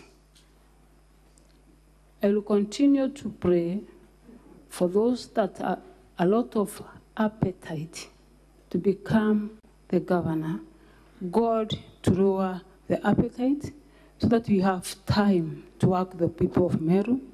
Number two, the time we left this place again, it took us just a month for us to come together and start working. It is very possible, it is very doable that we can still mend all the differences and put Meru first rather than our own interest. As a woman of God, I will forgive everyone. Thank you, Senator Karen Nyamu.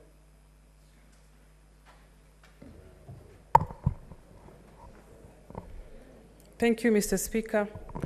I wish to seek clarification from Madam Governor regarding allegations raised by the Council for the County Assembly regarding of the appointment of the chief officers. Section 42(2) of the County Government Act states clearly that the office of the chief officer shall be an office in the county public service, and at the same time, Section 44(3)(a) of the same act indicates that the county secretary shall be head of that county public service. In consideration of these two provisions, Madam Governor, do you feel that your mandate in regard to the operations of the chief officer goes only up to nominating and appointing the chief officers on approval by the County Assembly? Thank you, Mr. Speaker. Thank you, Honorable Speaker. As much as I would not like to interfere within your office, and I believe that's why there is a structure in the government and in all governments. The County Public Service Board has its own mandate. The County Secretary of Meru has his own mandate provided by the law, and I think it's prudent enough for them to act according to the law. Senator Oburu.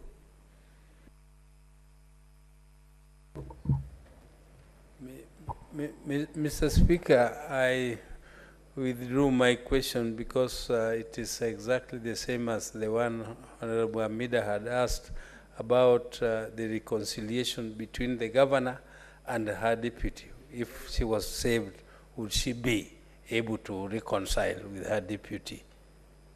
Senator Mbugua.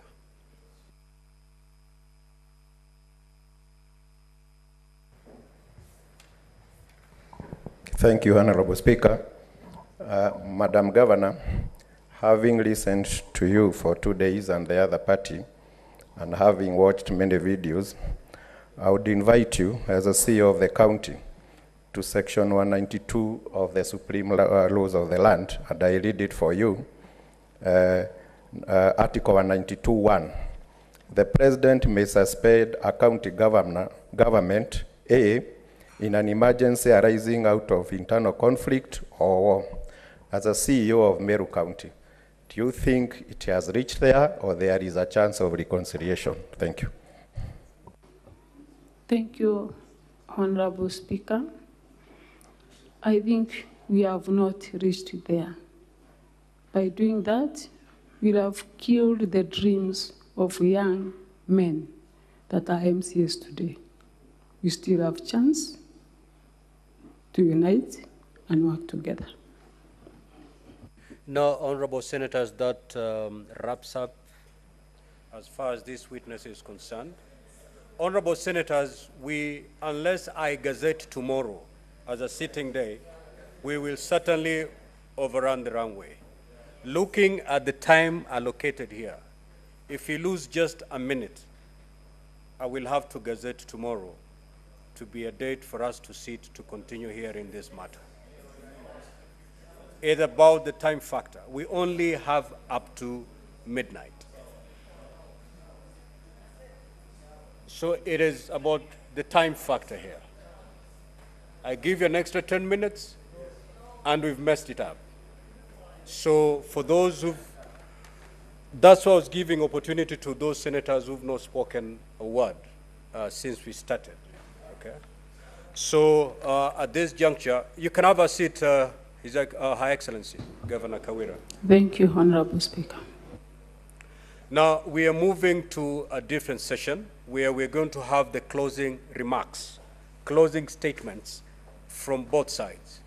Now, each party will be given 1 hour to make their closing statement. You don't have to utilize the whole of that 1 hour. The maximum is 1 hour. If you can do less than that, the better, so that we can meet the midnight deadline. So, Council for the County Assembly of Meru, the floor is yours.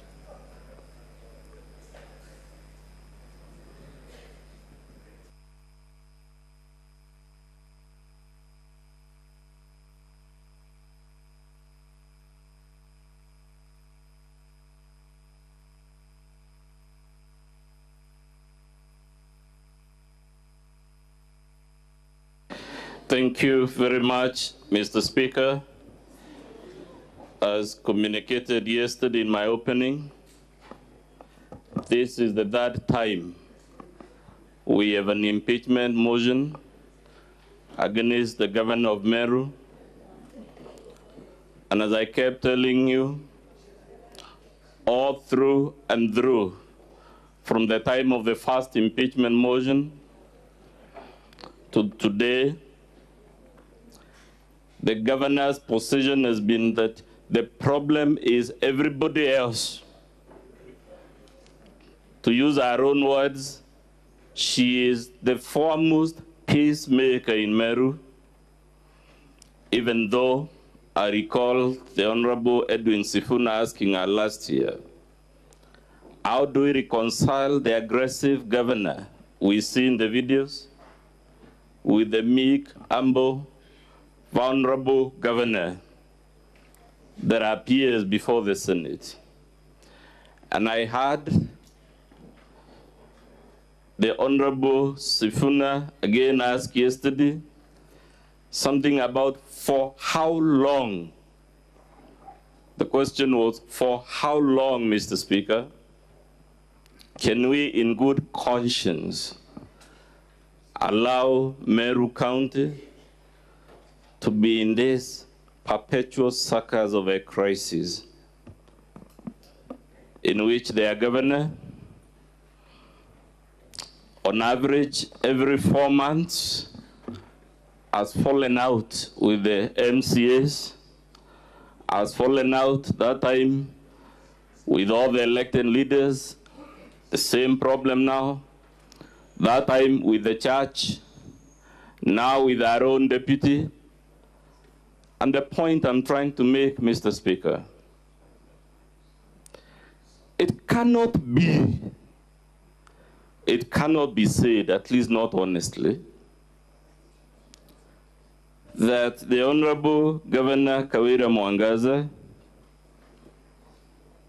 is being falsely accused, is being harassed, is being intimidated, and whatnot, and whatnot.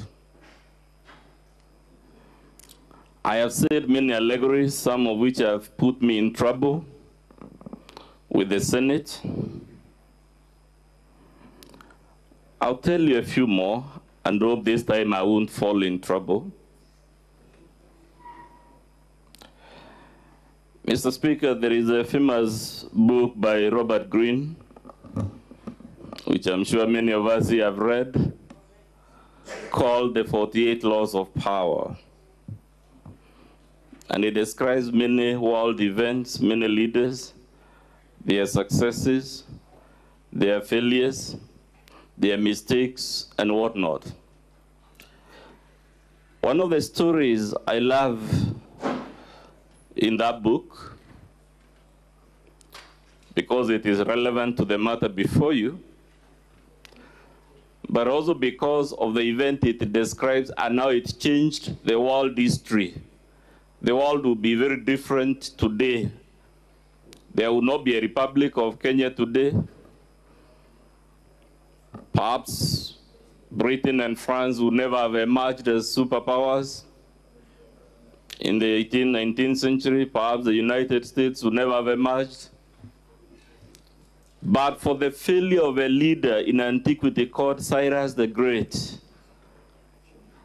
to observe a simple rule of life called knowing when to stop.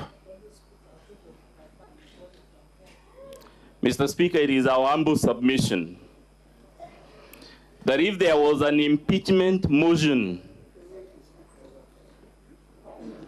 in October last year, highlighting misconduct of the category now before you,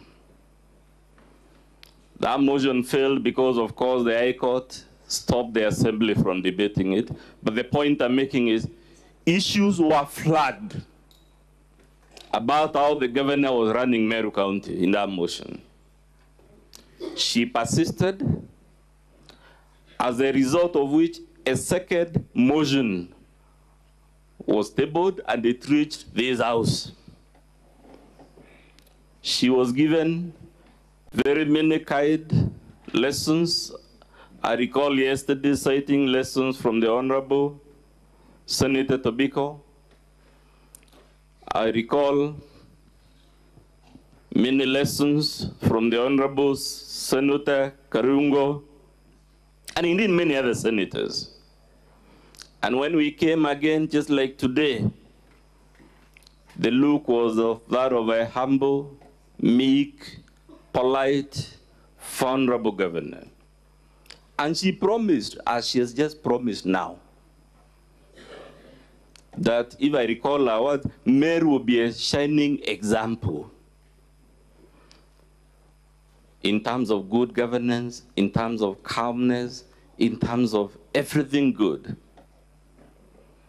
Then, as they say in the medical world, people with conditions, sometimes they use a word called relapsing. The governor, after making that promise, and admittedly after the county enjoying brief moment of honeymoon, relapsed yet again to the very things that were in the first impeachment motion, to the very things that were in the second impeachment motion, and hence the reason we are before you for the third impeachment motion. Cyrus the Great, who is our lesson on leaders should know when to stop, when to change tact, when to turn a new leaf. Of course, we all know Cyrus the Great. The reason he is called the Great is that he was a great conqueror.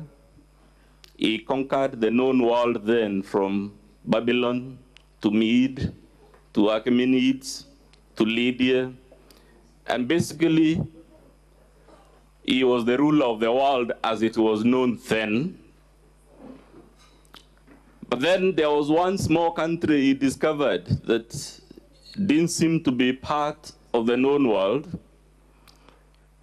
of a people called the Massageti. And instead of being content, he declares war on this country. For the record, Mr. Speaker, this country was actually led by a woman called Tomiris. And Tomiris, when Cyrus assembled his mighty army, Persia then was the superpower, assembled it on the river separating the boundaries of his empire with this small kingdom, was sent a message telling him, be content with your victory so far and the fact that you have conquered the world, and please stand. Attempt to tolerate seeing me rule my small, miserable country with its little resources, with its small army, and don't attack. And he was warned in that letter that if he attacked, nothing good would come from it. Instead of learning when to stop, Cyrus insisted on a war. Tomiris told him, then if you insist on a war, I want peace. I will allow your forces to cross the river without any resistance and will fight from my side of the border. On one condition, that will fight a conventional war. Cyrus agreed, but because he could never stand another leader enjoying any form of glory, just like our governor cannot stand an MP, an MCA, or anyone anywhere else in leadership, she must bring them down. Cyrus was obsessed with bringing down this little kingdom that, for no good reason other than his own vanity and his failure to know when to stop. So he pulls a trick, and we have seen many tricks on this podium of a meek, humble, vulnerable-looking governor who is a victim of very many things, whose defense is, it wasn't me, it was someone else. So Cyrus' trick involved throwing a lavish bash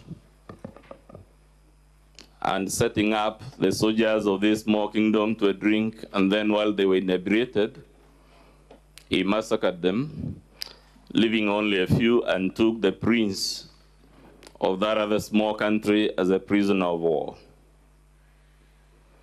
Even after this, the leader of the small country still offered him peace and told him, you broke the rule that it will be a conventional warfare and won by a trick. I still give you another chance to return my son and will still declare peace. Cyrus refused, and the son, of course, of Queen Tomiris, unable to live with the indignity of being a prisoner of war, committed suicide.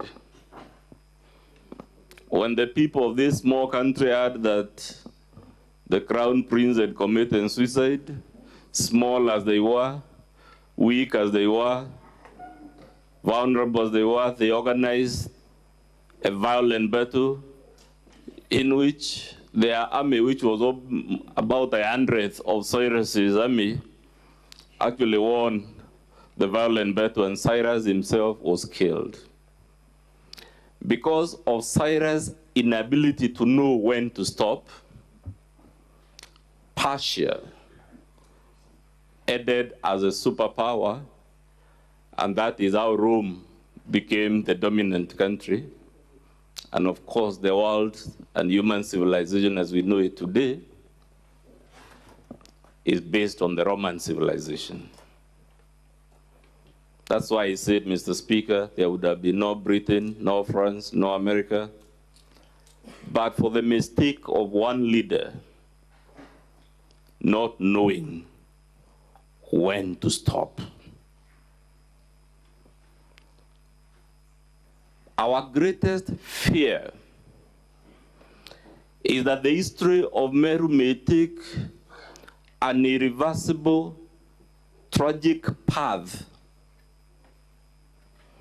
We saw very violent slaughters of animals, threats of slaughtering people and whatnot, and we don't know, as I was telling you, as long as our governor keeps relapsing to these confrontations, when things will take a turn for the worse in a manner that is irreversible. Is it fair that the people of Meru live in this state of anxiety? For how long can we subject them to the situation that has now prevailed? Governor Kawira Mwangaza, of course, will tell you she knows when to stop. The record is clear. You have seen the videos from our side. You have seen the videos from our side. It is clear. She will not stop. Of course, right now she will tell you she will stop because our career is on the line. But we know better. She will not. Mr. Speaker, a story is told about a frog and a scorpion and a swollen river. The scorpion couldn't swim and asked the frog, who is an amphibian and therefore capable of crossing the swollen river, to assist the frog to cross the river. And the frog tells the scorpion in the story, "But you will sting me before we are done with crossing, and we'll both die and drown."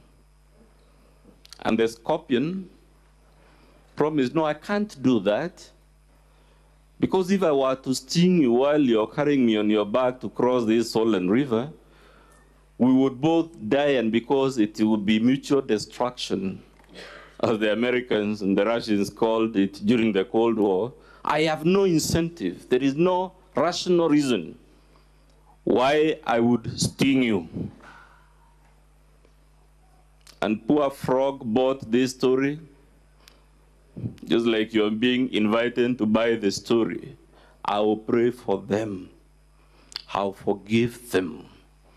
We only need a month. So frog took scorpion on his back, and frog started swimming across the river, and right in the middle, scorpion oystered his tail and stung the frog. And of course, that poison disables the nervous system, and the frog couldn't swim, and they both started drowning. And frog asks in the story, "Why did you sting? You promised that you won't sting, and you are also aware by you stinging we would both be extinguished." And scorpion gave frog a simple answer: "I stung because it is in my nature to sting."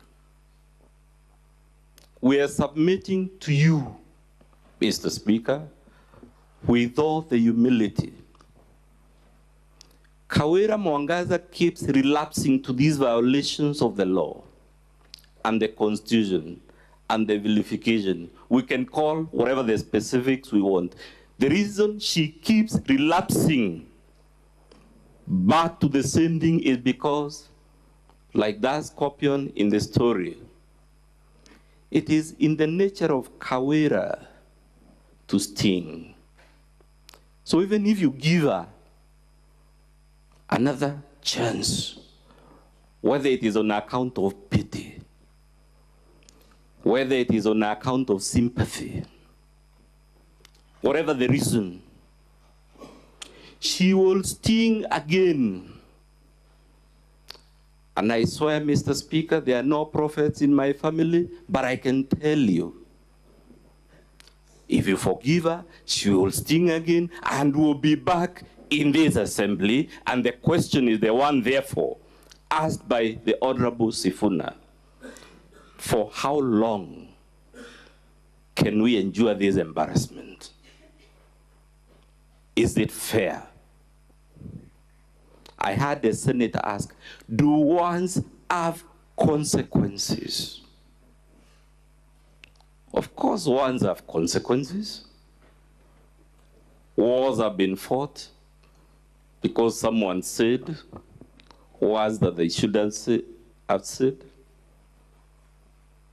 That's why there is an adage that says, speech is silver, silence is golden.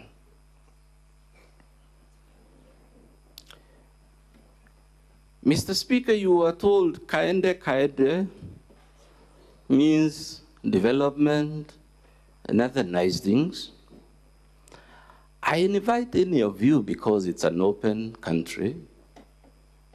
Kaende is not an English word, it's not a Swahili word, it's not a native word from any of our native languages. It is Sheng, street slang in Nairobi.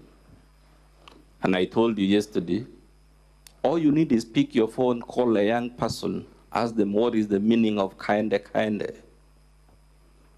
And I told you the meaning is, I don't care. Na liwe liwalo. Kusera, kusera. And I recall telling you, because it is in the nature of Kawira to do these type of things. When I mean it is in her nature, I mean she can't help it. It's part of our chemistry. Unfortunately, we have human beings like those, and they are our beloved brothers and sisters.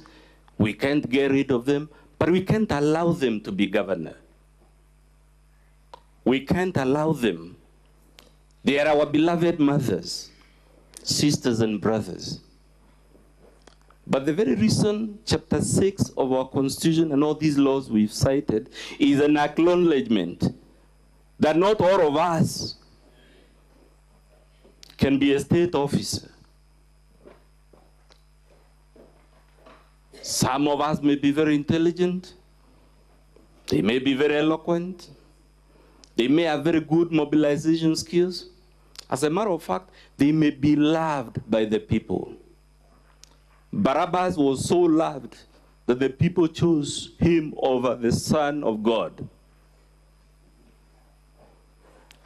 But it doesn't mean they are the right holders of certain offices. And if, by what I called in the last impeachment, that seemed to bring me into trouble with the Senate, an aberration of democracy. Mr. Speaker, Article 181 exists because the drafters of our Constitution, in their wisdom, realized democracy can produce aberrations, counterintuitive products. And governors like the one before you, I very humbly submit, Mr. Speaker, they are an aberration. They are not the type of product our democratic system of government was designed. And because the makers of our Constitution knew this sort of problem can arise from time to time, this august Senate and the County Assembly were given a counter-majoritarian power to remove state officers for violations such as those before you. I told you about Shaggy yesterday and his song, It Wasn't Me.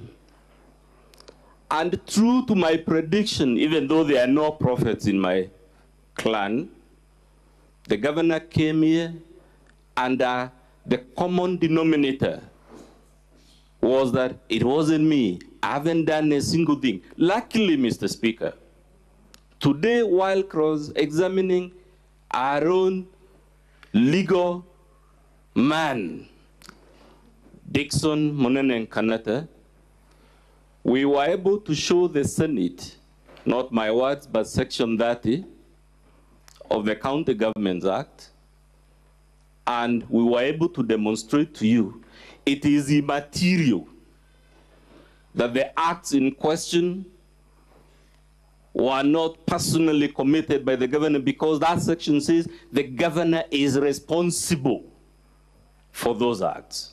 Those are not my words. The section we read says the governor shall be accountable. Those are not my words. The word used in the statute is the governor shall be accountable. And why this defense cannot hold, Mr. Speaker, is you would be setting a very dangerous precedent. In fact, you will have guillotined and killed Chapter 6 and Article 181, because anyone who walks in our villages, in our streets of our cities, you don't need to be very knowledgeable to know senior state officers invariably act by instructing someone else. You rarely ever find a governor, a president, or whoever directly doing something personally. Yet our constitution says they are accountable to Parliament in the case of the national government. They are accountable to the county assembly. Those are the words of the law. Mr. Speaker, if you are to uphold this defense, it would mean no one would ever be impeached, because all you need to do is act through others. Luckily, Mr. Speaker, we also cited another law for you that expressly speaks to acting through others. And in short, all we are trying to tell you, Mr. Speaker, is that there is no valid defense to the charges against Governor Kawira Mwangaza. What she has done, which is what she has done all along, is to tell you, it wasn't me. Even if she was caught on camera, it wasn't me. Even if she was caught in various places, in Shaggy's song, the man engaging in Ankipanki is caught in the bathroom, on the sofa, and in yet another place, and it's all recorded, and his persistent reply is, it wasn't me. We have shown you that defense is not available as a matter of plain law, but it is not also available as a matter of principle. I propose to leave it at that point, Mr. Speaker, to share the remaining minutes with my learned colleague, Mr. Muvenge Jacob Ngwele, who will take you to the specifics of what is the case we brought before you, what is the response to that case, what are the admissions the governor made at the county assembly, and when all that is done, we shall beseech you in the name of God, whether it is the Christian God or the God of the Nyambene and Mount Kenya hills that they are Meru worship before the current civilization, that the time to stop this madness in Meru has come. And if there is no reason, if we haven't proved or satisfied you, the governor is the bishop in the Holy Book. In the event we have not persuaded you on the evidence, Mr. Speaker, I hope we have persuaded, wherever the truth lies, there is an unsustainable crisis in Meru. And even if you must jettison one person to save the ship, called Meru County with the 1 million inhabitants, your act is still justifiable even under the Holy Book. I now cede the floor to Mr. Jacob Ngwele.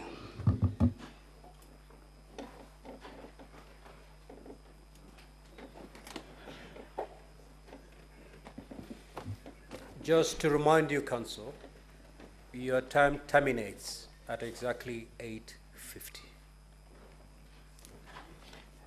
Thank you very much, Honorable Speaker. My name is Jacob Ngwele. I'm an advocate of the High Court.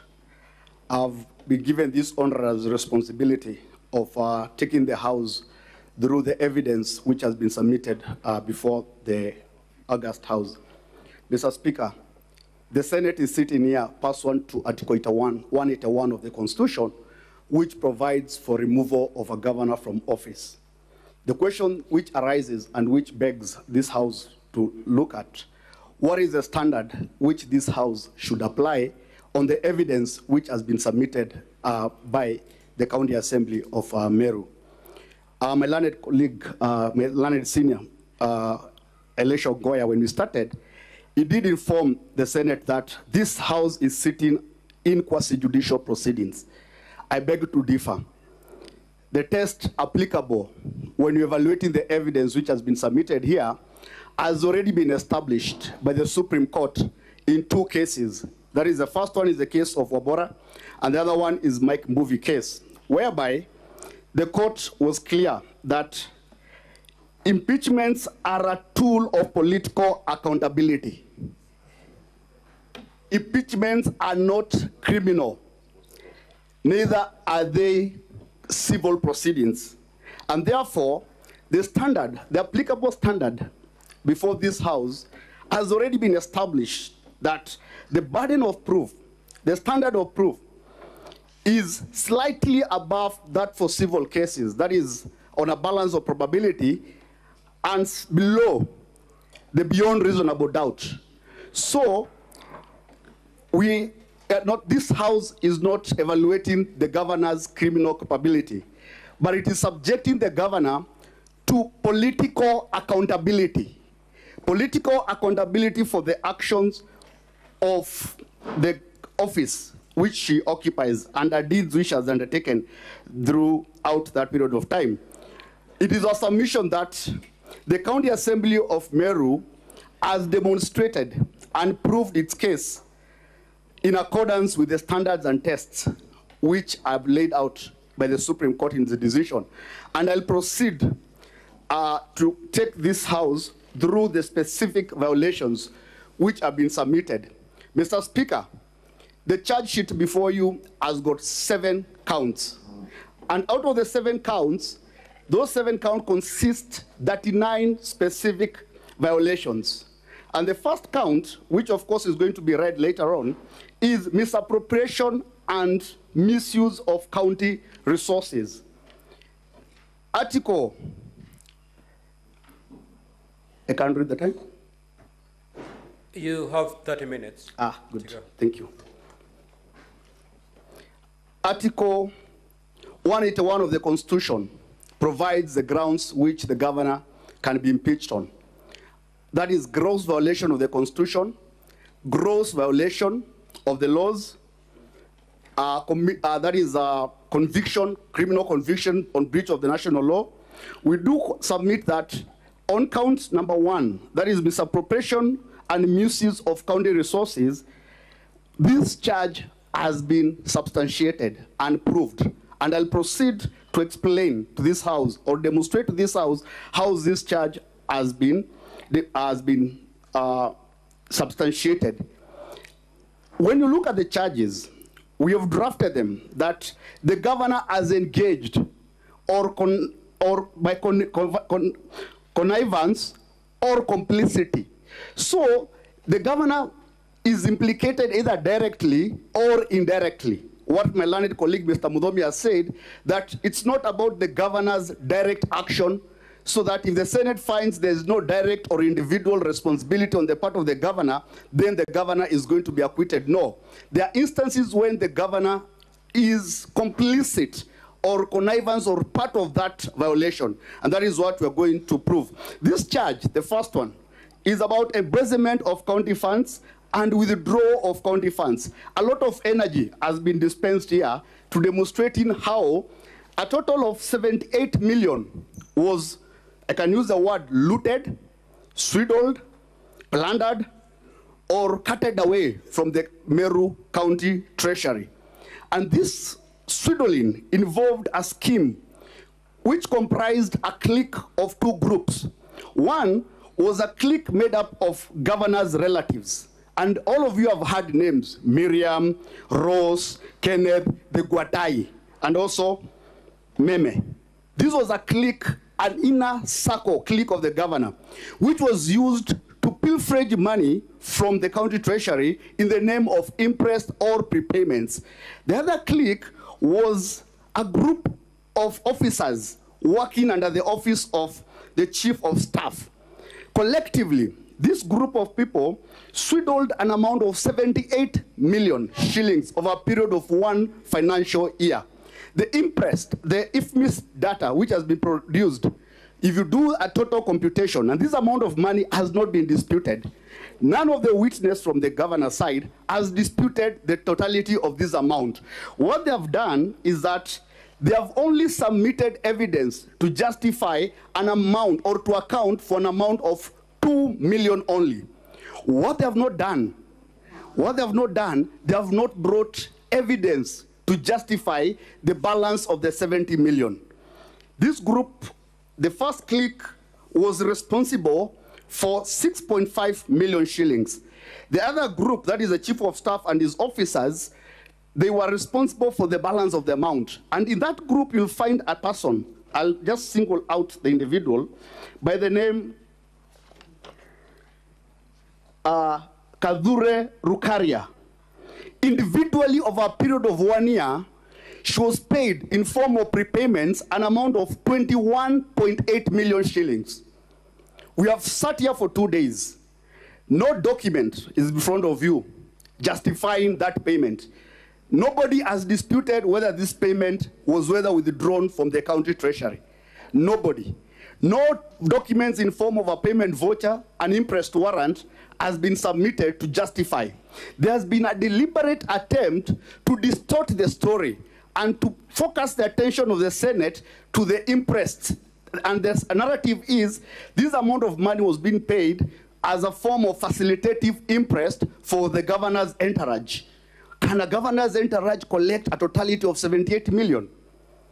The amount of money which has been accounted for is only 2 million shillings. Where are the documents? Where are the vouchers? And when we asked, when the assembly requested for the documents through their summoning powers, they were told that the documents are with the Auditor General. And in the letter which is in the document, which is in the bundle of document, indicates that the documents are being used for preparation of financial statements. Everybody who has got elementary accounting knows very well that you don't generate financial statement using vouchers. Financial statements are generated using cash books and ledgers. And even if these documents were taken to the Auditor General, where is the delivery book? No evidence has been submitted to show where that amount of money to support that expenditure. And in absence of such document to controvert this allegation, we do most humbly submit that this allegation of investment of funds has been proved. On their defense, what they attempted to do, they submitted documents here, a bundle of documents, which we have raised issues about its authenticity. We do submit that these documents were afterthought. They were generated ex post. They were ex post creations to justify those two, and they were not, in the attempt to justify, they only justified 2 million shillings. When they had an onerous obligation of justifying 78 million. Those documents were not signed, they were not examined, they did not comply to elementary accounting standards applicable to any accounts department in a public institution. So we do ask the Senate to disregard that defense which has been put forward and know that 70 million shillings, as we sit here today, has not been accounted. They had the obligation, they had the responsibility of calling in the Chief Officer Finance. They had the obligation, they had the opportunity to call in the CC Finance. They had at their disposal the entire county treasury to come and explain those amounts of money. They have not, and for that reason, we do submit that this allegation, that is count 1, has been proved. I'll swiftly move and quickly to the other parts of the other count. The next count is count 2, that is nepotism and related unethical practices. We do submit again that this count has been substantiated and proved.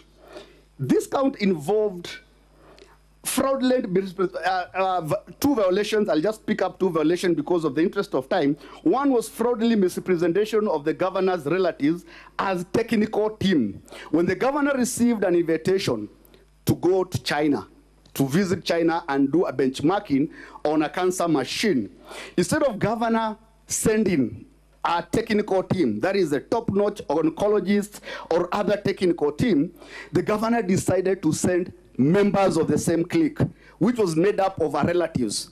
2 sisters, 1 brother. These are the team which was the inner team. This is a team which was sent to China.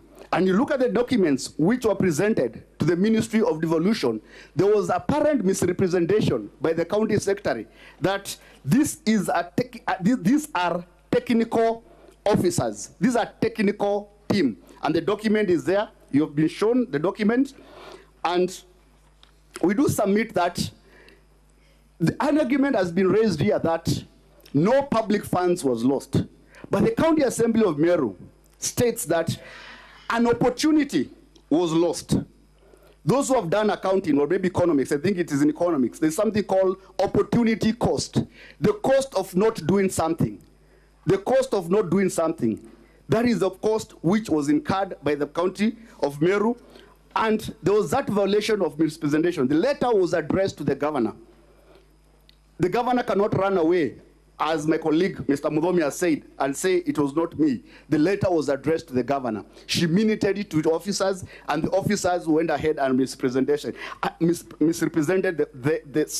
those members of the clique as county technical officials.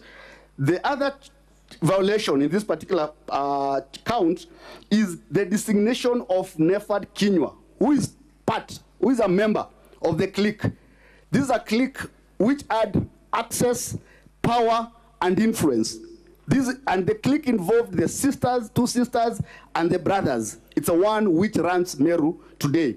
So Nefad Kinyua, in order to reward him, when he was in a small job group without competitive process, and the governors admitted in cross-examination that his appointment was not sanctioned by the County Public Service Board. It has been admitted. Kinyua was appointed as a director, external linkages, without a transparent and competitive recruitment process. We do submit that count 2 has also been substantiated and proved. I'll move quickly again because of the time we have been given. Of course, it's so difficult to condense all the evidence which have been given within the short period of time which I have, but I'll try my best. The third count is count 3. That is bullying, vilification, and demeaning other leaders. Chapter 6 of the Constitution was not made in vain. The Chapter 6 of the Constitution operates with other laws. Principles key above them is Public Officers Ethics Act and the Leadership and Integrity Act. If you look at those provisions of the law, and those are the ones we have said the governor violated, I'll direct the Senate to Section 9B of the leadership of the Public Officers and Ethics Act, which states that a state officer shall not bully any person. It's there. There's also a call for professionalism within the Leadership and Integrity Act. There's also the professionalism means that a state officer shall treat the public and his fellow public officers, now these are public officers, with courtesy and respect.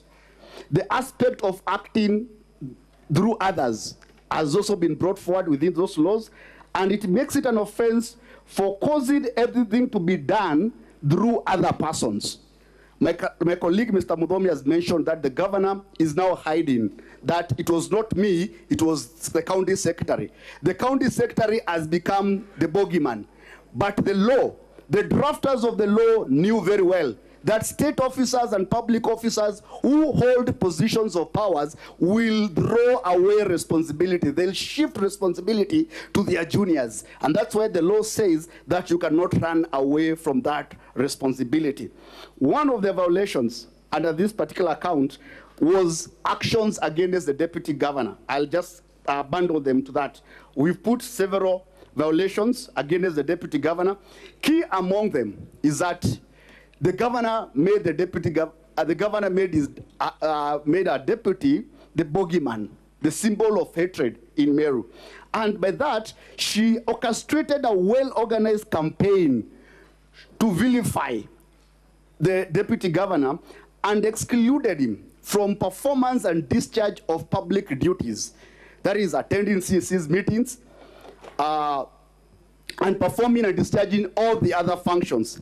Evidence has been adduced. Sufficient evidence has been adduced demonstrating how these actions were perpetrated. The Hansard of the County Assembly, their letters by the Deputy Governor, writing, beseeching the Deputy President of this Republic, beseeching the Chair of the Council of Governors, to the Speaker of the Senate, asking for reconciliation, asking for these institutions to facilitate a reconciliation between her and between him and the boss, that is the governor. There are memos which you have submitted demonstrating whereby the deputy governor is asking for simple facilitations like repairs for his cars, fuel for his car, staff, and the like.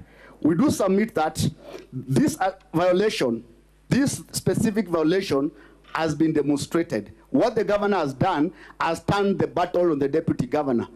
Instead of justifying or explaining, now the deputy governor has become even the author of these impeachment proceedings. They have created a narrative around the deputy governor. Evidence has been adduced to support the vilification of the deputy governor in form of WhatsApp messages where the governor proceeded to engage in cyberbullying. Cyberbullying in WhatsApp. The governor is on a WhatsApp group, and there she has not disputed those screenshots. She has not disputed authenticity, the context of those screenshots. You can see the governor posting and talking about, and the DG mobilize fewer levies. Some people will find a way of defecating avocado seed. It's there. She has admitted that she has admitted that. Another posting, he thinks I'm the type of person who can be scared. That's a governor.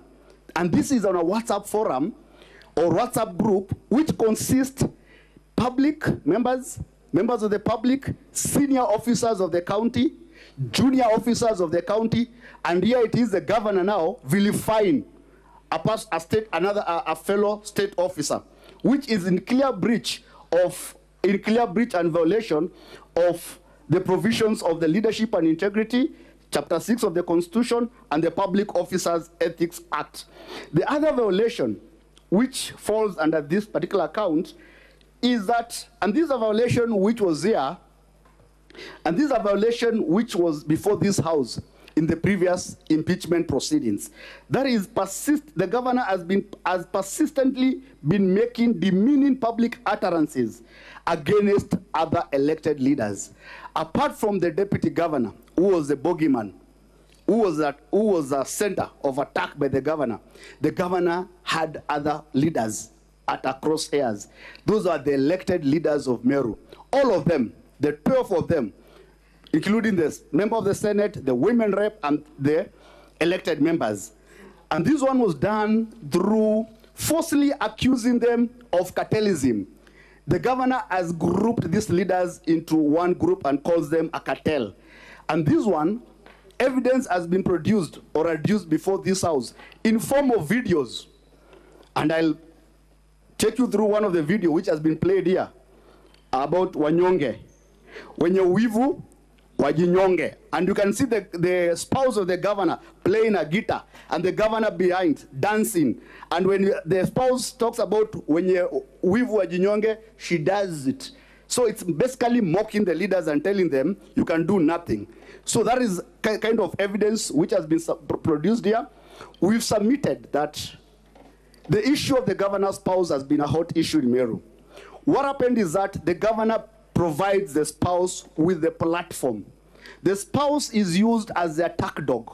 Instead of the governor attacking these leaders directly sometimes, she uses the spouse to attack them through music and innuendos. The other video, which was submitted here, was during the presidential function in Larry, whereby the governor, it was played here, and the governor singled out the 10 leaders, and called them names, and falsely accused them of being members of cartel and trying to blackmail our regime. Honorable Speaker, we do submit that This count 3, that is bullying, vilification, and demeaning of other leaders, has been proved. Before I jump to that one, we brought a witness who is a member of parliament. That is Honorable Mugambi Ndikiri. He is the chair of the Meru, the members of parliament caucus, and he explained to details the pain and suffering they have undergone as leaders by the action of the other members when they were vilified during the presidential meeting, when he felt insulted, demeaned, humiliated, when they had not provoked the governor. We do submit that this allegation has been substantiated. I'm moving quickly to my fourth count.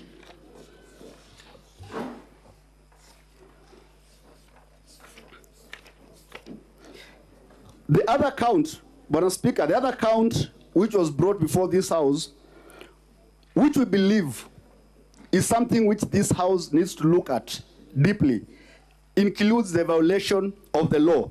Count 4 is illegal appointments and usurpation of statutory powers. The violations are there in the charge sheet, the specific laws which have been violated. I'll mention a few violations which are there. One is the legal appointment of the chief officers. A chief officer, and a name has been brought, evidence has been adduced. That is on page 296 of our document, that is on volume 2. The appointment of Kenneth Riungu as chief officer without the approval of the county assembly. Honorable Senators and Mr. Speaker, the County Government Act, that is section 45, provides for appointments of chief officers and the method. The governor nominates from a list which has competitively been sourced by the County Public Service Board, and once the nomination has been undertaken, the name is forwarded to the Assembly for vetting under the provisions of the Public Office, that is the County Assembly's Public Approval Act. This particular chief officer, nobody has disputed his appointment. Nobody has said here, the governor, the witnesses, nobody has said that Kenneth Mwiti Riungu has not been appointed or does not discharge the functions of the chief officer. This evidence has been produced. We do submit that the appointment has been produced, the evidence of the appointment has been produced in form of the letter dated 23rd August 2023, which contain a list of appointments which the governor made. And in that list, you will see the name of Kenneth Riungu being appointed as a chief officer. The County Assembly of Meru has never vetted this particular individual, and this particular individual still discharges the functions of a chief officer in Meru. This is a violation of section 45 of the County Government Act. The other appointment was the acting appointment of chief officers. Mr. Speaker, the same letter contains the names of several chief officers who were appointed. That is Edwin Mutuma Murangiri, Kenneth Gitobu Nikata. These were appointed as acting chief officers without the requisite competitive recruitment and recommendations by the County Public Service Board. Evidence has been produced in form of a memo by the County Public Service Board warning the chief officers against making acting appointments without the authority of the County Public Service Board. And the County Public Service Board, in the same letter, in the same memo, says any appointments made without the approval or without the authority of the County Public Service Board, such appointments shall be null and void. These individuals, the governor has admitted that these were directors. We found them there as directors, and they appointed them as acting chief officers. Mr. Speaker, I've never, in my history, in my brief history in life, that is, I've never seen a director being appointed a permanent, that is a principal secretary. In case there's a vacancy in the office of a principal secretary, one of the principal secretaries doubles in that particular office, because the appointment for that particular office is special and specific. You cannot pluck in an individual from the ground and you make that particular individual an acting chief officer. So this one is a demonstration that the governor usurped the powers of the County Public Service Board and made this illegal and irregular appointments. Of course, there was the issue of appointment of traffic marshals. That violation has been demonstrated. The County Public Service Board, in their letters, they are very clear that they have not approved such appointments. They have demonstrated the same, but in the bundle of document, you can see the same traffic marshals wearing uniform, riding motorcycles, and the governor posting on WhatsApp that these are going to be the frontline officers to make Meru the next city. Who appointed them? The governor circumvented the powers and functions of the County Public Service Board and by herself appointed these particular individuals. The other appointment, the other violation was in regard to with regard to sending the 4 CEOs of the corporation, that is the parastatals in Meru. That is Dr. Ntoiti, the CEO of County Revenue Board, Paul Mwaki, who testified here, the CEO of Liquor Board, Kenneth Kimathi, the managing director. These are CEO of statutory corporations. They're employees of the boards. They're not the employees of the governor. What the governor did, through the county secretary, of course, they were sent on compulsory leave with pay. It only took the intervention of court after 1 year. That's when they have resumed their duties. The boards are the ones which recruit. The boards are the ones with the statutory powers to suspend or exercise disciplinary control over their CEOs. It is not the governor crossing over. I've never seen it in this country where a head of a parastatal, the CEO of a parastatal, when there is a duly constituted board, is sent home by State House. Maybe this one is new. The other one, the other violation is this particular one. Those are the violations. We do submit that this is the second time the governor is still being accused of usurping the powers and functions of the board. And with respect to count 4, Speaker, we do submit that the count has been proved. The last 2 counts, which I'm going to move quickly, is contempt of court.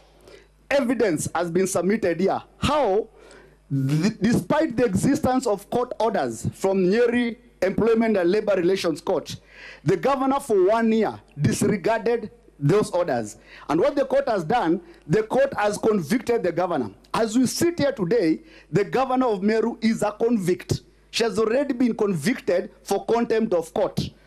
That is a violation of Article 181(1)(b) of the Constitution, whereby, which constitutes a ground that where there is a, which provides that where there is a serious reason to believe in that a county governor has committed a crime under the national law.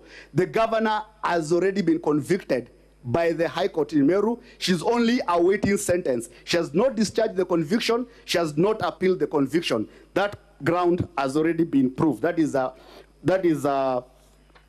contempt of court. The last, the other one, of course, was illegal naming of the road. That one is okay. That one, we have said it's there. The evidence has been produced.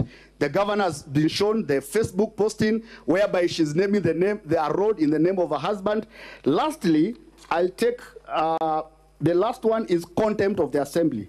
Madam Speaker, Section 22 of the County Assembly Powers and Privileges Act provides an impeachable ground for anybody who is a public officer who violates, who dishonors the summons of the assembly. The governor was invited to appear before the committee of the county assembly.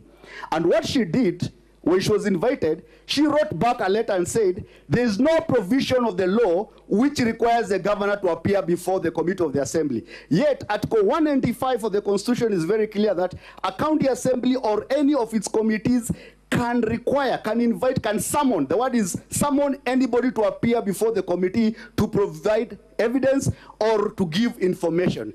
Section 18 of the County Assembly Powers and Privileges Act provides, enacts the same provision and uses the word any person. When the governor, our officers were invited, when the governor specifically was invited, her defense was that the Assembly goes to the High Court, files a constitutional case, seeks a constitutional interpretation whether the governor can be invited, can be summoned to appear before the Assembly. Yet the Constitution uses the word any person.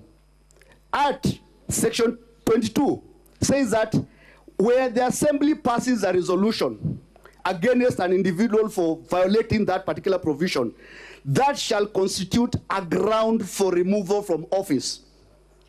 And that's why you see this ground, and Honorable Sifuna asked it, what is the content of county assembly, whether it constitutes a violation.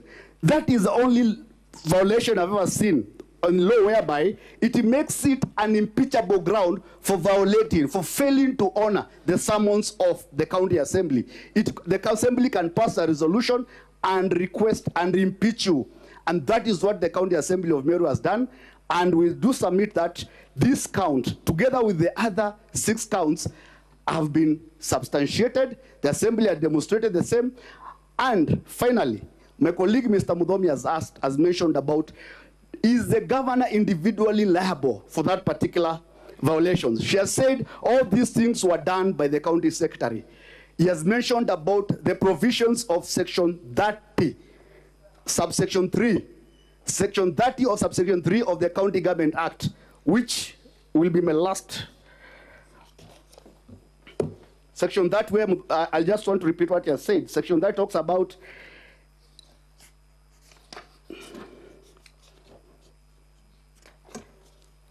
the governor shall be accountable for the management and use of county resources. The governor cannot run away and say, I was not the one. It was done by this officer. It was done by the county secretary. The law places the accountability at the hand of the governor. So the governor of Meru cannot run away from these allegations and say that they were done by others, that it was not her. Mr. Speaker, with that, I rest my case. The counsel for the governor, you may now proceed to make your closing statement. You have exactly 1 hour, starting now.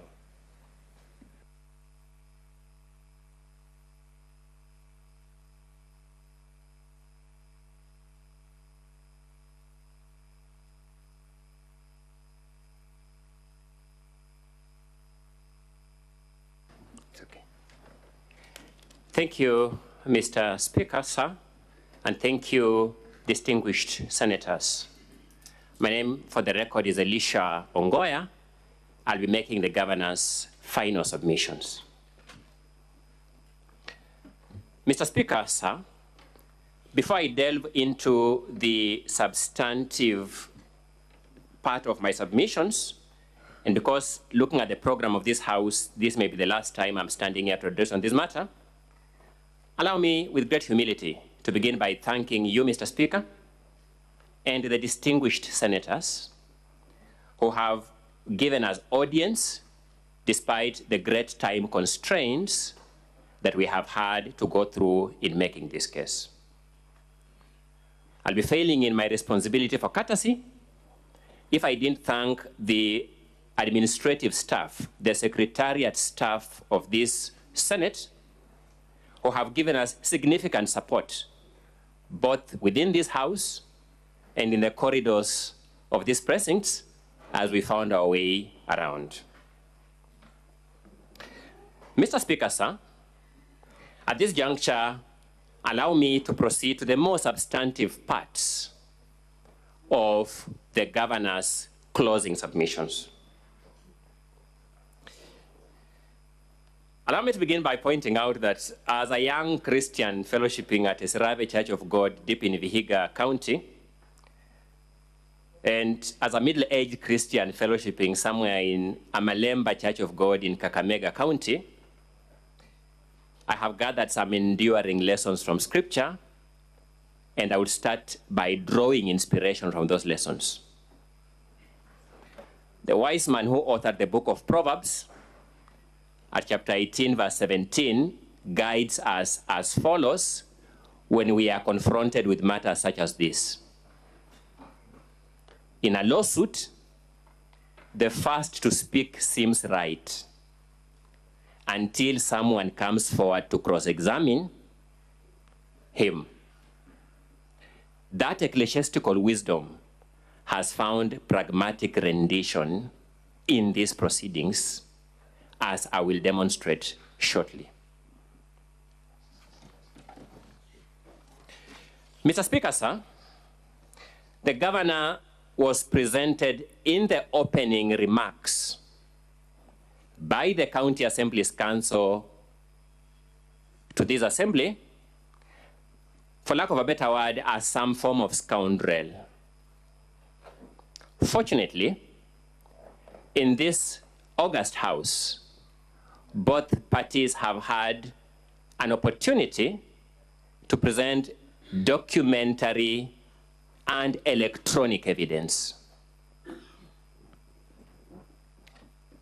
Mr. Speaker, sir, distinguished senators, when the history of this attempted impeachment of the governor of Meru County, Her Excellency Honorable Kawira Mwangaza, shall be authored, one word will be repeated in that historical text. That word is a Meru word, kibiri. I'm told, in its innocence, it is a stick that is used to stir porridge. Sadly, in that historical text that I've alluded to, that word will have no aura of innocence. I beg to pose the following questions to the hearts, the minds, and the conscience of these distinguished senators. Are we, in making a decision this evening, going to dignify the Kibiri movement that we have seen today by impeaching this governor? Are we, honorable distinguished senators, going to dignify the acts of Honorable Mpuru Waburi that you had occasion to watch today live by impeaching this governor? Honorable senators, are we today going to dignify the act of the honorable member for Buri constituency that we have seen today supporting the other acts of Mpuri Aburi that you had observed by impeaching this governor? Are we going to dignify the acts of the deputy governor for Meru County openly and in the company of the young people of this country that we ought to give proper moral guidance, calling a governor a prostitute? Are we going to dignify that person by impeaching this governor?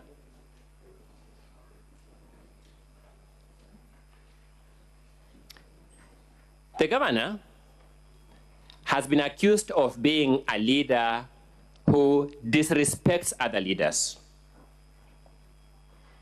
Video clips of the alleged disrespect have allegedly been played here, including a song, Wenye Wivu Wajinyonge.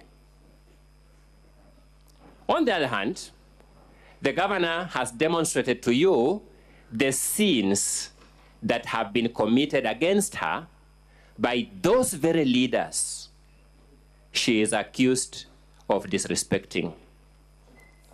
Distinguished senators, in good conscience, are you going to vote that this governor is a greater sinner than she has been sinned against? In good conscience.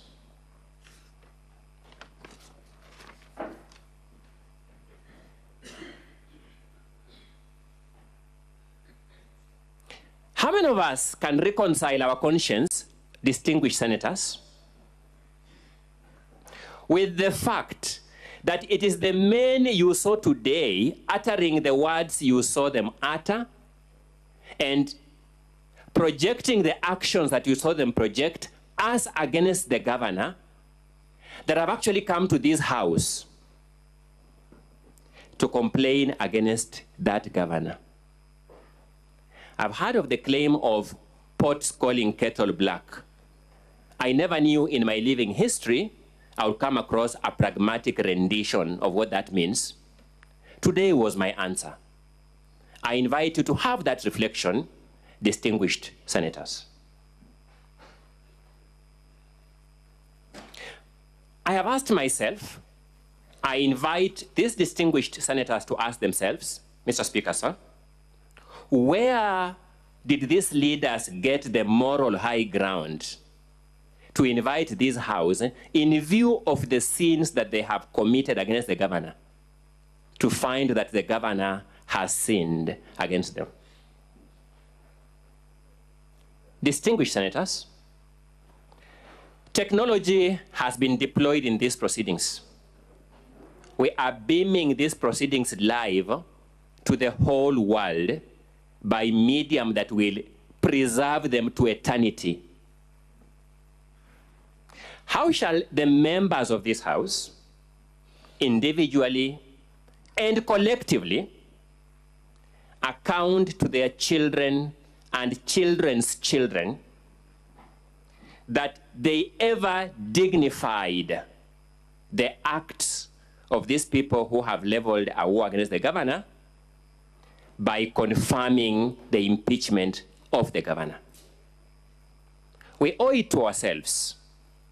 We owe it to the peace of conscience to make a decision that takes that into account. Choices have consequences, or so it is a truism.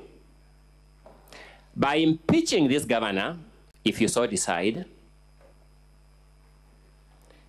the logical consequence is that that person you saw chanting with the young men of Meru, calling the governor a prostitute, would rise to the office of governor.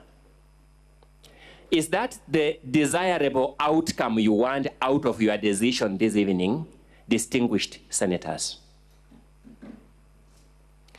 Members of the County Assembly have brought the governor here. I speak the governor's heart. We do not begrudge them. They have the power to do that. They have exercised that power. Have they rightly exercised that power? Distinguished senators, that decision lies in your hand. You are told that the governor did not present the evidence that she has given before you to the County Assembly. Fortunately, this House is a house of record.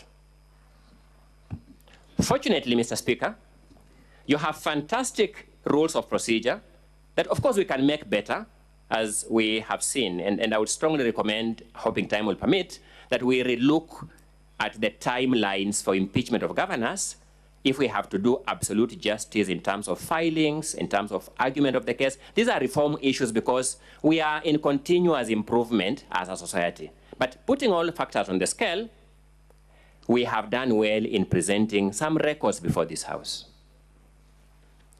When you retire and before you vote tonight, I invite every senator to open volume number 4 of the County Assembly's documents and turn specifically to page number 146 of that volume and look at the conversation that is taking place at that page.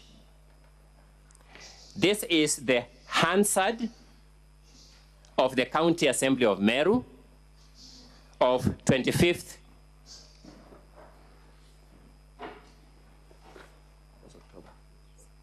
October 2023.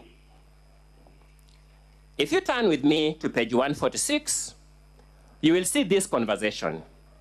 Elias Mutuma, advocate for the governor, says, "Mine will be brief, but I will not proceed until we are given a ruling on the 2 issues raised by my seniors. we seek direction on how to table the evidence that we have and how we will get a ruling on the public participation.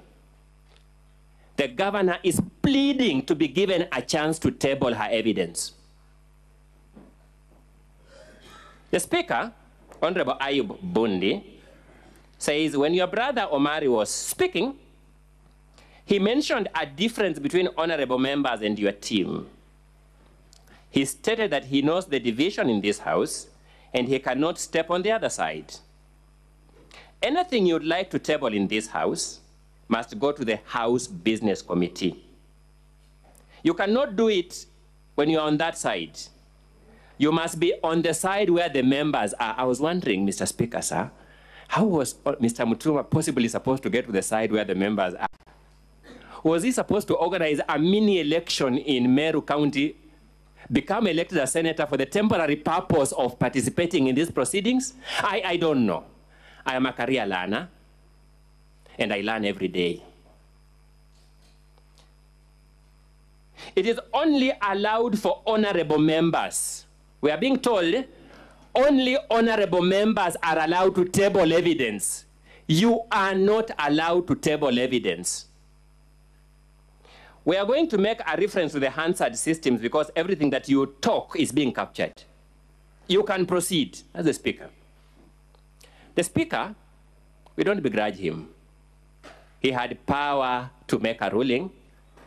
Mr. Speaker, just as you have power to make rulings here.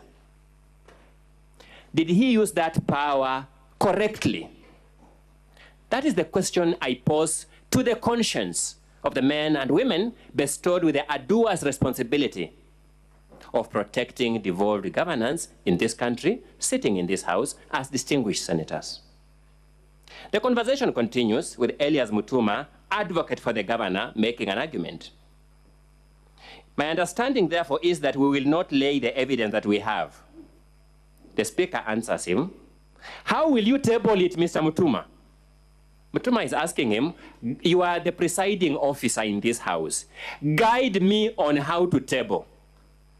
Mr. Mutuma is being challenged. How will you do it? You are not an MCA. That is why MCAs enter through the main door, and you entered through the back door. This was no longer differentiation. This was apartheid. Discrimination on the basis of the door you entered through. Whoever entered through the main door had a chance to table evidence. Whoever entered through any other door was denied a right to table evidence. Mr. Mutuma, exercising the persistence of a lawyer that we teach in law schools, continues. My hope is now pleading hope. My hope is that you will guide me on how we will lay the evidence that we have, because I'm a stranger in this House. The Speaker answers him, we are going to rely on the Hansard system. As you talk, be aware that you are giving your evidence. He says, in desperation, well-guided, a very well-trained lawyer. Whether you agree or disagree with the judge, you say most obliged, well-guided. May we then have a ruling before we proceed? Mr. Speaker, sir, distinguished senators, believe me or not, it is this assembly that has come here to ask you, why didn't they table their evidence before the assembly?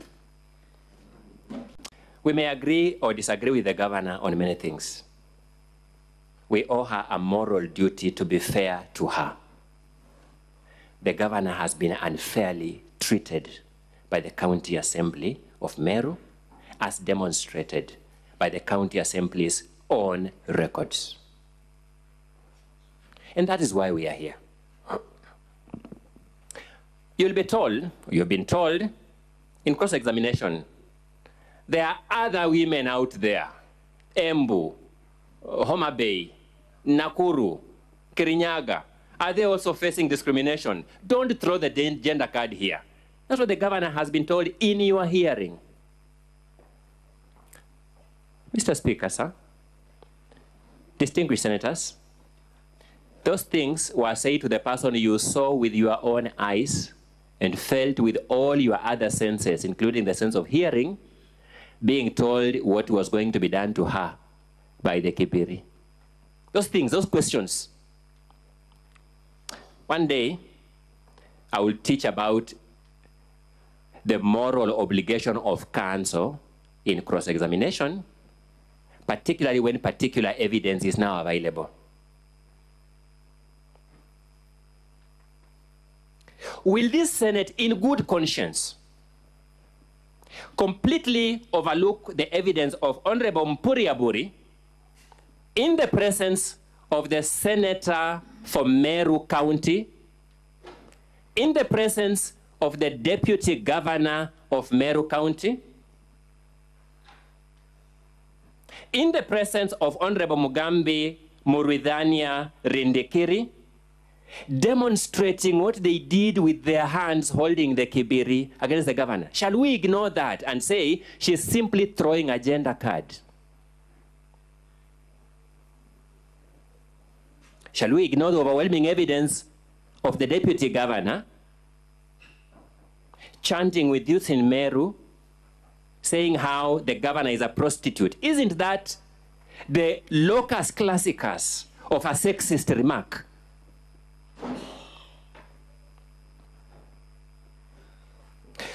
Will this Honorable Senate ignore the video clip that was played regarding that purported tree planting event at which no single seedling was seen being planted, but in which clear sexist remarks were made against the governor of Meru County?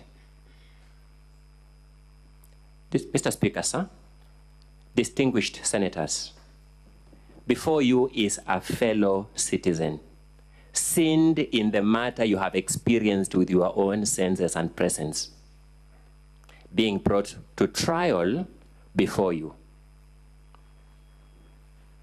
Allow me now to proceed these conversations among yourselves.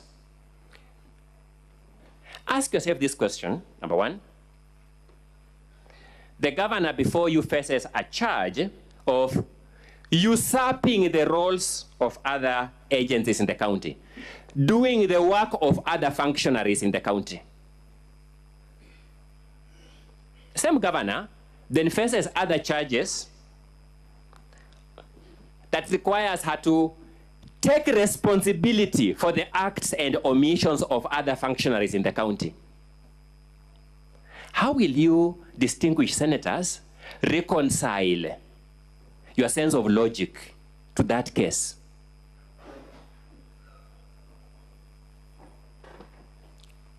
When you retire in your private chamber, distinguished senators, reconcile this for me kindly, because I'm a career learner. The governor is accused of making payments to county employees who are named 4 in number. Those county employees, one of them steps here and says he is complaining that he was paid. He told you that yesterday. Then you will be confronted with evidence that he is the one who went to court to obtain an order to compel the county government to pay him. That person who is complaining. I've been struggling whether I'm a law learner, good people. But I want you, in good conscience, to tell me, if you sat in the shoes of this governor, how will you learn a lesson from that? Because this governor is a human being. She's not a perfect person. She can make mistakes.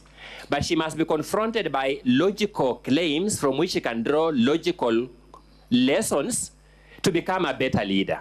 That's what we do in oversight institutions such as this. But if you confront this governor with this kind of contradictions, how does she sit with her team and tell them this is the program of action on how we can become better? Same governor is accused of disobeying a court order because that payment was delayed. And the act of purging was the payment must be made. While at that, and I'll reveal this issue later, I am glad that in front of me, including yourself, Mr. Speaker, sir, are honorable members of the Senate of Kenya who have served as governors. I have a plea to those particular ones. Please convey the message to your members in your deliberations of just how many cases the governor of your county, being you, was named as a respondent. If for each of those cases, the governor was to be brought here and be impeached, how many governors shall survive in this country? Is that even a sustainable way of oversighting counties? The office of governor is a standard respondent, so to speak, in virtually all claims made against the county government. At the end of it all, as was the case in the case of the 4 petitioners in Meru, a specific officer of the county government was singled out and told it was your duty, the county secretary, to ensure that these things are done. Go back and comply and come back here to tell me you have complied. Shall we ignore that direction of the court? My learned colleague, Dr. Mudomi Thiankolu, has a legal philosophy called legal sophistry. Legal sophistry, according to Mudomi Thiankolu, is a process where people make technical legal arguments that technically make sense. But when you look at them substantively, they are unjust arguments. Sadly, he has advanced those arguments here today. We don't begrudge him. He is acting on client's instructions. The Senate, you are to act on the instructions of the Constitution. Shall you buy into that legal sophistry, or shall you buy into the Constitution?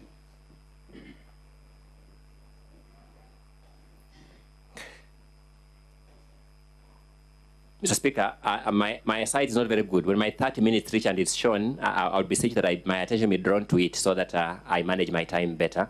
I know I still have some time. Yeah, Let me deal. You have 35 minutes to go. Thank you. That's consistent with what my chronometer is telling me. Let me deal with the Assembly's witnesses one by one. Arimi, Mwaki, Paul, you'll find the person who came before you denying the obvious fact that his salaries was paid pursuant to a court order, even when he is told to read the court order saying the salary be paid.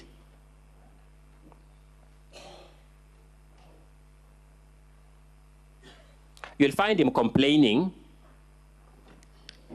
that he was in fact paid, that is his grievance. Why did you pay me? You'll find him the person who went to court to get an order to be paid. You'll find him saying, although I'm complaining that I was paid, I did not return that money to the county government. You'll be told, impeach this governor on the strength of that evidence.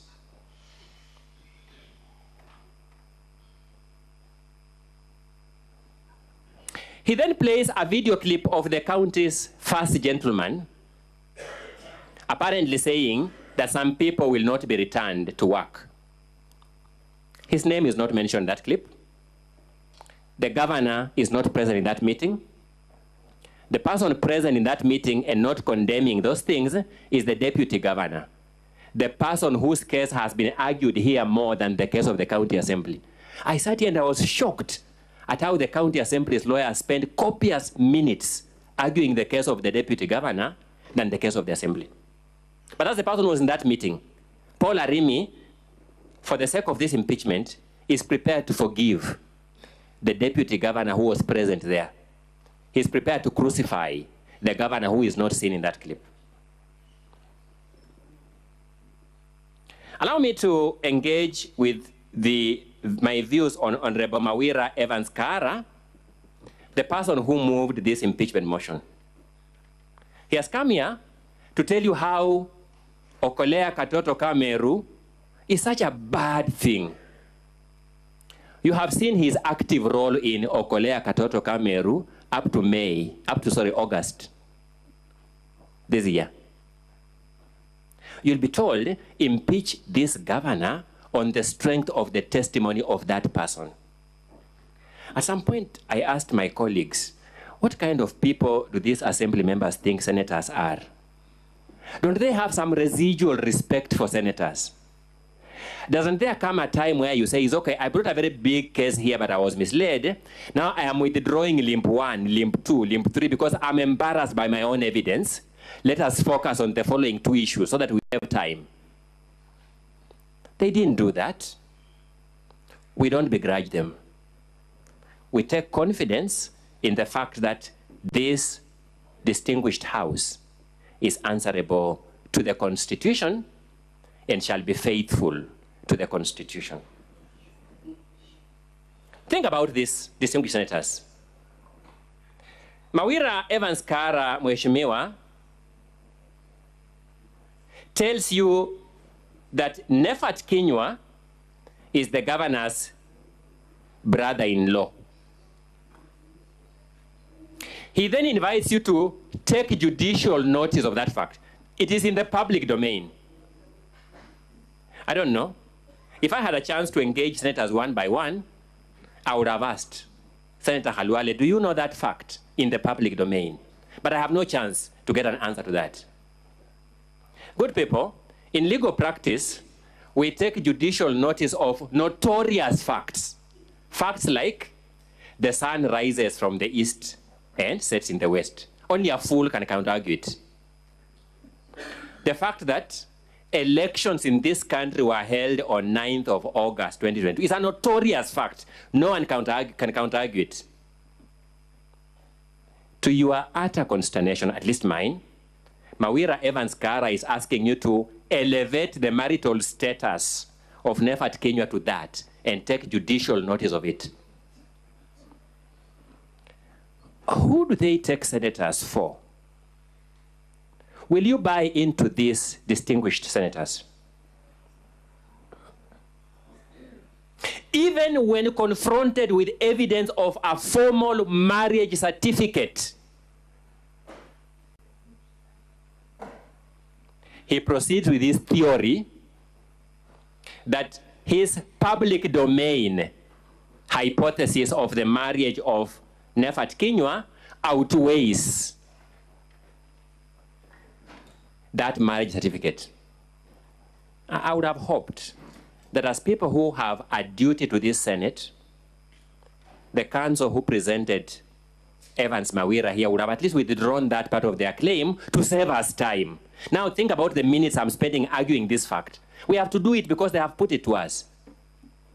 They disrespect this Senate. That's why they're saying they must preoccupy your precious time with this issue to the wire.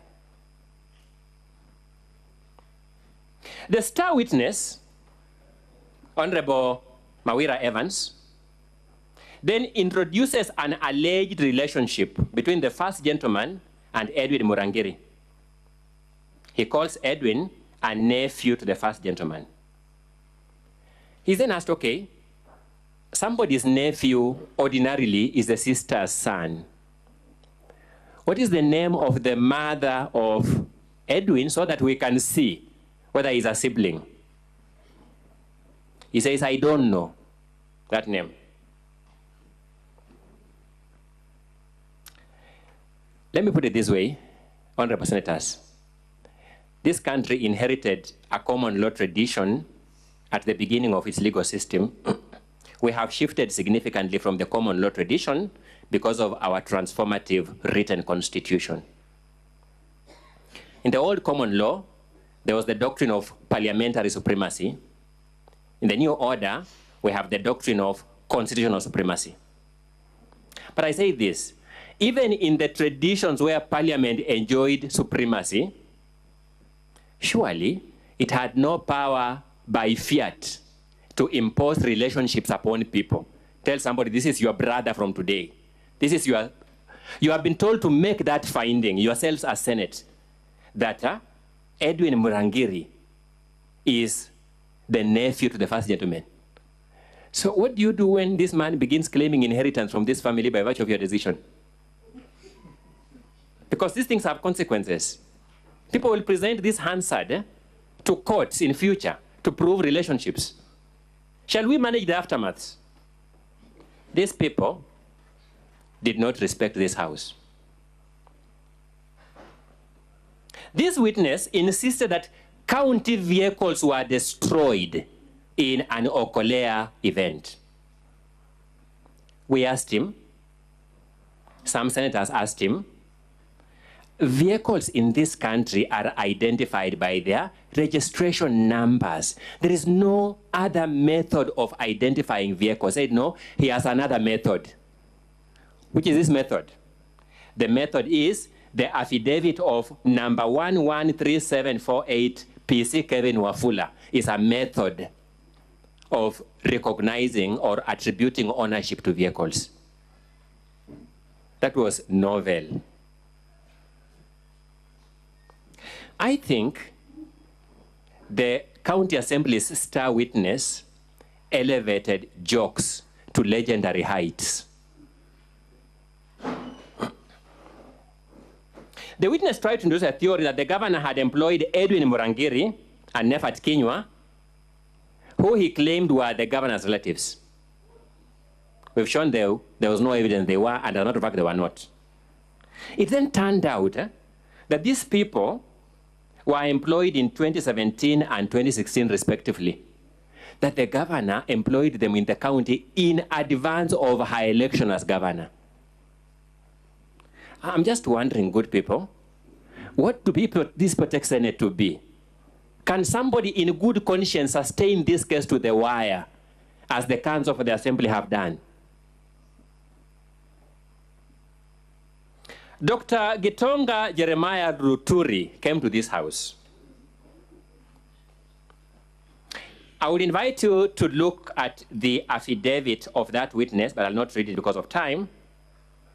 The very first paragraph of that witness, the very first paragraph, when his memory is still clearest, he told the advocate drafting his affidavit that he is a director of IV Healthcare. When he stood here and was told to introduce himself, he took an oath before this Senate, and from his mouth perjured himself on oath, saying, I am a director of IV Healthcare. Learned Counsel Dr. Okubasu, exercising that power in the book of Proverbs chapter 17, confronted him in cross-examination. He asked him, if this Senate were to take the liberty and call a Form CR12 from the company's registry, would you appear on that CR12 as a director of IV Healthcare? He stuttered, and in that moment spoke about 3 other companies, completely not mentioned in that affidavit. It turned out he was not a director of IV Healthcare. At paragraph 8 of his affidavit, which was read to him, he says that he was surprised upon arrival in China that the delegation that the governor had recommended to IV Healthcare were not a technical team. When he arrived in China, he learned that. It turned out the man never went to China. He stuttered. Honorable Mugambi Rendekiri Murwidania will be remembered by this house as a leader who was captured on video supporting the most sexually offensive remarks against a woman in the 21st century before the country's Senate, asserted by another leader, Mpuri Aburi, the honorable member. These are the people that we have been told have mounted a convincing case. Let's face it.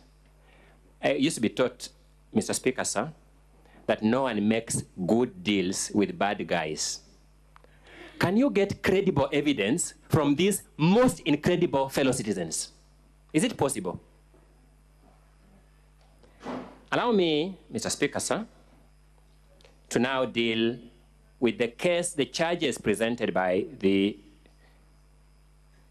County Assembly before this House.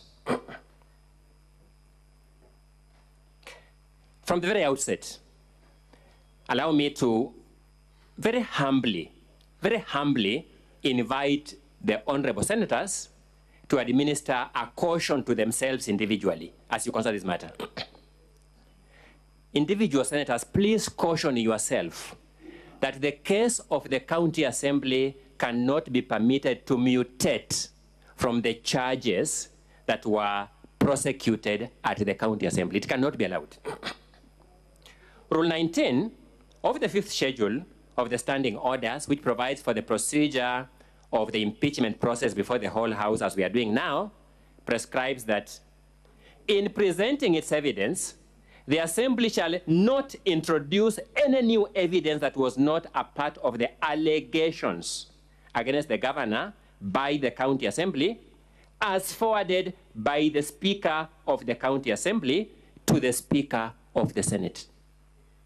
This case cannot be allowed to mutate.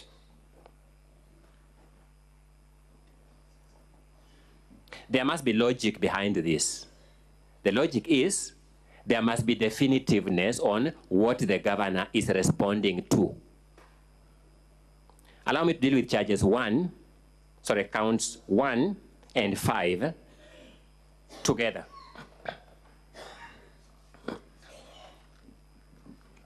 These counts are found in the Assembly's documents, Volume 1.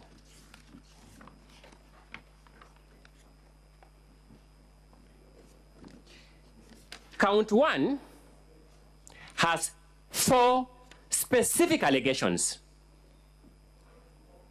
Allegation number 1,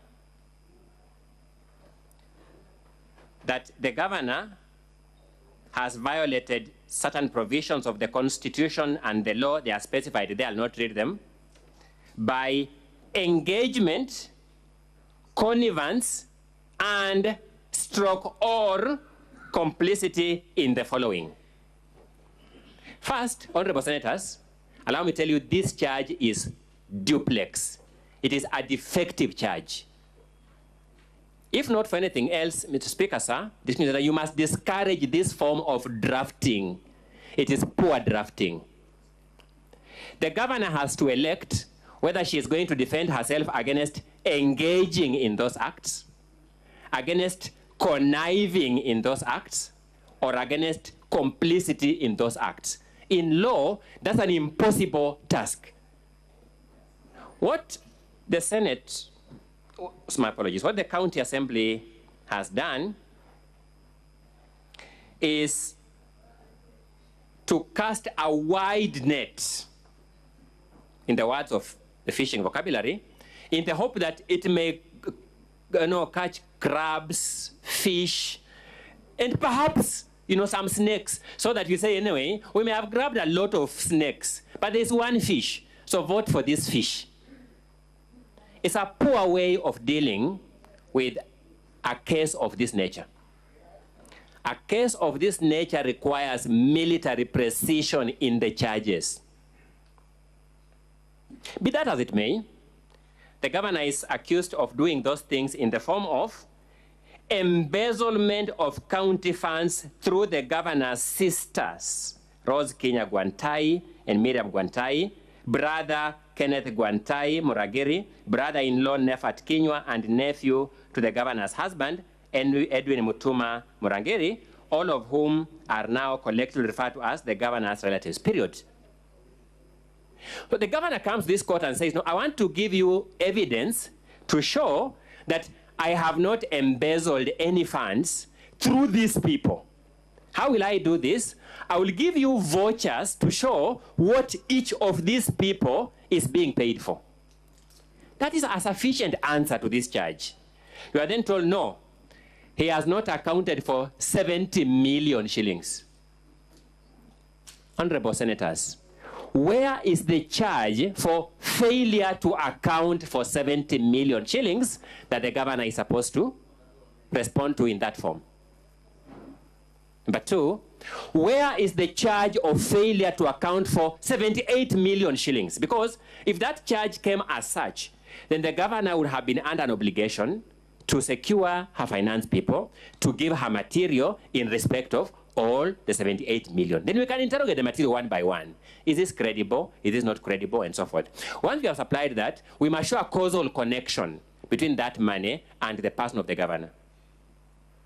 The governor was taken through a fairly humiliating exercise. She was reduced to a clerical officer. You are senators, you are state officers, you get impressed. You know the clerical process of dealing with a single imprest at a time. Mr. Speaker, sir, if you are personally to be held responsible for the imprest process in this house, would you possibly transact the business of this house? That is a matter this house must reflect on in your private moment before you take a vote. Even the clerk, who is the administrative head of this house, if he was told to personally explain each of the individual signatures in every signature of 100 vouchers, would that be possible? Allow me to tell you why this charge is premature. An audit process presents a different environment, because an audit process, the auditor comes, receives documents, reviews them, asks questions, people go back to the drawing board, review their own material, come back. The whole process takes time until we have a report. Now here is where you file documents and you are bound by those documents. There's no feedback. So in this case, we have no audit report. The county assembly should have been patient for the auditor to audit these accounts, raise specific audit queries, fail to get answers to those audit queries, then mount a case based on the specific audit queries that are not answered. What has happened by counsel for the assembly before you is a sad commentary on how not to prosecute an impeachment motion. The governor is accused. Council, you have 15 minutes. That's okay, Mr. Speaker, sir. Thank you so much. The governor is accused of withdrawing county funds under the guise of payment for various supplies by the governor's relatives, yet they, the governor's relatives, are ineligible to tender for or supply any goods or services to the county. Counsel for the assembly, in cross-examining the governor, completely misled this house, and I was saddened because counsel have a duty of candor. Despite our sectarian interests, counsel have a duty of candor. When you retire, honorable senators, look at volume 2 of the county assembly's documents. When you look at volume 2 of the county assembly's documents, you will discover that from page 1 to page 29, from page 1 to page 29 is a letter by Thuranira Salesio Mutuma to the Ethics and Anti-Corruption Commission and some attachments. That is crucial, honorable senators. Among those attachments is a table prepared by the said Salesio, running from page 4 to page 14. Page 4 to page 14 is not an IFMIS extract. Page 4 to page 14 is a table prepared in Word format, in Microsoft Word format by Salesio. That's important because that question was put to the Senate as if this is an IFMIS extract. It is in this table, good senators, that at page 6, in row number 4, you will find an entry called hospital supplies. This is Salesio writing those words. It is not IFMIS in which this is entered, it is Salesio. A person who was not brought here. We were wondering whether he's a real human being or he could just be taking care of his goats somewhere. At page 11, in row 3, you will find hospital supplies, another entered record by Salesio, not from the IFMIS. The governor's case before you is this, that if you proceed to page 17 to 29, where the IFMIS extract is, and you look at the corresponding voucher numbers to these things Salesio has written, you will find in the IFMIS extract, these are hospitality supplies. That's the governor's case before you. So the impression created by my learned colleague, Dr. Mudomi Thiankolu, that this entry hospital supplies is an entry made by the county staff in IFMIS is a pure lie, sadly from council.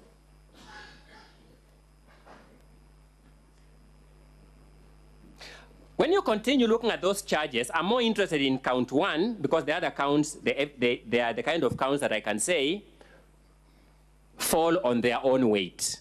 But this one here, somebody tried to point at invoices in a manner that was rather frustrating for anyone who understands this process. In fact, when I sat where I was sitting preparing my submissions, because I was not in this house, I presumed that either council for the assembly did not understand the impress system of government. Fortunately for us, this Senate works on impress systems.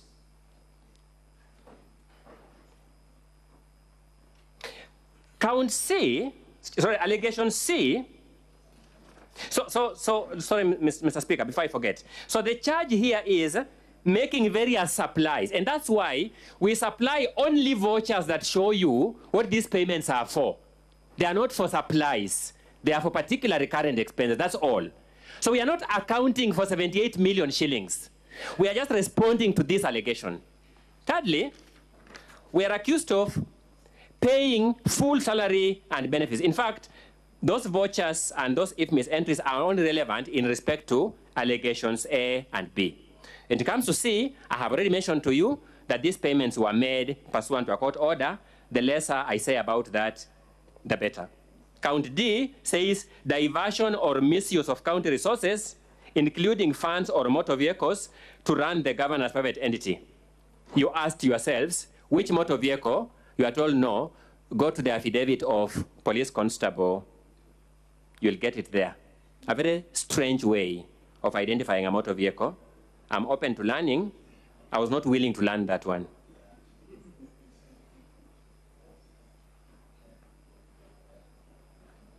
Allow me to demonstrate. Sorry? Mr. Speaker, do I understand I have 10 minutes? Thank you so much. The governor was accused of nepotism and related unethical practices.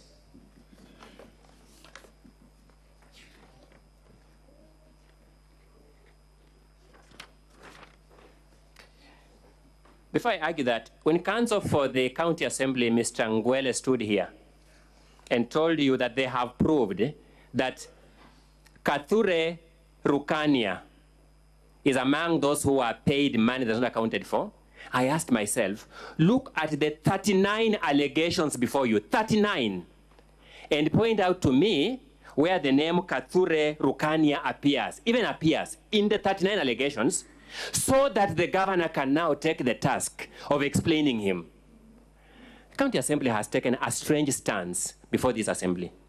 I'm saddened if this is the trajectory of impeachment. Charge 2 is about nepotism and related charges. One of the claims here is that the governor sent her unqualified technical team to China. Even when the county assembly witnesses are given their own documents saying the purpose of this trip or this request for clearance was to prepare and guide on the visit, they will express words. They insisted that no, ignore those words in their own documents. They were shown the invitation letter to China at page 79 of volume 2 of the assembly documents. They were asked, show us which part of this invitation is inviting technical cancer experts. They were unable to show it, but they have come here in closing submissions to insist that that was the nature of the invitation. It is a rule of ethics in trial advocacy that an advocate must never submit outside the evidence. Counsel for the Assembly have breached that rule of ethics. They have said that the governor misrepresented to the Minister of Devolution that these were technical people. They are told, okay, these people are said in a letter dated 29th May 2023 to be technical staff. Who is technical staff? Isn't the governor's security a technical security staff? Isn't the governor's PA a technical administrative staff? Where was that word technical staff defined as a term of art? They can't show you. Then they say, we ask them, okay, the next week, the same county government writes the Minister of Devolution specifying these people's names and their designation, which you confirm is correct.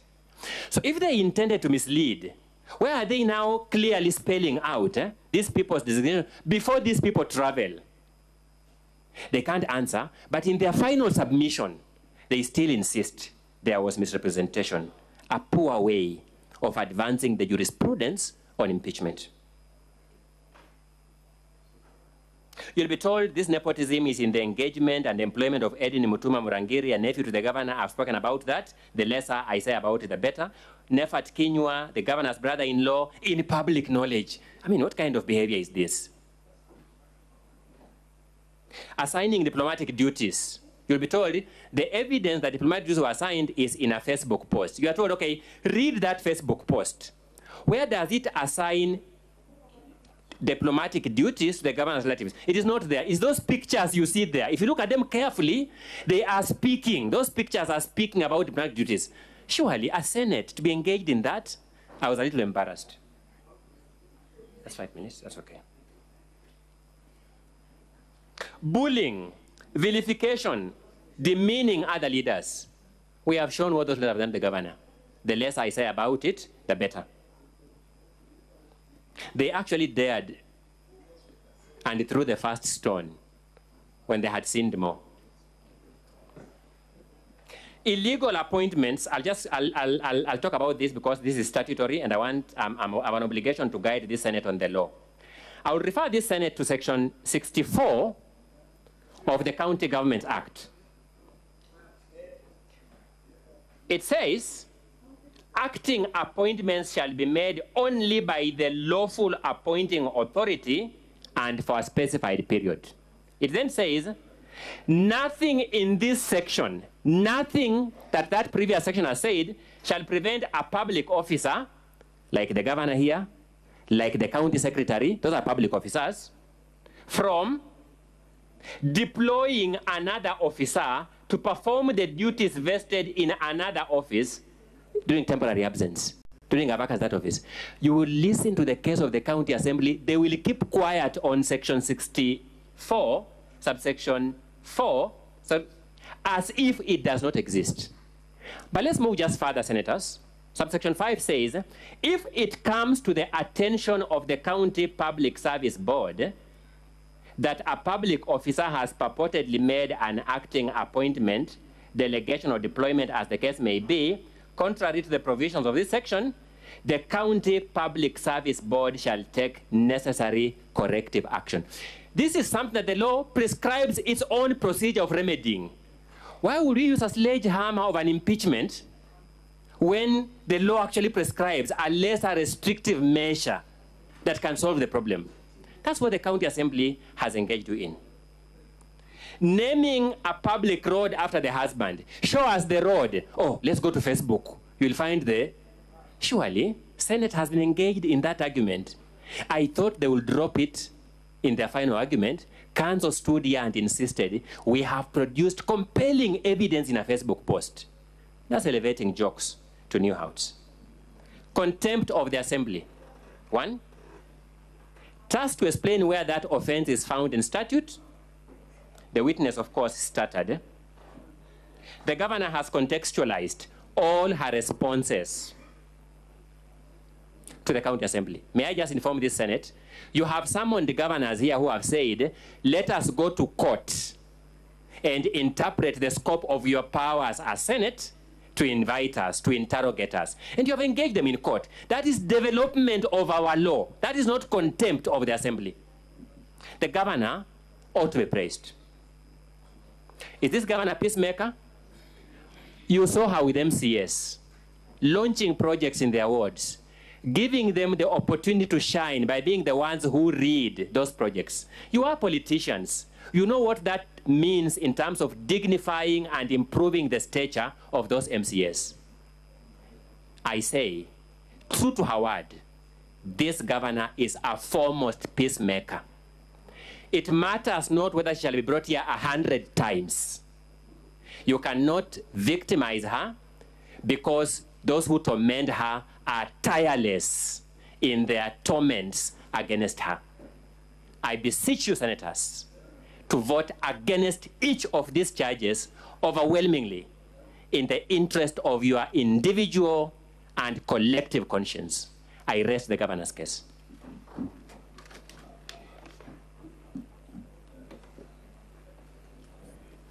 Senator Okiya Omutata, kindly take your seat.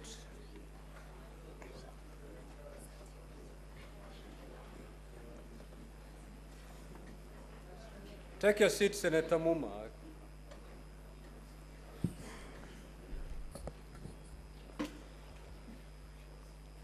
Honorable Senators, ladies and gentlemen, following the conclusion of the closing remarks by the Counsel for the County Assembly and that of the Governor, Rule 27 of the Rules of Procedure when considering the proposed removal of Governor in plenary provides as follows: that the Senate shall proceed into a camera session to deliberate on the issues raised. I now therefore direct that all members of public, including the media, to withdraw from the galleries and any form of broadcast from the chamber to cease forthwith. The camera session will be held for only 10 minutes, after which the open session will resume as per the hearing program that has been circulated. Specifically, the open session will resume at exactly 10 p.m. Once we resume, the parties will be allowed to walk into the chamber and take their space. Members of public will be allowed to walk into the chamber. Media will be allowed back to the chamber. That is at exactly 10 p.m. Now, upon resumption of the open session, a supplementary order paper will be circulated. The Senate Majority Leader will give a notice of motion to facilitate debate. Debate will then ensue on the motion in the usual manner. And at the conclusion thereof, the Honorable Her Excellency Kawira Mwangaza, the Governor of Meru County, will be given an opportunity to be heard. Thereafter, the Senate will proceed to vote on each of the impeachable charges. That is the direction of the chair. Thank you.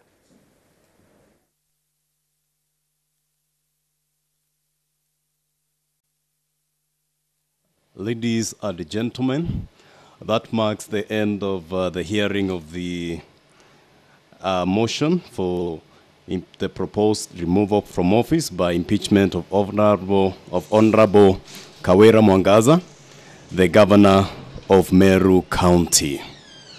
Just a recap of what was happening for the past 2 days.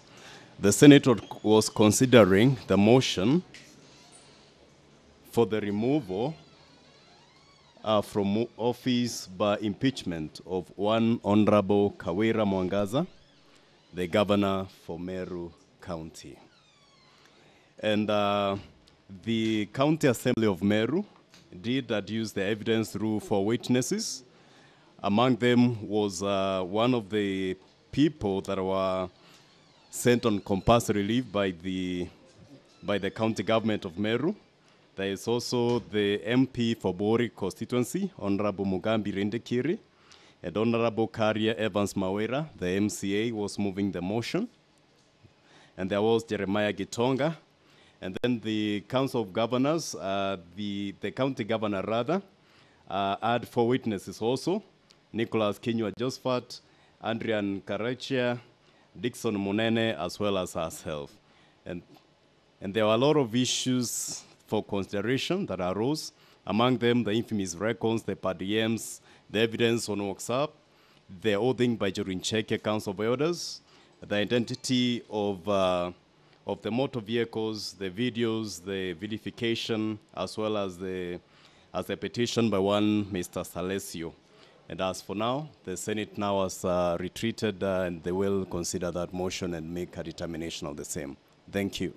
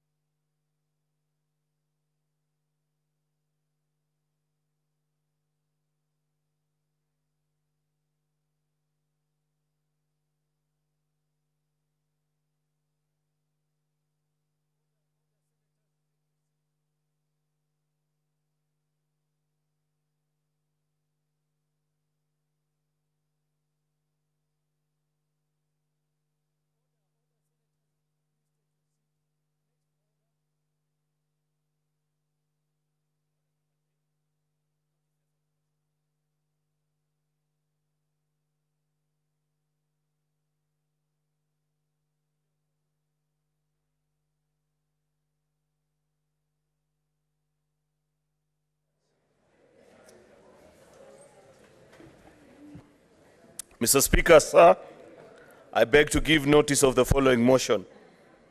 The hearing and the determination of the proposed removal from office by impeachment of the Honorable Kawira Mwangaza, the Governor of Meru County. Mr. Speaker, that whereas pursuant to Article 181 of the Constitution and Section 33 of the County Governments Act, on Wednesday, the 25th October 2023, the Meru County Assembly approved a motion to remove from office by way of impeachment Honorable Kawira Mwangaza, the Governor of Meru County. Whereas by a letter referenced M-CARES Volume 4/43, dated the 26th of October 2023, and received in the office of the Speaker of the Senate on Friday, 27th of October 2023, the Speaker of the Meru County Assembly informed the Speaker of the Senate of the approval of the motion by the County Assembly and further forwarded the Speaker of the Senate documents in evidence of the proceedings of the Assembly. Further, whereas pursuant to Article 181 of the Constitution and Section 33 of the County Governments Act and Standing Order number 80 of the Senate had the County Assembly on the grounds for removal from office by impeachment of the Honorable Kawira Mwangaza, Governor of Meru County. Order, honorable senators. Take your seats and may the majority leader be heard in silence.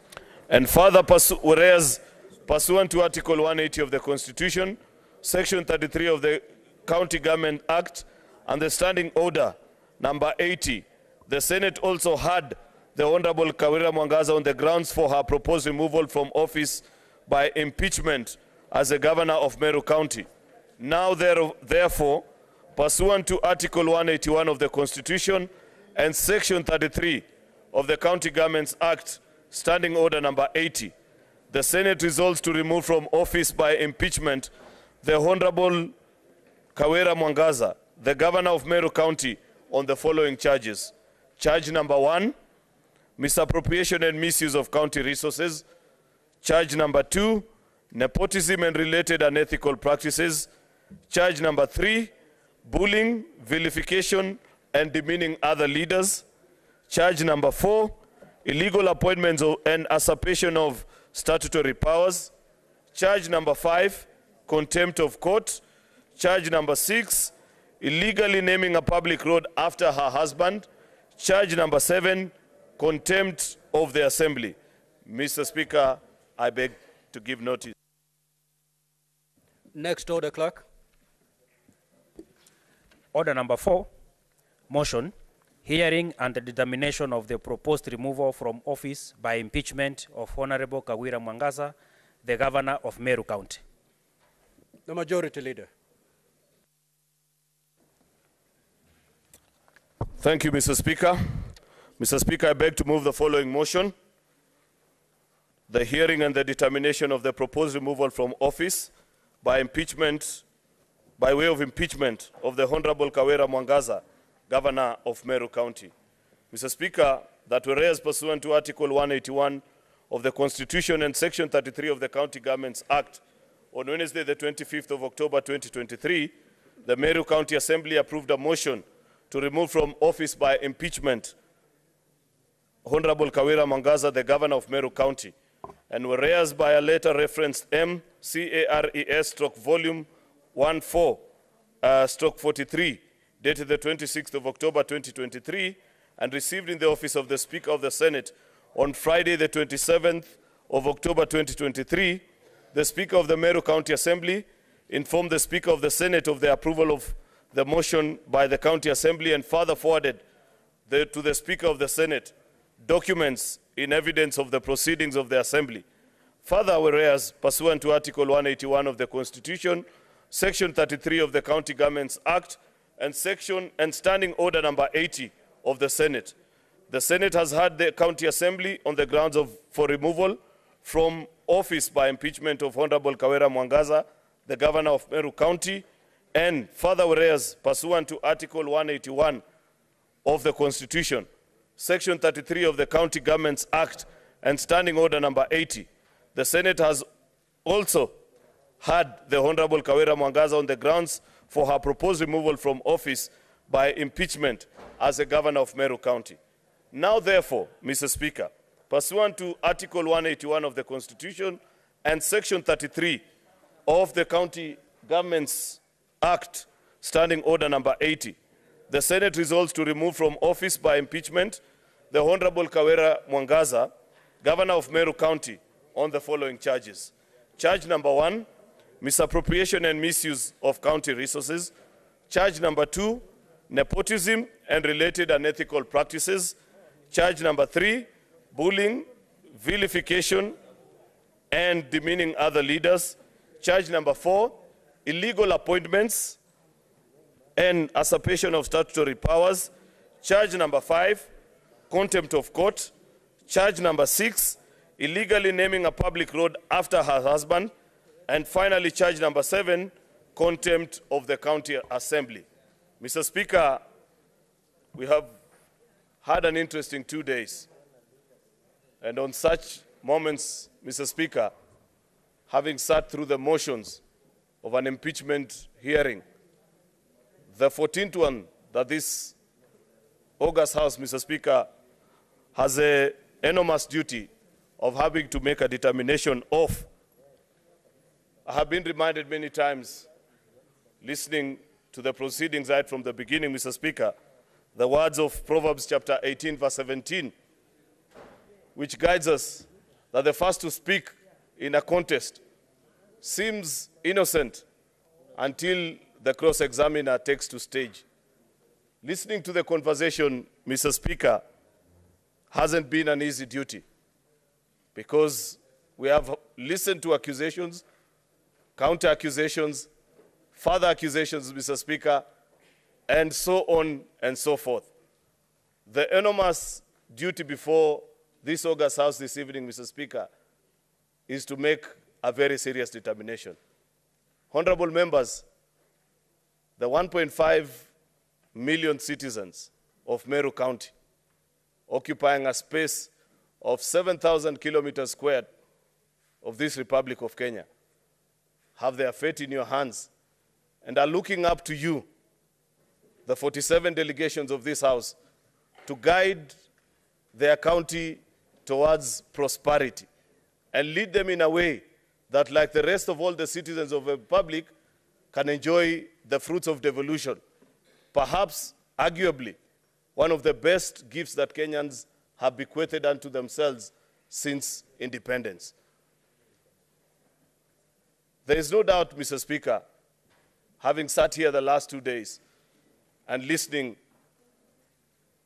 to all the things that we have had opportunity to listen to and seen the videos that have been played, that there is trouble in Meru, that there are difficulties, that county, Mr. Speaker, needs assistance of this House. How you choose to assist the people of Meru, my good friends and colleagues, is in your hands. It is you to make a wise decision. We were reminded that in the next 48 hours, when we went through the motions of an impeachment hearing trial by plenary yesterday morning, Mr. Speaker, that convert yourself from being just an ordinary senator and be a neutral arbiter, be a sober judge, and deliver wise ruling and judgment that will leave the people of Meru County happy. I don't envy you.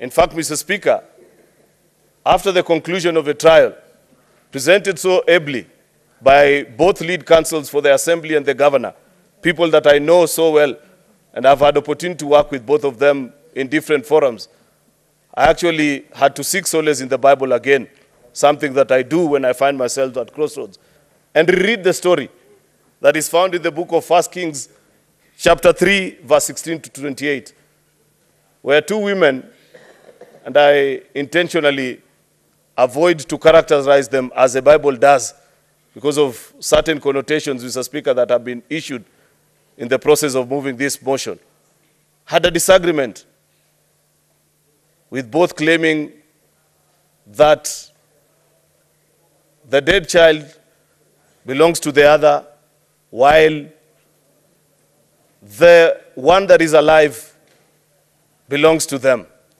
And when they appeared before King Solomon, the wise judge made a decision that many of us do agree up to date, Mr. Speaker, that was incredibly wise and made the right decision in awarding the correct baby to the correct mother. Mr. Speaker, that is a duty that all the 47 delegations have today, to make a decision and see to which mother are you going to give Meru County. Because there is a part of Meru that is dead, there is a part of Meru that is alive. The duty that is before you, colleague senators, is to determine who has killed their baby and which mother should be left with which baby. Colleagues, I do not intend to be long on this process because you all understand the constraints of time that we have, the very difficult decisions that we have to make tonight, and you know very ably that by the stroke of midnight, we need to have made certain conclusions, or at least have converted into the exercise of voting. Otherwise, Mr. Speaker, we will be forced to adjourn and wait until you gazette another sitting. And since it is not my intention, Mr. Speaker, to get us to that phase,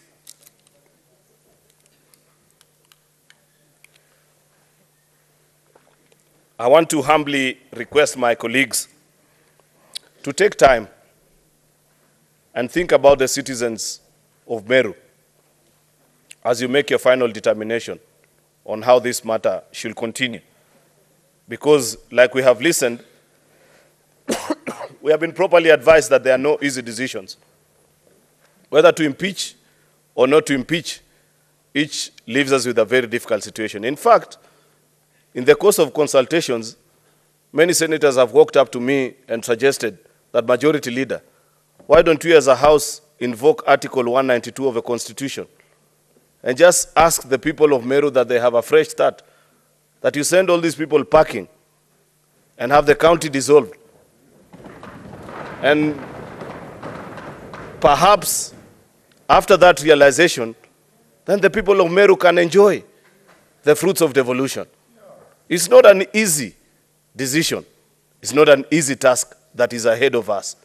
To save or not to save is not just about whether you have been convinced or not convinced, because every decision that you make, when you eventually press the button to vote either yes, no, or even, I'm afraid, Senator Sifuna, even abstain has consequences today, unlike in other occasions.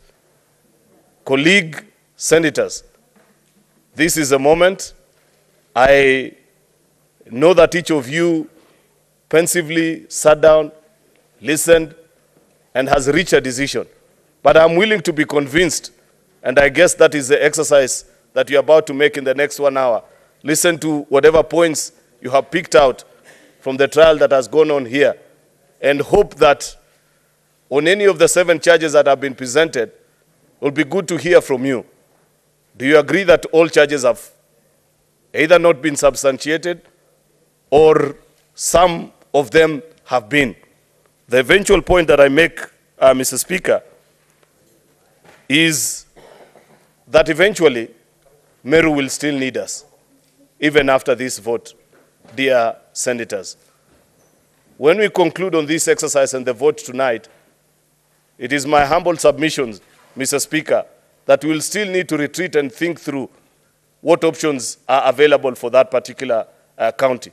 I am particularly troubled, Mr. Speaker, because, to be sincere, I never knew of all those happenings until I saw the videos today. We must speak and condemn some of the things that we have seen in that particular video. I am a father of 2 girls, Mr. Speaker, and I'd wish to live a safe and a better haven for my daughters eventually when I am out of leadership. Some of the things that we have seen, either leaders say or do, I'm afraid, Mr. Speaker, that is not the kind of world that we want for our sisters, for our mothers, for our daughters, for our wives. And I hope, Mr. Speaker, that because these videos have been brought to fore, It should not just end here in the Senate. I strongly believe that it is within the mandate of the Ethics and Anti-Corruption Commission, because these are ethics issues. When leaders say certain things about each other, EACC needs to pick cue and begin to question us so that we behave better and move from this kind of corruption of our moral fiber of our society. With those many remarks, Mr. Speaker, I beg to move and request the leader of minority, the Honorable Retired Justice Stewart Madzayo, to second this motion. I thank you, Mr. Speaker.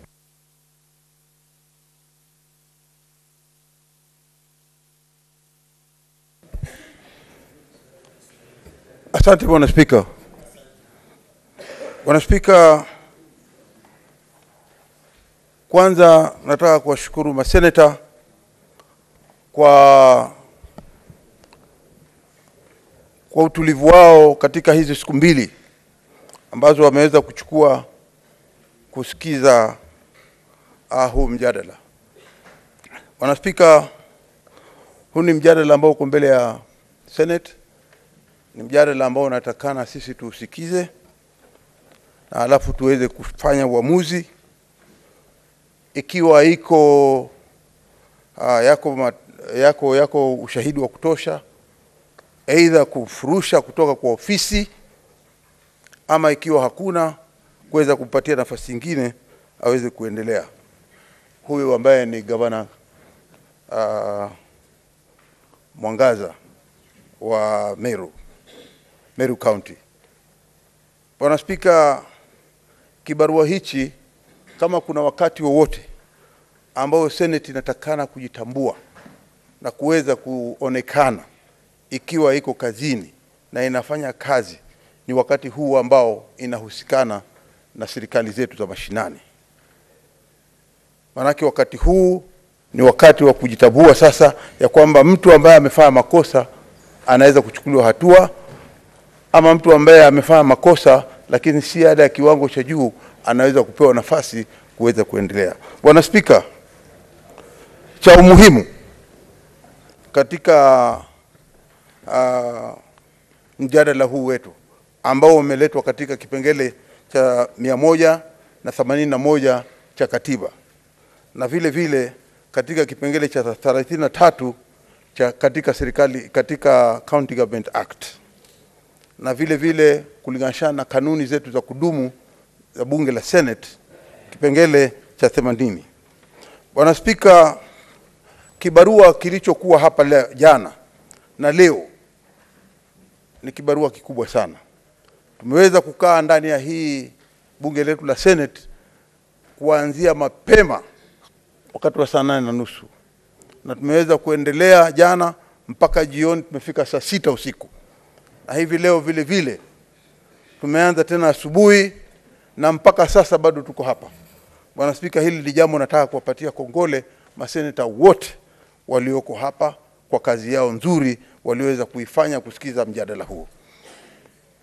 Bwana Spika, Wakenya wote hivi sasa macho yako katika nyumba ya Senate na wanaangalia, na wameweza kujionea katika wale mawakili wazuri, mawakili ambao ni majabali wa sheria, wameweza kusema kwa upande wa Governor Kawira na kwa upande vile vile wa County Assembly ya Meru. Tumeweza kuwasikiza na tuna hakika ya kwamba masenators wetu wataweza kuamua mashtaka haya kwa njia inayotakana kisheria na kulingana na kanuni zetu za bunge. Bwana Spika, cha umuhimu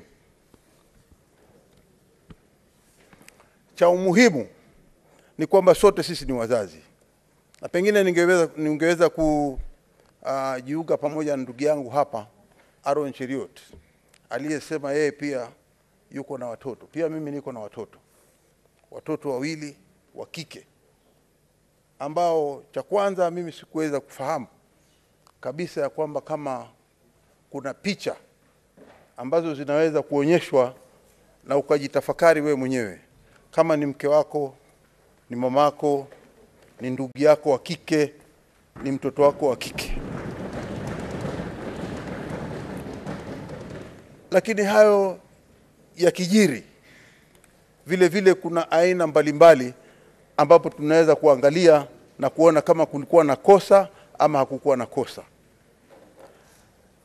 Njia muhimu ya sisi kufata ni kuangalia kanuni zetu za bunge na katiba inasema nini. Kwa hiyo ndugu zangu maseneta, mlioko hapa, mko na wajibu mkubwa sana. Sisi tukiwa hapa, nataka kuwaeleza Wakenya wote, ikifika time kama hii, hakuna ya kwamba hawa wako pati hii, hawa wako pati hii. Tunaangalia ukweli umesimama wapi, na bunge la Senate linasimama na ukweli. Kwa hiyo mimi nataka kuambia Wakenya wote wasiwe na wasiwasi. Tumesikiza na kila mtu atatoa wajibu wake. Wale maseneta ambao watatoa wajibu wake, kila mtu ataamua katika kosa la kwanza mpaka kosa la 7 kama wamekubaliana ama wamekataa, na ukweli utadhihirika wazi na uamuzi utafanyika hivi leo hapa hapa ndani ya bunge la Senate. Mimi tu ni kuwatakia kila laheri katika uamuzi wenu. Uamuzi wenu na imani nao ya kwamba Wakenya wote kuanzia leo watakuwa na imani na bunge la Senate. Asante sana Bwana Speaker.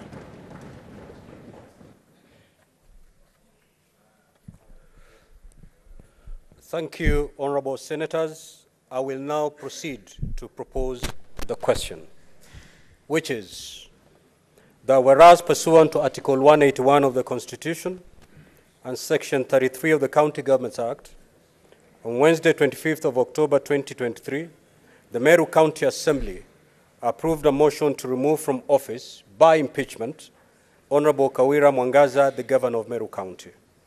Whereas by a letter reference M-Cares /Volume 4/43, dated the 26th of October 2023, and received in the office of the Speaker of the Senate on Friday, 27th of October 2023, the Speaker of the Meru County Assembly informed the Speaker of the Senate of the approval of the motion by the County Assembly, and further forwarded to the Speaker of the Senate documents in evidence of the proceedings of the Assembly.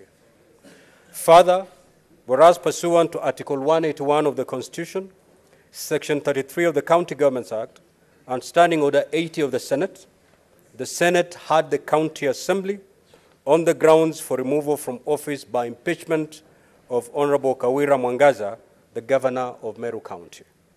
And further, whereas pursuant to Article 181 of the Constitution, Section 33 of the County Governments Act, and Standing Order number 80 of the Senate, the Senate also had the Honorable Kawira Mwangaza on the grounds for her proposed removal from office by impeachment as the Governor of Meru County. Now, therefore, pursuant to Article 181 of the Constitution, Section 33 of the County Governments Act, and the Standing Order 80, the Senate resolves to remove from office by impeachment the Honorable Kawira Mwangaza, the Governor of Meru County, on the following charges. Charge 1, misappropriation and misuse of county resources. Charge number 2, nepotism and related unethical practices. Charge number 3, bullying, vilification and demeaning other leaders. Charge number 4, illegal appointments and usurpation of statutory powers. Charge number 5, contempt of court. Charge number 6, illegally naming a public road after her husband. And charge number 7, contempt of the County Assembly. Now, honorable senators, we may now proceed to debate. What is your point of order, Senator Charange? Mr. Speaker, as per Standing Order number 111, I propose that we move limitation of debate and allow each and every senator to speak for 3 minutes. If you can push that one up to around 11:25, Mr. Speaker, sir, then between 11:25, by at least we give also chance Governor to reply, and from around 11:40, Mr. Speaker, we can now move to vote so that we don't run afoul of the Gazette notice that you issue, and we are able to finish under today so that we don't need to gazette another day. Mr. Speaker, I propose and request Senator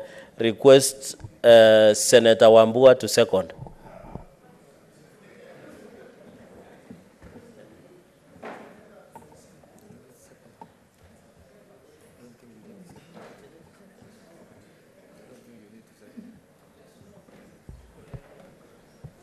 Why am I getting directions on what to do from all over? Mr. Speaker, I'm a ranking member in this House. Mr. Speaker, I second the motion by Senator Chelagay. Now, honorable senators, I need not subject that motion to debate. I will proceed to put the question, which is, as many as of that opinion say aye. Aye. As many as of the contrary opinion say nay.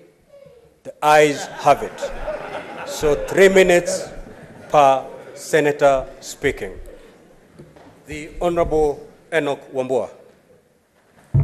Good. Hey. Mr. Speaker, I will try to say a lot of things in 3 minutes. First of all, Mr. Speaker, I want to go on record on this impeachment motion that it is clear to this House, to this country, and to the world that the relationships between the Governor of Meru and the members of the County Assembly of Meru is almost irreparably broken down. The Speaker, in the words of one of the lawyers, there is a state of madness in Meru. The Speaker, the parties before the Senate to process this impeachment motion have come to us seeking justice. And that is what they must expect. Justice for the parties and justice for the people of Meru. The Speaker, this Senate must decline the invitation by any party to take sides and move in a direction for whatever reason. This Senate, the Speaker, was available to the parties. They had an opportunity to approach the Senate Standing Committee on Devolution to settle their issues. They passed that opportunity.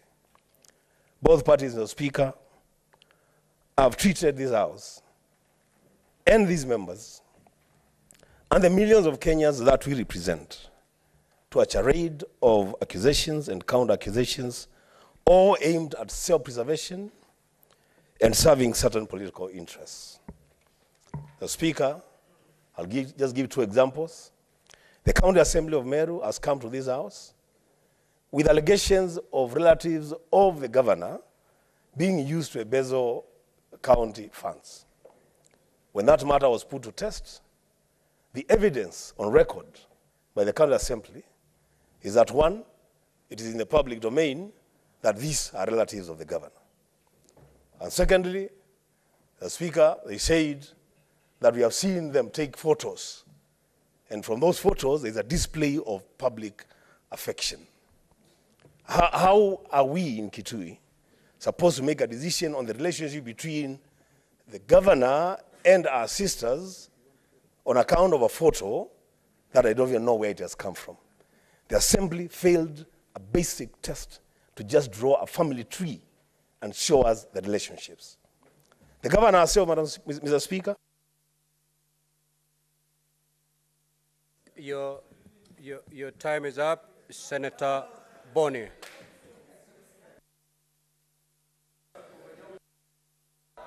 Thank you, Mr. Speaker. Order, honorable senators. Senator Boni, you have the floor.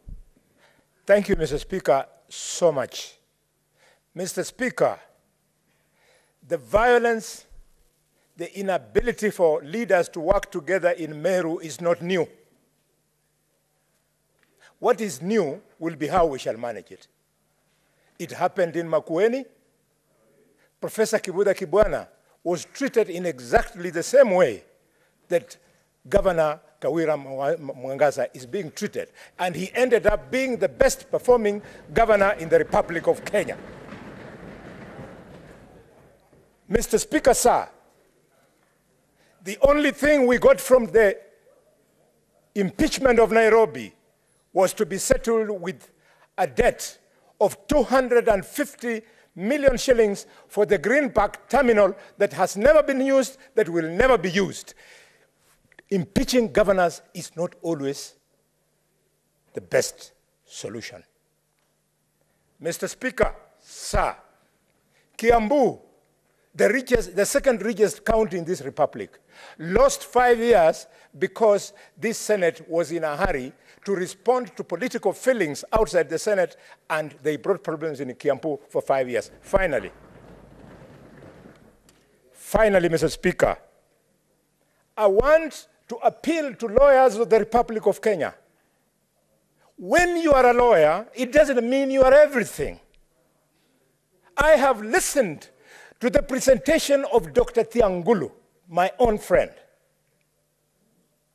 about the evidence of IFMIS.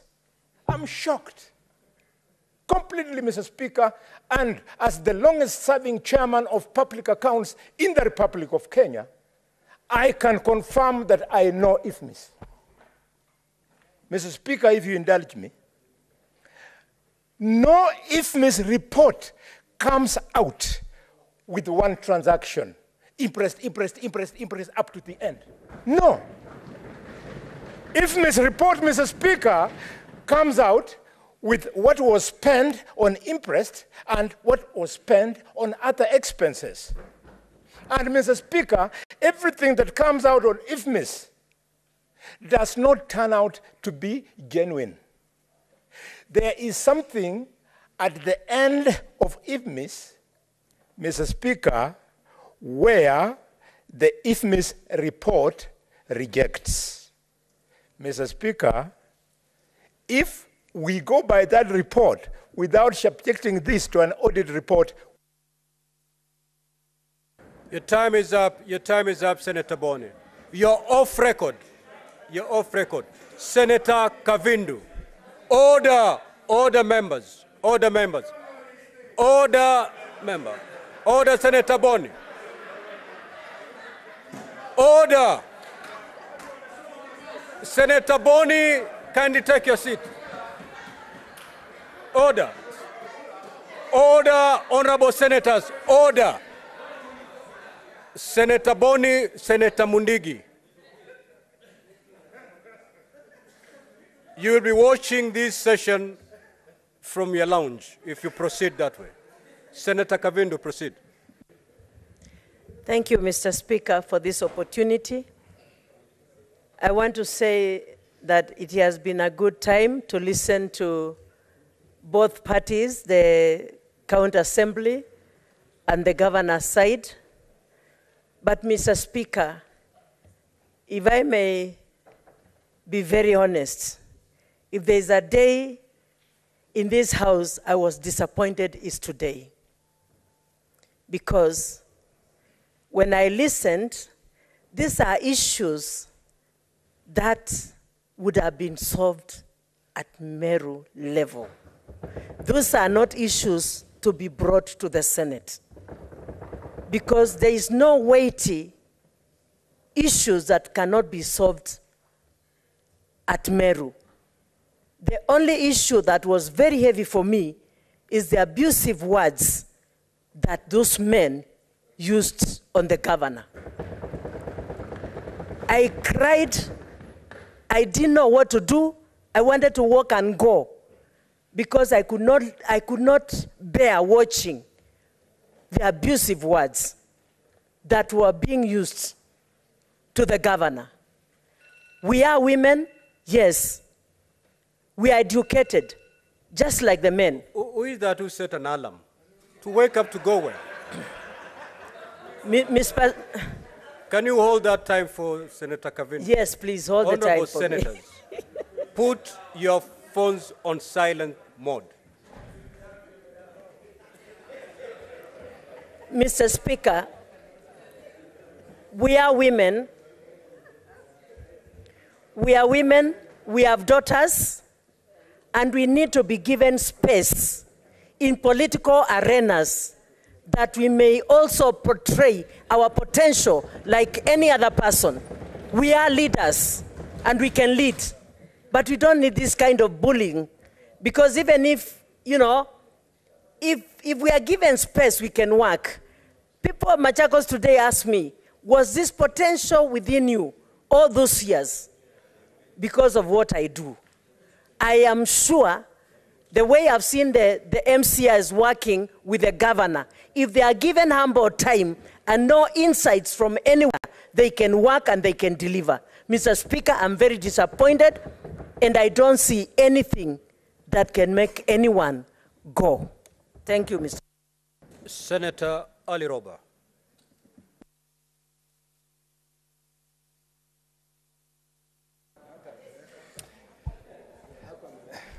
Thank you very much, Mr. Speaker.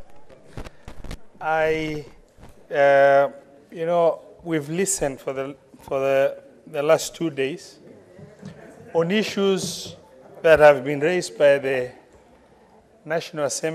County Assembly of Meru and the governor's team. And as an experienced governor, I've listened very keenly on issues that touch on the running of the office. And I've picked 3 very critical issues that came to light.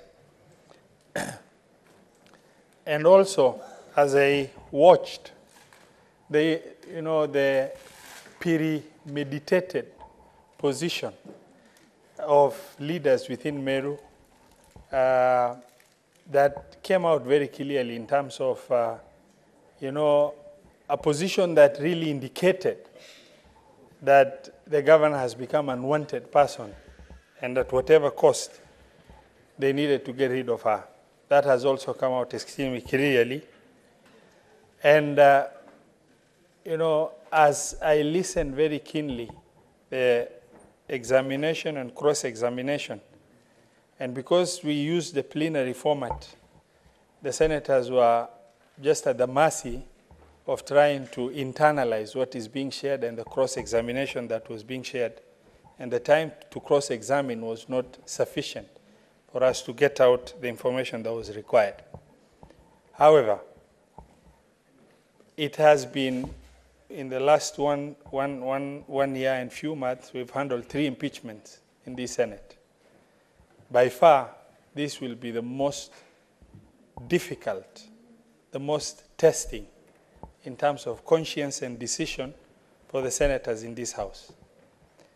However, what is in question is a very weighty matter, regardless of which direction we are going to take as senators. I don't see a solution ahead as a governor who has served for 10 years, whether the governor is impeached or the impeachment of the governor is not approved by this House. I see sadness moving forward, regardless of whichever way we're going to vote. And that has been consciously the most disturbing position for me as a leader who has served as a governor for 10 years. Because I've said, if we go this way, what will be the result? If we go this way, what will be the result? And I don't see light at the end of the tunnel. Senator Ledama.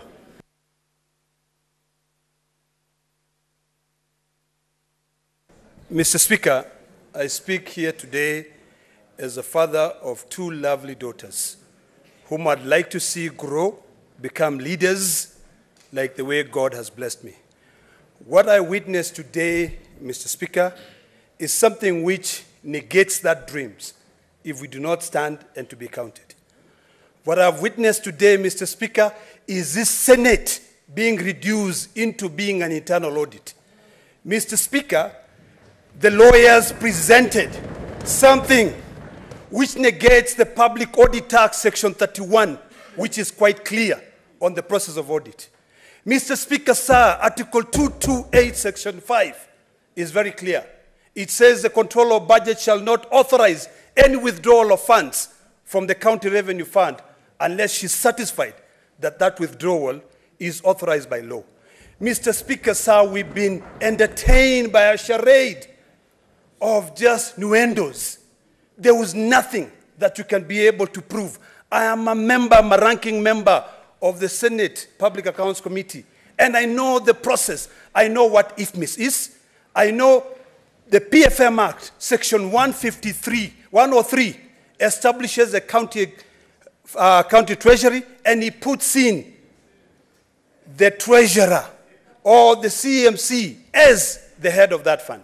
Mr. Speaker, sir, I sat down here, and to be honest with you, when I watched those videos, something came to my mind. And I said, you know what?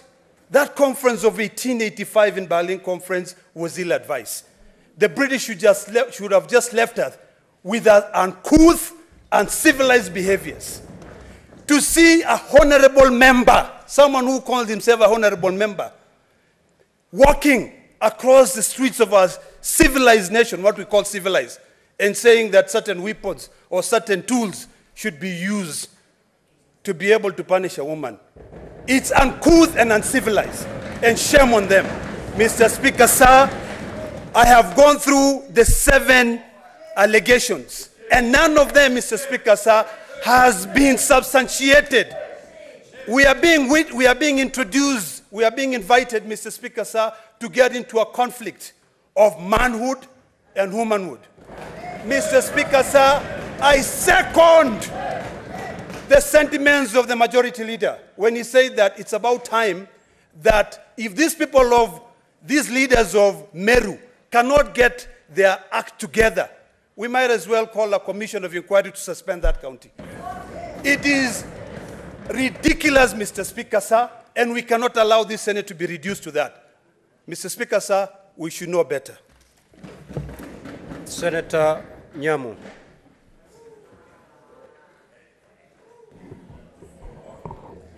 Thank you, Mr. Speaker.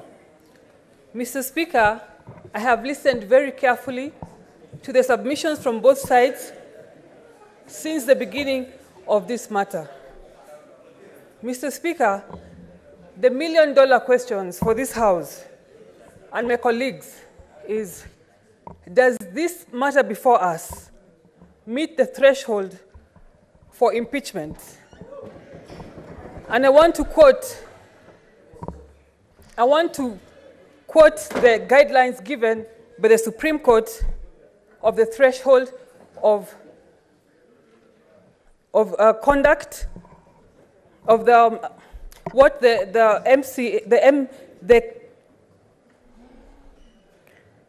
counsel for the county assembly alluded as gross misconduct. Mr. Speaker, is the conduct of the county governor of Meru, is it grave?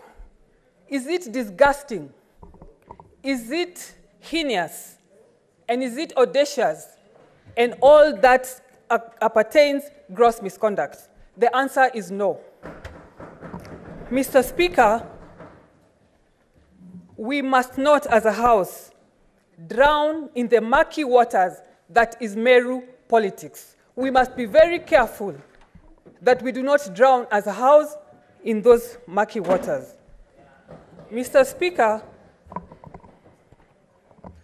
the MCAs of Meru have failed to demonstrate that they can be independent and they can make decisions that are not influenced from outside. And we must not join them. Mr. Speaker, I want to say tonight that the matter before us should not have got here.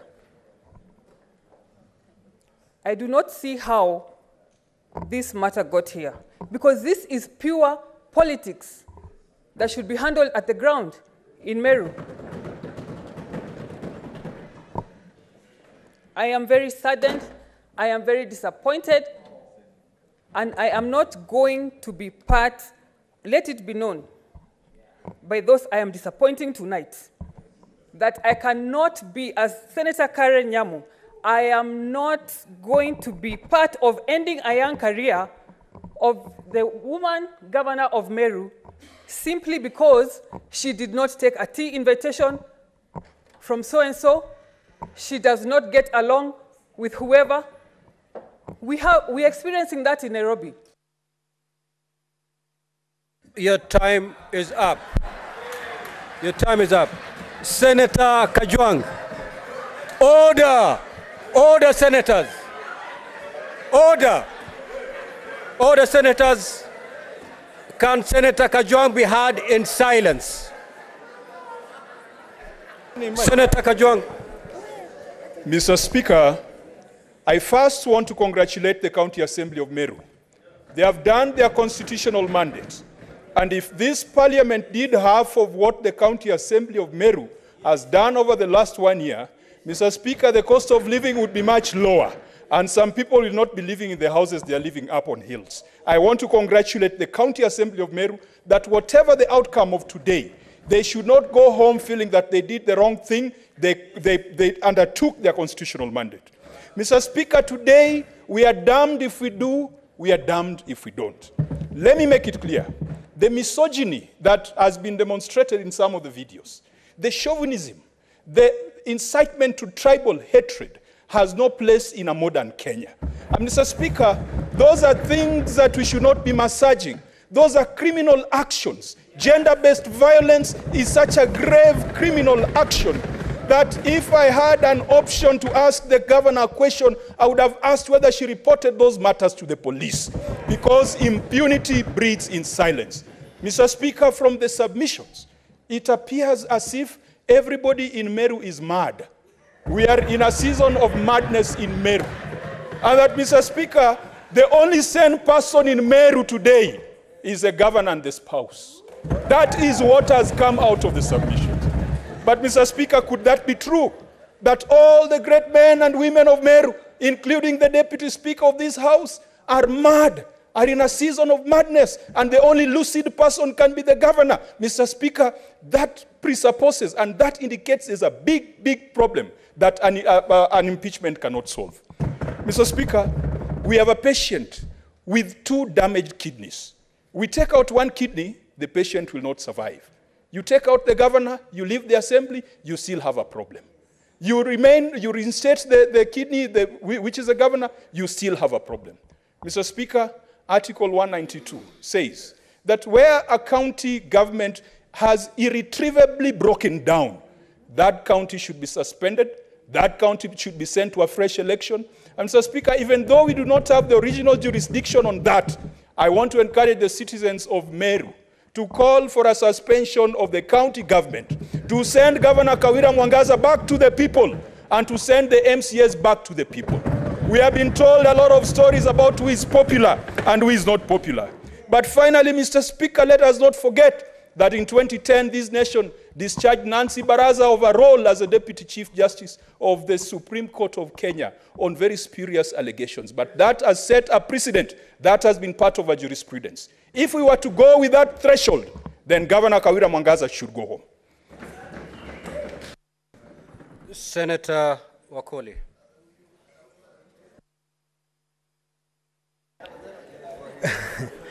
Asante Mheshimiwa Spika.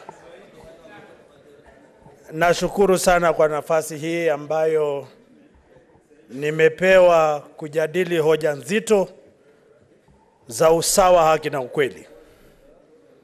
Mheshimiwa, ukipewa nafasi kutafuta amani kati ya wendawazimu wawili, unashindwa utaanza vipi? Ama iwapo wewe ni mhubiri na unamuombea mwendawazimu, Mheshimiwa Spika, utafumba macho ukiomba ama utayakodoa macho pima ukiomba? Hiyo ndio hali tumo sasa. Tunakashifu matamshi mabaya dhidi ya wanawake, lakini pia lazima tukashifu matendo mabaya yanayotendwa na wanawake. Iwapo kuna ubadhirifu wa pesa, lazima tuseme. Iwapo kuna matusi dhidi ya wanawake na jinsia zao, lazima tukashifu. Iwapo viongozi hawawezi kaa pamoja na kujadiliana, lazima tuseme ukweli.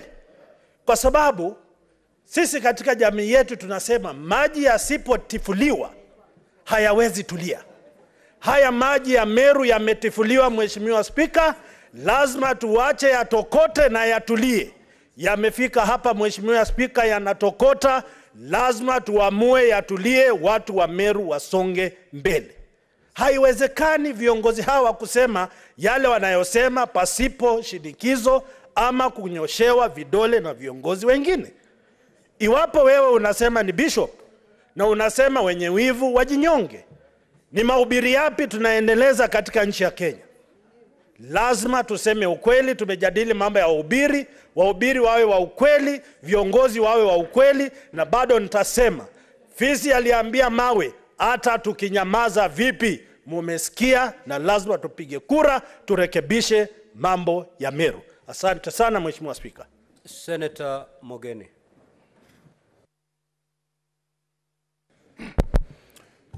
Mr. Speaker, if there is an image that had stuck with me ever since this impeachment trial started, it is the image I saw of some acts against the governor of Meru. Mr. Speaker, I can be rough in politics. Mr. Speaker, I can make mistakes in politics, but I will never, and I've never descended to the level I saw in the videos that were displayed before this House, Mr. Speaker. Mr. Speaker, however much you hate a human being, Mr. Speaker, if you are a Christian or you believe in the Almighty God, Mr. Speaker, there are some utterances you cannot make against some other human beings when you are a leader, Mr. Speaker. So, Mr. Speaker, despite the things, the wrongdoings we have seen against the governor of Meru, Mr. Speaker, we must ask ourselves, Mr. Speaker, when history is written, Mr. Speaker, and we are the 47 of us who sat here, Mr. Speaker, how did our conscience respond to the videos that were played before us, Mr. Speaker? How will the people of Kenya, Mr. Speaker, judge us? Because it is not just the governor who is on trial, Mr. Speaker. It is the Senate of the Republic of Kenya that is on trial tonight, Mr. Speaker. And, Mr. Speaker, I want to state at 11:45, Mr. Speaker, without fear of any contradiction, that the vote I have tonight, Mr. Speaker, the one delegation from Nyamira, Mr. Speaker, I owe my vote, Mr. Speaker, to the great women of this country called Kenya, Mr. Speaker. I owe my vote, Mr. Speaker, to the women who have faith in me from the county of Nyamira, Mr. Speaker. I owe my vote, Mr. Speaker, to the great woman who raised me, Mama Nyamokami. And, Mr. Speaker, I want to give confidence tonight to the woman who will receive me when I go home, my wife Jacqueline, that I have respect for the women of this republic, Mr. Speaker. And when I cast my vote, Mr. Speaker, is to give assurance to my two lovely daughters, Nyamokami and Aliero, that we must treat the women of Kenya with honor and respect, Mr. Speaker. That is the vote that I carry, Mr. Speaker, tonight. I rest my case, Mr. Speaker. Senator Tobiko.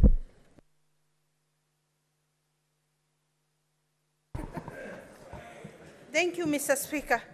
Mr. Speaker, I thank you. And Mr. Speaker, throughout this impeachment petition, Mr. Speaker, I took my time to listen to both sides without trying to to give my advice to my sister, as was expected by many Kenyans and by many people in Meru. Mr. Speaker, the council for the county assembly, Thiangolu, has said that quite a number of charges were like repetitions of the same charges that were in the first impeachment, Mr. Speaker. Mr. Speaker, then I don't know whether this was just an appeal of what this House had already made a decision on, Mr. Speaker. They could be allowed by law, Mr. Speaker, but I don't think they should have then wasted the time of this House, Mr. Speaker. But, Mr. Speaker, because of time, my submission this evening, Mr. Speaker, is that there could be administrative omissions and commissions. But, Mr. Speaker, do they meet the threshold of impeachment, Mr. Speaker? As far as I'm concerned, these are non-impeachable offenses, Mr. Speaker. Mr. Speaker, what we have seen throughout these 2 days is hounding of a woman out of office through emotional abuse, through intimidation, through slander, Mr. Speaker, through threats on her life, Mr. Speaker. We have also seen tribal and ethnic profiling, Mr. Speaker, issues that I think NCIC should pick up, Mr. Speaker. And I would want, Mr. Speaker, to advise the governor of Meru that whatever happens to you this evening, there are cases here that you should take to court, Mr. Speaker. This is very scary to aspiring women of this country. Mr. Speaker, I kept asking myself, is this what is awaiting the women governors in this country, Mr. Speaker? Those who will try to get into the political positions that are the domain of men in this country, Mr. Speaker. Mr. Speaker, I would say that what the county has continued to pursue is what the Angolu had mentioned the other time, that the election brought undesired consequences, Mr. Speaker. They must live with their choice, Mr. Speaker. As far as I'm concerned, the Meru people elected Governor Kawira Mwangaza, and the will of the people is supreme, and they must live with their choice for the next 5 years. Thank you, Mr. Speaker. Senator Sifuna. Mr. Speaker, on my first day in this House, I took an oath to protect this Constitution. And I'm sure the people of Meru will appreciate, because they also know about oaths, why I would insist on defending this document on every occasion. Mr. Speaker, under Article 94 of this Constitution, I'm enjoined to be a protector of counties and the interests of their governments. And that is exactly what I'm going to do, whether I know anything about any of your counties, whether I have ever been there, whether I know anyone from there or not, because that is the oath that I took, Mr. Speaker. It has set a very high threshold for the removal of a governor under Article 181 on gross violation of the Constitution and the law, gross misconduct and abuse of office, or where there are serious reasons to believe that the county governor has committed a crime under national or international law. Mr. Speaker, my expectation from the county was to meet a case that demonstrates this particular standard that has been set by the Constitution. Now, there is one telling thing that came from the submissions of counsel, my good friend Thiankolu, that in fact the motivation of the MCAs does not matter. I want to try and persuade this House that motivation is everything. The reason why human beings do things is absolutely critical to the doing of those things. Mr. Speaker, because what motivation does, it sets a goal for you, and then you look for a means to get to that particular goal. We have seen the evidence that has been laid here demonstrate clearly that a decision was made that Kawira Mwangaza had to go as a governor of Meru. And then steps and plans were put in place to be able to meet that particular goal. And that is something that I cannot abide as a senator sworn to protect the interests of counties. Mr. Speaker, I want to speak to two analogies that have, been used quite extensively by the team from the County Assembly. One, Mr. Speaker, is the analogy of the scorpion and the frog. I do not think anyone can ascribe the innocence of the frog in that particular analogy to the County Assembly of Meru. At the very minimum, it is a scorpion being carried by a crocodile on its back, because both animals are extremely dangerous from the evidence that we have seen here. Mr. Speaker, secondly, it is this much repeated song by Shaggy called It Wasn't Me. In fact, in that particular song, Council forgot that there was a collabo. There's another gentleman who's singing in that song as well. That gentleman says, I was caught live. There are photos. There is evidence. That is what we expected from the County Assembly. In the evidence of the photos of this gentleman on the counter, in the shower, as the council sang, Mr. Speaker, it is difficult for me to get behind the case by the County Assembly. I rest my case. Senator Keroche.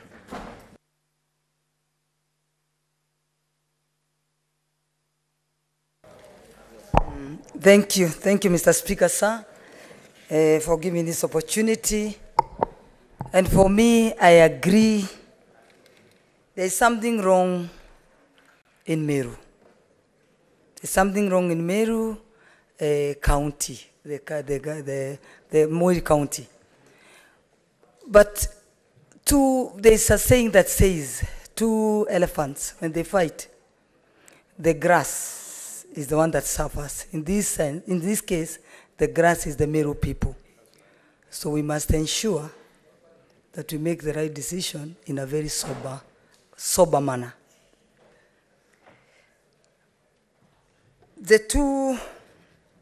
Both parties, I can say both parties, their representation was not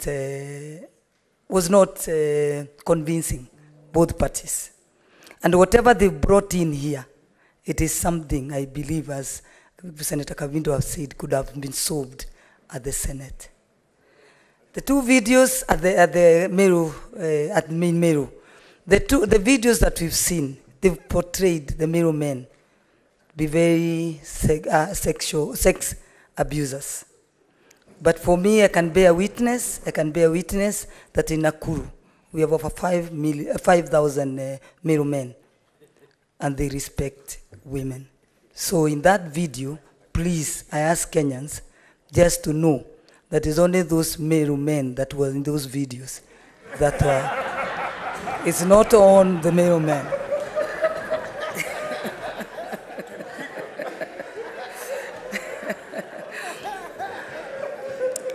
I want to take this opportunity. I really want to take this opportunity and advise my sister, Her Excellency Governor Kawira, to rise. In the world we are living in, women to rise to the top, it takes a while, or it takes you work 5 times to reach to the top. But when you reach there, ensure you become a role model, that where women want to become like you. Men want their girls to be like you, but not their wives, because they only admire the power in you, but they don't like the power. So exercise the power that you've been bestowed by the Meru people very responsibly, so that the men can support you and walk with you. I've walked that journey, so I know. So going forward, ensure you go and unite the people of Meru. Unite all the leaders of Meru. Because believe me, in case of any... Senator Ojenda.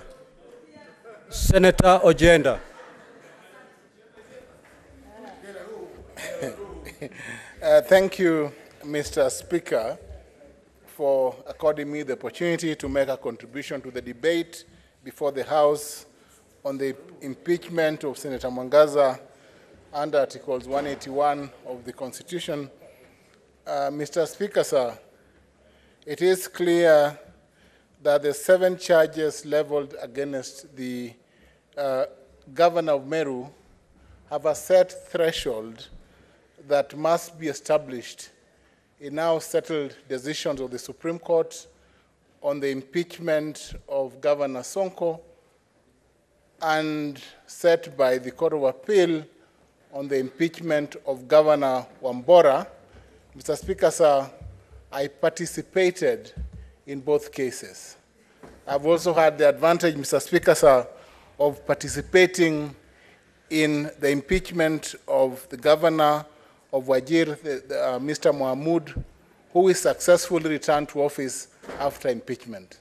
The threshold question, Mr. Speaker, sir, is therefore important, and I just want to address myself to that question. Mr. Speaker, sir, the charges included misappropriation and misuse of county resources, nepotism and related unethical practices, bullying, vilification, and demeaning of other leaders, as set out under Article 75, 2 and 3, illegal appointments and usurpation of statutory powers, contempt of court, illegally naming a public road after a husband, and lastly, contempt of the county assembly. It is imperative that the threshold set or that should be set and as properly defined in the Sonko case should be above, somewhere above the doubt and somewhere below, below the threshold required for criminal trials. But Mr. Speaker, sir, turn to the effect of impeachments, and this is what should guide this assembly in voting. The effect of an impeachment is to permanently bar an individual from holding any public office. So whatever you do today, you'd be barring Governor Mwangaza from holding any public office in the Republic.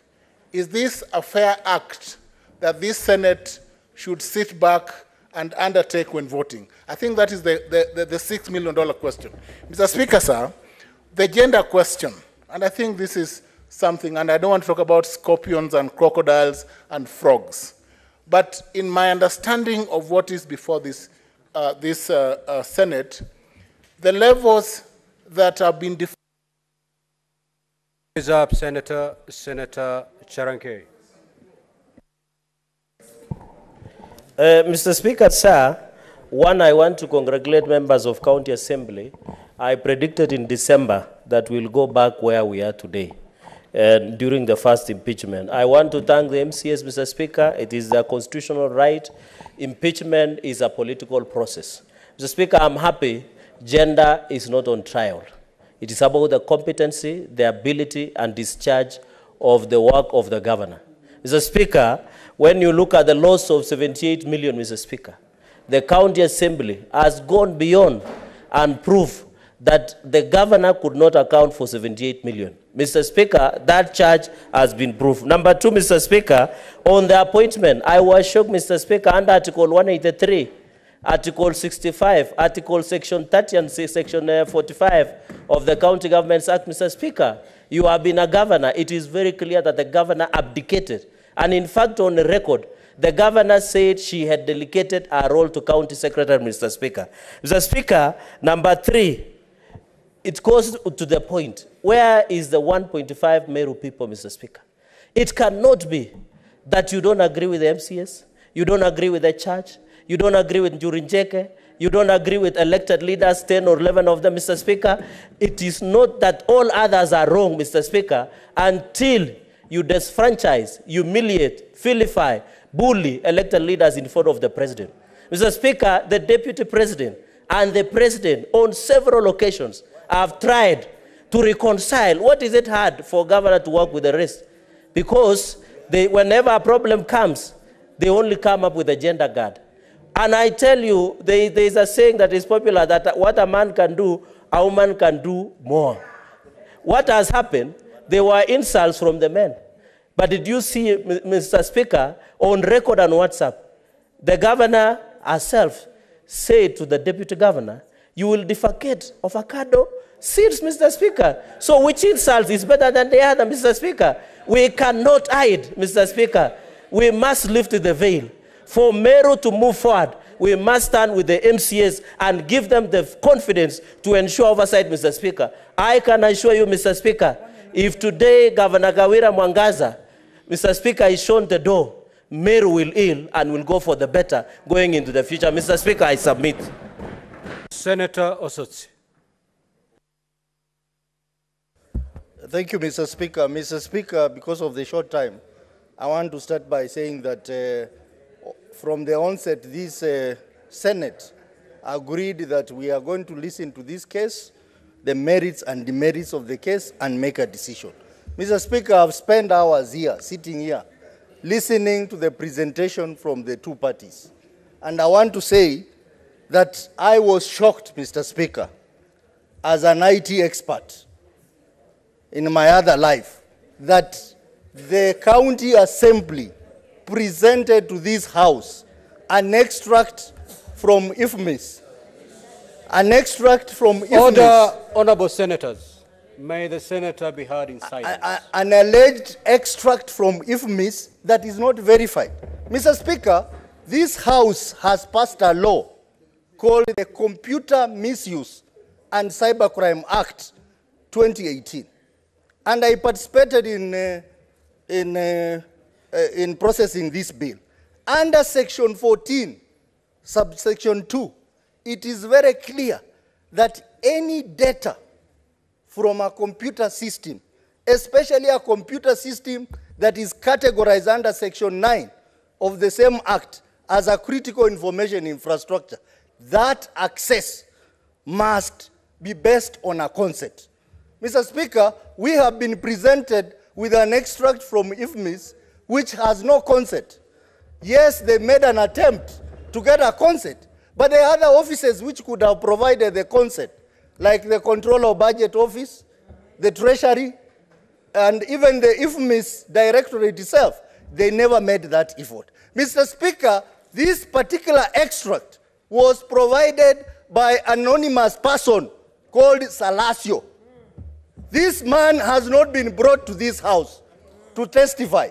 This man is not known whether this money exists or not. The house cannot, a house of parliament is a house of record. We cannot be made to sit here for hours listening to submission based on a document that is not verified, a document that is unlawful. Mr. Speaker, this house has to be respected.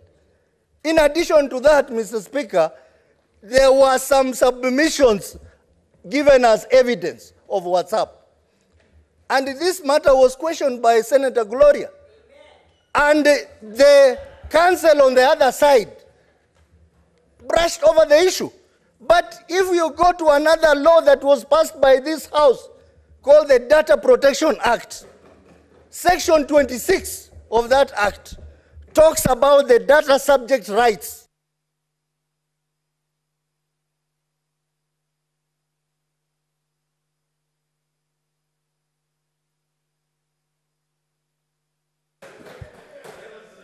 Senator Mutinda.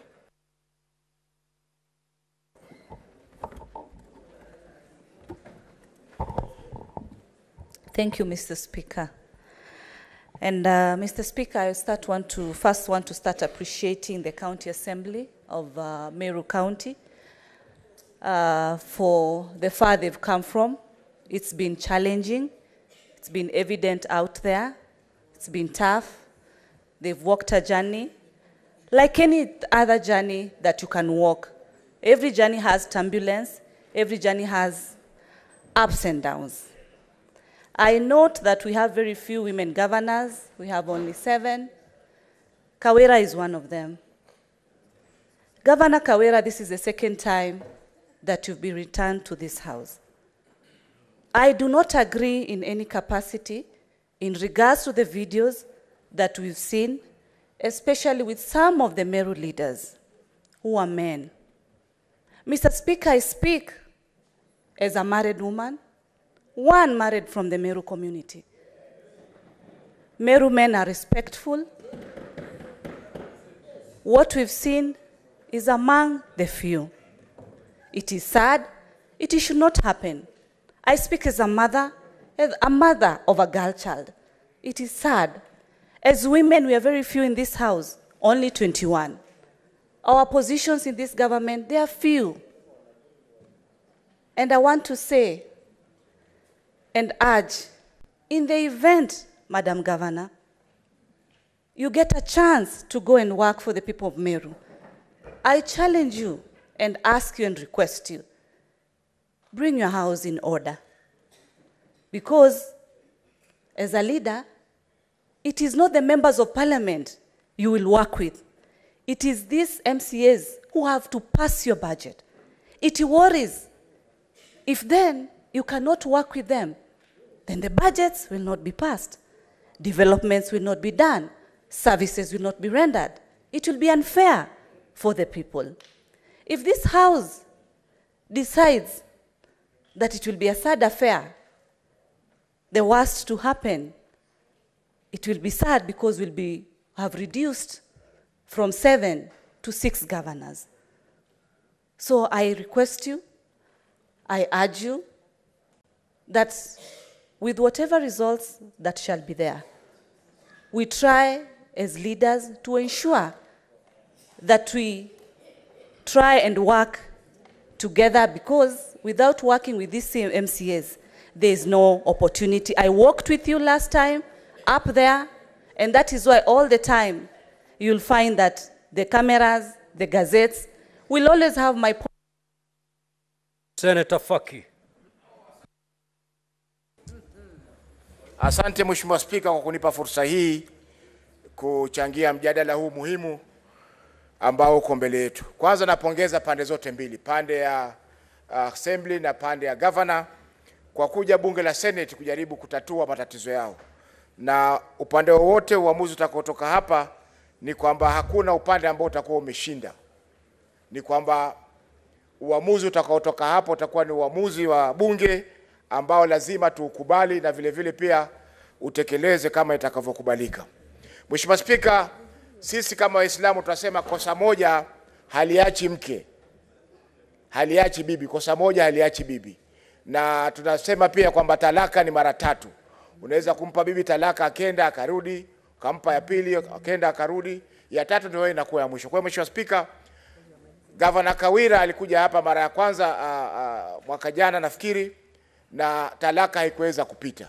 Kwa hiyo Mheshimiwa Spika ana fursa nyingine kuja hapa kuja kuangalia ni vipi ambao tutatokea matatizo yake. Mheshimiwa Spika, ni kwamba ni masikitiko kwamba ushahidi uliotolewa haukuweza kuthibitisha makosa ambayo yamedaiwa kufanyika na Governor Kawira. Mheshimiwa Spika, tukiangalia makosa yote ambayo yamezungumziwa hapa na ushahidi ulioletwa haukuweza kufikia kiwango ambacho kimewekwa na mahakama ya upeo kabisa, yani Supreme Court, katika kuangalia masuala kama haya. Kwa hiyo Mheshimiwa Spika, itakuwa ni dhuluma kubwa kuweza kumpeleka nyumbani Governor Kawira kwa ushahidi ambao haukufikia kiwango unachohitajika na mahakama. Mheshimiwa Spika, uamuzi utakaofanywa usiku wa leo hautasaidia yale matatizo ambayo yako Meru samani. Na ni jukumu la viongozi ambao wamechaguliwa wote kuhakikisha kwamba tatizo hili wameweza kulitatua wao kama viongozi wa Meru.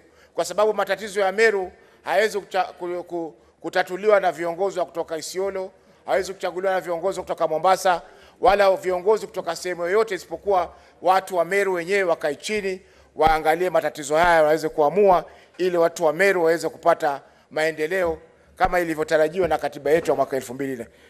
Kwa hiyo Mheshimiwa Spika, kwa kumalizia ni kwamba tumepata fursa ya kujua matatizo ya Meru. Na fursa hii ni fursa ambayo iko katika kaunti zetu zote ambazo tuko nazo katika nchi yetu ya Kenya. Na isiwe kwamba wakitoka hapa mmoja amesema mimi nimeshinda. La, watakaokuwa wameshinda ni watu wa Meru kupata uongozi na kupata viongozi ambao watasaidia kupeleka kaunti ya Meru mbele. Asante sana Mheshimiwa Speaker. Senator Meru. Thank you very much, Mr. Speaker, for giving me an opportunity to speak to this motion. Honorable Speaker, this evening I've been called upon to make a very difficult decision. A decision that if we send Governor Kawira home, then her career comes to a grinding halt. Honorable Speaker, as it has been said, the threshold of an impeachment has been set in Article 181 of the Constitution of Kenya. It has also been very well spelled out in the precedents that have been set in the decision of the High Court in the Wambora case and in the decision of the Court of Appeal in the Wambora case, Honorable Speaker. Well, I thank the County Assembly for, because it is within their functions to process an impeachment. When I looked at the charges that have been placed against the Governor of Meru, Honorable Speaker, as a person who sits in the Public Accounts Committee, I looked at the evidence that was adduced in charge number 1, misappropriation and misuse of county resources. And Honorable Speaker, as a member who sits in that committee, we all agree that an infamous extract cannot become evidence as to why and how the Governor of Meru is corrupt on this particular charge, Honorable Speaker. Honorable Speaker, on the charge number 2, on nepotism and unrelated ethical practices, when the council and the team from the County Assembly was called upon to come and give evidence in chief as to how the Governor of Meru is nepotistic, Honorable Speaker, they told us that it is public knowledge that the people that are in those photos are her relatives, Honorable Speaker. So, Honorable Speaker, How am I supposed to know that a person that appears in a photo is a relative of Senator Olekina, is my own relative? Many people have said that the person who was playing guitar on this video looks like myself. How am I not? How, Mr. Speaker, is it that finally, Honorable Speaker, on charge number 3, on bullying, vilification, and demeaning of other leaders, Honorable Speaker, the evidence that was brought by the County Assembly was of a man playing guitar here, singing when Wenyewivu Wajinyonge. That was the accusation that the Governor Kawira demeans other leaders. On the contrary, Honorable Speaker, the video that was played by the defense of the Governor, Honorable Speaker, it printed an image of a patriarchal community, deep, painful images that I would never want. My own children, my own wife. Honorable Speaker, that is not the society that we would want for our daughters, Honorable Speaker. It is not a mistake for anybody to become a leader and she's a woman, Honorable Speaker. It is not a mistake, Honorable Speaker, and it is not the way that we can encourage our girls to become leaders, Honorable Speaker, that when you are a leader, if you disagree with other people, they use sexuality to harass you, Honorable Speaker. Now, Honorable Senators, at this juncture, I will call the Governor. Governor Kawira, you have 10 minutes to address the Senate. The order, Honorable Senators, order. Honorable Kawira, you can take the stand. You have 10 minutes. Order, Honorable Senators.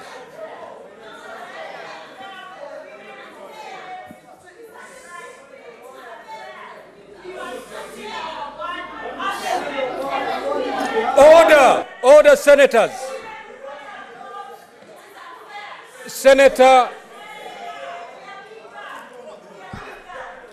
Senator Gloria Oroba, leave the chamber immediately.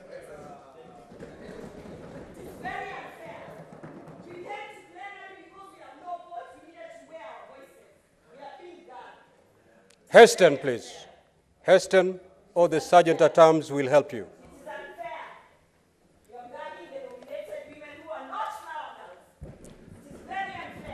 Proceed, Governor.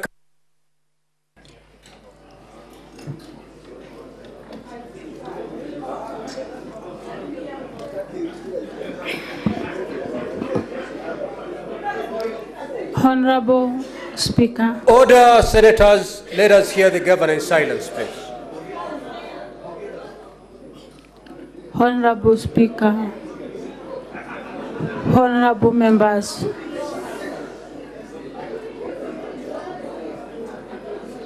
Order, Senators. Let us hear the Governor in silence.